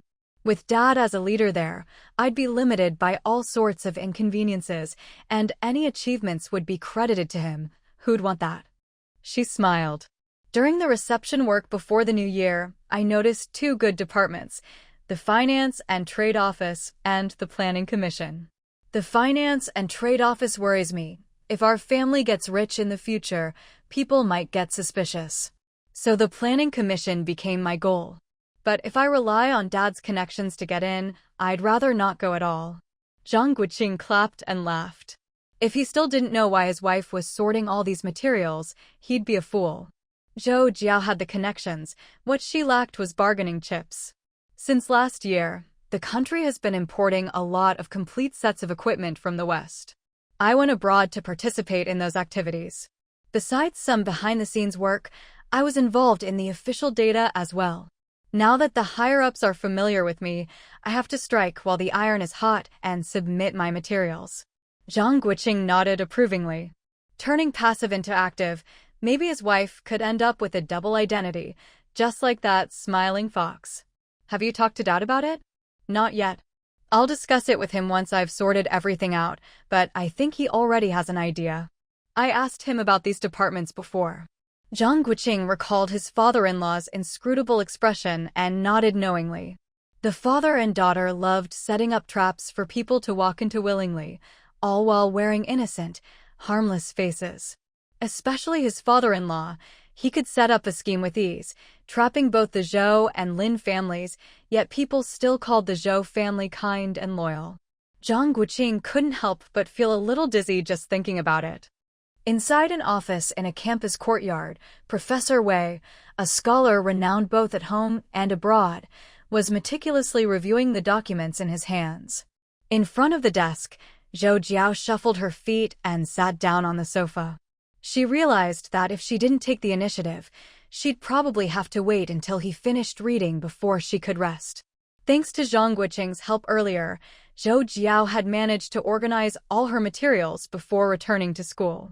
She then handed everything over to her father, Zhou Xiaozheng, and shared her plans with him. The three of them discussed countermeasures in the study, after which her father took charge of submitting the materials and arranging the follow-up. Zhou Jiao's part was done. So, at the start of the new semester, before Professor Wei could say anything, Zhou Jiao handed him a report on wind turbines.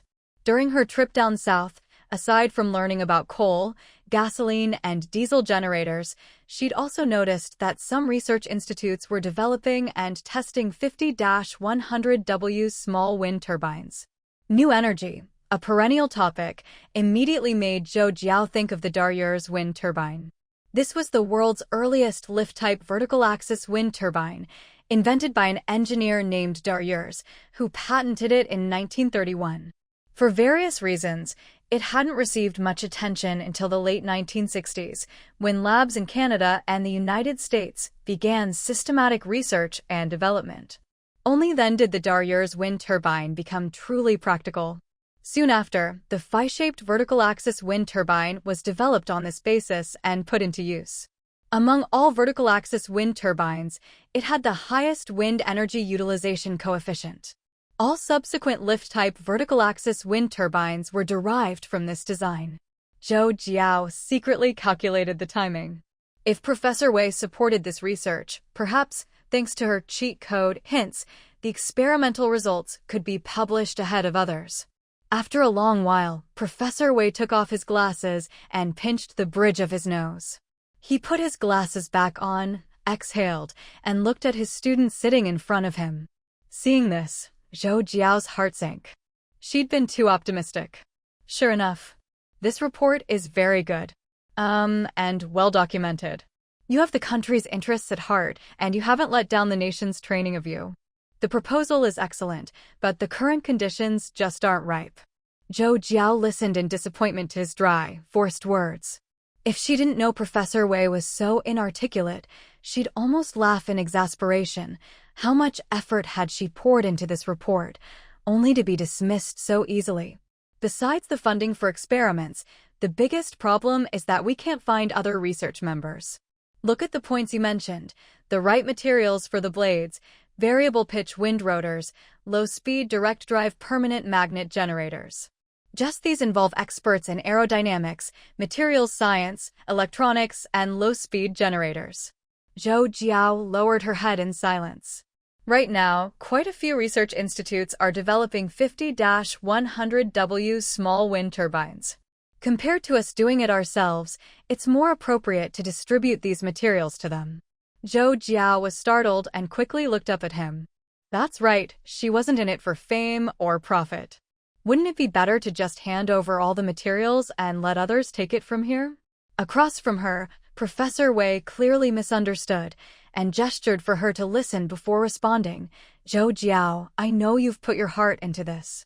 But if we really want to make this an official project, the whole university would have to approve it first, then we'd need to apply to higher authorities.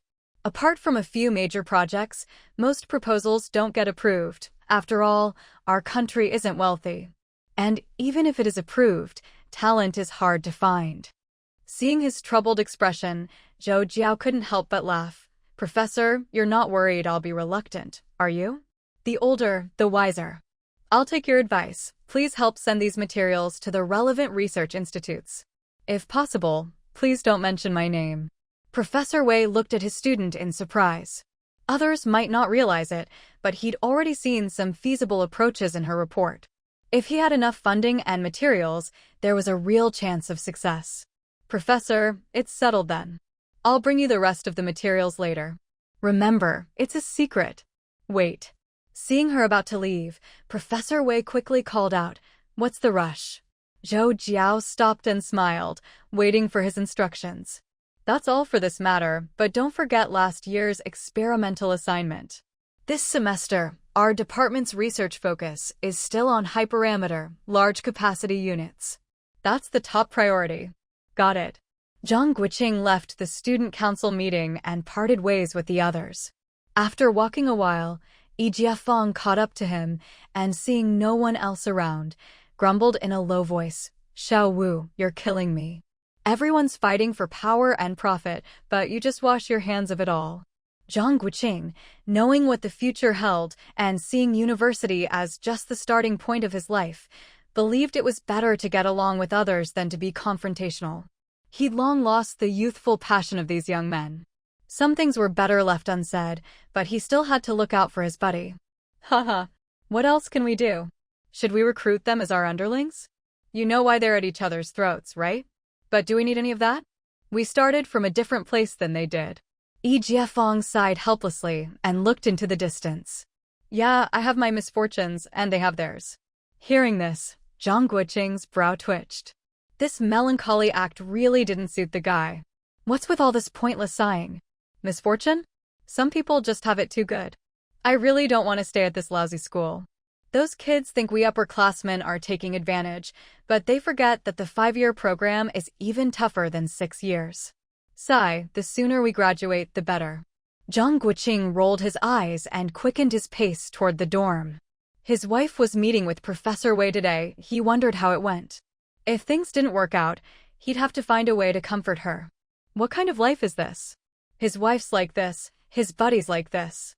These guys are just bored. Want to graduate early? Working will only be more exhausting. Wait up. Yi Jiafeng hurried to catch up, slinging an arm around Zhang Guoqing's shoulders and glancing around.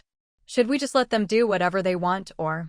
Zhang Guoqing stopped and said seriously, "Yi, listen to me.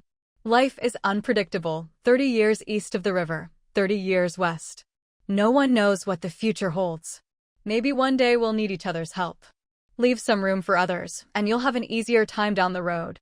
After he finished, seeing Yi Jiafeng still looking indifferent, Zhang Guoqing felt a bit discouraged and stared at him. Under his worried gaze, Yi Jiafeng could only nod. "All right, I know you treat me as a brother. I'll listen to you, okay? If I can't stand it, I'll just walk away. Good brother." Zhang Guoqing punched his shoulder and laughed. "Come on, hurry up, my wife's probably waiting." Yi Jiafeng was nearly knocked over by the pull. Just a moment ago they were good brothers, now it was all about his wife. Some friend. Can't he just chill for once? This guy really does put his wife before his friends. Once they reached the dorm, the two parted ways. Zhang Guoqing entered his room and saw Zhou Jiao copying materials. He walked over curiously. Did it get approved? No. Then why are you copying it? Save it for when we start our own factory someday. Zhou Jiao looked up at him and shook her head with a smile. Your dream's dashed. Professor Wei suggested I send it to the research institutes and let them handle it. I'm just making a copy to keep as a memento. Zhang Guoqing teased, that's the spirit, just like a true military kid. After organizing all the materials on wind turbines and handing them over to Professor Wei, Zhang Guoqing fell asleep that night when everything was quiet. In the darkness, Zhou Jiao, who was resting her head on his arm, suddenly opened her eyes. Ever since arriving in this world, she had tread carefully, step by step, recalling all the bittersweet moments she'd experienced. Aside from giving birth, she hadn't really achieved anything of note. This time, she had tried to contribute selflessly, but her efforts had failed before they even got off the ground. She had underestimated her own grasp of the political climate. Some of the hints Professor Wei dropped when he accepted her materials today were, in fact, meant to protect her. After all, she was still a student. Only when a project is officially assigned as a policy task does it have real legitimacy. Even if a project gets approved, if someone wants to make trouble, there are plenty of ways to do so. As the applicant, she would be right in the middle of it. Professor Wei's words had been a wake-up call for Zhou Jiao, dispelling any lingering wishful thinking. Compared to achieving something, what she valued most was her own life and her family's safety. Burying her last bit of longing deep in her heart, Zhou Jiao touched her belly. She often said Zhang Guoqing was restless, but wasn't she the same? After reflecting on herself, Zhou Jiao let out a slow breath, turned to look at Zhang Guoqing, and after a while, quietly closed her eyes and drifted back to sleep. The new semester began. In addition to more academic tasks, there were also more political study classes. Pregnant, Zhou Jiao became even more low-key, rarely even visiting the library compared to before. The lab was busy upgrading the generator's capacity, which involved a wide range of research, rewinding the stator and rotor coils, replacing insulators, improving the heat resistance of the coil's insulation, all to increase the generator's output. If it hadn't been for Professor Wei's words making her reflect, Zhou Jiao might have thrown herself into the work wholeheartedly, even spending her own money and effort to source materials from Dongxi. But now, even with the information in hand, she waited quietly for the professor's instructions, fully aware that technological innovation would happen with or without students like her. Maybe, by meddling prematurely, she'd inadvertently triggered a butterfly effect, and what she thought was a good deed might have actually deprived others of their destined opportunities. Since she didn't care for fame or fortune, why bother? Better to let time tell. With his wife settling into a calm and orderly routine, Zhang Guoqing, who was busy running the household, finally felt relieved. Compared to the distant future, Zhou Jiao's and their child's safety was his top priority, especially with her belly now high and round under her cotton-padded jacket. I heard there's a lot of flu going around lately. Brother Wang will bring Ping'an over on Saturday night, and I'll take him back Sunday evening. Does that work for you? Zhou Jiao swallowed her bird's nest soup. Sure. I need to go home next week anyway, make some dumplings and steamed buns to freeze. We're almost out of food at home. Zhang Guoqing handed her a warm towel, speechless. She actually said that out loud? Their freezer was packed with buns, bean paste rolls, dumplings, and all sorts of things. How could their small family finish it all in just a couple of weeks? Actually, I just miss home. Too many people come and go here, it's not very convenient. Zhang Guoqing listened to the noises from the neighbors and the hallway, nodding thoughtfully. Looks like, once the weather warms up, it's time to rent a courtyard in a nearby village. Even though everyone in the building was considerate of Zhou Jiao's pregnancy, there was still plenty of noise. Especially the women's bathroom, he couldn't exactly go over there himself. What did your counselor want with you all this afternoon? When you guys got back, you rushed to the cafeteria, so I didn't get to ask. Was it good news? Zhang Guoqing slapped his forehead. I almost forgot to tell you. Zhou Jiao looked at him, puzzled. That case from last year has been closed. Before the new year, they sent our school the conclusion. The counselor just called a few of us over to mention it. You're pregnant, so I told him not to bother you. Zhou Jiao didn't care about these details. What she really wanted to know was how the case ended. If she hadn't asked, Zhang Guoqing would have let it slide. Seeing her expectant look, he said, "Go wash up and get in bed first. I'll explain everything in detail." It's a long story. Resigned, Zhou Jiao did as he asked. After a flurry of activity, she nestled into the soft bed, looking at him eagerly. Now he'd finally start, right? Such a good girl. Hold on, I'll be right there. After tending to the stove and washing up, Zhang Guoqing climbed into bed, pulled her into his arms, and finally began to recount what happened after the case. The local police first confirmed the identity of the deceased, Zhou Jiao, and started investigating his family. It turned out that as a child, Zhou Jiao had been sold by his parents to a wealthy family in the provincial capital as a servant. After liberation, that family either fled or disappeared, and his indenture became void. The family broke up, and he returned to his hometown with his servant wife.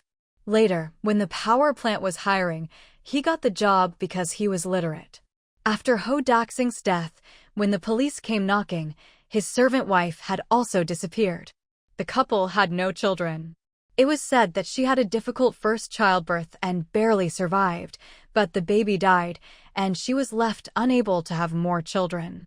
Zhang Guoqing hadn't mentioned this part to Zhou Jiao before, as it was bad luck to talk about such things in front of a pregnant woman.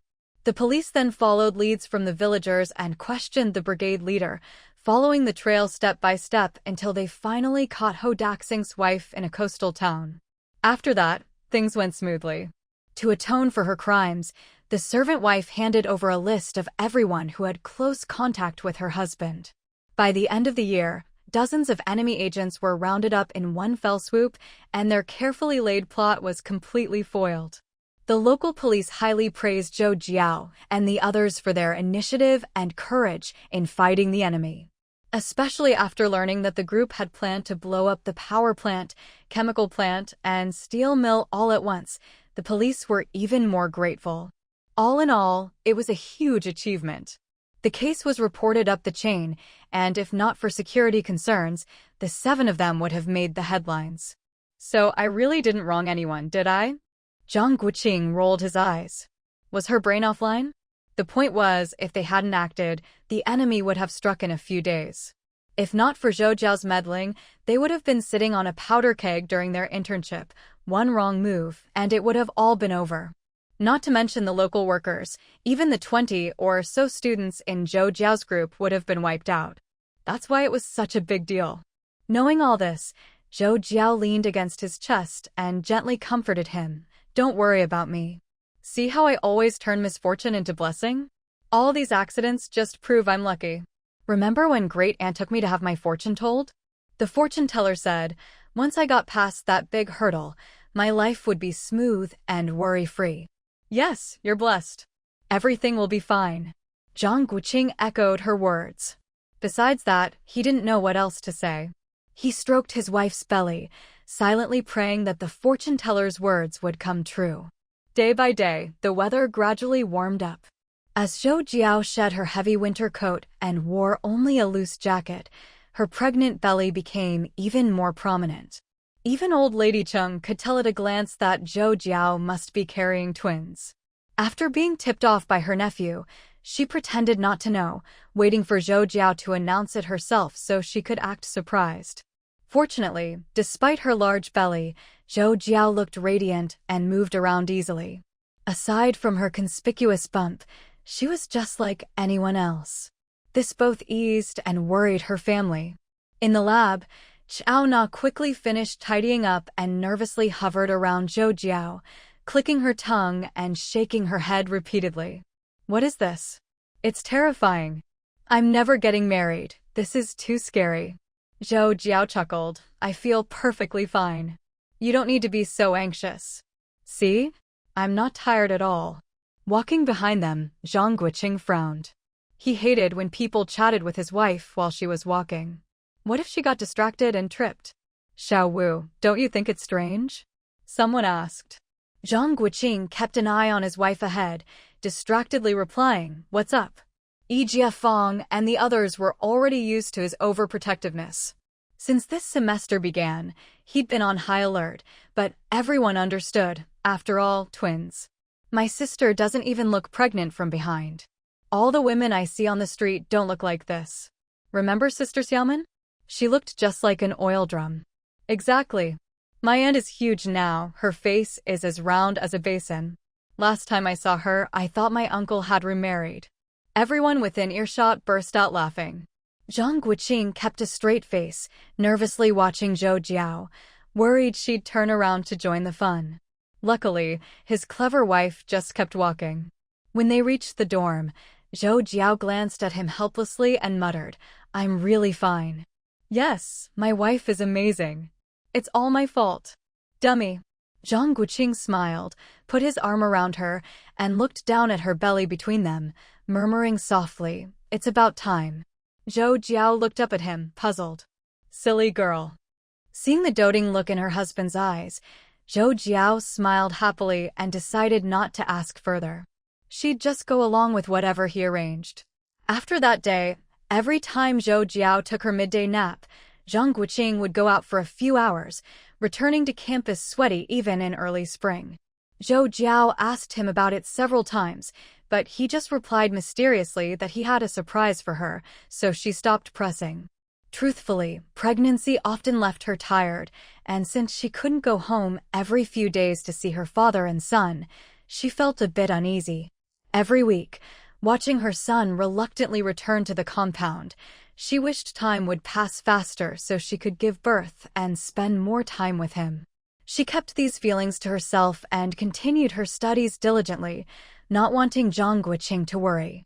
Now that he wasn't hovering over her every second, she actually felt relieved. No wonder they say pregnancy makes you silly for 3 years. That weekend, Zhang Guoqing did something out of character. Instead of waiting at the gate for their son, he smiled after washing up and said he was taking her somewhere. "To check out my surprise? I wonder if you'll like it." "What is it? Can't you just bring it here?" "Where is it? Are we going home?" Zhang Guoqing looked at his confused wife and couldn't help but laugh. Normally, with her attention to detail, she would have guessed by now. If he weren't in a hurry, he'd want to capture this rare moment as a keepsake. "Brother, it's something big. I'll take you to see it." "Did you tell the family? What if Ping'an comes and can't find us? He'll be so sad. Last week, great aunt brought him. Who's bringing him this time?" Zhang Guoqing carefully helped her out of the dorm, checked the ground for obstacles, and replied, "I've arranged everything." Downstairs, he didn't dare let her ride on the back of his bicycle, so they walked slowly along the path. As they walked, Zhou Jiao suddenly exclaimed, "Isn't this the road we took when we first came to the school to look for a courtyard to rent? Did you rent a courtyard?" Finally, she caught on. Zhang Guoqing smiled. "Now that it's warmer, we can't keep using the stove indoors. It's inconvenient to cook, and we can't eat from the canteen every day. Plus, with all the smells, people might get suspicious." "That's true, especially with more classmates coming over lately. We'll keep the dorm for rainy days and midday naps, but we'll live outside most of the time. It'll be quieter for you, and our son can stay longer when he visits." Zhou Jiao smiled at him, saying nothing more. She felt a pang of guilt. She'd thought of this solution too, but it would mean more work for Zhang Guoqing. "I figured, if we live outside, it'll be easier when family visits. That way, it won't be a big commotion every time a car or a group of people shows up. I've also told the counselor, if there are any school events, someone will come let us know. It'll be more convenient." "That's a great idea. I really like it. We're almost out of food at home." Zhang Guoqing handed her a warm towel, speechless. She actually said that out loud? Their freezer was packed with buns, bean paste rolls, dumplings, and all sorts of things. How could their small family finish it all in just a couple of weeks? Actually, I just miss home. Too many people come and go here. It's not very convenient." Zhang Guoqing listened to the noises from the neighbors and the hallway, nodding thoughtfully. "Looks like, once the weather warms up, it's time to rent a courtyard in a nearby village." Even though everyone in the building was considerate of Zhou Jiao's pregnancy, there was still plenty of noise. Especially the women's bathroom. He couldn't exactly go over there himself. "What did your counselor want with you all this afternoon? When you guys got back, you rushed to the cafeteria, so I didn't get to ask. Was it good news?" Zhang Guoqing slapped his forehead. "I almost forgot to tell you." Zhou Jiao looked at him, puzzled. "That case from last year has been closed. Before the new year, they sent our school the conclusion. The counselor just called a few of us over to mention it. You're pregnant, so I told him not to bother you. Zhou Jiao didn't care about these details. What she really wanted to know was how the case ended. If she hadn't asked, Zhang Guoqing would have let it slide. Seeing her expectant look, he said, "Go wash up and get in bed first. I'll explain everything in detail." It's a long story. Resigned, Zhou Jiao did as he asked. After a flurry of activity, she nestled into the soft bed, looking at him eagerly. Now he'd finally start, right? Such a good girl. Hold on, I'll be right there. After tending to the stove and washing up, Zhang Guoqing climbed into bed, pulled her into his arms, and finally began to recount what happened after the case. The local police first confirmed the identity of the deceased, Zhou Jiao, and started investigating his family. It turned out that as a child, Zhou Jiao had been sold by his parents to a wealthy family in the provincial capital as a servant. After liberation, that family either fled or disappeared, and his indenture became void. The family broke up, and he returned to his hometown with his servant wife. Later, when the power plant was hiring, he got the job because he was literate. After Zhou Jiao's death, when the police came knocking, his servant wife had also disappeared. The couple had no children. It was said that she had a difficult first childbirth and barely survived, but the baby died, and she was left unable to have more children. Zhang Guoqing hadn't mentioned this part to Zhou Jiao before, as it was bad luck to talk about such things in front of a pregnant woman. The police then followed leads from the villagers and questioned the brigade leader, following the trail step by step until they finally caught Zhou Jiao's wife in a coastal town. After that, things went smoothly. To atone for her crimes, the servant wife handed over a list of everyone who had close contact with her husband. By the end of the year, dozens of enemy agents were rounded up in one fell swoop, and their carefully laid plot was completely foiled. The local police highly praised Zhou Jiao and the others for their initiative and courage in fighting the enemy. Especially after learning that the group had planned to blow up the power plant, chemical plant, and steel mill all at once, the police were even more grateful. All in all, it was a huge achievement. The case was reported up the chain, and if not for security concerns, the 7 of them would have made the headlines. So I really didn't wrong anyone, did I? Zhang Guoqing rolled his eyes. Was her brain offline? The point was, if they hadn't acted, the enemy would have struck in a few days. If not for Zhou Jiao's meddling, they would have been sitting on a powder keg during their internship. One wrong move, and it would have all been over. Not to mention the local workers, even the 20 or so students in Zhou Jiao's group would have been wiped out. That's why it was such a big deal. Knowing all this, Zhou Jiao leaned against his chest and gently comforted him. Don't worry about me. See how I always turn misfortune into blessing? All these accidents just prove I'm lucky. Remember when Great Aunt took me to have my fortune told? The fortune teller said, once I got past that big hurdle, my life would be smooth and worry-free. Yes, you're blessed. Everything will be fine. Zhang Guoqing echoed her words. Besides that, he didn't know what else to say. He stroked his wife's belly, silently praying that the fortune teller's words would come true. Day by day, the weather gradually warmed up. As Zhou Jiao shed her heavy winter coat and wore only a loose jacket, her pregnant belly became even more prominent. Even old Lady Chung could tell at a glance that Zhou Jiao must be carrying twins.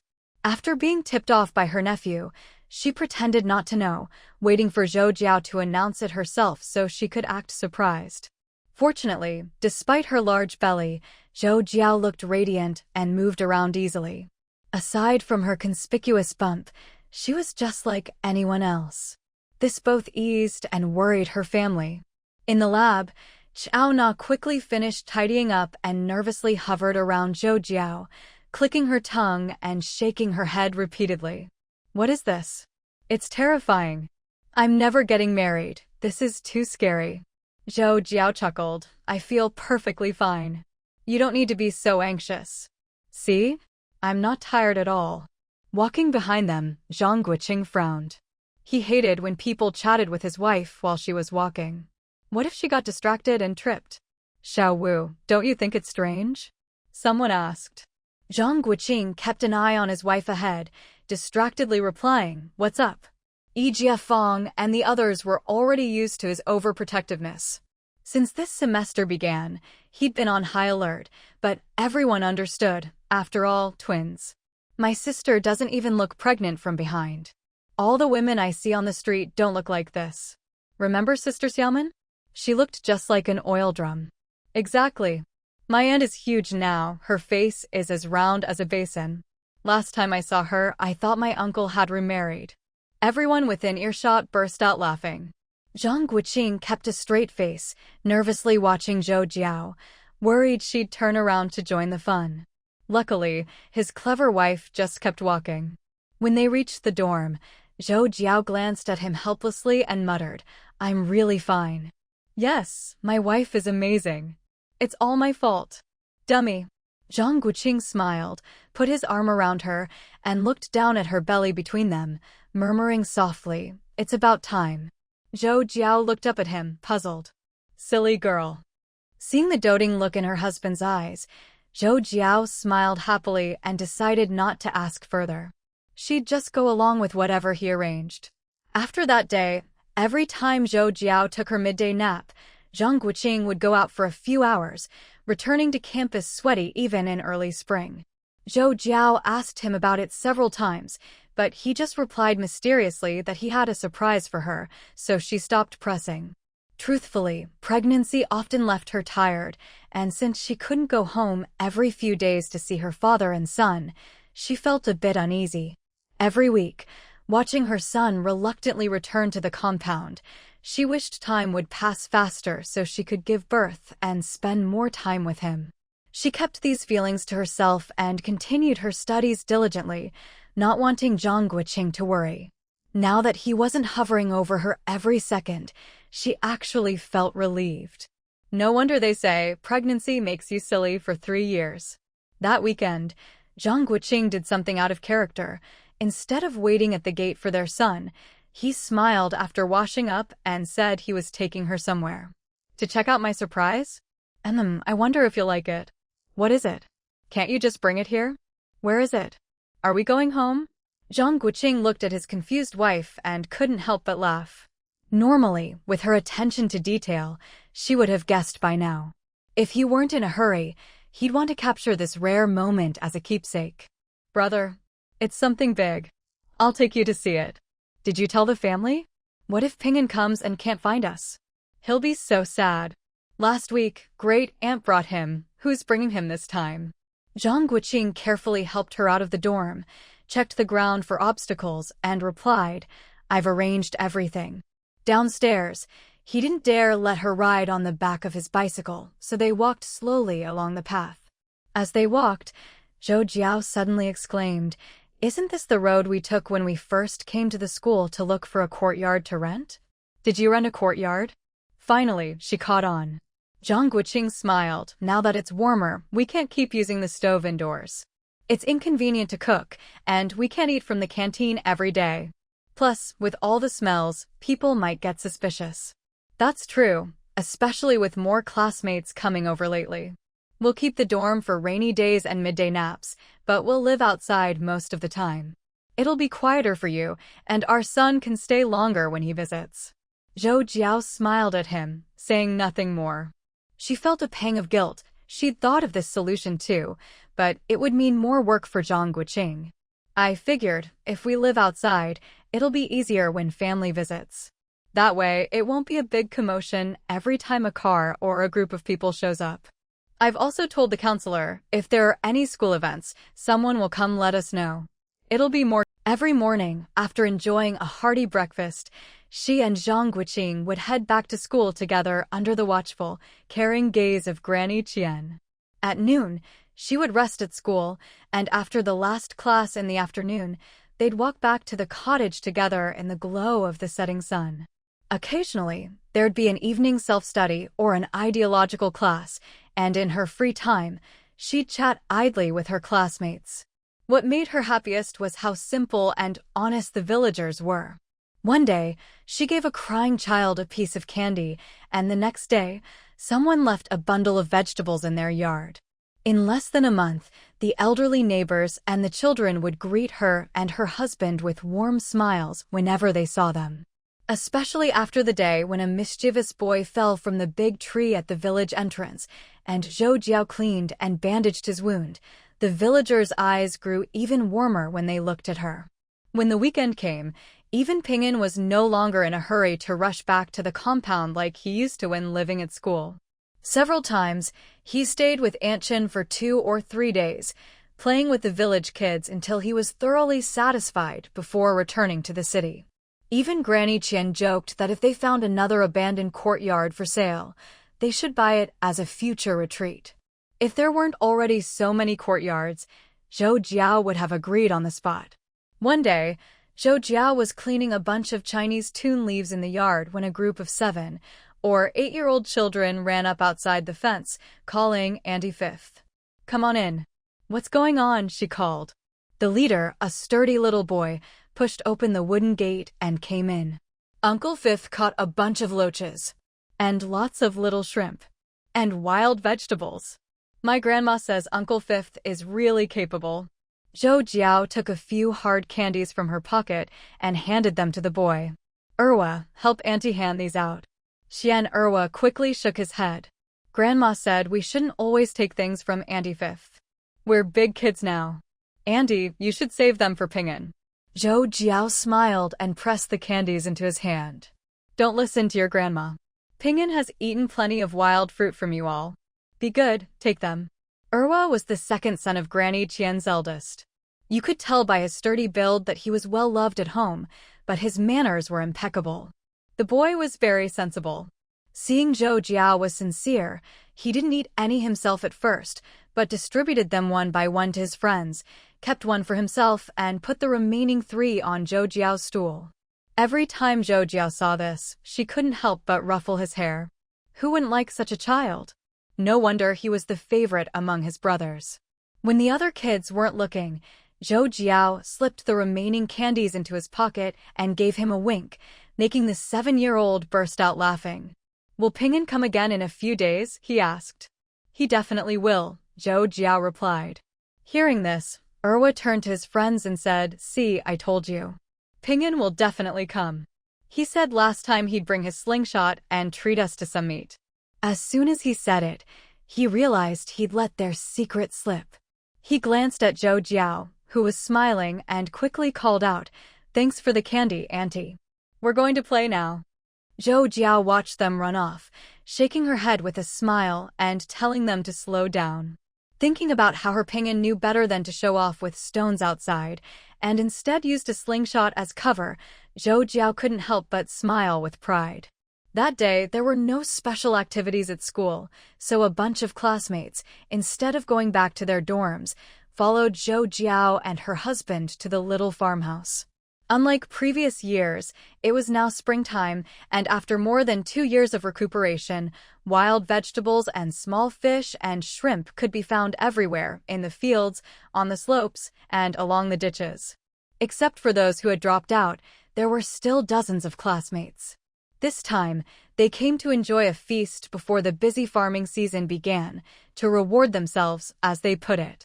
Not long after Erwa and the other kids left, the classmates arrived, faces beaming, carrying all sorts of things. "Jiao Jiao, we even traded for some eggs. We have eggs at home, no need to waste them. I've prepared some things in the kitchen, help yourselves. I won't get involved. If you try to help while pregnant, we wouldn't dare come at all. Just relax. Our class dinner is about to start." During the meal, Granny Qian even had her eldest daughter-in-law send over a basket of vegetables, which made everyone cheer with excitement. They were more rambunctious than the village kids, hardly like university students at all. By the time dinner was finished, it was nearly dark. Zhang Guoqing set up 2 torches in the yard. Everyone feasted on stir-fried loaches and snails, drank wild vegetable and egg soup, and enjoyed cornmeal dumpling soup. It was as if they were dining on delicacies and nectar. When the party was over and the classmates had left, it was already late. As Zhou Jiao passed by the outer room on her way to the bedroom, she noticed that the cornmeal and other coarse grains she'd prepared for everyone were barely touched, and she smiled. Looks like everyone was quite considerate. Are you exhausted? Those guys really know how to have fun. If you weren't pregnant, I'd suspect they'd want to party all night, Zhang Guoqing said. It was great, so lively. I was just sitting, how could I be tired? Zhang Guoqing shook his head with a smile. A few of them planned to help out with the farm work in the nearby teams this season. The farm is too far away for them. They've learned their lesson. Zhou Jiao eyed him suspiciously. You didn't drop any hints, did you? How could I? She shot him a knowing look. If she guessed right, Zhang Guoqing had arranged all these details at the start of the semester. Otherwise, how could the class dinner have happened so conveniently today? The busy farming season came twice a year, and just as Zhang Guoqing had planned, their class and 2 others were assigned to nearby production teams. The only thing he hadn't expected was that their class wasn't assigned to the team managed by Captain Qian. Fortunately, Counselor Wu and the classmates were understanding, and Zhou Jiao was assigned to help in the team's kitchen. When her father, Zhou Xiaozhen, learned that his daughter was taking part in the farm work, he was so worried he couldn't sleep. Finally, he came up with a not-so-great solution. He sent Ping'an to keep an eye on his mom. Ping'an saluted him, put on a serious face, and said solemnly, "Don't worry, Commander. Little soldier Zhou Ping'an will complete the mission." Afterwards, he kept circling his grandpa's arm with his eyes. Zhou Xiaozhen smiled and returned the salute. Seeing the boy's happy grin, he patted his head. What a little joy-bringer. While Zhou Xiaozhen was making arrangements, Doctor Hu was also heading out to the countryside with his medicine box. The next day, the 2 parties met at the Qian family's rented farmhouse. Doctor Hu, accompanied by an elderly disabled couple, had just opened the gate when a military jeep pulled up and Ping'an hopped out, followed by Aunt Chen. "Grandpa Master, why didn't you tell me you were coming? I could have asked Uncle Wang to pick you up on the way." Ping'an's eyes lit up when he saw the old man, and he ran over. Doctor Hu patted his head. "Why are you here? Don't your parents need to look after you?" "Who says so? I'm here to take care of Mom and my little brothers." Ping'an grabbed his hand. "Grandpa Master, why didn't you wait for me last time?" Doctor Hu gestured toward the kitchen, and after the elderly couple carried their things inside, he said to Aunt Chen, who was standing nearby, "You should head back with the car. I'm here, and if you tell my nephew I'll watch the kids, he'll understand." Aunt Chen knew exactly who he was. The Zhou family had never kept these things from her. Seeing that he'd brought 2 helpers, she wasn't worried. Besides, there were only 3 rooms. It wouldn't be convenient for her to stay. After saying goodbye to the old man and giving Ping'an a few more reminders, she agreed on a time to pick him up and reluctantly left. After finishing all the materials on wind turbines and handing them over to Professor Wei that night, as the world grew quiet and Zhang Guoqing drifted off to sleep, Zhou Jiao, lying with her head on his arm, suddenly opened her eyes in the darkness. Ever since arriving in this world, she had carefully taken each step forward. Scenes from her journey flashed through her mind. There had been both hardships and joys. Apart from giving birth, she felt she hadn't accomplished much. This time, she had truly wanted to contribute selflessly, but in the end, her efforts had failed before they even began. She had still underestimated her grasp of the current political climate. After liberation, that family either fled or disappeared, and his indenture became meaningless. When the family broke up, he took his maidservant wife back to his hometown. Later, when the power plant was hiring, he got the job because he was literate. After Ho Daxing died and the police came looking, his maidservant wife also disappeared. The couple had no children. It was said that she'd barely survived a difficult first childbirth, but the baby died, and she was left unable to have more children. The local police, following clues from villagers, interrogated the team leader and eventually caught Ho Daxing's wife in a coastal town. Zhang Guoqing rolled his eyes. Was her IQ offline? The point was that the enemy had planned simultaneous attacks in a few days. If Zhou Jiao hadn't meddled, all the interns would have been sitting on a powder keg, and everything could have ended in an instant. On Children's Day, June 1st, Zhou Jiao got up early. After washing up, she spent quite a bit of time tidying her appearance. By the time she put on the outfit she'd prepared the night before, it was already getting late. Lin Lishan couldn't help but laugh at her daughter's seriousness. She took the water bottle bag from Aunt Chen, supported her daughter, and followed behind her husband and son-in-law. Not far from their doorstep, old lady Cheng, dressed smartly, had already been waiting for a while. When she saw them finally arrive, she couldn't help but complain about how slow they were. What day was it today? It was the grand moment when their little Ping'an would be the announcer. How could they be so nonchalant about it? Walking through the compound, Zhou Jiao noticed many parents on leave, holding their children's hands as they headed out. She was secretly glad she'd come home early last night, otherwise, she would have felt so guilty if she'd missed this for her son. Compared to previous years, this time several kindergartens were joining together to celebrate Children's Day, and the event was being held at a city opera house. Even before they reached the entrance, they could see 2 rows of lively children standing at the doors, waving flower garlands and calling out words of welcome. Because of their status, Zhou Jiao accompanied old lady Cheng, her mother, and Zhang Guoqing to get out of the car first, leaving her father to take this special passage with the orderly. Watching the others walk away, Zhou Xiaozhen pursed his lips and told Xiao Wang to move on. This was exactly why he disliked having people fussing around him all the time. On every important occasion, he was either absent or could only catch a fleeting glimpse. Inside the opera house, Zhang Guoqing felt a headache coming on as he watched the kids running everywhere. He was just worried that some mischievous child might accidentally bump into his wife's belly. The 3 of them surrounded Zhou Jiao as they walked toward the Ping'an kindergarten gathering spot. Sure enough, they saw their son craning his neck, peeking down the hallway. Zhang Guoqing grinned from ear to ear and waved both hands. If it weren't for being in public and not wanting to embarrass his son, he would have shouted out loud. With Zhang Guoqing's enthusiastic wave, old lady Cheng, Lin Lishan, and Zhou Jiao all spotted Ping'an and hurried over. Little Ping'an, his fair cheeks dabbed, with 2 red circles, was dressed in a tiny military uniform, a belt around his waist, and a little cap on his head.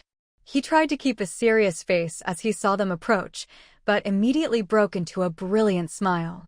Seeing her son's handsome little face, his delicate features set off by the uniform, Zhou Jiao couldn't help but silently give her son a thumbs up.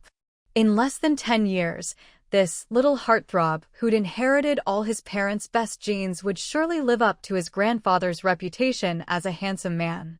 Old lady Cheng nodded politely to the other parents nearby, listening to their compliments about the children with secret delight, though she kept a modest smile on her face.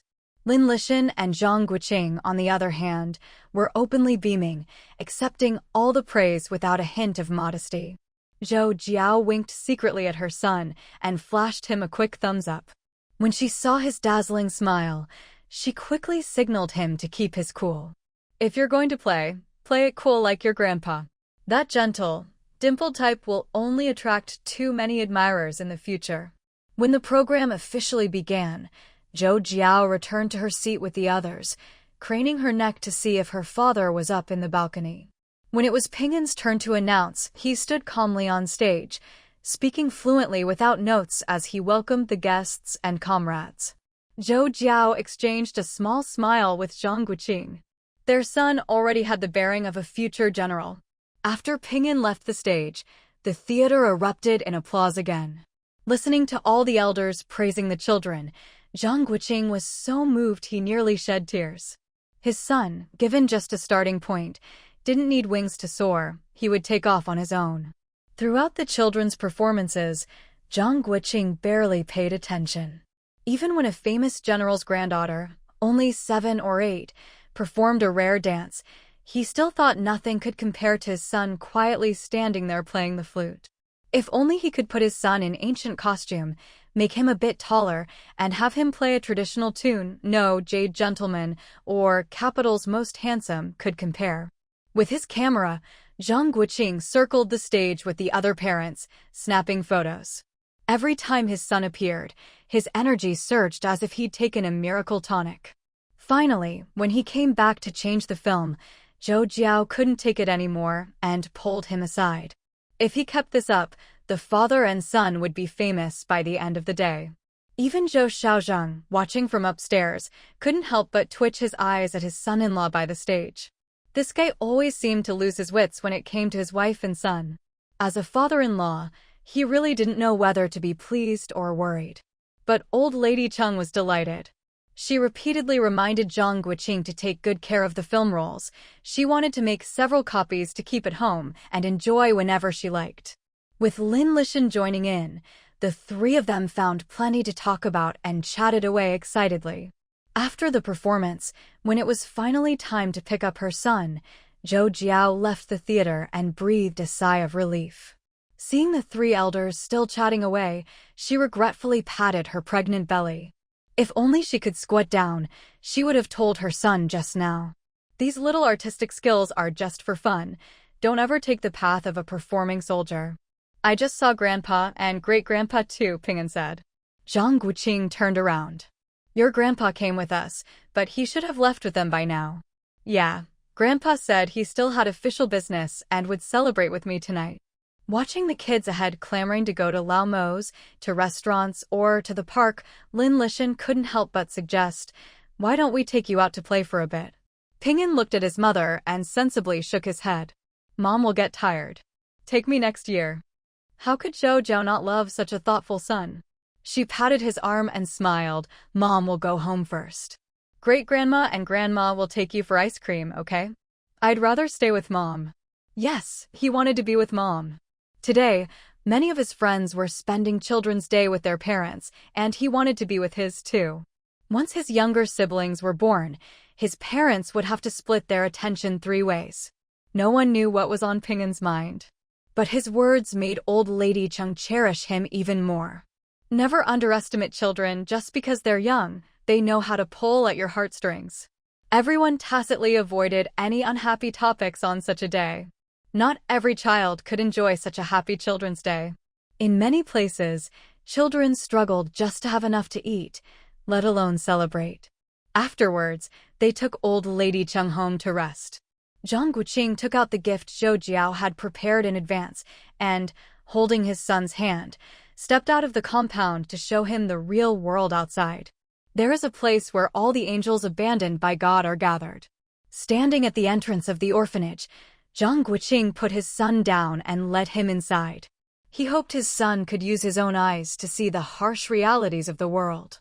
The corridor outside the delivery room was packed with people, all eyes fixed intently on the glass door, everyone straining to catch any sound from inside.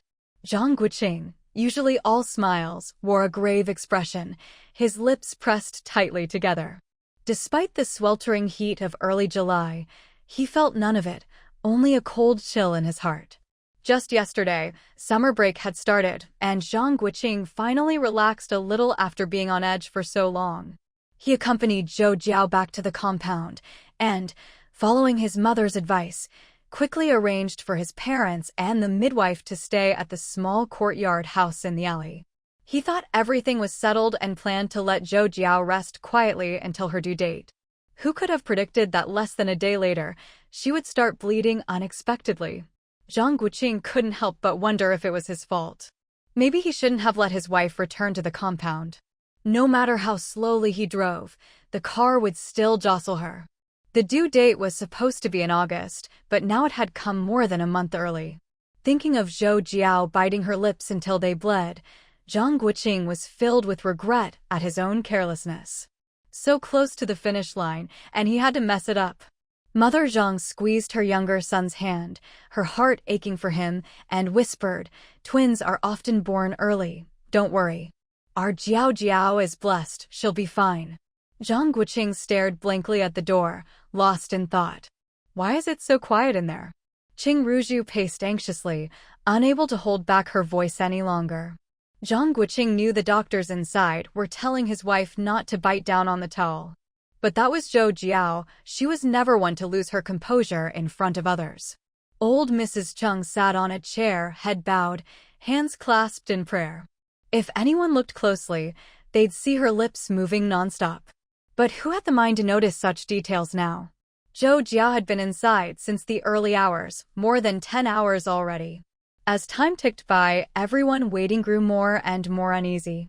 After speaking, Zhang Guoqing saw that no one responded. She nudged her sister-in-law, Lu Xiao. "I'll call home and have the housekeeper send some food over." Lu Xiao glanced at her in-laws, who were sitting quietly. "I'll do it." Zhang Guoqing didn't argue.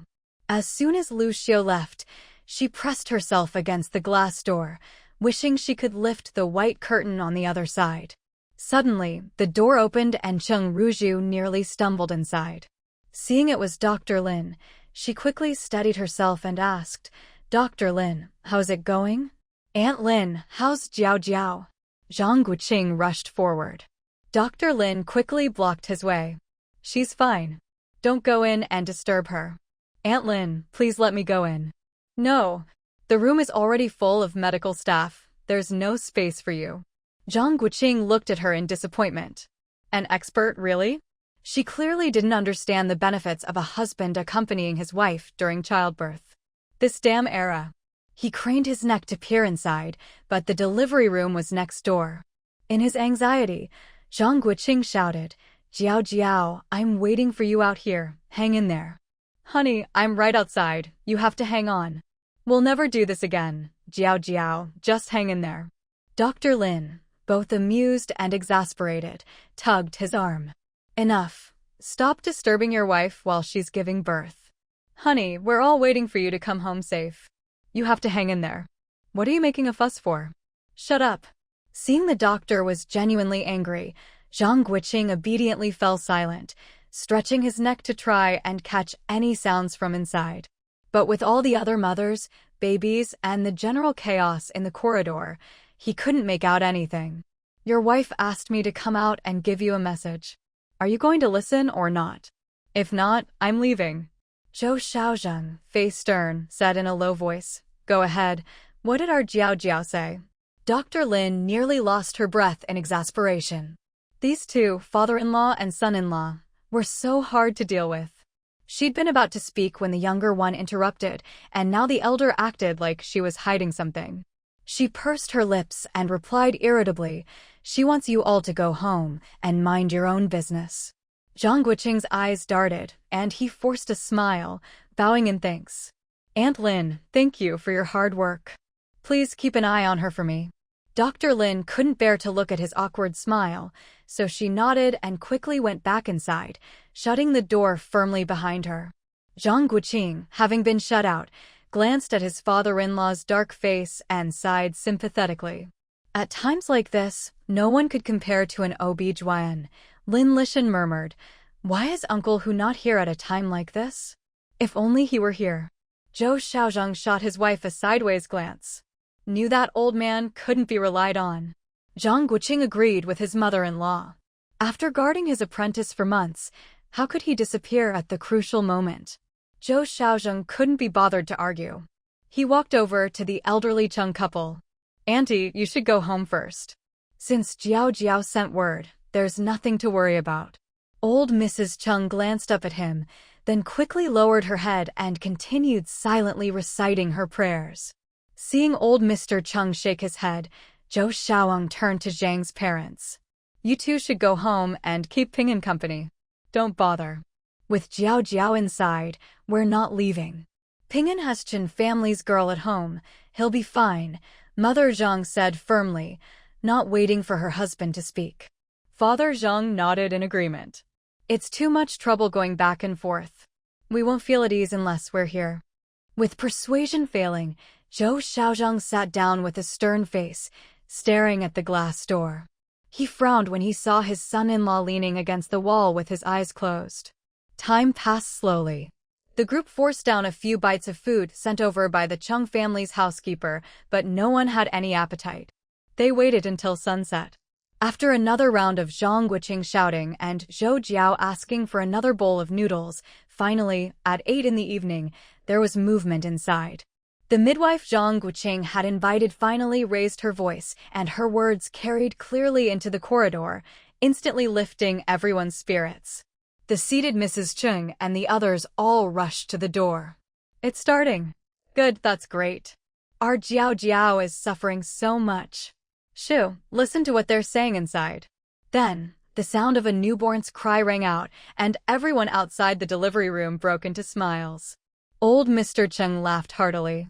That must be a big, healthy boy. What a loud cry. Wait, there's another one. Twins, remember. Why isn't anyone coming out to tell us the good news? Zhang Guoqing frowned at the noisy crowd, in no mood to tell them that someone inside had already announced it was a boy. He silently counted in his head, listening to the cheerful chatter of the medical staff. At that moment, Zhang Guoqing finally let out a long, relieved breath. It wouldn't be long now. His wife would pull through. Suddenly, a tear slid down his cheek. No one knew how he'd gotten through these last few months. Every night, watching Zhou Jiao's belly grow thinner and thinner, and as the babies grew, feeling their kicks, he truly worried they'd burst right through her stomach. Wait, something's wrong. The position shifted. Let me massage it over. What's going on? The baby was in the right position just now. Quick, you massage over here, and you push on this side. Zhang Guoqing glanced at the adjacent delivery room and brushed aside the nurse's arms. Zhou Xiaozheng quickly grabbed his son-in-law. Wait. Dad. Nurse, how's my daughter? Is she in danger? The nurse was nearly in tears, her eyes red with anxiety. Please leave. The patient is awake and about to give birth. How can you behave like this? How can you? Zhou Xiaozheng awkwardly dragged his reluctant son-in-law back into the corridor. Sorry. As the door slammed shut, Zhang Guoqing called out, Dad. Big brother, what's going on? Xiao Wu, is Jiao Jiao all right? Zheng Ji, how's our Jiao Jiao? Zhou Xiaozheng, head aching, faced the crowd. It's fine. Jiao Jiao's awake. He squeezed his son-in-law's hand. Jiao Jiao's fine now. Stay calm. You must stay calm. Stay calm? Yeah, right? Zhang Guoqing nodded absent-mindedly and went back to eavesdrop near the delivery room. At last, the long-awaited second cry of a newborn rang out, followed by cheers from everyone. Only Zhang Guoqing, still shaken, remained motionless, straining to hear any further sounds from inside. He'd been scared witless by his wife. What if there was another surprise? Who knew where his confidence came from? Why wasn't he worried about quintuplets? Nearly an hour later, Dr. Lin, looking exhausted, was the first to come out. She gestured to the nurses behind her, who were holding the babies. Mother and sons are safe. The first boy weighs 6.1 gene, the second 5.1 gene. Both are healthy. Congratulations. Zhou Xiaozheng voiced his concern. Dr. Lin, all the previous checkups said the twins were fine. What happened just now? Dr. Lin nearly spat blood in frustration. What could she say?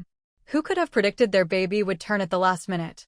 She had almost missed it herself, so she felt a bit guilty. Eyes downcast, she explained. The second boy was a bit mischievous. Sorry about that. Zhou Xiaozheng didn't press further. He thanked her and waited quietly for his daughter to be wheeled out. Meanwhile, Zhang Guoqing, having overheard the conversation inside, learned that his wife had fallen asleep from exhaustion, but was safe and sound. Hearing Dr. Lin's explanation, he rolled his eyes. So it was his son's fault now? Now that everyone knew Zhou Jiao and the babies were safe, they joyfully took the children back to the ward, leaving only Zhou Xiaozheng and Zhang Guoqing waiting for the true hero to come out. When the sleeping Zhou Jiao was finally cleaned up and wheeled out, Zhang Guoqing carefully looked her over, then turned to the village midwife, Auntie number 2, and gave her a deep bow. What are you doing? Hurry up and take your wife back to rest. She's exhausted, but thank goodness all 3 are safe. Auntie, thank you so much. Silly child. I'm just happy I could help. These are 2 big, healthy boys, each over 5 gene. Our Zhang family has never had such a blessing. Now let's go. Seeing his son-in-law's gratitude, Zhou Xiaozheng guessed that Auntie number 2 had played a big role inside. He gently brushed the hair from his daughter's face and said to the midwife, Sister, words can't express our thanks. Please stay a while longer and enjoy Beijing. Auntie number 2, who had been in Beijing for 2 months, still felt a bit timid around Zhou Xiaozheng. She nodded repeatedly, then waved her hand. Zhang Guoqing smiled at the scene. If anyone deserved their gratitude, it was truly Auntie number 2. Not only had she ensured a safe delivery before, but just now, She was the first to notice the baby's position had shifted and suggested using ginseng slices. He was immensely grateful for his decision to bring her here. Over the past 2 months, with her careful care and Master Hu's prescriptions, the children had thrived, and his wife had made it through the ordeal. In the high-end hospital room, after checking on the sleeping Zhou Jiao, Grandma Cheng left Lin Lishan, Zhang's mother, Cheng Ruzhu, and the eldest daughter-in-law to look after the babies, and took the men back to the compound. Zhang Guoqing glanced at his watch. "Great aunt, since Jiao Jiao is asleep, I'll go back with you. Don't rush. Get some rest yourself." But Zhang Guoqing was worried about Ping'an at home and wanted to bring him to see his new brothers. He didn't say this out loud, just found an excuse to leave with them. Sure enough, before they even reached home, Zhang Guoqing saw his son, all alone, curled up under a street lamp, squatting and staring at the road. "Dad, where's Mom?" Zhang Guoqing didn't even greet the elders, just rushed over to hug his son. He picked him up and gently patted his back. "Your mom just gave you 2 little brothers. She's safe, just tired and sleeping. I came back to take you to the hospital to meet them. Are you happy?" "My mom is amazing." This made Grandpa Cheng and the others burst out laughing. She certainly was. None of the men dared say it, but the child spoke for them all. Zhang Guoqing said softly, "Don't forget to greet your elders." After Ping'an greeted everyone, Zhang Guoqing saw his father had already gone into the yard with his father-in-law. Given the chaos, he really didn't have time to take Ping'an to the small courtyard. Carrying the postpartum soup prepared by Aunt Chen, Zhang Guoqing took Ping'an back to the hospital. Zhou Jiao was still asleep. Ping'an curiously circled the 2 newborns. "Dad, they're so tiny." Zhang Guoqing didn't mention that, even for singletons, these were big, healthy boys, let alone twins. He smiled and nodded. "You're the big brother now. You have to take good care of your little brothers." "Okay. Do they have names yet?" Zhang Guoqing teased. "Not yet." "How about you, as the big brother, pick their nicknames?" "Can I?" "Of course, but you'll have to discuss it with your mom when she wakes up." Ping'an's eyes lit up with joy as he circled the babies, coming up with a string of nicknames, none of which he found satisfactory, feeling that nothing was good enough for his own little brothers. We can see the babies are just perfect. They look exactly like Ping'an did when he was born, so fair and chubby. Look at those eyelids, they're bound to have big eyes. And those tiny hands and feet, definitely going to be tall boys. Just look at the way they're sleeping. So adorable, even clenching their little fists. Listening to his mother and the others bragging, and seeing his son strutting around, proud to have little brothers, Zhang Guoqing was left speechless. He glanced at the babies again, feeling a bit guilty. Newborns always have puffy eyelids and semi-gunk. Their whole bodies are red, wrinkly like little old men, and covered in birth hair and vernix. They're not exactly cute at first sight. But then he looked at Ping'an, pink and healthy, and remembered how he felt when he first became a father. Thinking back to how Ping'an looked as a newborn, he suddenly found himself agreeing with his mother and the others. His and Zhou Jiao's sons would definitely transform from ugly ducklings into beautiful swans. Smiling, Zhang Guoqing moved to his wife's bedside. Right now, Zhou Jiao's face was pale, her brows slightly furrowed, knees bent together as she slept soundly. Even with all the noise around her, she didn't stir. It was clear how exhausted she was. Zhang Guoqing frowned, resisting the urge to reach out and touch her. He leaned in and listened for her faint breathing, finally relaxing and breaking into a silent smile. Seeing that his wife was fine, Zhang Guoqing went out to fetch the brown sugar and formula he'd brought. Originally, they'd planned to stay just one night after the delivery, but after the scare earlier, it looked like they'd need to stay a few more days. The midwife, second aunt, followed him out and said quietly, "Jiao Jiao already let the babies nurse a bit inside, said the first milk is good for them." Zhang Guoqing nodded. They'd done the same with Ping'an, following modern breastfeeding practices. He didn't need her to say it. He knew Zhou Jiao would tough it out no matter what. Since they've nursed, you can give them some brown sugar water when they wake up. Do you have enough formula? Let Jiao Jiao sleep as much as she can, don't rush her to feed the babies. Thank you, second aunt. No need to thank me. I got to see what a big hospital is like. Second aunt waved her hand and went back inside. It really was eye-opening. Even a single ward had 2 rooms. Not every family could afford to raise twins weighing 5 or 6 gene each at birth.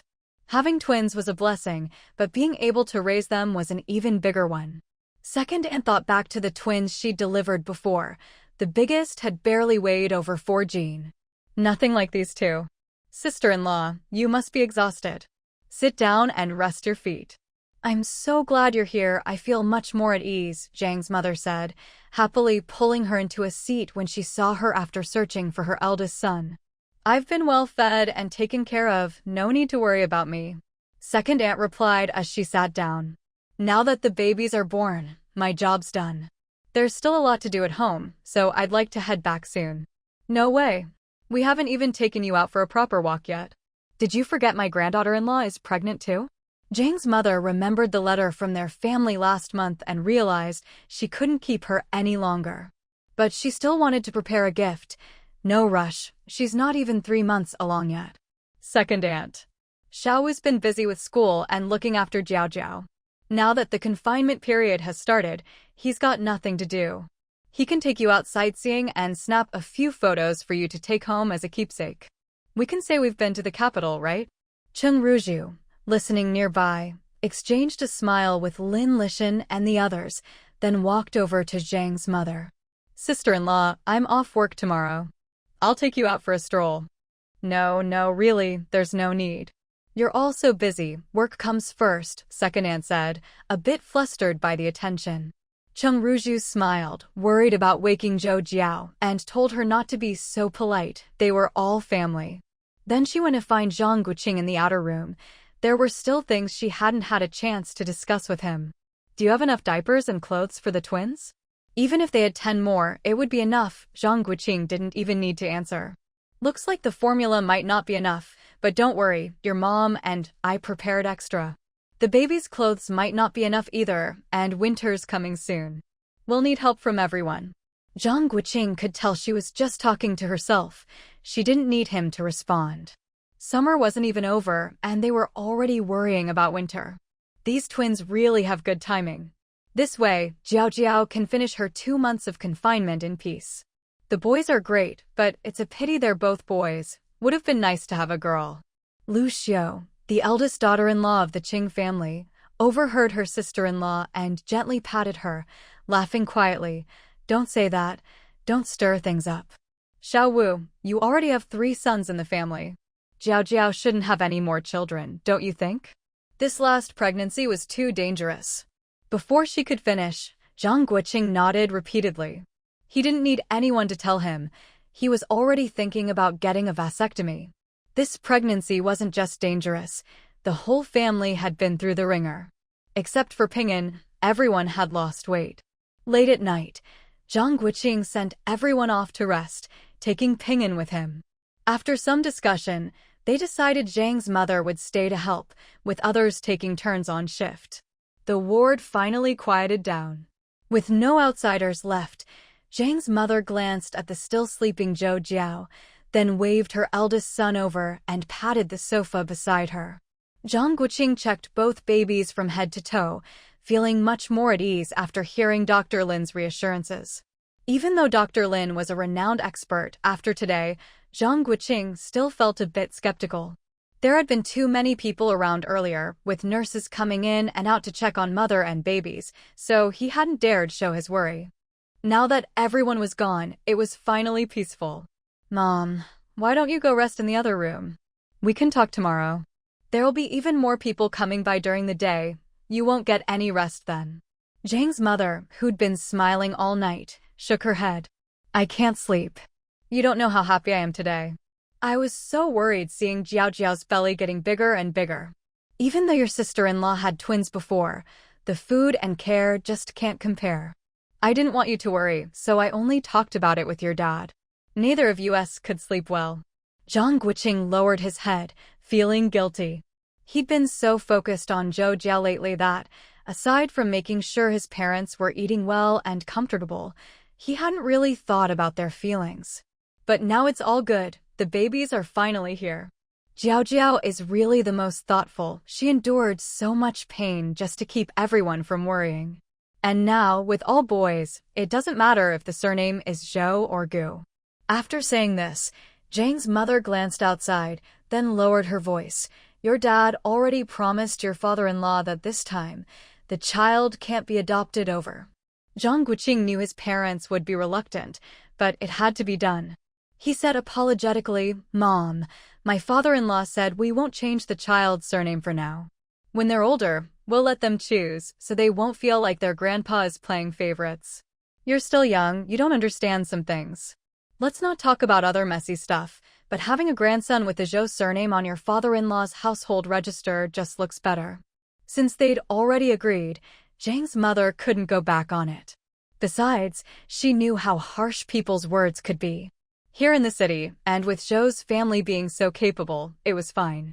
But in the village, people would gossip if all 3 kids were registered as Zhang's. Thinking about adoption, Zhang's mother suddenly remembered when they discussed the marriage proposal, Zhou's grandmother had mentioned wanting one of Jiao Jiao's sons to take the Zhou surname. Old Zhou had interrupted, and the matter was dropped. Now, thinking back to that old lady, just as Zhang Guoqing and his mother were chatting, over at the Zhou family's courtyard, Zhou Xiaozhang had just seen off a group of men, young and old, who'd come to drink and celebrate.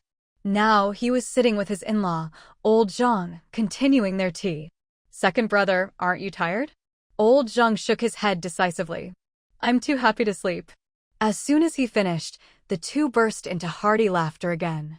At this moment, Zhou Xiaozhang had dropped his usual stern facade, and the dimples on his face were unusually prominent. Old Zhang couldn't help but suspect that this brother must have practiced in front of a mirror. Otherwise, how could he keep such a straight face all year round? Honestly, it looked a bit effeminate. But old Zhang considered himself a decent man and wouldn't call him out on it. 3 sons, my Jiao Jiao is so capable. You can't find a better daughter-in-law in the whole country. Second brother, am I right or what? Old Zhang shot him a look, thinking that if he dared disagree, he'd probably be kicked out of the Zhou house tonight. He rolled his eyes at Zhou Xiaozhang. Isn't that obvious? My daughter-in-law is good at everything. If she weren't, would my Xiaowu have set his sights on her so young? Let me tell you, my youngest son is no worse than Jiao Jiao. Zhou Xiaozhang gave him a disdainful sideways glance and replied, he's all right. What do you mean all right? He's excellent. The 2 old friends bickered for a while over whose child was better, then burst out laughing again. After chatting about their children, old Zhang brought up the twins. When I first got here, there was a family nearby who'd just had twins. The mother went to see them specially. Both kids together didn't even weigh 8 Jin, and people still said they were well raised. Zhou Xiaozhang picked up the thread. Exactly, those people don't know any better. How can those women compare to my Jiao Jiao? Whatever good food she eats, it all goes to the kids. Old Zhang was speechless. Couldn't they just have a normal conversation? Whenever Zhou Xiaozhang mentioned his daughter, his face would soften and his eyes would light up. He couldn't even put his feelings into words. Don't think he didn't know what people said behind their backs. Now that his Jiao Jiao had given birth to twins, it was like a slap in the face to all those gossips. All that nonsense about the Zhou family's bad luck and dwindling descendants. So, what if they only had Ping'an in 5 years? His Jiao Jiao was just biding her time. When she made a move, it was earth-shattering. Whenever Zhou Xiaozhang thought of his 3 soft little grandchildren, he couldn't help but laugh out loud. He wondered how many people would be losing sleep tonight. Old Zhang took a sip of tea, smacked his lips, and suddenly realized he hadn't smoked in a long time. Zhou Xiaozhang noticed him reaching for his pipe out of habit and smiled. Looked like old Zhang hadn't had it any easier these days either. Second brother, don't go stay at the other courtyard, it's too deserted. Stay here, and I'll have some company. Once we see off the midwife, my wife and I will move over. She's timid, so I'll humor her for now. Old Zhang knew they wouldn't stay there long. He didn't mind, but his wife still had to help care for the 3 grandkids. It's all thanks to her this time. How should we thank her? You know her family's situation better. Any suggestions? Zhou Xiaozhang was deeply grateful to the midwife who'd helped his daughter through both deliveries. Let Xiaowu handle it. Her family's doing all right in the village because of her skills and her son's hard work. Zhou Xiaozheng nodded. All right. But if they ever run into trouble, let me know. Old Zhang shook his head with a smile. This old Zhou. Who doesn't have their own troubles? When he said they were doing all right, it was only compared to others in the village. Working the fields all year just to get by, who wouldn't want to work in the city? But he couldn't say that out loud. Seeing how cautious Zhou was, it was best not to bring it up. Everyone in the village knew the midwife had come along this time. If her kids ever got city jobs, gossip would spread fast. People have always been jealous, sometimes even your own family. These days, it's better to help quietly with money or goods, so it's practical and doesn't attract attention. Old Zhang made up his mind and changed the subject. Have you thought of names for the kids yet? I heard you need them for the household registration in the city. Better hurry so they get their rations. Zhou Xiaozheng frowned. It's tough. Old Zhang looked at him in surprise. Could it be that his own son was better at naming? His son was famous for coming up with good names. Xiaowu didn't discuss names with you. That's odd. He mentioned a lot, but none of them seem worthy of our kids. I'll have to think it over. If we're late registering, so be it. Old Zhang nodded. That's fine. But it's best if the kids' names are similar, so people know they're brothers. Otherwise, with different surnames and mismatched names, it's not good. Zhou Xiaoeng raised his eyebrows. I don't plan to change their surnames now. Let's wait until they're older. Why? Isn't that troublesome? When they're grown, they can choose for themselves. That way, no one can say we were biased as elders. Old Zhang shook his head in disagreement, feeling uneasy. The Zhou surname was obviously better than Gu or Zhang. What if all the grandkids chose Zhou in the end? Zhou Xiaozheng could guess his concerns at a glance. He smiled and said casually, actually, it was my aunt who suggested it. She said now isn't the time for a child to take the Gu surname. First, things are chaotic outside. Second, some people might think my mother left an inheritance for the kids. Third, my grandfather never cared much about heirs. Even when he talked about adopting a son for my father, it was just to appease the Gu clan. Now, those Gu relatives are nothing.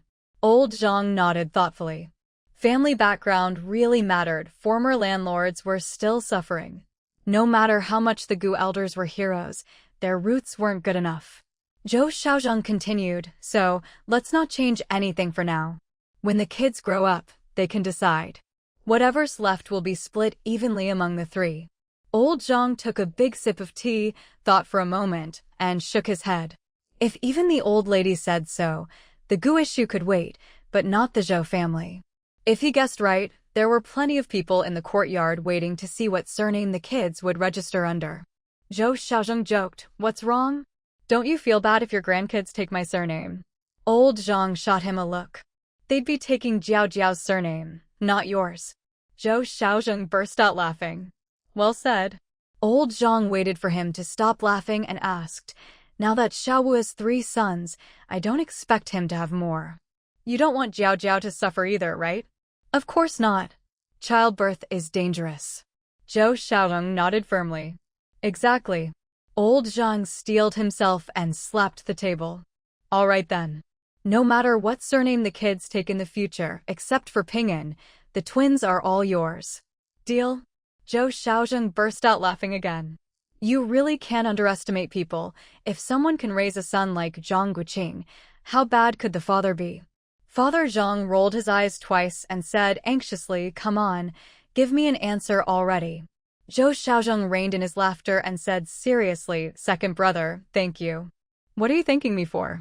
No matter what, he's still my biological grandson, even if he takes your surname. When I'm gone, you'd better have the kids wear mourning for me. Don't talk nonsense. Zhou Xiaozheng didn't want to discuss this. Let's not bring this up again. With my Jiao Jiao's upbringing, the kid's character won't be a problem. Otherwise, you think I'd be willing to let the kids take their mother's surname? Zhou Xiaozheng wanted to steer away from this topic, so he asked curiously, you really think that highly of Ping'an? Not exactly. It's mainly because this kid takes after Xiaowu, he's strong. My father doted on Xiaowu the most. If he knew his great-grandson took after his dad, he'd be over the moon. Back then, Xiaowu only had this one son. I can't guarantee there'll always be boys in the future, so if we have to continue the family line through both, so be it. I can't let my Xiaowu be put in a tough spot. Zhou Jiao knew there were other reasons too, but he wasn't about to point them out. It was normal for the other party to have his own thoughts. If he were in the same position, he doubted he could be so generous. He glanced at Father Zhang and said meaningfully, Xiaowu is lucky to have a father like you. That's because you don't know how much my Xiaowu has done for this family. In the end, it's me, as his father, who owes him. As long as the kids can live happily, it's all worth it. How could Zhou Xiaozheng not know? With only one daughter, and knowing everything about his only son-in-law, Zhou Xiaozheng was deeply moved by Father Zhang's words, thinking of his own Jiao Jiao. You and second sister-in-law are both blessed. Blessed? Heh, it's me, as the father, who's blessed. Father Zhang thought of his youngest son, sneaking up the mountain to hunt and earn money for the family when he was just a little boy, and of how, after growing up, he racked his brains to help his two older brothers. He suddenly fell silent. His youngest son was so clever, always helping his siblings with money and effort, sometimes thanklessly, all just to make sure he and his wife could live comfortably. That boy always had a smile on his face. Who would know he'd been holding up the Zhang family since he was 7 or 8? How tired must he be inside? He, a simple farmer, could be respected in the village, the county, and even in this compound. Wasn't it all because his youngest son had worked so hard? Before going to the county, his son told him, Dad, one day I'll make sure you and Mom live better than anyone else in the county. And he really did. Now everyone greeted him with a smile. Before coming to the capital, his son said, Dad, just wait. One day I'll make you and Mom proud, so no one dares look down on you. And sure enough, even high officials would chat with him with a smile. Now his son was making new promises, and Father Zhang couldn't help but feel happy. His life was worth it, no need to wait 10 years to live as he wished. These days, life was already as good as it could get. Thinking of his thoughtful daughter-in-law, Father Zhang beamed at Zhou Xiaozheng and said, Let's settle on the name soon. We'll add 2 kids with the Zhou surname to the household register. Let everyone see for themselves. Zhou Xiaozheng didn't mind and nodded. Brother, if Jiao Jiao has more kids in the future, we'll split them again, still half and half. Your second brother is a good in-law, right? Zhou Xiaozheng couldn't help but laugh. This guy. What are you laughing at? Those 2 are still young, who knows what the future holds. Maybe Jiao Jiao wants a big family. Could you stop her? Zhou Xiaozheng teased. No need to split them half and half. Just let me have the girls. In your dreams. Don't think I'm afraid of you just because you're an official. It's not like I haven't given you a beating before. Forget that idea, your second sister-in-law would fight you for it. He wasn't joking. Father Zhang knew better than anyone how much his wife wanted a sweet granddaughter like Jiao Jiao. She was always praying for twins, a boy and a girl. In the Zhang family, daughters were just as filial and caring as sons. His 2 daughters were wonderful. If they didn't visit 2 or 3 times a day, they weren't satisfied. Look at my Miao and my Sui, how well-behaved they were, much better than the rowdy boys. So young and already learning needlework, always thinking of their grandparents. But Zhang Guoqing, do you know what your wife said to your son? If she finds out, see if she doesn't scratch your old face. The 2 in-laws joked and teased each other, getting along happily.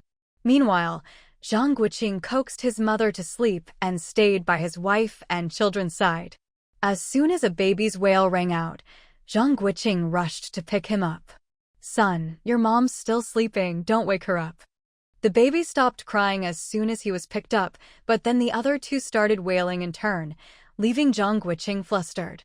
Mother Zhang, probably exhausted, had just fallen asleep and didn't stir at all. Even Zhou Jiao, not far away, didn't react. At that moment, Zhang Guoqing finally understood what it meant to be at a loss. What did it mean to have more kids? He gently picked them up one by one, soothing them until they stopped crying, then quickly checked their diapers. Seeing this, Zhang Guoqing secretly gave himself a thumbs up. His sons were smart, just like their mother, so particular about cleanliness. Even as newborns, they knew how uncomfortable a wet diaper was. With his experience caring for Ping'an, He expertly changed each diaper from left to right. He didn't mind the meconium, lining up the dirty diapers on the floor to examine later. My sons are so good. Daddy will wash you up. Once you're clean, you'll feel better. Good boys, you'll get some sugar water soon. Don't cry. Muttering to himself, the silly dad carefully washed each baby, put on fresh diapers, washed his hands, then fed them brown sugar water one by one with a small spoon. Good boy, open your mouth and have some water. It's sweet, drink up and you'll be strong, no more anemia, all the pain will go away. Number 3, you're so good. You're daddy's good boy. Were your brothers bullying you in mommy's belly?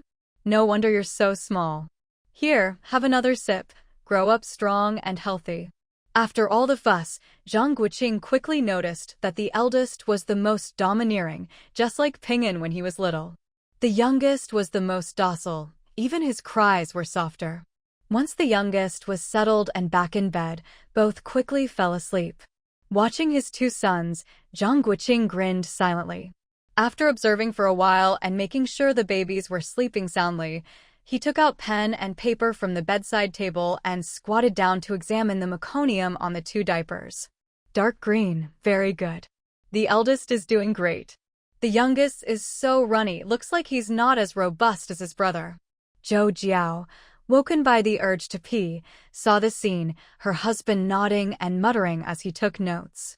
She couldn't help but laugh softly. Zhang Guoqing hurriedly stood up, delighted. You're awake? Do you need to use the bathroom? Why don't you ask how I'm feeling first? Seeing her about to get out of bed, Zhang Guoqing tossed the pen and paper aside, picked her up, and carried her to the bathroom. Thanks to his father-in-law, his wife finally didn't need to use a chamber pot. If you can pee within 8 hours, you're fine. As for how you feel, of course it hurts. Do I even need to ask?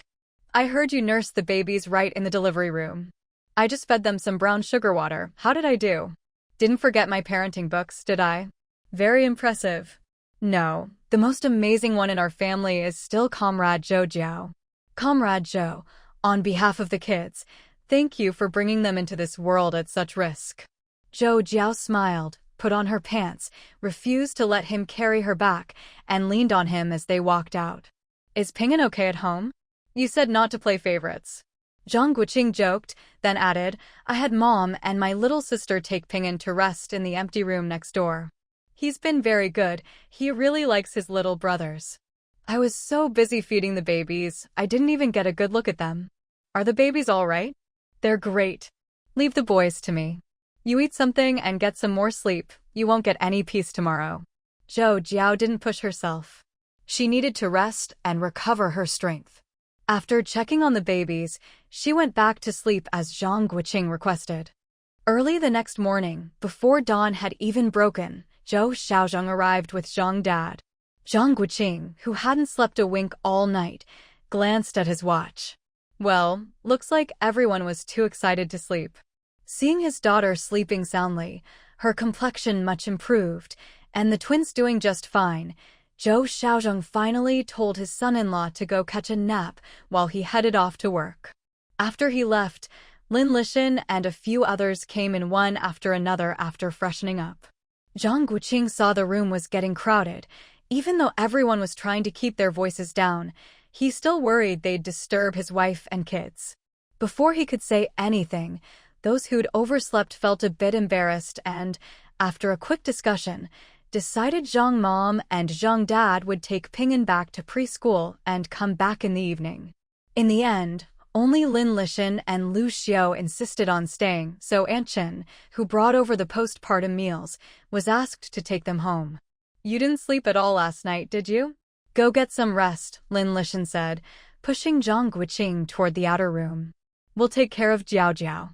You can sleep easy. Once visitors start coming, there'll be no chance to rest. Zhang Guoqing glanced at his cousin-in-law Lu Xiao, who pointed at herself, signaling he could relax with her there. He hesitated, but compared to his straightforward mother-in-law, this cousin-in-law was pretty reliable. All right, I'll go lie down for a bit. There are notes on the coffee table, feed the babies again in 2 hours. Got it, don't worry. Zhang Guoqing looked at Zhou Jiao, who was still asleep, thinking she'd probably wake up soon anyway. Lying down on the small bed, he closed his eyes. He was exhausted, but memories of last night's chaos kept him awake. They had everything the babies needed, but not enough hands to help. Suddenly bringing in a stranger, what if they turned out like Aunt Fong from before? That would be a nightmare. Looks like the original plan needs a complete overhaul. Everything needs to be sorted out before the next semester starts. He'd have to discuss it with his father-in-law. As for having his own mother help, Zhang Guoqing shook his head at the thought. It was fine for her to stay at the compound occasionally, but not long-term. He didn't want the kids living outside the compound either. Besides, his parents deserved to enjoy their retirement and had other children to look after. He couldn't tie them down just to help him raise his kids. Thinking about all this, Zhang Guoqing finally couldn't fight off sleep and drifted off. Inside, Zhou Jiao woke up to see her mother and eldest cousin-in-law fussing over the twins. She didn't say anything, just closed her eyes again, also thinking about the issue of childcare. Originally, she'd planned to hire another nanny for the family, so with 2 people helping and herself at home during her internship, everything would be manageable. But now, the babies were still too little. From the moment Ping'an entered the compound gates, he told everyone he met that he now had 2 little brothers. News that the Zhou family's precious daughter had given birth to twin boys spread quickly. Jiafeng, just back from morning exercises, nearly spat out his porridge when his mother told him. He stared at her in disbelief. Gross. What's with that look? It's true, they're both boys. Jiafeng wiped his mouth and exclaimed, unbelievable. He said he didn't want a daughter, and now he really got 2 sons. Hey, didn't you say she's your own sister? Son, you'd better work harder. Maybe we don't need twin boys, but how about a boy and a girl? No way. Mom, you and Dad eat. I've got to go see for myself. Jiafeng pushed away his bowl. I lost big. I bet there'd be a girl. Now I've lost and owe another gift. That heartless guy. Ignoring his parents' laughter, he grabbed his things and ran out. On the bus, he ran into Daong and the others. As soon as they started chatting, just thinking about Zhang Guoqing's stubbornness and Zhou Jiao's cooperation, they all burst out laughing. At the hospital, after finding out the room number, they rushed over and saw Zhang Guoqing looking every bit the proud dad, feeding the babies formula. You're here. Come take a look at my sons. Dude, are they really both boys? Zhang Guoqing shot them a playful glance. Would I joke about this? What jealous? Jiafeng rolled his eyes and looked at Zhou Jiao, secretly amazed. Wow, after having so many kids, she still wasn't wiped out. Jiao, I've got to hand it to you, he said, giving her a thumbs up. Of course Zhou Jiao knew what he meant. Ever since she had her 3rd child, she'd had a feeling she'd be teased about this. Lu Xiao, ever attentive, noticed the 4 or 5 guys had left their gifts, formula, and other things outside and hadn't mentioned a word about it after coming in. She leaned over and quietly told Zhou Jiao. Zhou Jiao hadn't seen the gifts, but she knew they must be expensive. Given their friendship, these guys probably emptied their pockets for her. She complained, you guys didn't have to bring gifts, just coming is enough. If you do this, it feels like we're strangers. Wandaong joked, I was afraid your husband would kick me out if I came empty-handed. Want me to take them back? Why bother? You'll just end up coming over again anyway. You idiot, always saying the most honest things.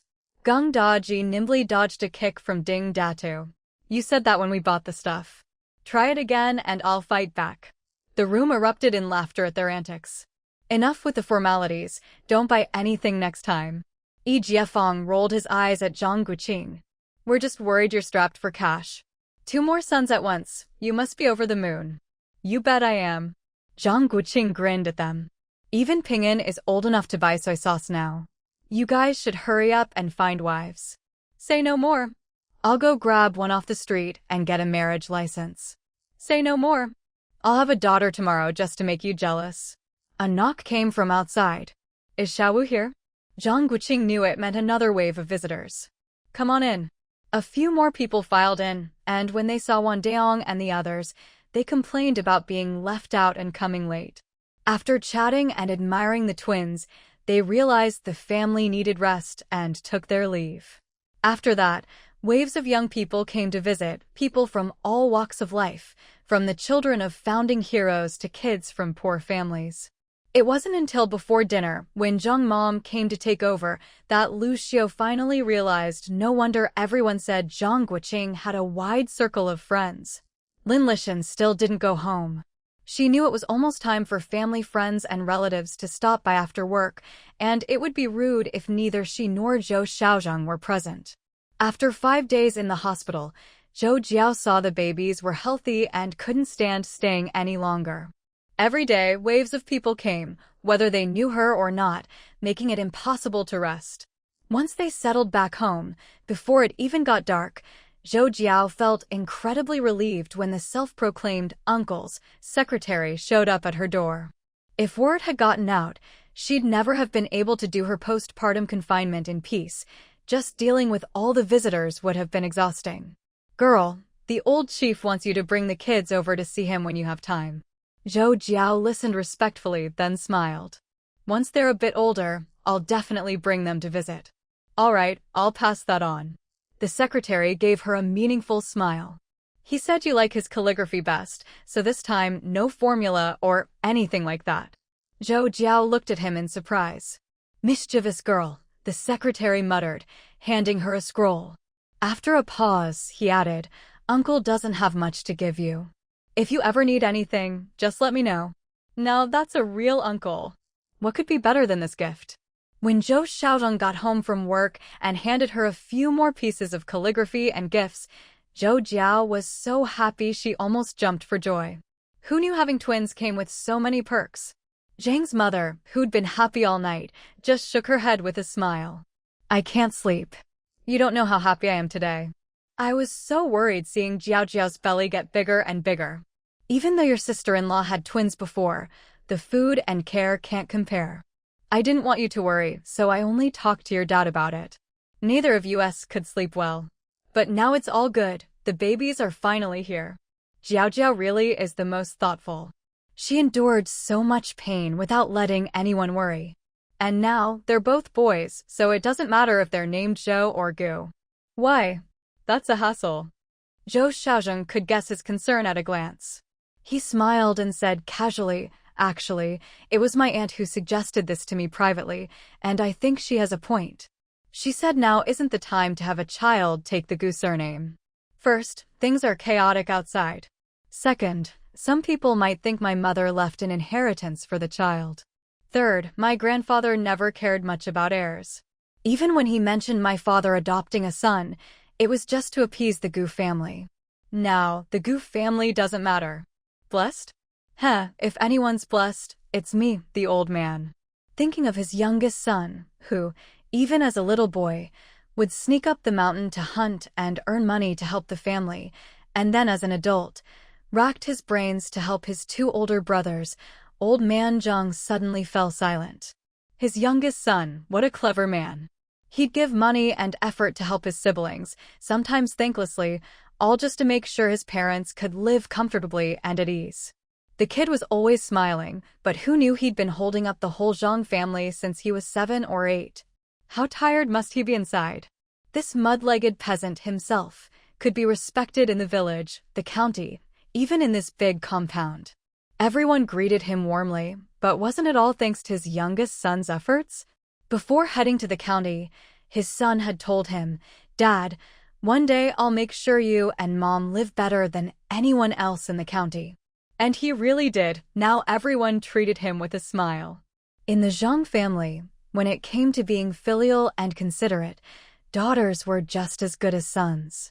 His 2 daughters were wonderful. If they didn't come by 2 or 3 times a day, they weren't satisfied. And look at my Miao and my Sui, so well behaved, much better than the rowdy boys. Even at their young age, they'd just learned a bit of needlework and were already eager to show their filial piety to their grandparents. Impressive. You said yourself, no favoritism. Zhang Guoqing teased, then added, "I had Mom and my little sister take Ping'an to rest in the empty room next door. He's been very good, he really likes his little brothers." Early the next morning, before dawn had broken, Zhou Xiaozhang arrived with Zhang's father. Zhang Guoqing, who hadn't slept a wink all night, glanced at his watch. Clearly, everyone was too excited to get any sleep. Don't worry, we know what to do. Zhang Guoqing glanced at Zhou Jiao, who was still sleeping. She'd probably be waking up soon anyway. Lying on the small bed, he closed his eyes. He was exhausted, but memories of last night's chaos kept him awake. Dude, really 2 boys? Jiao, you're the only one I truly admire. He gave her a thumbs up. Zhou Jiao knew exactly what he meant. After her 3rd child, she'd expected to be teased about it. Lu Xiao, ever observant, noticed the 4 or 5 young men had brought formula and other gifts but hadn't mentioned it. She quietly let Zhou Jiao know. People filed in, teasing Wang Dayong's group for sneaking over first. After a few jokes and a look at the twins, they left, knowing the family needed rest. After them, more and more young people came to visit, friends from all walks of life, from the children of founding heroes to kids from poor families. It wasn't until Zhang's mother came in the evening to take over that Lu Xiao, the eldest cousin-in-law, realized just how wide Zhang Guoqing's circle of friends was. This time, Lin Lishan still didn't leave. She knew that with the end of the workday, old family friends and relatives would be coming by. It would be rude if she and Zhou Xiaozheng weren't there. After 5 days in the hospital, Zhou Jiao saw that the babies were healthy and couldn't stand staying any longer. With a constant stream of visitors, some close, some barely acquaintances, there was no way to rest. Once they were settled back home, and before it even got dark, Zhou Jiao was incredibly relieved to see the self-proclaimed uncle's secretary at the door. If she'd stayed in the hospital, she'd never have gotten any rest.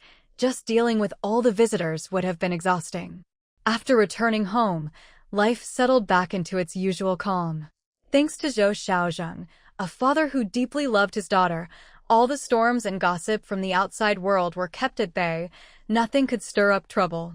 Zhou Jiao always remembered her father's words, to watch the flowers bloom and fall in the courtyard with a calm heart, to let the clouds drift and change in the sky without worry. Indeed, now that she was in her postpartum confinement, she needed to focus even more on nurturing her body and mind. With 2 more sons, life seemed busier, but with her mother-in-law, Mrs. Zheng, and the newly added auntie Sun, who was in her 50s, even Aunt Chen found things much easier.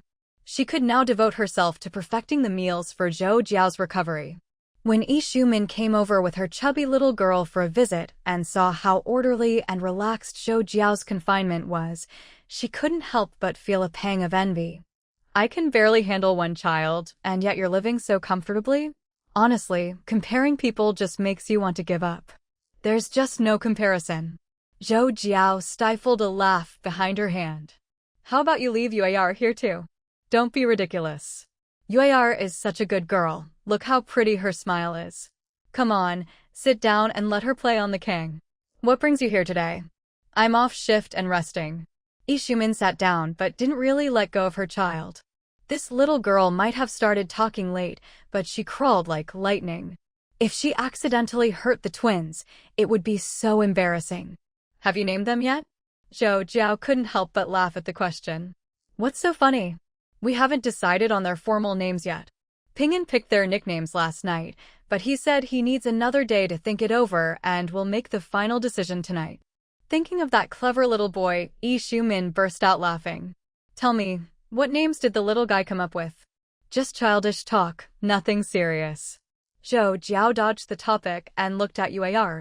That red belly band looks great. Summer is the best, no need to worry about her catching a chill. That's why you're lucky. If you had to do your confinement in the dead of winter, even just dealing with diapers for twins would make you cry. By the way, don't give away all your baby clothes, save some for me. Zhou Jiao couldn't help but laugh, clutching her belly and rolling her eyes. You're too much. Aren't you supposed to be an educated woman? Do you really believe in all this? It just puts my mind at ease. Don't worry. I'll save the best for you. If you don't mind, I'll even keep the diapers for you. Good sister. Seeing Yi Shumin grinning from ear to ear, Zhou Jiao suddenly felt a pang of sadness. So there really was this much pressure for having a daughter, even in a family like the Fongs, who doted on Yueyar. One could only imagine what it was like in families that favored sons over daughters. Being a woman wasn't easy, working through pregnancy and still having to bear all that pressure. There's food on the cabinet. Help yourself. Zhou Jiao pointed. Has Brother Xiaofei been busy lately? I haven't seen him around. He's on a business trip and will be back next month. Why, did you need him for something? Nothing urgent. It's just that Brother Xiaoxiao is getting married on August 1st, and Xiao Wu was worried he didn't know. Ishumin knew Xiaoxiao, of course. They kept in touch, and he was good friends with Xiaofei and Zhang Guoqing. When her Yueyar was born, he even sent over 2 cans of formula. Brother Xiaoxiao must be 28 by now, right? Finally settling down. Where's the bride from? Do you know her? Brother Xiaoxiao brought her over yesterday. She's about 1.6 meters tall and very slim. I heard she's the younger sister of one of his comrades from the suburbs of Beijing with a lovely surname, Shi, as in time. Her full name is Shi Xinglan, Xing for happiness, Lan for blue. Ishumin nodded thoughtfully. She must be quite cherished at home. That name clearly follows the family genealogy. It's not Lan as an orchid, but as in the color blue. Her parents must be educated, not illiterate farmers. Zhou Jiao wasn't surprised by her analysis. She had long noticed that Ishumin was very cautious in public, having been raised by Old Lady Yi. She was no naive little bunny. Thinking of Old Lady Yi, Zhou Jiao suddenly remembered Ishumin's father, Yiming. Now he wanted to apply for a transfer back. Was he planning something new? Is your mom still at your brother's place? She's been there a while, hasn't she? Thinking of her mom's calls, Zhou Jiao realized every family had its own troubles. She never expected her own sister-in-law to be such a workaholic, too busy to even care for her husband and son. Ishumin was helpless. Yeah, she can't let go of her grandson, but she can't leave my dad either. Maybe after this summer, she'll bring her grandson home to take care of herself. Zhou Jiao glanced at her. That sounds like a good plan. If she has to bring her grandson back, it's best to go after summer. Once it gets cold, it's not safe for such a young child. Ishumin shook her head with a wry smile. My mom doesn't know how to take care of kids. She still needs my grandma's help. From what she says, my dad might be transferring back, and she doesn't plan to return to the Northeast. At that, Zhou Jiao lowered her eyes and said casually, that's not bad. Having your parents nearby makes a difference. When they move back to the compound, they'll be closer to you. My family's not like Xiaofei's. My mom already told my dad to prepare the house, but they won't come live with us. At most, they'll visit the elders during holidays. That's convenient too. Your dad can't live out in the suburbs forever. With some distance, you can even stay over for a couple of days, like a vacation. You think everyone's dad is like yours? If I went back often, my dad would probably shut the door in my face. He's a bit old-fashioned and favors sons over daughters, plus he's always busy. Our relationship isn't as close as yours with Uncle Zhou. Now Zhou Jiao was surprised. She never expected the smiling fox to be so old-fashioned. Surprised? No one would know if I didn't say it. You'd think with only one daughter, I'd be spoiled, but aside from my grandma, even my mom prefers my brother. Zhou Jiao didn't know how to comfort her. No wonder when Ishumin was pregnant, her family in the Northeast rarely sent anything to the Fong family. She used to think Yiming was just being low-key, letting old Master Yi send things privately. Now you know why I love going to Uncle Jia Fong's house? My uncle and aunt don't have daughters, so they adore us cousins, and we love visiting them. Auntie E is so kind, warm, and straightforward. I love going to her place too. She's a lot like my great-aunt. Everyone in that compound gets along so well with her. Ishumin beamed. Whenever she goes back home, the house is packed with guests. My grandma says she's a natural for her job as women's director. Zhou Jiao smiled and agreed, but in her heart, she was sure that old Fox Yiming would definitely transfer back. She tried to recall if anything major happened in 63 or 64. During her pregnancy, she had plenty of free time and read a lot of newspapers and materials. It seemed that before any big changes, those with ambition were already making their moves. The Yi family. Yiming. At this moment, Zhou Jiao once again forgot her father's advice. As the saying goes, a leopard can't change its spots. No matter how hard she tried to remain calm and detached, she couldn't help but analyze and speculate out of habit. In the study, Zhang Guoqing had calmed down. She looked around the room and nodded in satisfaction. Seeing this, Lin Dingxing smiled and said, "So you like it too, Mom? Why don't you stay here a few more days this time? Dad can eat at the canteen anyway. I'll take a few days off and go visit little brother with you. Let's forget it. I'm used to staying over there. It's more comfortable for me." Ever since she was dismissed from the military district here, how could she stay and let people gossip? Afraid her son would bring up old matters again, Zhang Guoqing quickly changed the subject. "Let's talk business first." This afternoon, some filthy old woman came to the house. As she spoke, Lin Dingxing peeled an apple with a fruit knife, listening intently to his mother. The apple skin broke several times as his hand paused with her every word. "So that's the situation. Do you think I should go see that girl in private?" Lin Dingxing handed her the apple. "Eat first. I need to think this over." "What's there to think about? This is a rare opportunity. That person said if we help her bring down the Zhou family, the three of us can all be transferred back to Beijing." Lin Dingxing wasn't as simple-minded as his mother. What good would it do him to bring down the Zhou family? No matter how distant his aunt was, his grandfather was still around. Don't be fooled by the feud between the Lin and Zhou families. Once the old lady was gone, his uncle-in-law never made a move. He trusted the character of the Zhou family members, but outsiders? Not so much. Lin Dingxing narrowed his eyes. "Mom, let's not get Xiaolin involved with her. However she wants to deal with the Zhou family is her business. There's no need for us to be her knife." Zhang Guoqing hesitated. "But that could be evidence." Lin Dingxing sneered. "Is there anyone dumber than that girl? What's wrong with my aunt leaving her daughter a dowry? She used her own salary, fair and square. Even if those things exist, they can't be used as evidence." Zhang Guoqing gripped the apple tightly, quietly watching her son. "Mom, have you thought about it?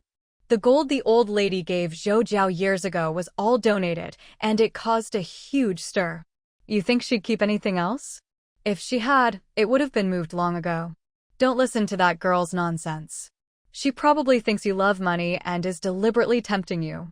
Hearing this, even with her thick skin, Zhang Guoqing couldn't help but blush. Wasn't it just because she loved money that she rushed over? Lin Dingxing comforted her. There's nothing shameful about liking money. Since ancient times, birds die for food and people die for wealth. It's normal. Mom, let the past go. What matters is living well from now on. All right. I'll listen to you. Just pretend you don't know anything about this. Don't mention it to Aunt either. Isn't my uncle very capable? They don't need us worrying about their own daughter. Zhang Guoqing didn't quite understand her son's thinking, but she had one good trait. She always listened to him. "That woman, has she contacted you again?" Zhang Guoqing shook her head. "We're in the dark here about what's going on in Beijing, which is why I wanted you to consult Grandpa." "If..." Zhang Guoqing stared at her son, not blinking. "If Uncle still has that person's favor, then we shouldn't get involved at all. Let's see what Grandpa says in his reply. He'll always act in our family's best interest." Zhang Guoqing shook her head in disapproval. "I still don't trust your grandpa. He's too upright. I'd rather talk to your other grandpa, but he ignores me. I don't want to drag you three into this openly either." Lin Dingxing grinned and whispered in her ear, "You think Grandpa won't talk it over with the other grandpa?" "Mom, don't worry. Leaving this to the two old men is the best option. As for you, just act like nothing happened. Tell anyone who approaches you that you're not interested." Seeing her son repeat that she should act as if nothing happened, Zhang Guoqing realized her own mind wasn't sharp enough for scheming anyway. She nodded decisively. "All right, I'll do as you say." With business done, Lin Dingxing checked the time. It was almost dinner. He stood up and smiled. "Mom, you rest for a bit. I'll go to the canteen and get some food." As her son was about to leave, Zhang Guoqing quickly reminded him, "I brought plenty of vegetables. Just get 2 meat dishes you like." Lin Dingxing replied with a cheerful okay. After leaving the house, he sighed to himself. His mother was starting to live frugally. He wasn't sure if that was a good thing or not. Meanwhile, in Beijing, old Jiang left the retirement home. growing more uneasy the more he thought about his in-laws' suggestion. If they really stirred things up, his daughter's family might be fine for now. But what about the future? He and old Lin were both getting old. Once they were gone, if those people held a grudge and made trouble for the children, who could predict the outcome? He also had a lingering concern. His old friend was certainly cleverer than he was, but in the end, his character was lacking. Bringing things into the open seemed to clear his daughter's family of trouble, but the more he thought about it, the more it felt like schadenfreude, as if he wanted to see the two families at odds. Not blood-related after all, no matter how nice he sounded, it was useless. The small courtyard in front of the Jiang house was full of vegetables and fruits, with only a narrow path for one person to pass. Lost in thought, old Jiang accidentally stepped on a vegetable. Old Mrs. Jiang came out of the kitchen and, seeing this, hurried over, distressed. "You're back. I was just waiting for you to eat. Go wash your face, I'll be right there." Old Jiang nodded absent-mindedly and kept walking. Mrs. Jiang didn't have time to look at her husband. She squatted down, picked the crushed greens, tidied up a few others, then followed him inside. As she washed her hands, she asked, "What's got you so worried? Is it something with the eldest again? Is it his brother-in-law or sister-in-law this time?" You couldn't blame her for thinking that way. Their eldest had come by bike at noon, and ever since, old Jiang had been distracted, even now. Old Jiang was snapped out of his thoughts by her question and smiled, shaking his head. "It's not about the eldest. Stop washing, let's eat first." Seeing he was fine, Mrs. Jiang didn't press further. She fished 2 red eggs out of the pot and brought them to the table, smiling for good luck. Old Jiang chuckled, tapping one of the eggs, then suddenly remembered something. "Are these celebration eggs?" "Of course. They're a gift for the twins' 1-month celebration at Xiaowu's house, 2 pairs of red eggs. The other 2 are for your breakfast tomorrow." Old Jiang frowned. There's no one muddle-headed in their family, so why are they acting so out of character? There are so many people in the compound. If every family of 4 got eggs, how many would that take? Mrs. Jiang peeled an egg and shot him a look. "You think they bought them all themselves?" Old Jiang paused, looking at her thoughtfully. "Don't overthink it. During Zhou's confinement this past month, everyone sent over a few eggs. They collected 2 whole baskets. The Zhou family couldn't refuse, but couldn't keep them either, so they boiled them and gave them back to everyone for the 1-month celebration. These days, everyone relies on their rations." They handled it well. Old Jiang went to work as usual, completely unaware of how popular that girl was. These were eggs, after all, who wouldn't want to save them for their own husband or children? But this move was actually pretty clever. If you refuse them, you look petty, as if you think you're too good for others.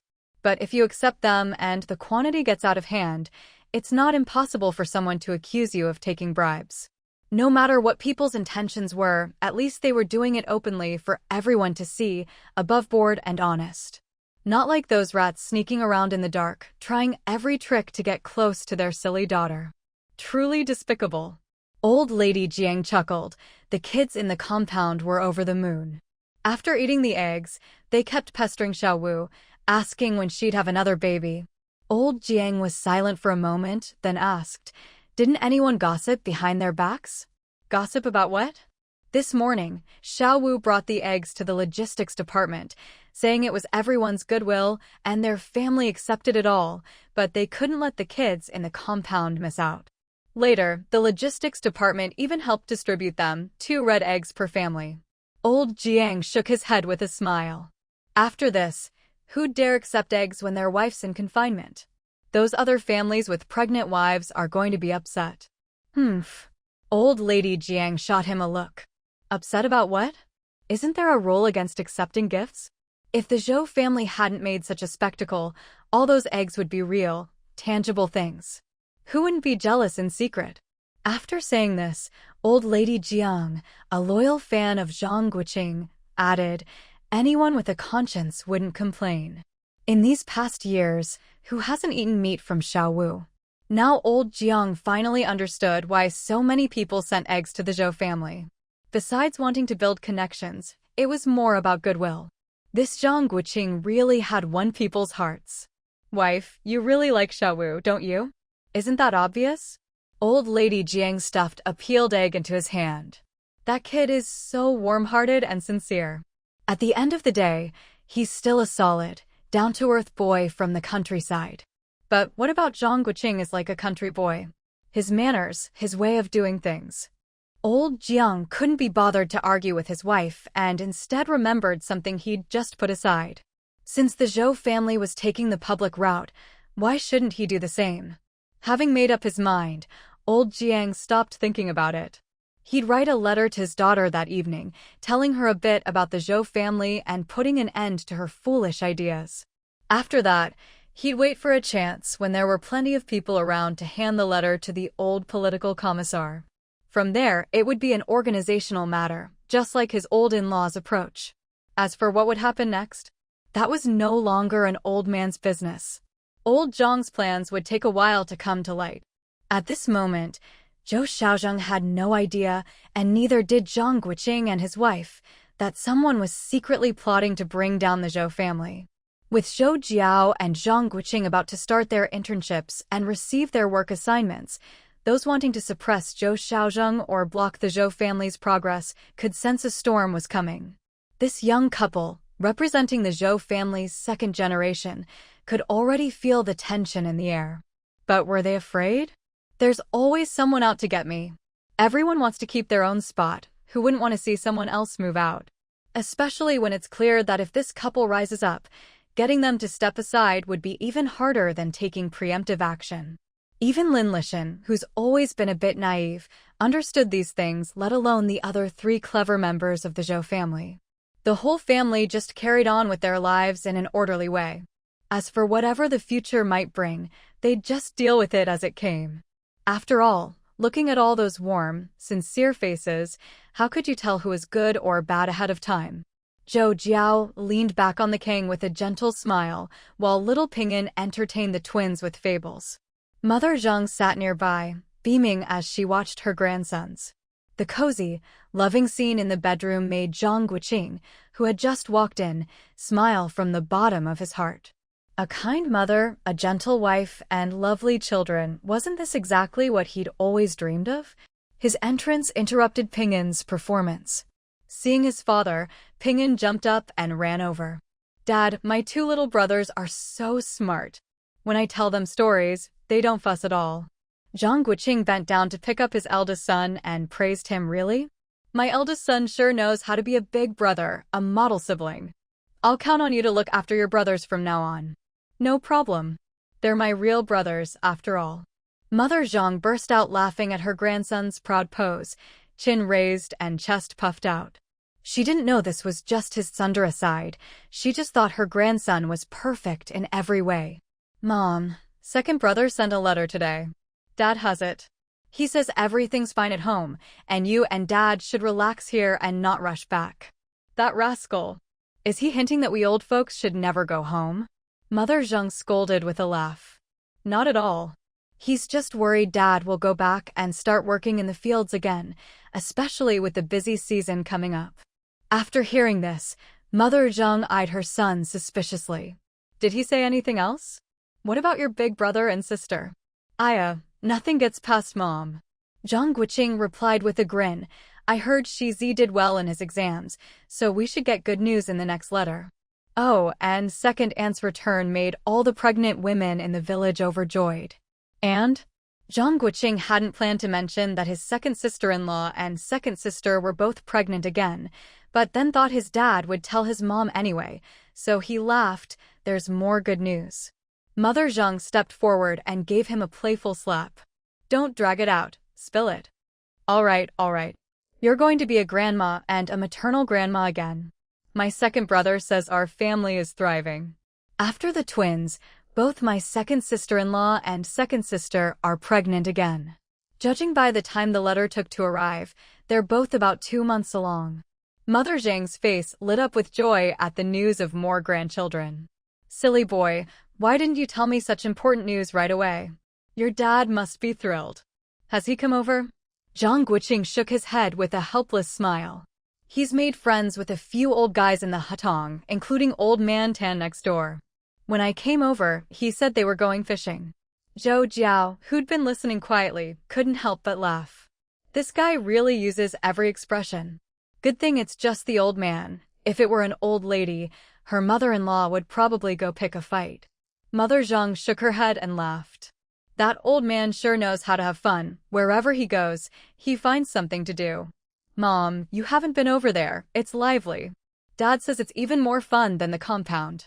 Every evening, all the retired old men and women from the surrounding hutongs gather under the big tree at the entrance to chat, drink tea, and listen to stories and opera. In the mornings, the park is full of old men practicing martial arts. Still pushing watermelons? A joke about Tai Chi. Zhang Guoqing burst out laughing. His mom really couldn't stand his dad's Tai Chi. Zhou Jiao chimed in, Mom, you've been working hard for a month. Why not go over there and relax for a few days? Let's see how the old folks in the capitals spend their retirement. No way. You have to finish your full 45 days of confinement. If I'm not home, who'll keep an eye on you? If you want to know what's fun outside, just ask your dad when he gets back. Zhou Jiao tried to persuade her, but it's not the same. The men have their own fun, but you could make some new friends. Then when you go shopping, you'll have company. Wouldn't that be great? Mother Zhang was tempted, but when she glanced at the twins and Pingyan in the cradle, she shook her head. There'll be plenty of time for fun later. For now, I want to spend as much time with my grandsons as I can before we go back. After the first day of August passed, another letter arrived from the old family home in the northeast. By now, it had been over a month since Zhou Jiao gave birth to twins on July 2nd. With the eldest daughter-in-law almost done with her 45 days of postpartum confinement, the elders finally had no more worries. At this point, not just Mother Zhang, even Father Zhang couldn't sit still anymore. Besides the pregnant daughter-in-law and their own daughter back home, the Zhang family's eldest grandson, Shizi, had also been accepted to university. Jiao, I really want to go back this time. Luckily, we have Chenmeizi and sister Sun here at home, so I don't have to worry if I go back.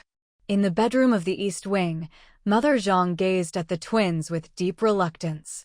When will you come back next time? You're not going to be like second sister-in-law when she had Taozi, are you? Once you go back, you won't come home for 2 or 3 years. Mother Zhang pretended to be angry and gave Zhou Jiao a light tap. When have I ever stayed away for 2 or 3 years? She couldn't help but laugh at herself as she said it. Wasn't it just 2 years since she last came to Beijing? Even then, the young couple had gone home twice. Now that the twins were so little, it would be hard to visit often. This time is different from before. Your father and I will come visit you often. Once you both start working, if the babysitter isn't attentive, just write to me, and I'll come help out. Zhou Jiao smiled and nodded, but she knew in her heart that she'd never let her in-laws be put in a difficult position. Since she'd chosen to have children, she never intended to make the elders raise them for her and her husband. Especially since Zhang's second brother's family also needed help. Besides, she had her own little calculations. If she was always filial and reluctant to let the elders work too hard, then Lin Juhua would have to be more careful, wouldn't she? When Louis and Wui are a bit older, we'll be able to go back home. It won't be long before we can visit, Zhou Jiao said, holding her mother-in-law's hand reluctantly. Mom, don't be afraid to spend money when you're back. If there's anything you want to eat, just buy it. When you're old and your teeth are gone, you won't be able to eat what you want even if you want to. If anyone at home gives you a hard time, no matter who it is, just talk back to them. Don't let yourself get upset. When I come back, I'll stand up for you. If you get bored at home or miss us, just have Xiaomi buy you a ticket and come over. Our courtyard is right here. You don't have to worry about not feeling at home anywhere. As Zhou Jiao spoke, Mother Zhang's eyes gradually reddened. If you asked who was the most thoughtful, apart from this daughter-in-law, there really was no one else. That courtyard was said to be for old Hu, but he didn't lack for a place to live really, it was kept for the old couple themselves. On the day they set off, which was a weekend, aside from Zhou Jiao and the twins who couldn't go, Zhou Xiaozhang and the whole family personally saw the in-laws off at the station. With father and mother Zhang gone, Zhang Guoqing finally returned to the bedroom, and at last, he could hold his wife at night. Even if he had to get up every 3 hours to tend to the two little ones, he was happy to do it. He took a deep breath of his wife's scent and grinned from ear to ear. Dummy. I'm only a dummy in front of you. Jiao Jiao, what do you think of the new nanny? Zhou Jiao knew he was talking about Aunt Sunday. So far, she seems fine. She's experienced with kids and pretty attentive. But people are like tea, you have to savor them slowly. Zhang Guoqing knew that was all they could do. The nanny was assigned by the logistics department. If they wanted her to be as loyal as Aunt Chen, they'd have to use some tricks. Zhang Guoqing squinted his eyes, secretly hoping for someone with a heavy family burden, so he could use both kindness and authority. If it were a widow with no one to rely on, that would be even better. But alas, not everything went his way. Zhou Jiao could tell he was worried about the twins and smiled. Just think about how kids are raised in the countryside, and you'll feel better. Over the next year, during your internship, you'll spend half your time on base, but at least you can come home at night to be with the kids. I'll also try to come home every day. Zhang Guoqing hugged her arm tighter. Jiao Jiao, you're working so hard. Don't say such silly things. Zhou Jiao patted him comfortingly. And don't forget, we have great aunt, our family's anchor. She comes by 4 or 5 times a day. She loves the kids more than anyone. At that, Zhang Guoqing chuckled softly. All right, you should get some sleep. I slept enough during the day, so tonight you can just rest. If the babies wake up, I'll handle it. I'm wide awake. I'll keep you company. Honey, isn't it 16 days left? As he spoke, Zhang Guoqing squeezed her hand. In the dim light, Zhou Jiao's face instantly flushed red, and she shot him a sidelong glance. Zhang Guoqing stroked her cheek and, lowering his voice, let out a deep laugh. After a while, seeing she was about to pinch him in embarrassment, he quickly protested, "See, you're overthinking. I meant the end of your double confinement period." He lightly patted her head. "It's okay, if you want to say something, just tell me." After teasing his wife, Zhang Guoqing knew when to stop and quickly changed the subject. "Jiao Jiao, we really lost out this time." Zhou Jiao tilted her head, looking at him in confusion. "Maternity leave, if we delayed a year, you'd have gotten 56 days off." Zhou Jiao couldn't help but laugh. "Why not count my summer vacation too? Do you think working people still get winter and summer breaks? I thought you were going to say we spent too much money this time. Don't even joke. Since we moved into the Qian family's courtyard, it's been about 5 months, right? Money's been flowing like water. Dad and Mom's travel expenses, second aunt's red envelope, and all our monthly expenses, not to mention the things we bought on the side, it's almost 500 yuan. 500. That's nearly a year and a half of my salary." Zhou Jiao laughed out loud. She hadn't noticed before, since she could just take whatever she needed from her space. But this time, being pregnant, she was never alone. If it wasn't her master and the other two, it was her in-laws and the midwife. With them around, she had to buy everything at market price, so of course the expenses added up. Actually, not much of that money was spent on you. With Dad and Mom bringing second aunt over, aside from travel and miscellaneous expenses, we spent a lot just buying food from Captain Qian and the others these past months. No wonder no one wants to travel far these days. Zhou Jiao teased, "That's not like you. Now that you have more sons, you're getting stingy? Didn't you make a big profit at the end of last year? Silly wife." Zhang Guoqing played with a lock of her hair. It was back to its soft, silky state. "I'm just balancing the books with you, so you don't suspect I'm giving money to some other woman." "Ha ha. You're too funny, honey. Keep it down." Zhang Guoqing patted her back, amused. "Dad noticed we were spending too much, so before he left, he slipped me 1,000 yuan. I didn't hesitate to take it." Zhou Jiao looked up at him in surprise. Zhang Guoqing blinked smugly. "Surprised? I knew it would happen. The squeaky wheel gets the grease, it's true." "No, I'm just surprised by your attitude, not how much Dad gave you." "Why did you take it?" Zhou Jiao frowned as she asked. "Did someone say something?" Zhang Guoqing had no idea where her thoughts had gone. He grinned and said, "See, you just don't get it, do you?" "Oh? Is there a deeper meaning to this?" In the bedroom, Zhang Guoqing's smile faded. He realized he'd been too naive before. Now, with the birth of the twins and looking at his eldest son, he truly understood what it meant to be a father. No matter how biased he might be, his sons were all his flesh and blood. They were all equally precious to him. He didn't want any of them to feel wronged. If he felt this way, how could he not understand the place his two older brothers held in their father's heart? A deeper meaning? Not really. It's just that I've been thinking a lot lately. If you don't plan for the long term, you'll soon have worries at your doorstep. With 3 kids now, I can't afford to be careless about certain things. As Zhang Guoqing spoke, he glanced at the twins in the cradle. 1,000 yuan seems like a lot, but I still have to accept it. Before, I didn't understand. I thought being filial just meant giving as much money and goods as possible so the elders could live comfortably. But I forgot the saying, water that's too full will overflow. Zhou Jiao pursed her lips. You're worried about your dad? Yeah, I did the math. Not counting how much my 2 brothers give every month, just from the time we split from the family, over the years, we've given them more than 1,000 yuan, one way or another.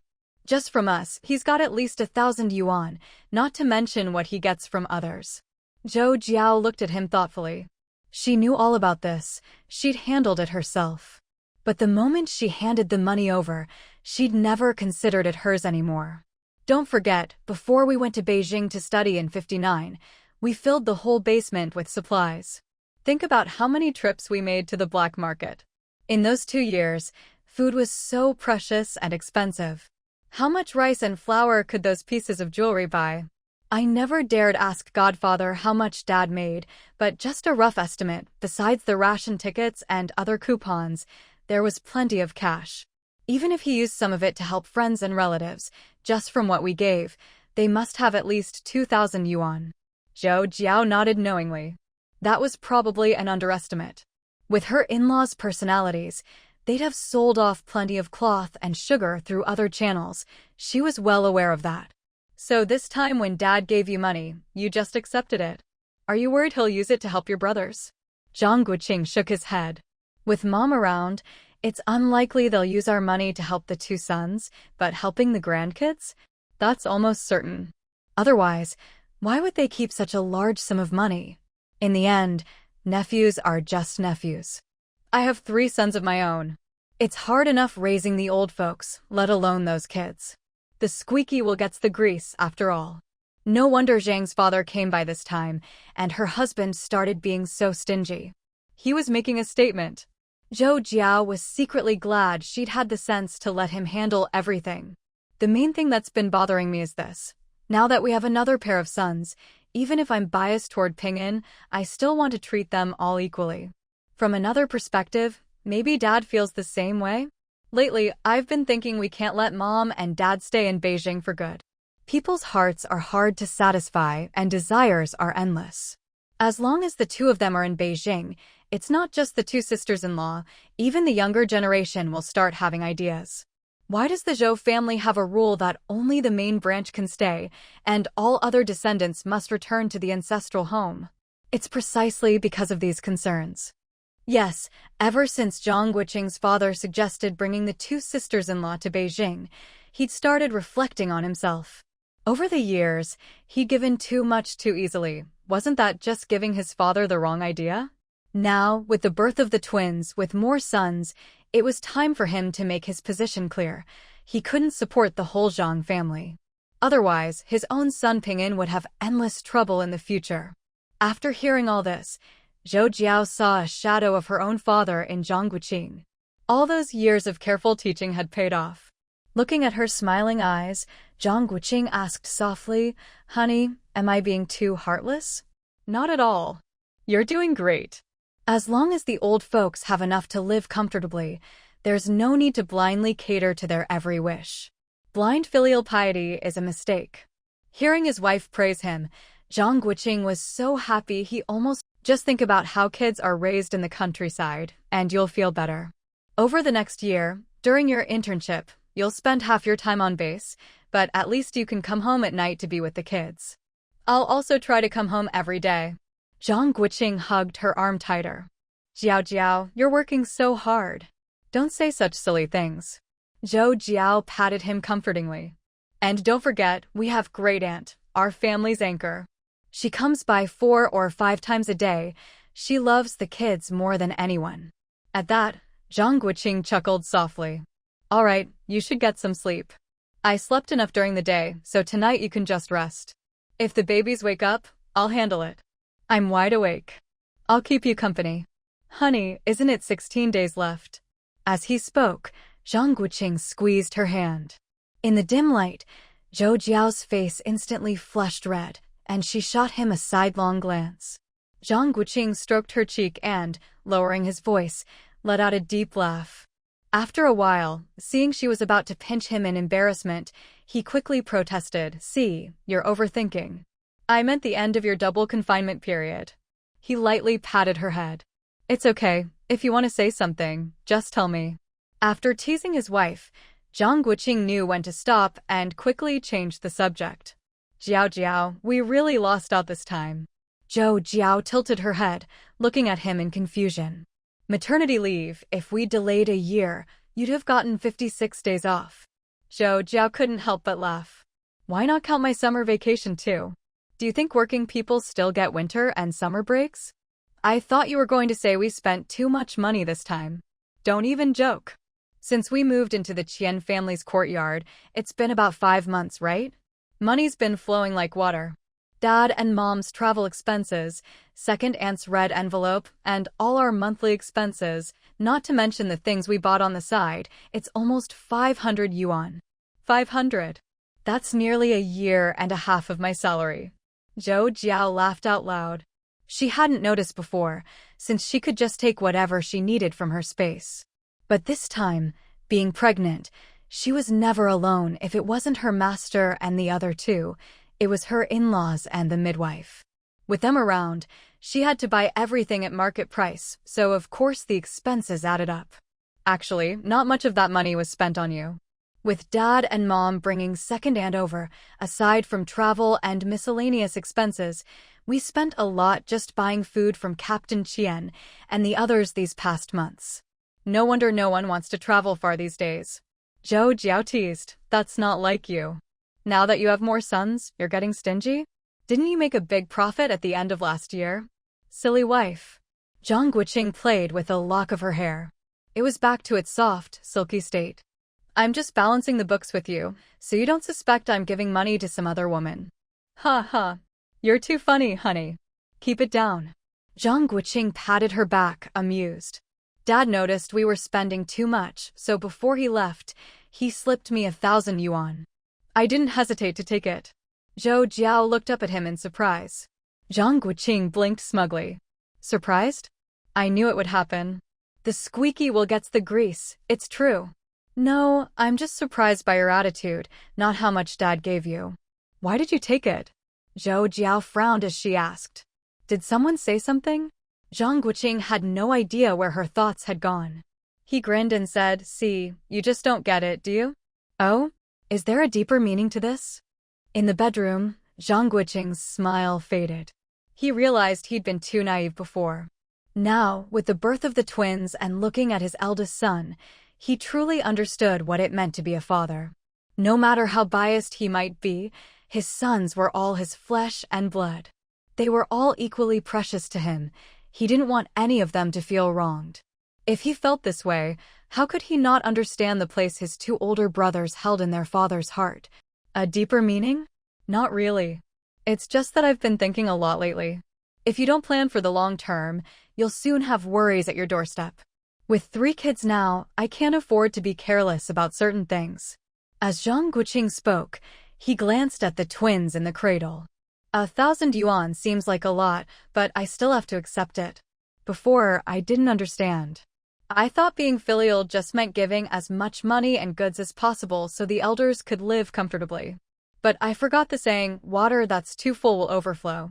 Zhou Jiao pursed her lips. "You're worried about your dad?" "Yeah, I did the math.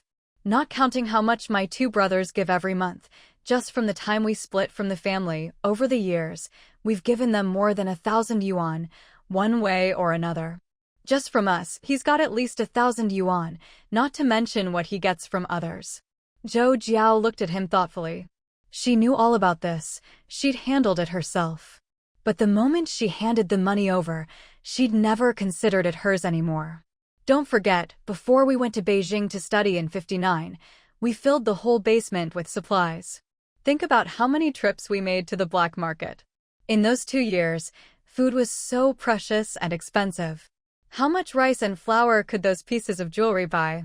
I never dared ask Godfather how much Dad made, but just a rough estimate, besides the ration tickets and other coupons, there was plenty of cash. Even if he used some of it to help friends and relatives, just from what we gave, they must have at least 2,000 yuan. Zhou Jiao nodded knowingly. That was probably an underestimate. With her in-laws' personalities, they'd have sold off plenty of cloth and sugar through other channels. She was well aware of that. So this time when Dad gave you money, you just accepted it. Are you worried he'll use it to help your brothers? Zhang Guoqing shook his head. With Mom around, it's unlikely they'll use our money to help the 2 sons, but helping the grandkids? That's almost certain. Otherwise, why would they keep such a large sum of money? In the end, nephews are just nephews. I have 3 sons of my own. It's hard enough raising the old folks, let alone those kids. The squeaky wheel gets the grease, after all.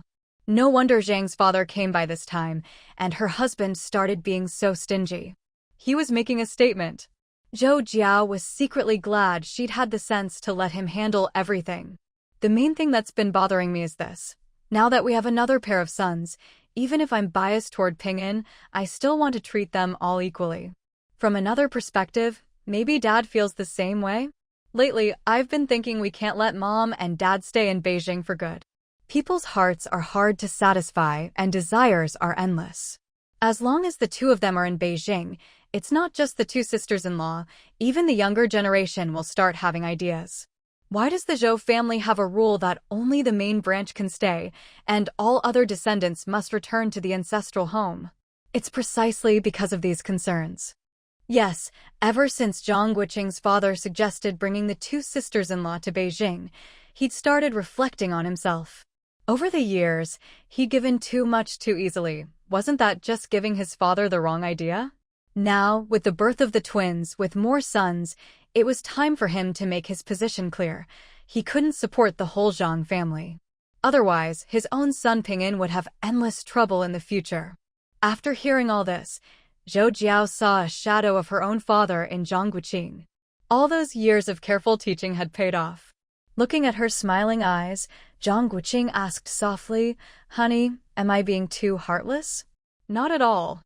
You're doing great. As long as the old folks have enough to live comfortably, there's no need to blindly cater to their every wish. Blind filial piety is a mistake." Hearing his wife praise him, Zhang Guoqing was so happy he almost wagged his tail like a puppy. He grinned. "My biggest worry is that in a few years, when all those kids grow up, Dad will start pulling me in for the sake of his grandkids' futures. My man is so clever." "That's very likely. So let's just quietly live our own little life. When Ping'an grows up, he'll represent the Zhang family in Beijing." Zhang Jiao? The first matriarch of the Zhang family in Beijing. I like the sound of that. Didn't Grandpa already say I'm the family matriarch? That necklace is proof. Zhang Guoqing, lying on the king and laughing, was reminded by her words and sighed. "I wonder how things are in Hong Kong now? Does the Zhang family still exist?" "My grandfather." "Ha ha. Oh my, you're killing me. How old do you think the old man is now? It's a pity I never got the chance. Otherwise, I'd really like to go over there and see." Zhang Guoqing rubbed her head, then paused.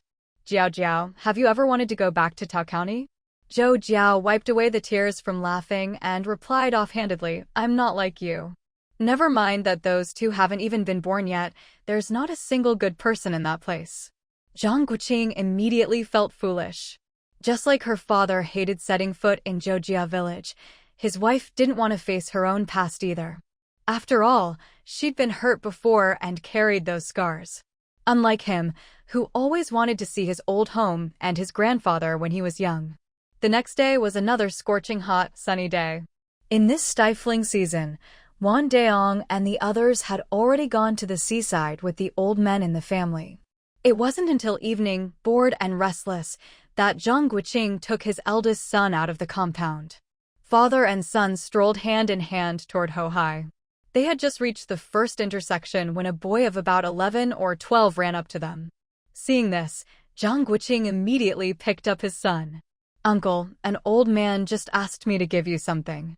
Zhang Guoqing looked down and saw the boy was holding a small box, about the size of an A4 sheet of paper. "Are you sure you've got the right person?" The boy quickly shook his head. "No mistake. He pointed right at you. I wouldn't get it wrong. If you don't believe me, look." He turned around. "Hey, where did he go?" Zhang Guoqing frowned. Clearly, he and his son had been watched as soon as they left the house. He took the box, weighed it, and shook it. It didn't feel like anything dangerous. "Uncle, it's really for you. You see, you and this little brother are the only ones on the street wearing white shirts and green pants. The old man said if I gave it to you, you'd buy me a soda." The boy licked his dry lips as he spoke. "All right, tell me, how old was that old man? Any special features?" The boy shook his head in confusion. "I forgot." Zhang Guoqing didn't press him. He took 50 cents from his pocket and handed it over. Since the person wanted to avoid being seen, he wouldn't let himself be discovered. Could it be like Mom said, a bomb? Doesn't seem like it. Zhang Guoqing smiled reassuringly. His son's sense of caution was impressive. "Is it a trap? Should we throw it away?" Carrying his son, Zhang Guoqing quickly crossed the intersection and found a spot. "Don't worry, it'll be fine." Lin Lishan took the cup her son-in-law handed her, drank a sip of water, and let out a long breath. "Is it the real Miao family coming to find us?" Zhang Guoqing was surprised and glanced at her. He hadn't expected her to connect the dots. He fell silent and looked at Zhou Xiaozheng along with his mother-in-law. "I always knew this day would come, just didn't expect it so soon. Those people aren't on our side. Are they suddenly showing up because they want to get something from you?" Lin Lishan asked. Zhou Xiaozheng asked with interest, "So what do you think we should do?" "We should hand this box of things over to the authorities tomorrow." "No, wait, that would just give them an excuse to make a fuss." Lin Lishan frowned deeply. "This is so frustrating. I have nothing to do with them, so why drag me into it? Isn't this unfair to me? I'm even more innocent than those Miao family members." Zhou Xiaozheng waved his hand to cut off her rambling.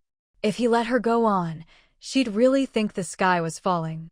Wasn't the whole commotion back then just to pin down her background? "Zhengji, relax, it's fine." Zhou Xiaozheng waited for his panicked wife to calm down before continuing. "Before anything else, let me tell you something." "Okay, go ahead." Zhou Xiaozheng smiled and shook his head. "I once mentioned this to Xiao Wu, but not even Jiao Jiao knows. I just didn't want you all to worry. Zhengji, I've made things hard for you."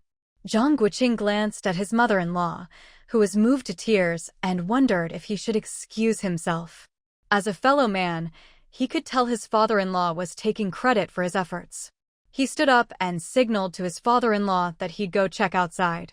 Listening carefully, he heard Aunt Sun and the others talking in the East Wing and realized his wife had pulled him away for a reason. Zhang Guoqing smiled, came back in, closed the door, and nodded. Zhou Xiaoying gestured for him to sit, then poured out the contents of the envelope onto the coffee table.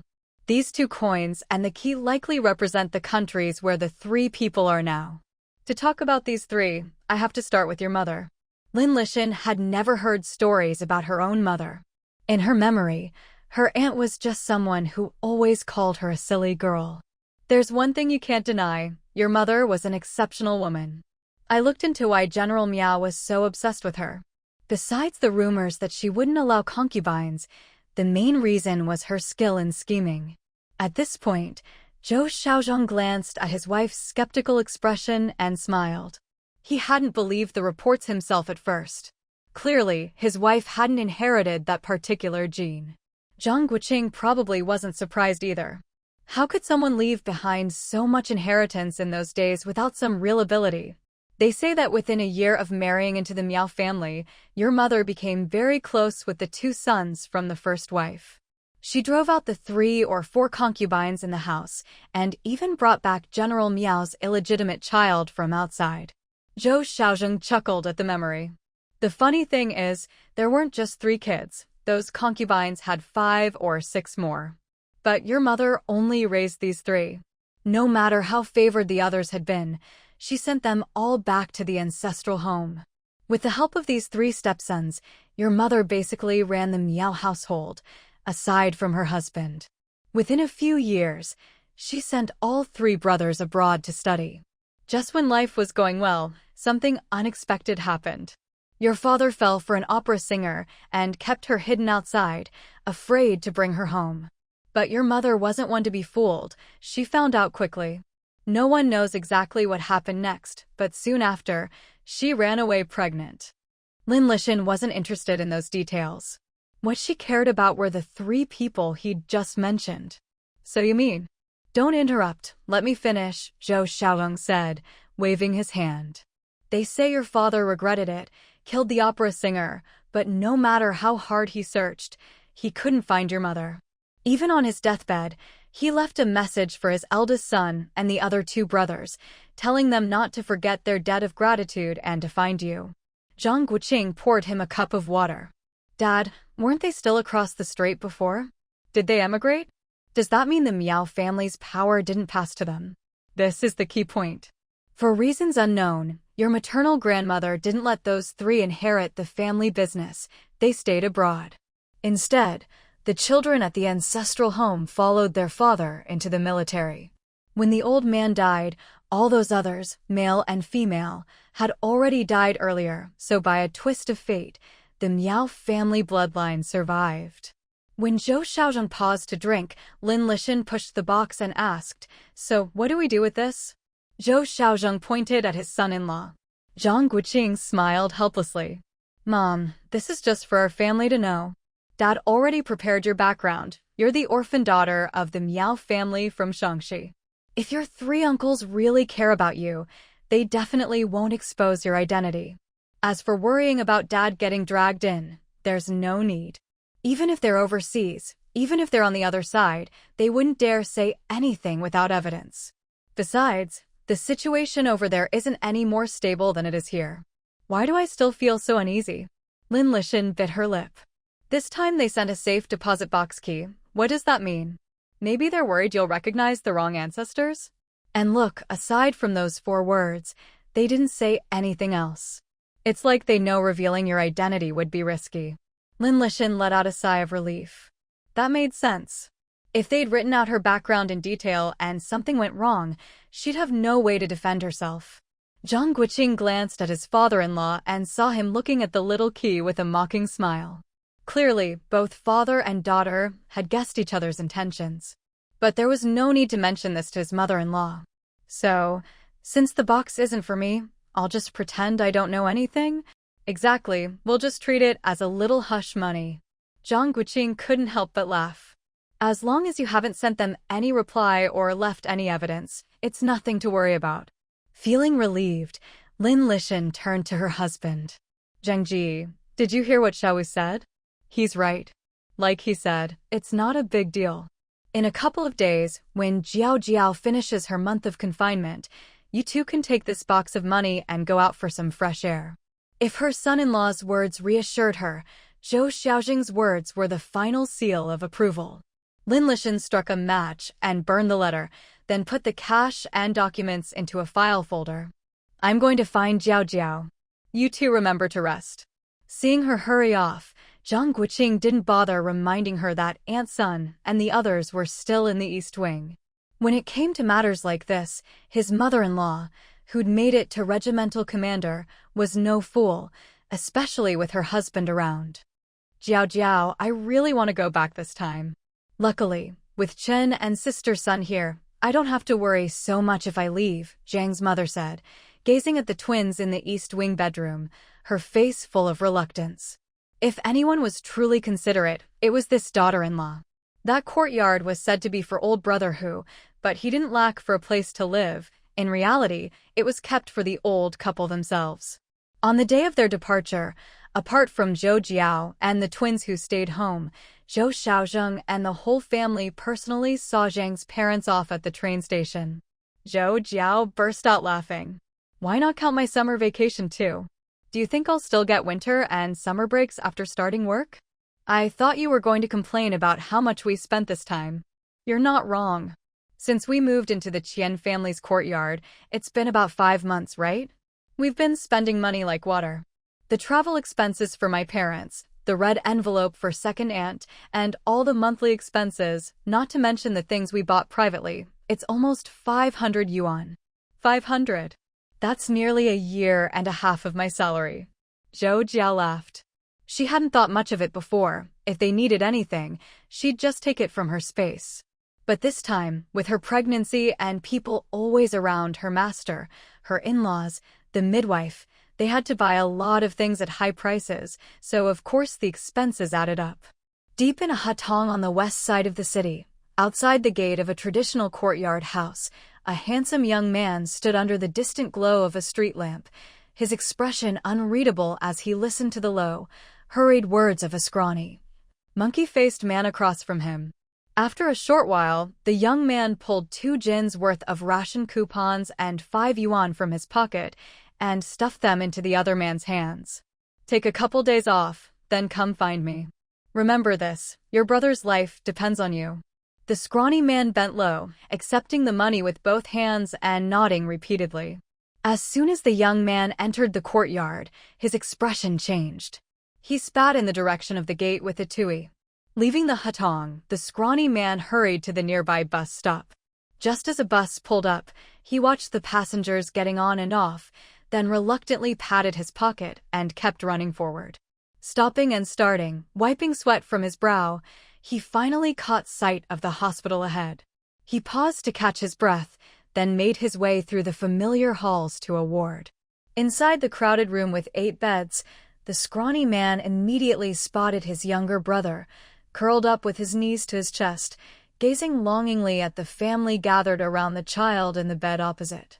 As he approached, the boy's eyes lit up with disbelief and joy. "Big brother, you're back?" "Mao too." The scrawny man ruffled his brother's hair. "Big brother's going to buy you a bowl of noodles, and I'll add your favorite fried egg. Happy?" Mao clung tightly to his brother's sleeve, tears soaking into his chest as he choked out, "Big brother, I want to go home. I don't want to stay in the hospital." The scrawny man hugged his brother close, but before he could comfort him, a nurse came in and called, "Hey, family of Su Xiaojun, it's time to pay the fees." Now he understood why his brother wanted to leave. Taking the bill from the nurse, he forced a smile. "Comrade, I just got back. I'll go pay right away." Thank you. The middle-aged nurse had meant to scold him, but seeing his ingratiating smile and sweat-soaked face, she couldn't bring herself to say anything harsh. She just muttered, "Spend more time with the patient when you can." As she left, the scrawny man patted his brother, who was about to speak. "Have your big sister and the others visited much lately?" An elderly patient in the next bed looked at the red-eyed boy with pity. "Don't ask your brother. Since you left last month, your 2 sisters haven't come by at all. Big brother, I don't need them. I have Auntie Lei and brother Tianming." The scrawny man's face darkened. Even his own sisters couldn't compare to outsiders. He'd gone to them specially before leaving, but in the end, it was the Lei family who helped. Suddenly, the boy remembered something and whispered urgently in his brother's ear, "Big brother, brother Tianming has a job now. He told me to tell you he has something important to discuss." A flash of surprise crossed the scrawny man's eyes, but he quickly understood. The guy was old enough to take over his late father's job, nothing strange about that. "All right, I'll go see him tomorrow." The scrawny man set his brother down. "Lie down for a bit, I'll be back soon." He picked up the enamel cup from the bedside table. "Big brother, I'm not hungry." He shot his brother a look, signaling him not to protest. It wasn't often they got hospital food. If they hadn't been so broke before, he wouldn't have let this chance slip by. He went out to pay the overdue hospital fees, just over 2 yuan, and added another 10. Looking at the 20 yuan left in his hand, he sighed. He'd spent the last month running errands for others, thinking 50 yuan would be plenty, but it still wasn't enough. If his parents hadn't passed away and his eldest sister hadn't taken over their jobs, he wouldn't be forced to work like a dog for others. Thinking of the future, he steeled himself. Soon, once his brother recovered, the 2 of them would go support the frontier construction. Anything had to be better than this life. In the doctor's office, the scrawny man handed the payment slip to a middle-aged doctor. Before he could speak, the doctor sighed. Zhou Jiao, you don't have a work unit to reimburse you. Are you sure you want to use imported medicine? The cost isn't cheap. Zhou Jiao gave a bitter smile and nodded. The cost wasn't the issue now. Could he even get imported medicine for his brother? Why else would he run errands for that bastard from the Liang family, if not for money and the hope the guy could help find the medicine? I'll try pushing it up the chain again. Disappointed but grateful, Zhou Jiao thanked the doctor profusely before heading to the cafeteria. Carrying a bowl of noodles, the aroma made him quickly cover it with the cup lid, swallowing hard. Only then did he realize he hadn't eaten a bite since getting off the train. He scraped together 2 liang of ration coupons and 7 cents for a black steamed bun, gnawing on it as he walked back to the ward, planning to go home and steam some more food once his brother fell asleep. If he didn't start saving, he wouldn't have enough for the next round of hospital bills. Just as he reached the ward, he saw several familiar faces inside. Zhou Jiao's eyes reddened involuntarily. Jiao, what are you standing there for? Come here. Where have you been all this time? One figure turned at the sound of the child's voice, grinned, and called out happily. If Zhang Guoqing and Zhou Jiao were here, they'd surely recognize this kid. Wasn't this Lei Tianming, who'd once sold his blood for his sister? In the 2 or 3 years since, the once skinny, dark boy had grown into a tall, strapping young man. Maybe it was Zhang Guoqing's influence, but his smile and the way he waved were just like him. With his handsome face, who would guess he'd once fought dogs for food? Even Zhou Jiao, who'd only been gone a month or 2, was a bit stunned to see him. Both were eldest sons, both fatherless. The only difference was that Auntie Lei was still alive, but even so, things were different. Lei Tianming stood up and pulled him inside. We were just about to go to the cafeteria to find you. Good thing you came, or we'd have made a wasted trip. Auntie Lei Tianming, thank you for everything you've done for us. No need for thanks. I watched you boys grow up. You're too polite. Auntie Lei took the enamel cup from him and waved her hand. All right, leave this to me. You 2 brothers go outside and talk. Don't disturb the others. Lei Tianming dragged him out, laughing. Mom, we'll be right back. No rush. The 2 of them went out to the courtyard and found a step to sit on. Lei Tianming looked at him. Jiao, I've already talked to the factory. You can start work there. Zhou Jiao looked up in surprise. Tianliang's only 10.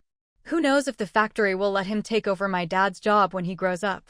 Out of sight, out of mind. In 7 or 8 years, that spot might go to waste. I talked it over with my mom, and we decided you should take it. Aunt Shui from the union owed your dad a favor, remember? I mentioned it, and she's already arranged everything. All you have to do is report in. Zhou Jiao shook his head. No, that's a job. Even if it sits empty, I can't take it. So many people in our courtyard want it. I can't, really. Lei Tianming gave a sarcastic laugh. You think they could get it if they wanted? I'll never forget kneeling and kowtowing in front of those people, the way they looked at me, the way they spoke. Zhou Jiao patted him on the shoulder and sighed. Jiao, I'm working at the motor factory now. My mom doesn't need to help. I can support Tianliang and Xiaowi's schooling myself. That job slot shouldn't go to waste. If you're worried about owing us, just help look after my family in the future. Is that fair? Zhou Jiao was silent for a long time. He knew this was the Lei family repaying his father's kindness.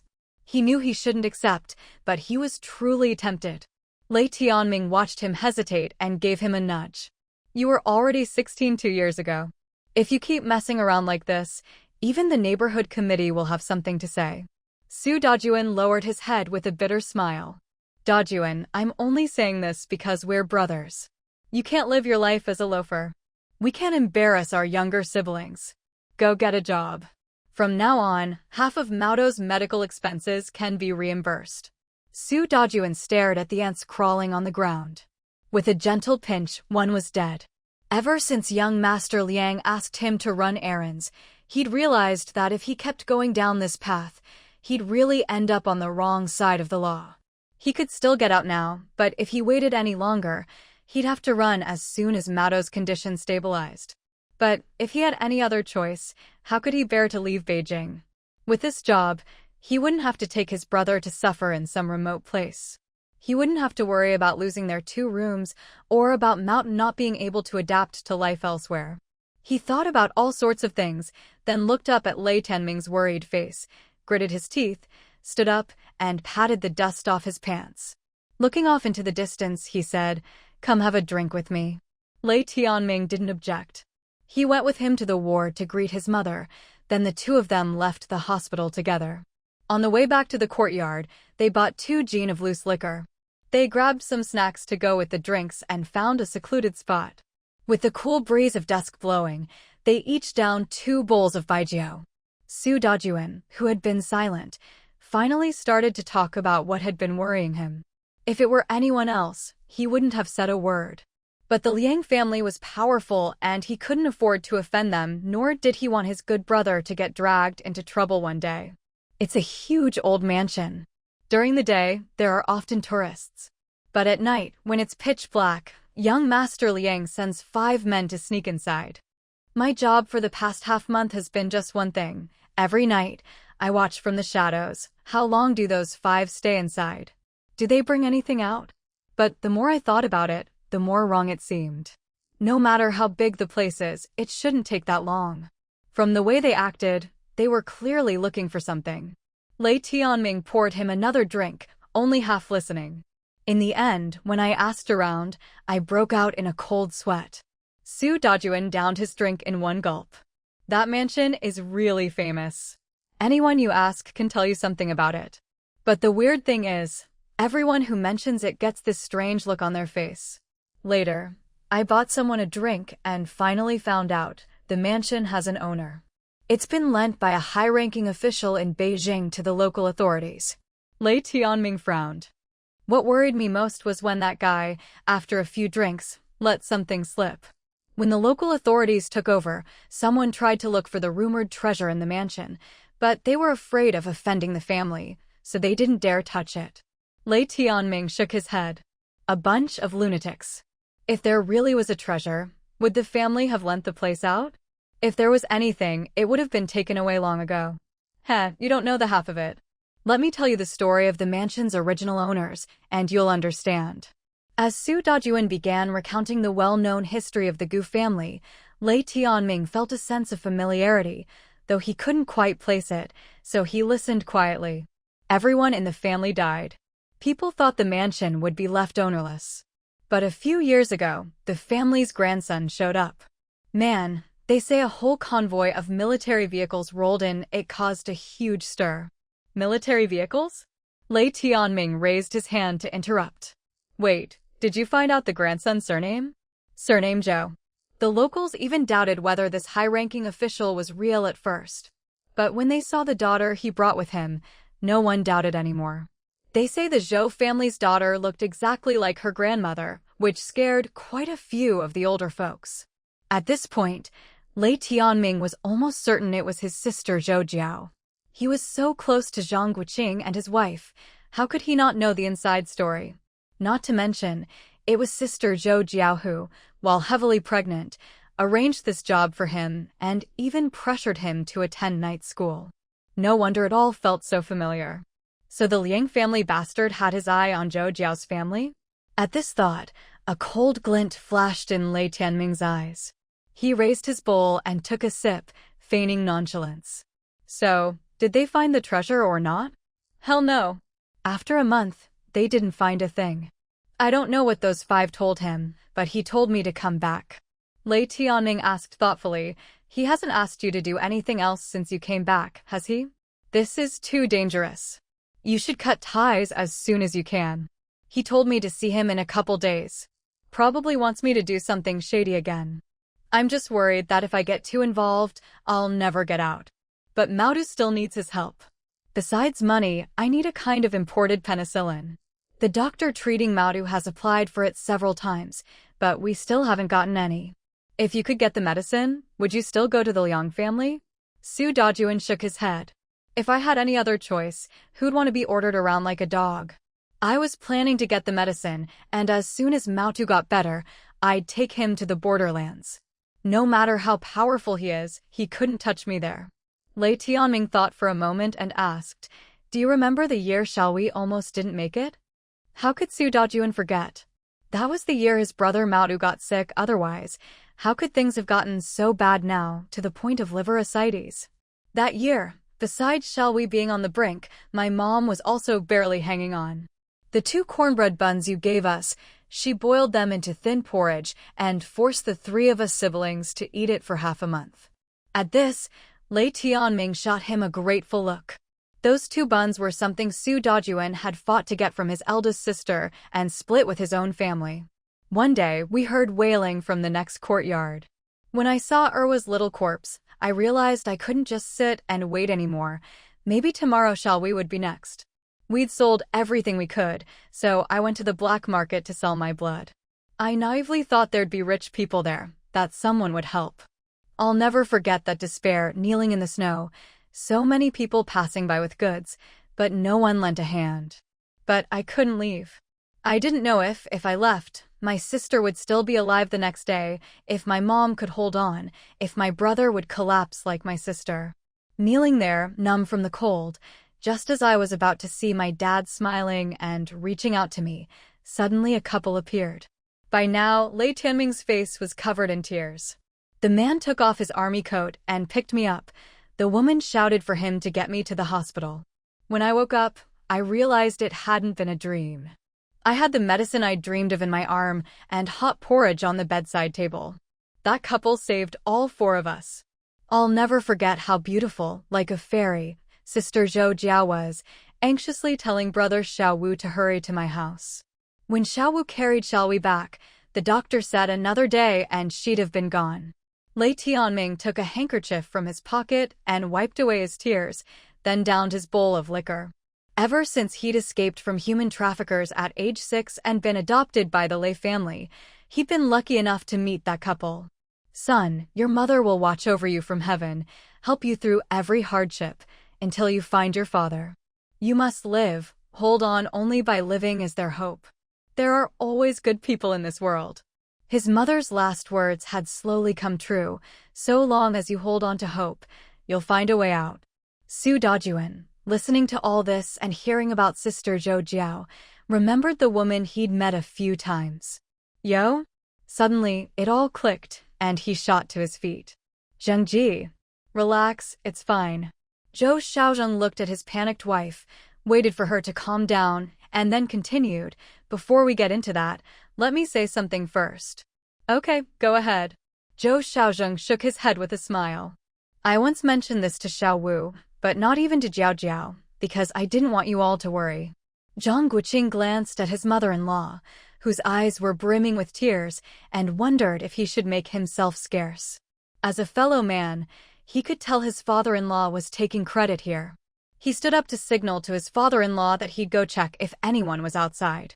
Listening at the door, he heard voices from Sun Auntie and the others in the East Wing, and realized his wife had kept him occupied. "There's one thing that can't be denied, your mother was an exceptional woman. I investigated why General Miao was so obsessed with her. Aside from rumors that she wouldn't allow concubines, the main reason was her skill at scheming." Zhou Xiaozheng found it amusing to recall. What's interesting is that there were more than just those 3 kids. The concubines had 5 or 6 more. But she only raised these 3, and no matter how favored the others were before, she sent them all to the ancestral home. "Don't interrupt, let me finish." Zhou Xiaozheng waved her off. "It's said your father regretted it, killed the opera singer, but no matter how hard he searched, he couldn't find your mother. Even on his deathbed, he left instructions for his eldest son and the other 2 brothers not to forget their debt and to find you all." Zhang Guoqing poured him a glass of water. "Dad, weren't they still across the strait before? Did they emigrate? So the Miao family's power wasn't passed down to them. This is the key point. For some reason, your grandmother didn't want these 3 to inherit the family business, so they stayed overseas. The children at the ancestral home later joined the military with their father. When the old man died, all those children, male and female, died before him, so by a twist of fate, the Miao family bloodline survived." Lin Lishan saw him pause to drink water, pushed the box toward him, and asked, "So, what should we do with this?" After exchanging a few thoughts about the Miao family, the father and son-in-law soon dropped the subject. Judging from the writing on the cardboard box, it was clear the other party was no fool. Digging up old history benefited no one. Many second-generation warlords who lost their backing had been blackmailed or threatened as enemy agents while abroad. What did it mean to have a powerful brother-in-law as a representative? Anyone could guess what choice they'd make. By the time Zhang Guoqing returned to his room, the house was quiet and deep into the night. In the outer study, Ping'an was already fast asleep on the king. After checking the ice tray and mosquito net, Zhang Guoqing quietly entered the bedroom. The twins were lying on the king, with Zhou Jiao in the middle reading a book. Seeing this, he didn't bother to persuade Zhou Jiao to stop reading. She'd been in confinement for almost 2 months. Some taboos could be relaxed now. But with them all lying here, where was he supposed to sleep? "Brother, isn't it really hot tonight?" Zhou Jiao asked. Zhang Guoqing touched his son's necks. Sure enough, they were sweaty. He chuckled and scolded, "These little rascals. Always giving me trouble." This morning, Ping'an even asked if I slept in the study last night. Zhou Jiao watched as he carefully picked up the boys and even kissed them on the head. She couldn't help but smile. This man was not only a good husband, but also a model father. We don't have much time to spend with him, so it's natural for the child to be a bit clingy. Now, with these two, we're bound to neglect him a little. Let's set up another bed tomorrow. My confinement is long over. We can add more ice trays in here from now on. Zhang Guoqing looked her over and nodded. He took the ancient book from her hands. "You really like studying medicine? Are you planning to follow the old man and see patients every weekend? Learning to save lives isn't about like or dislike. It's rare to have a good teacher, so I should learn as much as I can while I'm young. Besides, it might come in handy in the future." Zhang Guoqing decided not to discuss this topic with a study maniac who had a photographic memory. It was too discouraging. After washing up, he got on the king and brought up Xiaozhou. After the wedding, he'd heard that Xiaozhou planned to apply for a transfer to the southwest. That was a bit sudden. Zhou Jiao gave him a strange look. "What's wrong? If it weren't for Dad being here, I'd want to leave too. What's so great about the capital?" "No, he's applying to the wrong place." Zhang Guoqing shook his head. "Big uncle is going to the southwest, and now he wants to go too." "Is there some treasure in the southwest?" "You didn't ask Dad?" "No, I want to figure it out myself. I can't ask him about everything. It's a huge military region. They might not even end up in the same place. There's no treasure. They just want promotions. Think about who's in charge of the major military regions." Zhang Guoqing stared thoughtfully at the top of the mosquito net. After a while, he slapped his thigh. "Jiao, you'll need to work at the grassroots level before you can move to the planning commission." Zhou Jiao jumped in surprise and scolded, "You startled me. My situation is different from others. Dad told me a while ago that the higher-ups have already named me." Zhang Guoqing looked at her, aggrieved. Couldn't they let him in on the fun? Such an important matter, and neither she nor her father had mentioned a word to him. "You seemed really busy lately," Zhou Jiao laughed, falling into his arms. "Let them do what they want. As long as I'm with you, I don't care where we go except cleaning toilets." "Exactly, that's the main point." Zhou Jiao nodded with a smile, though she felt a little uneasy inside. She hoped this would draw some attention to herself and take some of the heat off Zhang Guoqing. The game had already begun, but there were some things she couldn't explain to Zhang Guoqing. Cheng Xijin's transfer out of town was also a precaution against those with ulterior motives. Burying herself in his arms, Zhou Jiao breathed in his familiar scent. She was determined to protect this man. If anyone dared lay a finger on him, she wouldn't hesitate to draw blood. Zhang Guoqing didn't know what she was thinking, but he could sense her unease. He narrowed his eyes and instinctively patted her gently. One day, he'd be able to protect his wife and let her live as she pleased. No matter how much they worried, the future was unknown, and life went on day by day. Time never stopped for anyone's wishes. After a heavy rain, the scorching sun returned. Zhou Jiao, carrying her beloved satchel and holding 2 books, hurried out of the compound. In the small courtyard, Master Hu waved at his favorite disciple with a grin. Finished reading again? You can take the bronze man home today. The bronze man he mentioned was a real one, his most cherished possession, which he'd saved for his disciple to inherit. Of course, Zhou Jiao just smiled at these words. Master, have you eaten? I have. Where's that rascal Xiaowu? Why didn't he come with you? Zhou Jiao knew he'd ask about Zhang Guoqing next. She never understood their relationship, always calling each other names, but as close as real family. He had something he couldn't leave today. That rascal is always busy with something, Dr. Hu huffed, then smiled and pointed to the study. Come on, my good disciple. Zhou Jiao was used to his ways. She greeted the mute ant making handicrafts at the stone table and sighed inwardly at the paper boxes she'd finished. Inside the study, Zhou Jiao asked softly, Master, can we trust Uncle Hu's nephew? They haven't seen each other in years. People's hearts are hard to judge. Old Hu just chuckled. She'd finally asked. He couldn't say much. Hu's nephew had a pension and lived off him, so the mute ant didn't really need to make those boxes. Master. All right, that's the only blood relative who is left. If he wants to help, let him. I've met that family, they're honest enough. Who knows what he's doing? Zhou Jiao frowned slightly but didn't press further. If both sides were willing, it wasn't her place to interfere. Dr. Hu turned and pulled a long wooden box from a drawer, handing it to her. Zhou Jiao looked at him in confusion. This is a set of gold needles I prepared just for you. Zhou Jiao didn't know whether to laugh or cry. Master, I'm not even used to the silver needles yet. Let's leave these with you for now. Dr. Hu ignored her protests and shoved them into her hands. It's fine, get a feel for them. Only by comparing can you tell the difference. Zhou Jiao hesitated, but put them in her bag without opening the box. She took out a pack of silver needles and followed him to the desk, where the bronze man was already set up. This time, Dr. Hu was uncharacteristically serious. Come, show me what you've learned. I'll name the illness, you find the points. Vertigo. Zhou Jiao immediately needled 1 inch around Bai Wei, needles angled outward. Lung heat. Dampness. Diabetes with dryness. Epigastric pain. Phlegm and asthma. As Zhou Jiao inserted and withdrew needles, Dr. Hu rattled off a series of illnesses. Watching his disciples' calm and focused actions, he finally relaxed and smiled. Looks like you really studied the notes. Keep practicing these basic techniques at home. Zhou Jiao nodded seriously. Besides that, from now on, you need to feel river water every day. And I mean real, flowing river water, not just a basin. Zhou Jiao smiled. Is Master going to teach me pulse diagnosis? Smart girl.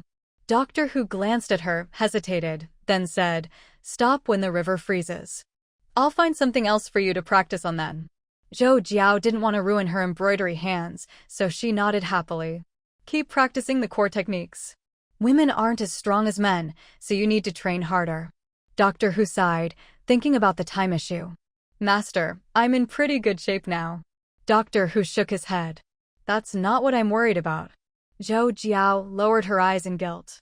No matter how much time she had, it would never be enough. To be honest, she'd spent 5 years just to get a university degree. To study Chinese medicine, memorizing, knowing the meridians, diagnosis, herbs, and prescriptions isn't enough. You need to learn from experienced practitioners. There are many folk doctors, each with their own specialty. When you reach a certain level, you'll need to travel and learn from them. I understand, Master. All right, we'll talk about this later. Don't worry about it. When the kids are older, you'll have more time. For now, let me tell you about these illnesses. Master and disciple, one teaching with care, the other listening intently. Time flew by, and it was only when the mute ant came in that they realized it was dinner time. That's enough for today. Take 2 more books home. If you have questions, come find me. Zhou Jiao signed to the mute ant and said, Master, the kids are still young, so I won't stay for dinner. All right, get home early then. As she took the books, Zhou Jiao pulled a piece of paper from her bag and handed it to him. Master, could you check if this is feasible? After class, Dr. Hu dropped his strict demeanor and smiled after reading it. Who did you offend? Does your father know you're making medicine? Zhou Jiao stuck out her tongue. I didn't dare let him know. Doctor Hu flicked the paper with interest. He'd noticed his little disciple was most interested in making medicines, especially sedatives and poisons. Thank goodness she was on the right path, or he'd worry about raising a troublemaker. Master, please check it for me. I don't want to hurt anyone, but I don't want thieves to get their way either. Just a little something to let them know some things are off limits. Doctor Hu didn't say more. He'd made plenty of such things when he was young, even rubbed them on his luggage. Yes, she was truly his disciple. All right, I'll test the effect later. Since you're not eating here, go home and be with your kids. She knew he'd agree, but Zhou Jiao was still delighted. She could already imagine how many people would learn a lesson from this formula after her master improved it. She couldn't care less about the Gu family's ancestral tomb, but she would never let the main branch be disturbed. This was her way of honoring her grandmother. But would it really take a few years? Inside the west wing of the Zhou family home, Yi Jiafeng, Wan Deong, Ding Datu, and Geng Dashing listened to Zhang Guoqing's plan, their eyes shining with excitement, barely able to contain their glee. Well, let's get moving then. Once school starts in a few days, we won't have time. Exactly. Come on, let's talk this through. If that bastard doesn't get a taste of his own medicine this time, I'll change my last name. Wan Deong declared. Deong, the key is to make sure we get that guy. Don't let him slip away. He's been hanging around with He Laosen lately. I'll have him keep an eye on him. He wouldn't dare say no, Wan Deong said confidently, waving his hand. Dashing, you can get a few people to fill out the crowd, right? Geng Dashing shook his head with a grin. No problem. I've got plenty of buddies at the police station. However many you want, just say the word. Let's keep it to 5 guys, 10 people total is enough. Have them eat and drink their fill in another room first. When we're ready to get down to business, we'll bring those 5 in. What about me, Deong? Datu, what do you want to do? Day, you're the one with all the ideas. Come on, this is too much fun to miss out on. Don't rush. First, let's see how many people we're inviting and where we're holding this thing. The most important point is, Liang Bizan is way out of his league. He can't handle anything too fancy. Oh, you don't know, he's always bragging about his uncle-in-law, as if he wishes he could change his last name. Yi Jiafeng smirked, all the better. The more people want to smack him, the more fun we'll have. Don't get sidetracked. Let's settle the location first. Wan Deong glanced at Zhang Guoqing, who hadn't said a word, and nudged him. Come on, spit it out. Zhang Guoqing smiled wryly. I haven't even said anything yet, and you guys have already made all the plans. Everyone burst out laughing. I want to invite as many people as possible. Whether they show up is up to them, but everyone will get the invite. As for an excuse, we'll just make something up. School hasn't started yet, so there'll be plenty of people looking for something to do. The place can't be too small, and it needs to be quiet. No, the most important thing is, this meal is supposed to be that guy's apology. We can't organize it ourselves, it has to be at a restaurant. When it's over, we just wipe our mouths and stick him with the bill. Zhang Guoqing thought, Ding Data really is sharp, he hit the nail on the head. Datu, how about that private restaurant in the north of the city we always go to? You know a lot of people there. We'll book the whole place. No problem. Wait. We need to decide what kind of place, how fancy. What's there to discuss? Just pick the most expensive one. Zhang Guoqing looked at his 4 troublemaking friends and couldn't help but laugh. He had to step in. Let's keep it simple. If everyone we invite shows up, that guy couldn't pay for it even if he sold his blood. His best friend Yi Jiafeng immediately changed his tune. Right. We're just here to reason with him. We can't go overboard. If this turns into a state banquet, we'll all get chewed out when we get home. Except for Zhang Guoqing, the others all shot him a look of disdain. Wasn't he the one just shouting for the most expensive place? Hey, I'm just looking out for you guys. Besides, even if it's simple, there's gotta be meat, right? Yi Jiafeng explained, then kicked the grinning Ding Datu. You're in charge of that. No problem. What day? I'll need at least 2 days' notice, I can't break the rules. Yi Jiafeng looked at Zhang Guoqing. 3 days from now? That's the weekend. Before Zhang Guoqing could reply, Everyone agreed on the third day and started spreading the word, making arrangements in advance. Over the next 2 days, most people received Zhang Guoqing's invitation to get together. Some were curious, some suspicious, and as they compared notes, wow, this was going to be a big gathering. For a while, getting an invite became a point of pride. Some even called the Zhou family to ask Zhang Guoqing for a spot, leaving him both amused and exasperated. On top of that, many people offered to chip in for the cost, telling him not to be shy about asking. This unexpected invitation made Zhou Jiao reflect there really wasn't much entertainment in this era. Otherwise, who wouldn't see through this gathering? The younger generation made a huge fuss, and word soon reached the elders at home. Before they could say much, the day finally arrived. Early that morning, Zhang Guoqing and Zhou Jiao slipped out of the compound and met up with Fang and the others at the private restaurant in the north of the city. Since they expected a big crowd, tables were set up all over the courtyard. Good thing it was late summer, otherwise, people would have frozen in the cold. After all the planning, with the show about to begin, the organizers were buzzing with excitement. The lunch was scheduled for noon, but by 10 o'clock, groups of people were already filling the courtyard, chatting and mingling in a lively atmosphere. That day, aside from one private room where 5 bruised and battered guys were being guarded by uniformed men, all the other tables were set up outside. At 10 o'clock sharp, Zhang Guoqing saw even young Master Wu and his friends had arrived, along with the girls who usually liked to show up late. As for the main culprit, that fool showed up even earlier, making a scene. Seeing this, Zhang Guoqing didn't say much, he just had the food brought out. Each table got 4 dishes and a soup, braised pork with preserved vegetables, stir-fried pig liver, 2 seasonal vegetable stir-fries, and stewed tofu soup. All 5 dishes were prepared by a top chef, delicious in every way. No one stood on ceremony. People found seats and dug in. A few sharp-eyed guests noticed Zhang Guoqing hadn't made any opening remarks, hesitated for a moment, then decided to fill their stomachs first. Halfway through the meal, Zhang Guoqing signaled Ding Dada to start serving the alcohol. After all, the show wouldn't go on without a little liquid courage. Young Master Wu glanced at his friends, then at Zhang Guoqing, and laughed. "Xiao Wu, what's this all about? We've been eating and drinking, shouldn't the host say a few words?" "Let's drink, Wu." "Eat your fill first," Zhang Guoqing replied. Beside him, Fang Fei glanced at Zhou Jiao and poured Wu a drink. "Patience. It's been ages since we've had such a lively gathering, I'm tempted to recite a poem."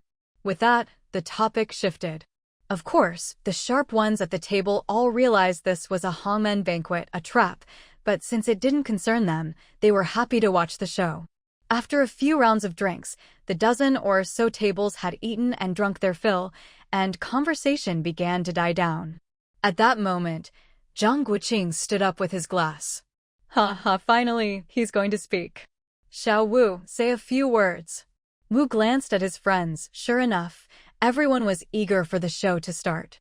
"First, let me raise a glass to all my brothers and sisters here today. Thank you for coming." Zhang Guoqing lifted his glass, toasted everyone, and downed it in one go. "For this second glass, I owe everyone an apology." He poured another, bowed to the crowd, and drank it down. "Don't try to scare us. What's going on? We're all friends here, no need to be so formal. Yeah, if there's a problem, just say it. We'll figure it out together. What's this all about?" Zhang Guoqing looked around at the murmuring young men and women and tapped his bowl. His buddies, Fang and the others, immediately stood up and called for quiet. Their teamwork almost made Zhou Jiao burst out laughing. "Before I drink this third glass, I want to say a few words. Brothers and sisters, help me judge if I'm in the right." Zhang Guoqing looked around at everyone. Everyone understood something big was about to happen. I was originally going to let the authorities handle this, but after thinking it over, I decided that matters within our own circle should be dealt with behind closed doors. If we have to lose face, let it be in front of our own people. Tell me, is that wrong? No one knew exactly what had happened, but who would dare object to those words?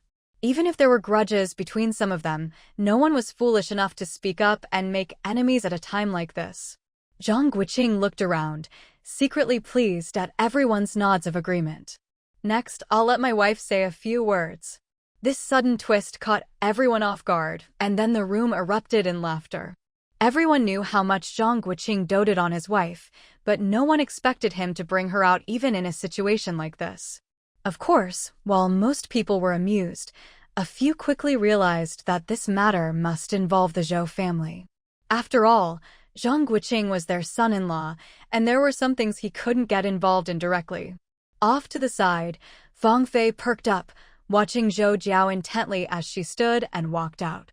He knew all too well what this woman was capable of. Who could have been stupid enough to offend her?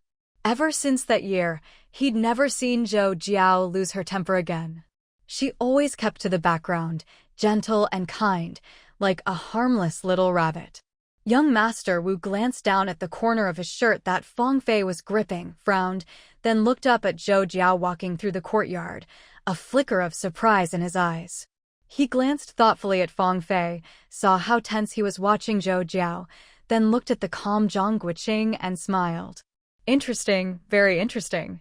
Meanwhile, Zhou Jiao, holding a cup, slowly walked toward Liang Jiajun's table. Under everyone's gaze, she raised her cup and spoke in a clear voice that carried across the room. Everyone, I apologize for my rudeness today. I'll use water in place of tea and drink first as a sign of respect. Sis, just tell us, what's going on? You scared me. Whoever did something bad, hurry up and own up to it. Shoo, quiet down. Zhou Jiao ignored the chatter. She continued toward Liang Jiajun's table, looked him in the eye, and asked in a steady voice, Brother Liang, in front of all our friends here today, I have a question for you. Liang Jiajun had been nervous ever since she started walking over. The moment she spoke, his mind went blank. It was over, the Zhou family knew everything. What exactly did my little sister do to offend you? Zhou Jiao's expression was stern, her gaze unwavering. If you have a problem, why not come to us directly? Liang Jiajun's mind raced as he tried to come up with an excuse, waving his hands frantically. Sis, you must be mistaken. Even if I wanted to offend someone, I'd never dare offend you. You still won't admit it at this point? Brother Liang, I'm very disappointed. When I saw the statements yesterday, I couldn't believe it. Aren't we all straightforward people in this circle? You had people digging up the Gu family estate for over a month. Did you find any treasure? Is your next step to dig up the Gu family's ancestral graves? Or even kidnap and extort my family, all for some so-called treasure that doesn't exist? Your Liang family claims to be a reputable clan. How can you stoop to such petty, disgraceful acts? On the surface, you maintain friendly ties with our Zhou family, but behind our backs, you use every dirty trick in the book. Is this what a noble family does? Is this the Liang family's idea of proper upbringing? Liang Jiajun, forced into a corner by her barrage of questions, shot to his feet and pointed at Zhou Jiao. Don't you dare slander me. What treasure? My Liang family would never covet the wealth of the dead. Zhou Jiao's face remained cold as she clapped her hands twice. Very good. Excellent. Today, I'll let everyone see whether I'm making baseless accusations. Liang Jiajun kicked his chair aside, cursing as he turned to leave. Crazy. She's fucking crazy. I can't afford to mess with her, but I can sure avoid her. Zhou Jiao watched his retreating back coldly. Those 5 men are in my hands. Try taking another step. Liang Jiajun froze, then turned to glare at her. Zhou Jiao glanced at him, then looked at the 5 men being escorted over in blue and white uniforms. She turned and gave him a mocking smile. Would you like to confirm for yourself? The moment Liang Jiajun saw those 5 men being brought over, his face turned deathly pale. Zhou Jiao looked around at the now silent crowd, sighed, and spoke with a pained expression. These 5 men turned on each other and confessed. You paid them a hefty sum to dig for the Gu family's treasure. To be honest, I didn't even care. There is no Gu family treasure. My grandmother donated a huge sum herself. Anyone with half a brain could figure out what happened. If your Liang family wanted to dig, you could have just said so. I might have even helped out. Was it really such a big deal? Why sneak around in the dead of night? Is your Liang family short on money? Of all the families in Beijing, yours is the least likely to be strapped for cash. No one knows how much wealth you've accumulated over generations. Even if we don't count your ancestors, just starting from your great-grandfather's generation, did you really donate everything? Even if you're greedy, it's none of my business. But you shouldn't have gone so far.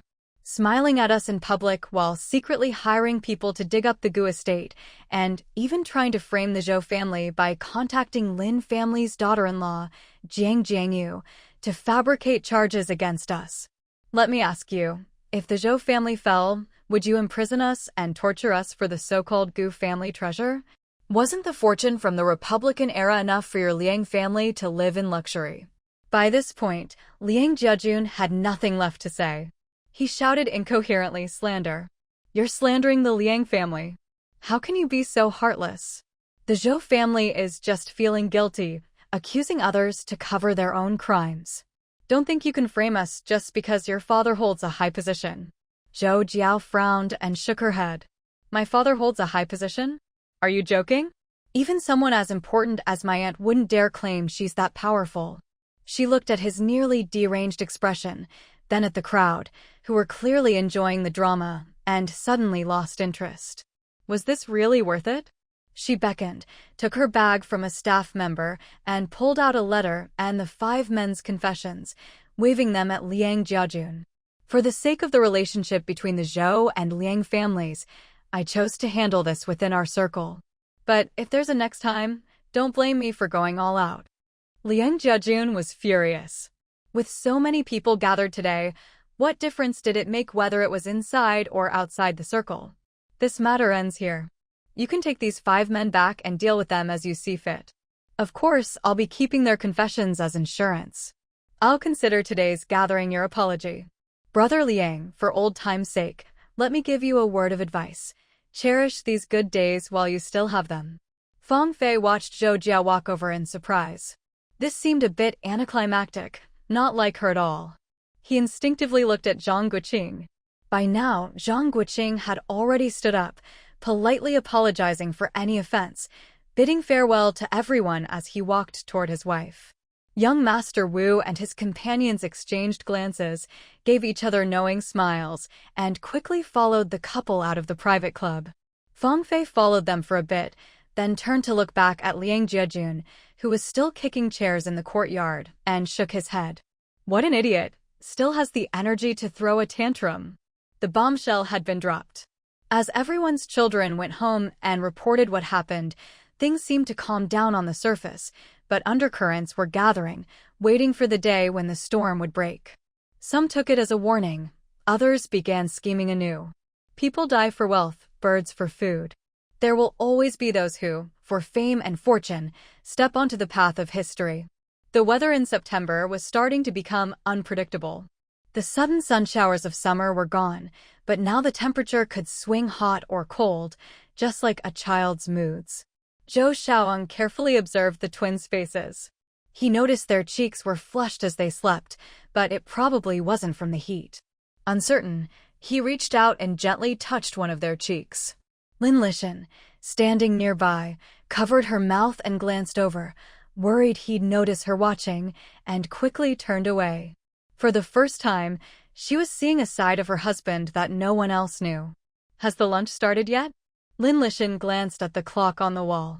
When she saw it was already 12:30, a trace of worry appeared on her face. Zhou Xiaozheng looked outside, then withdrew his gaze. In his opinion, it shouldn't be starting, it should be ending by now. With such a minor issue, they'd just lay everything out, talk it through, and leave. How long could that take? Who would be foolish enough to just sit there waiting for the other side to call in reinforcements? To be continued. Video 10 ends here.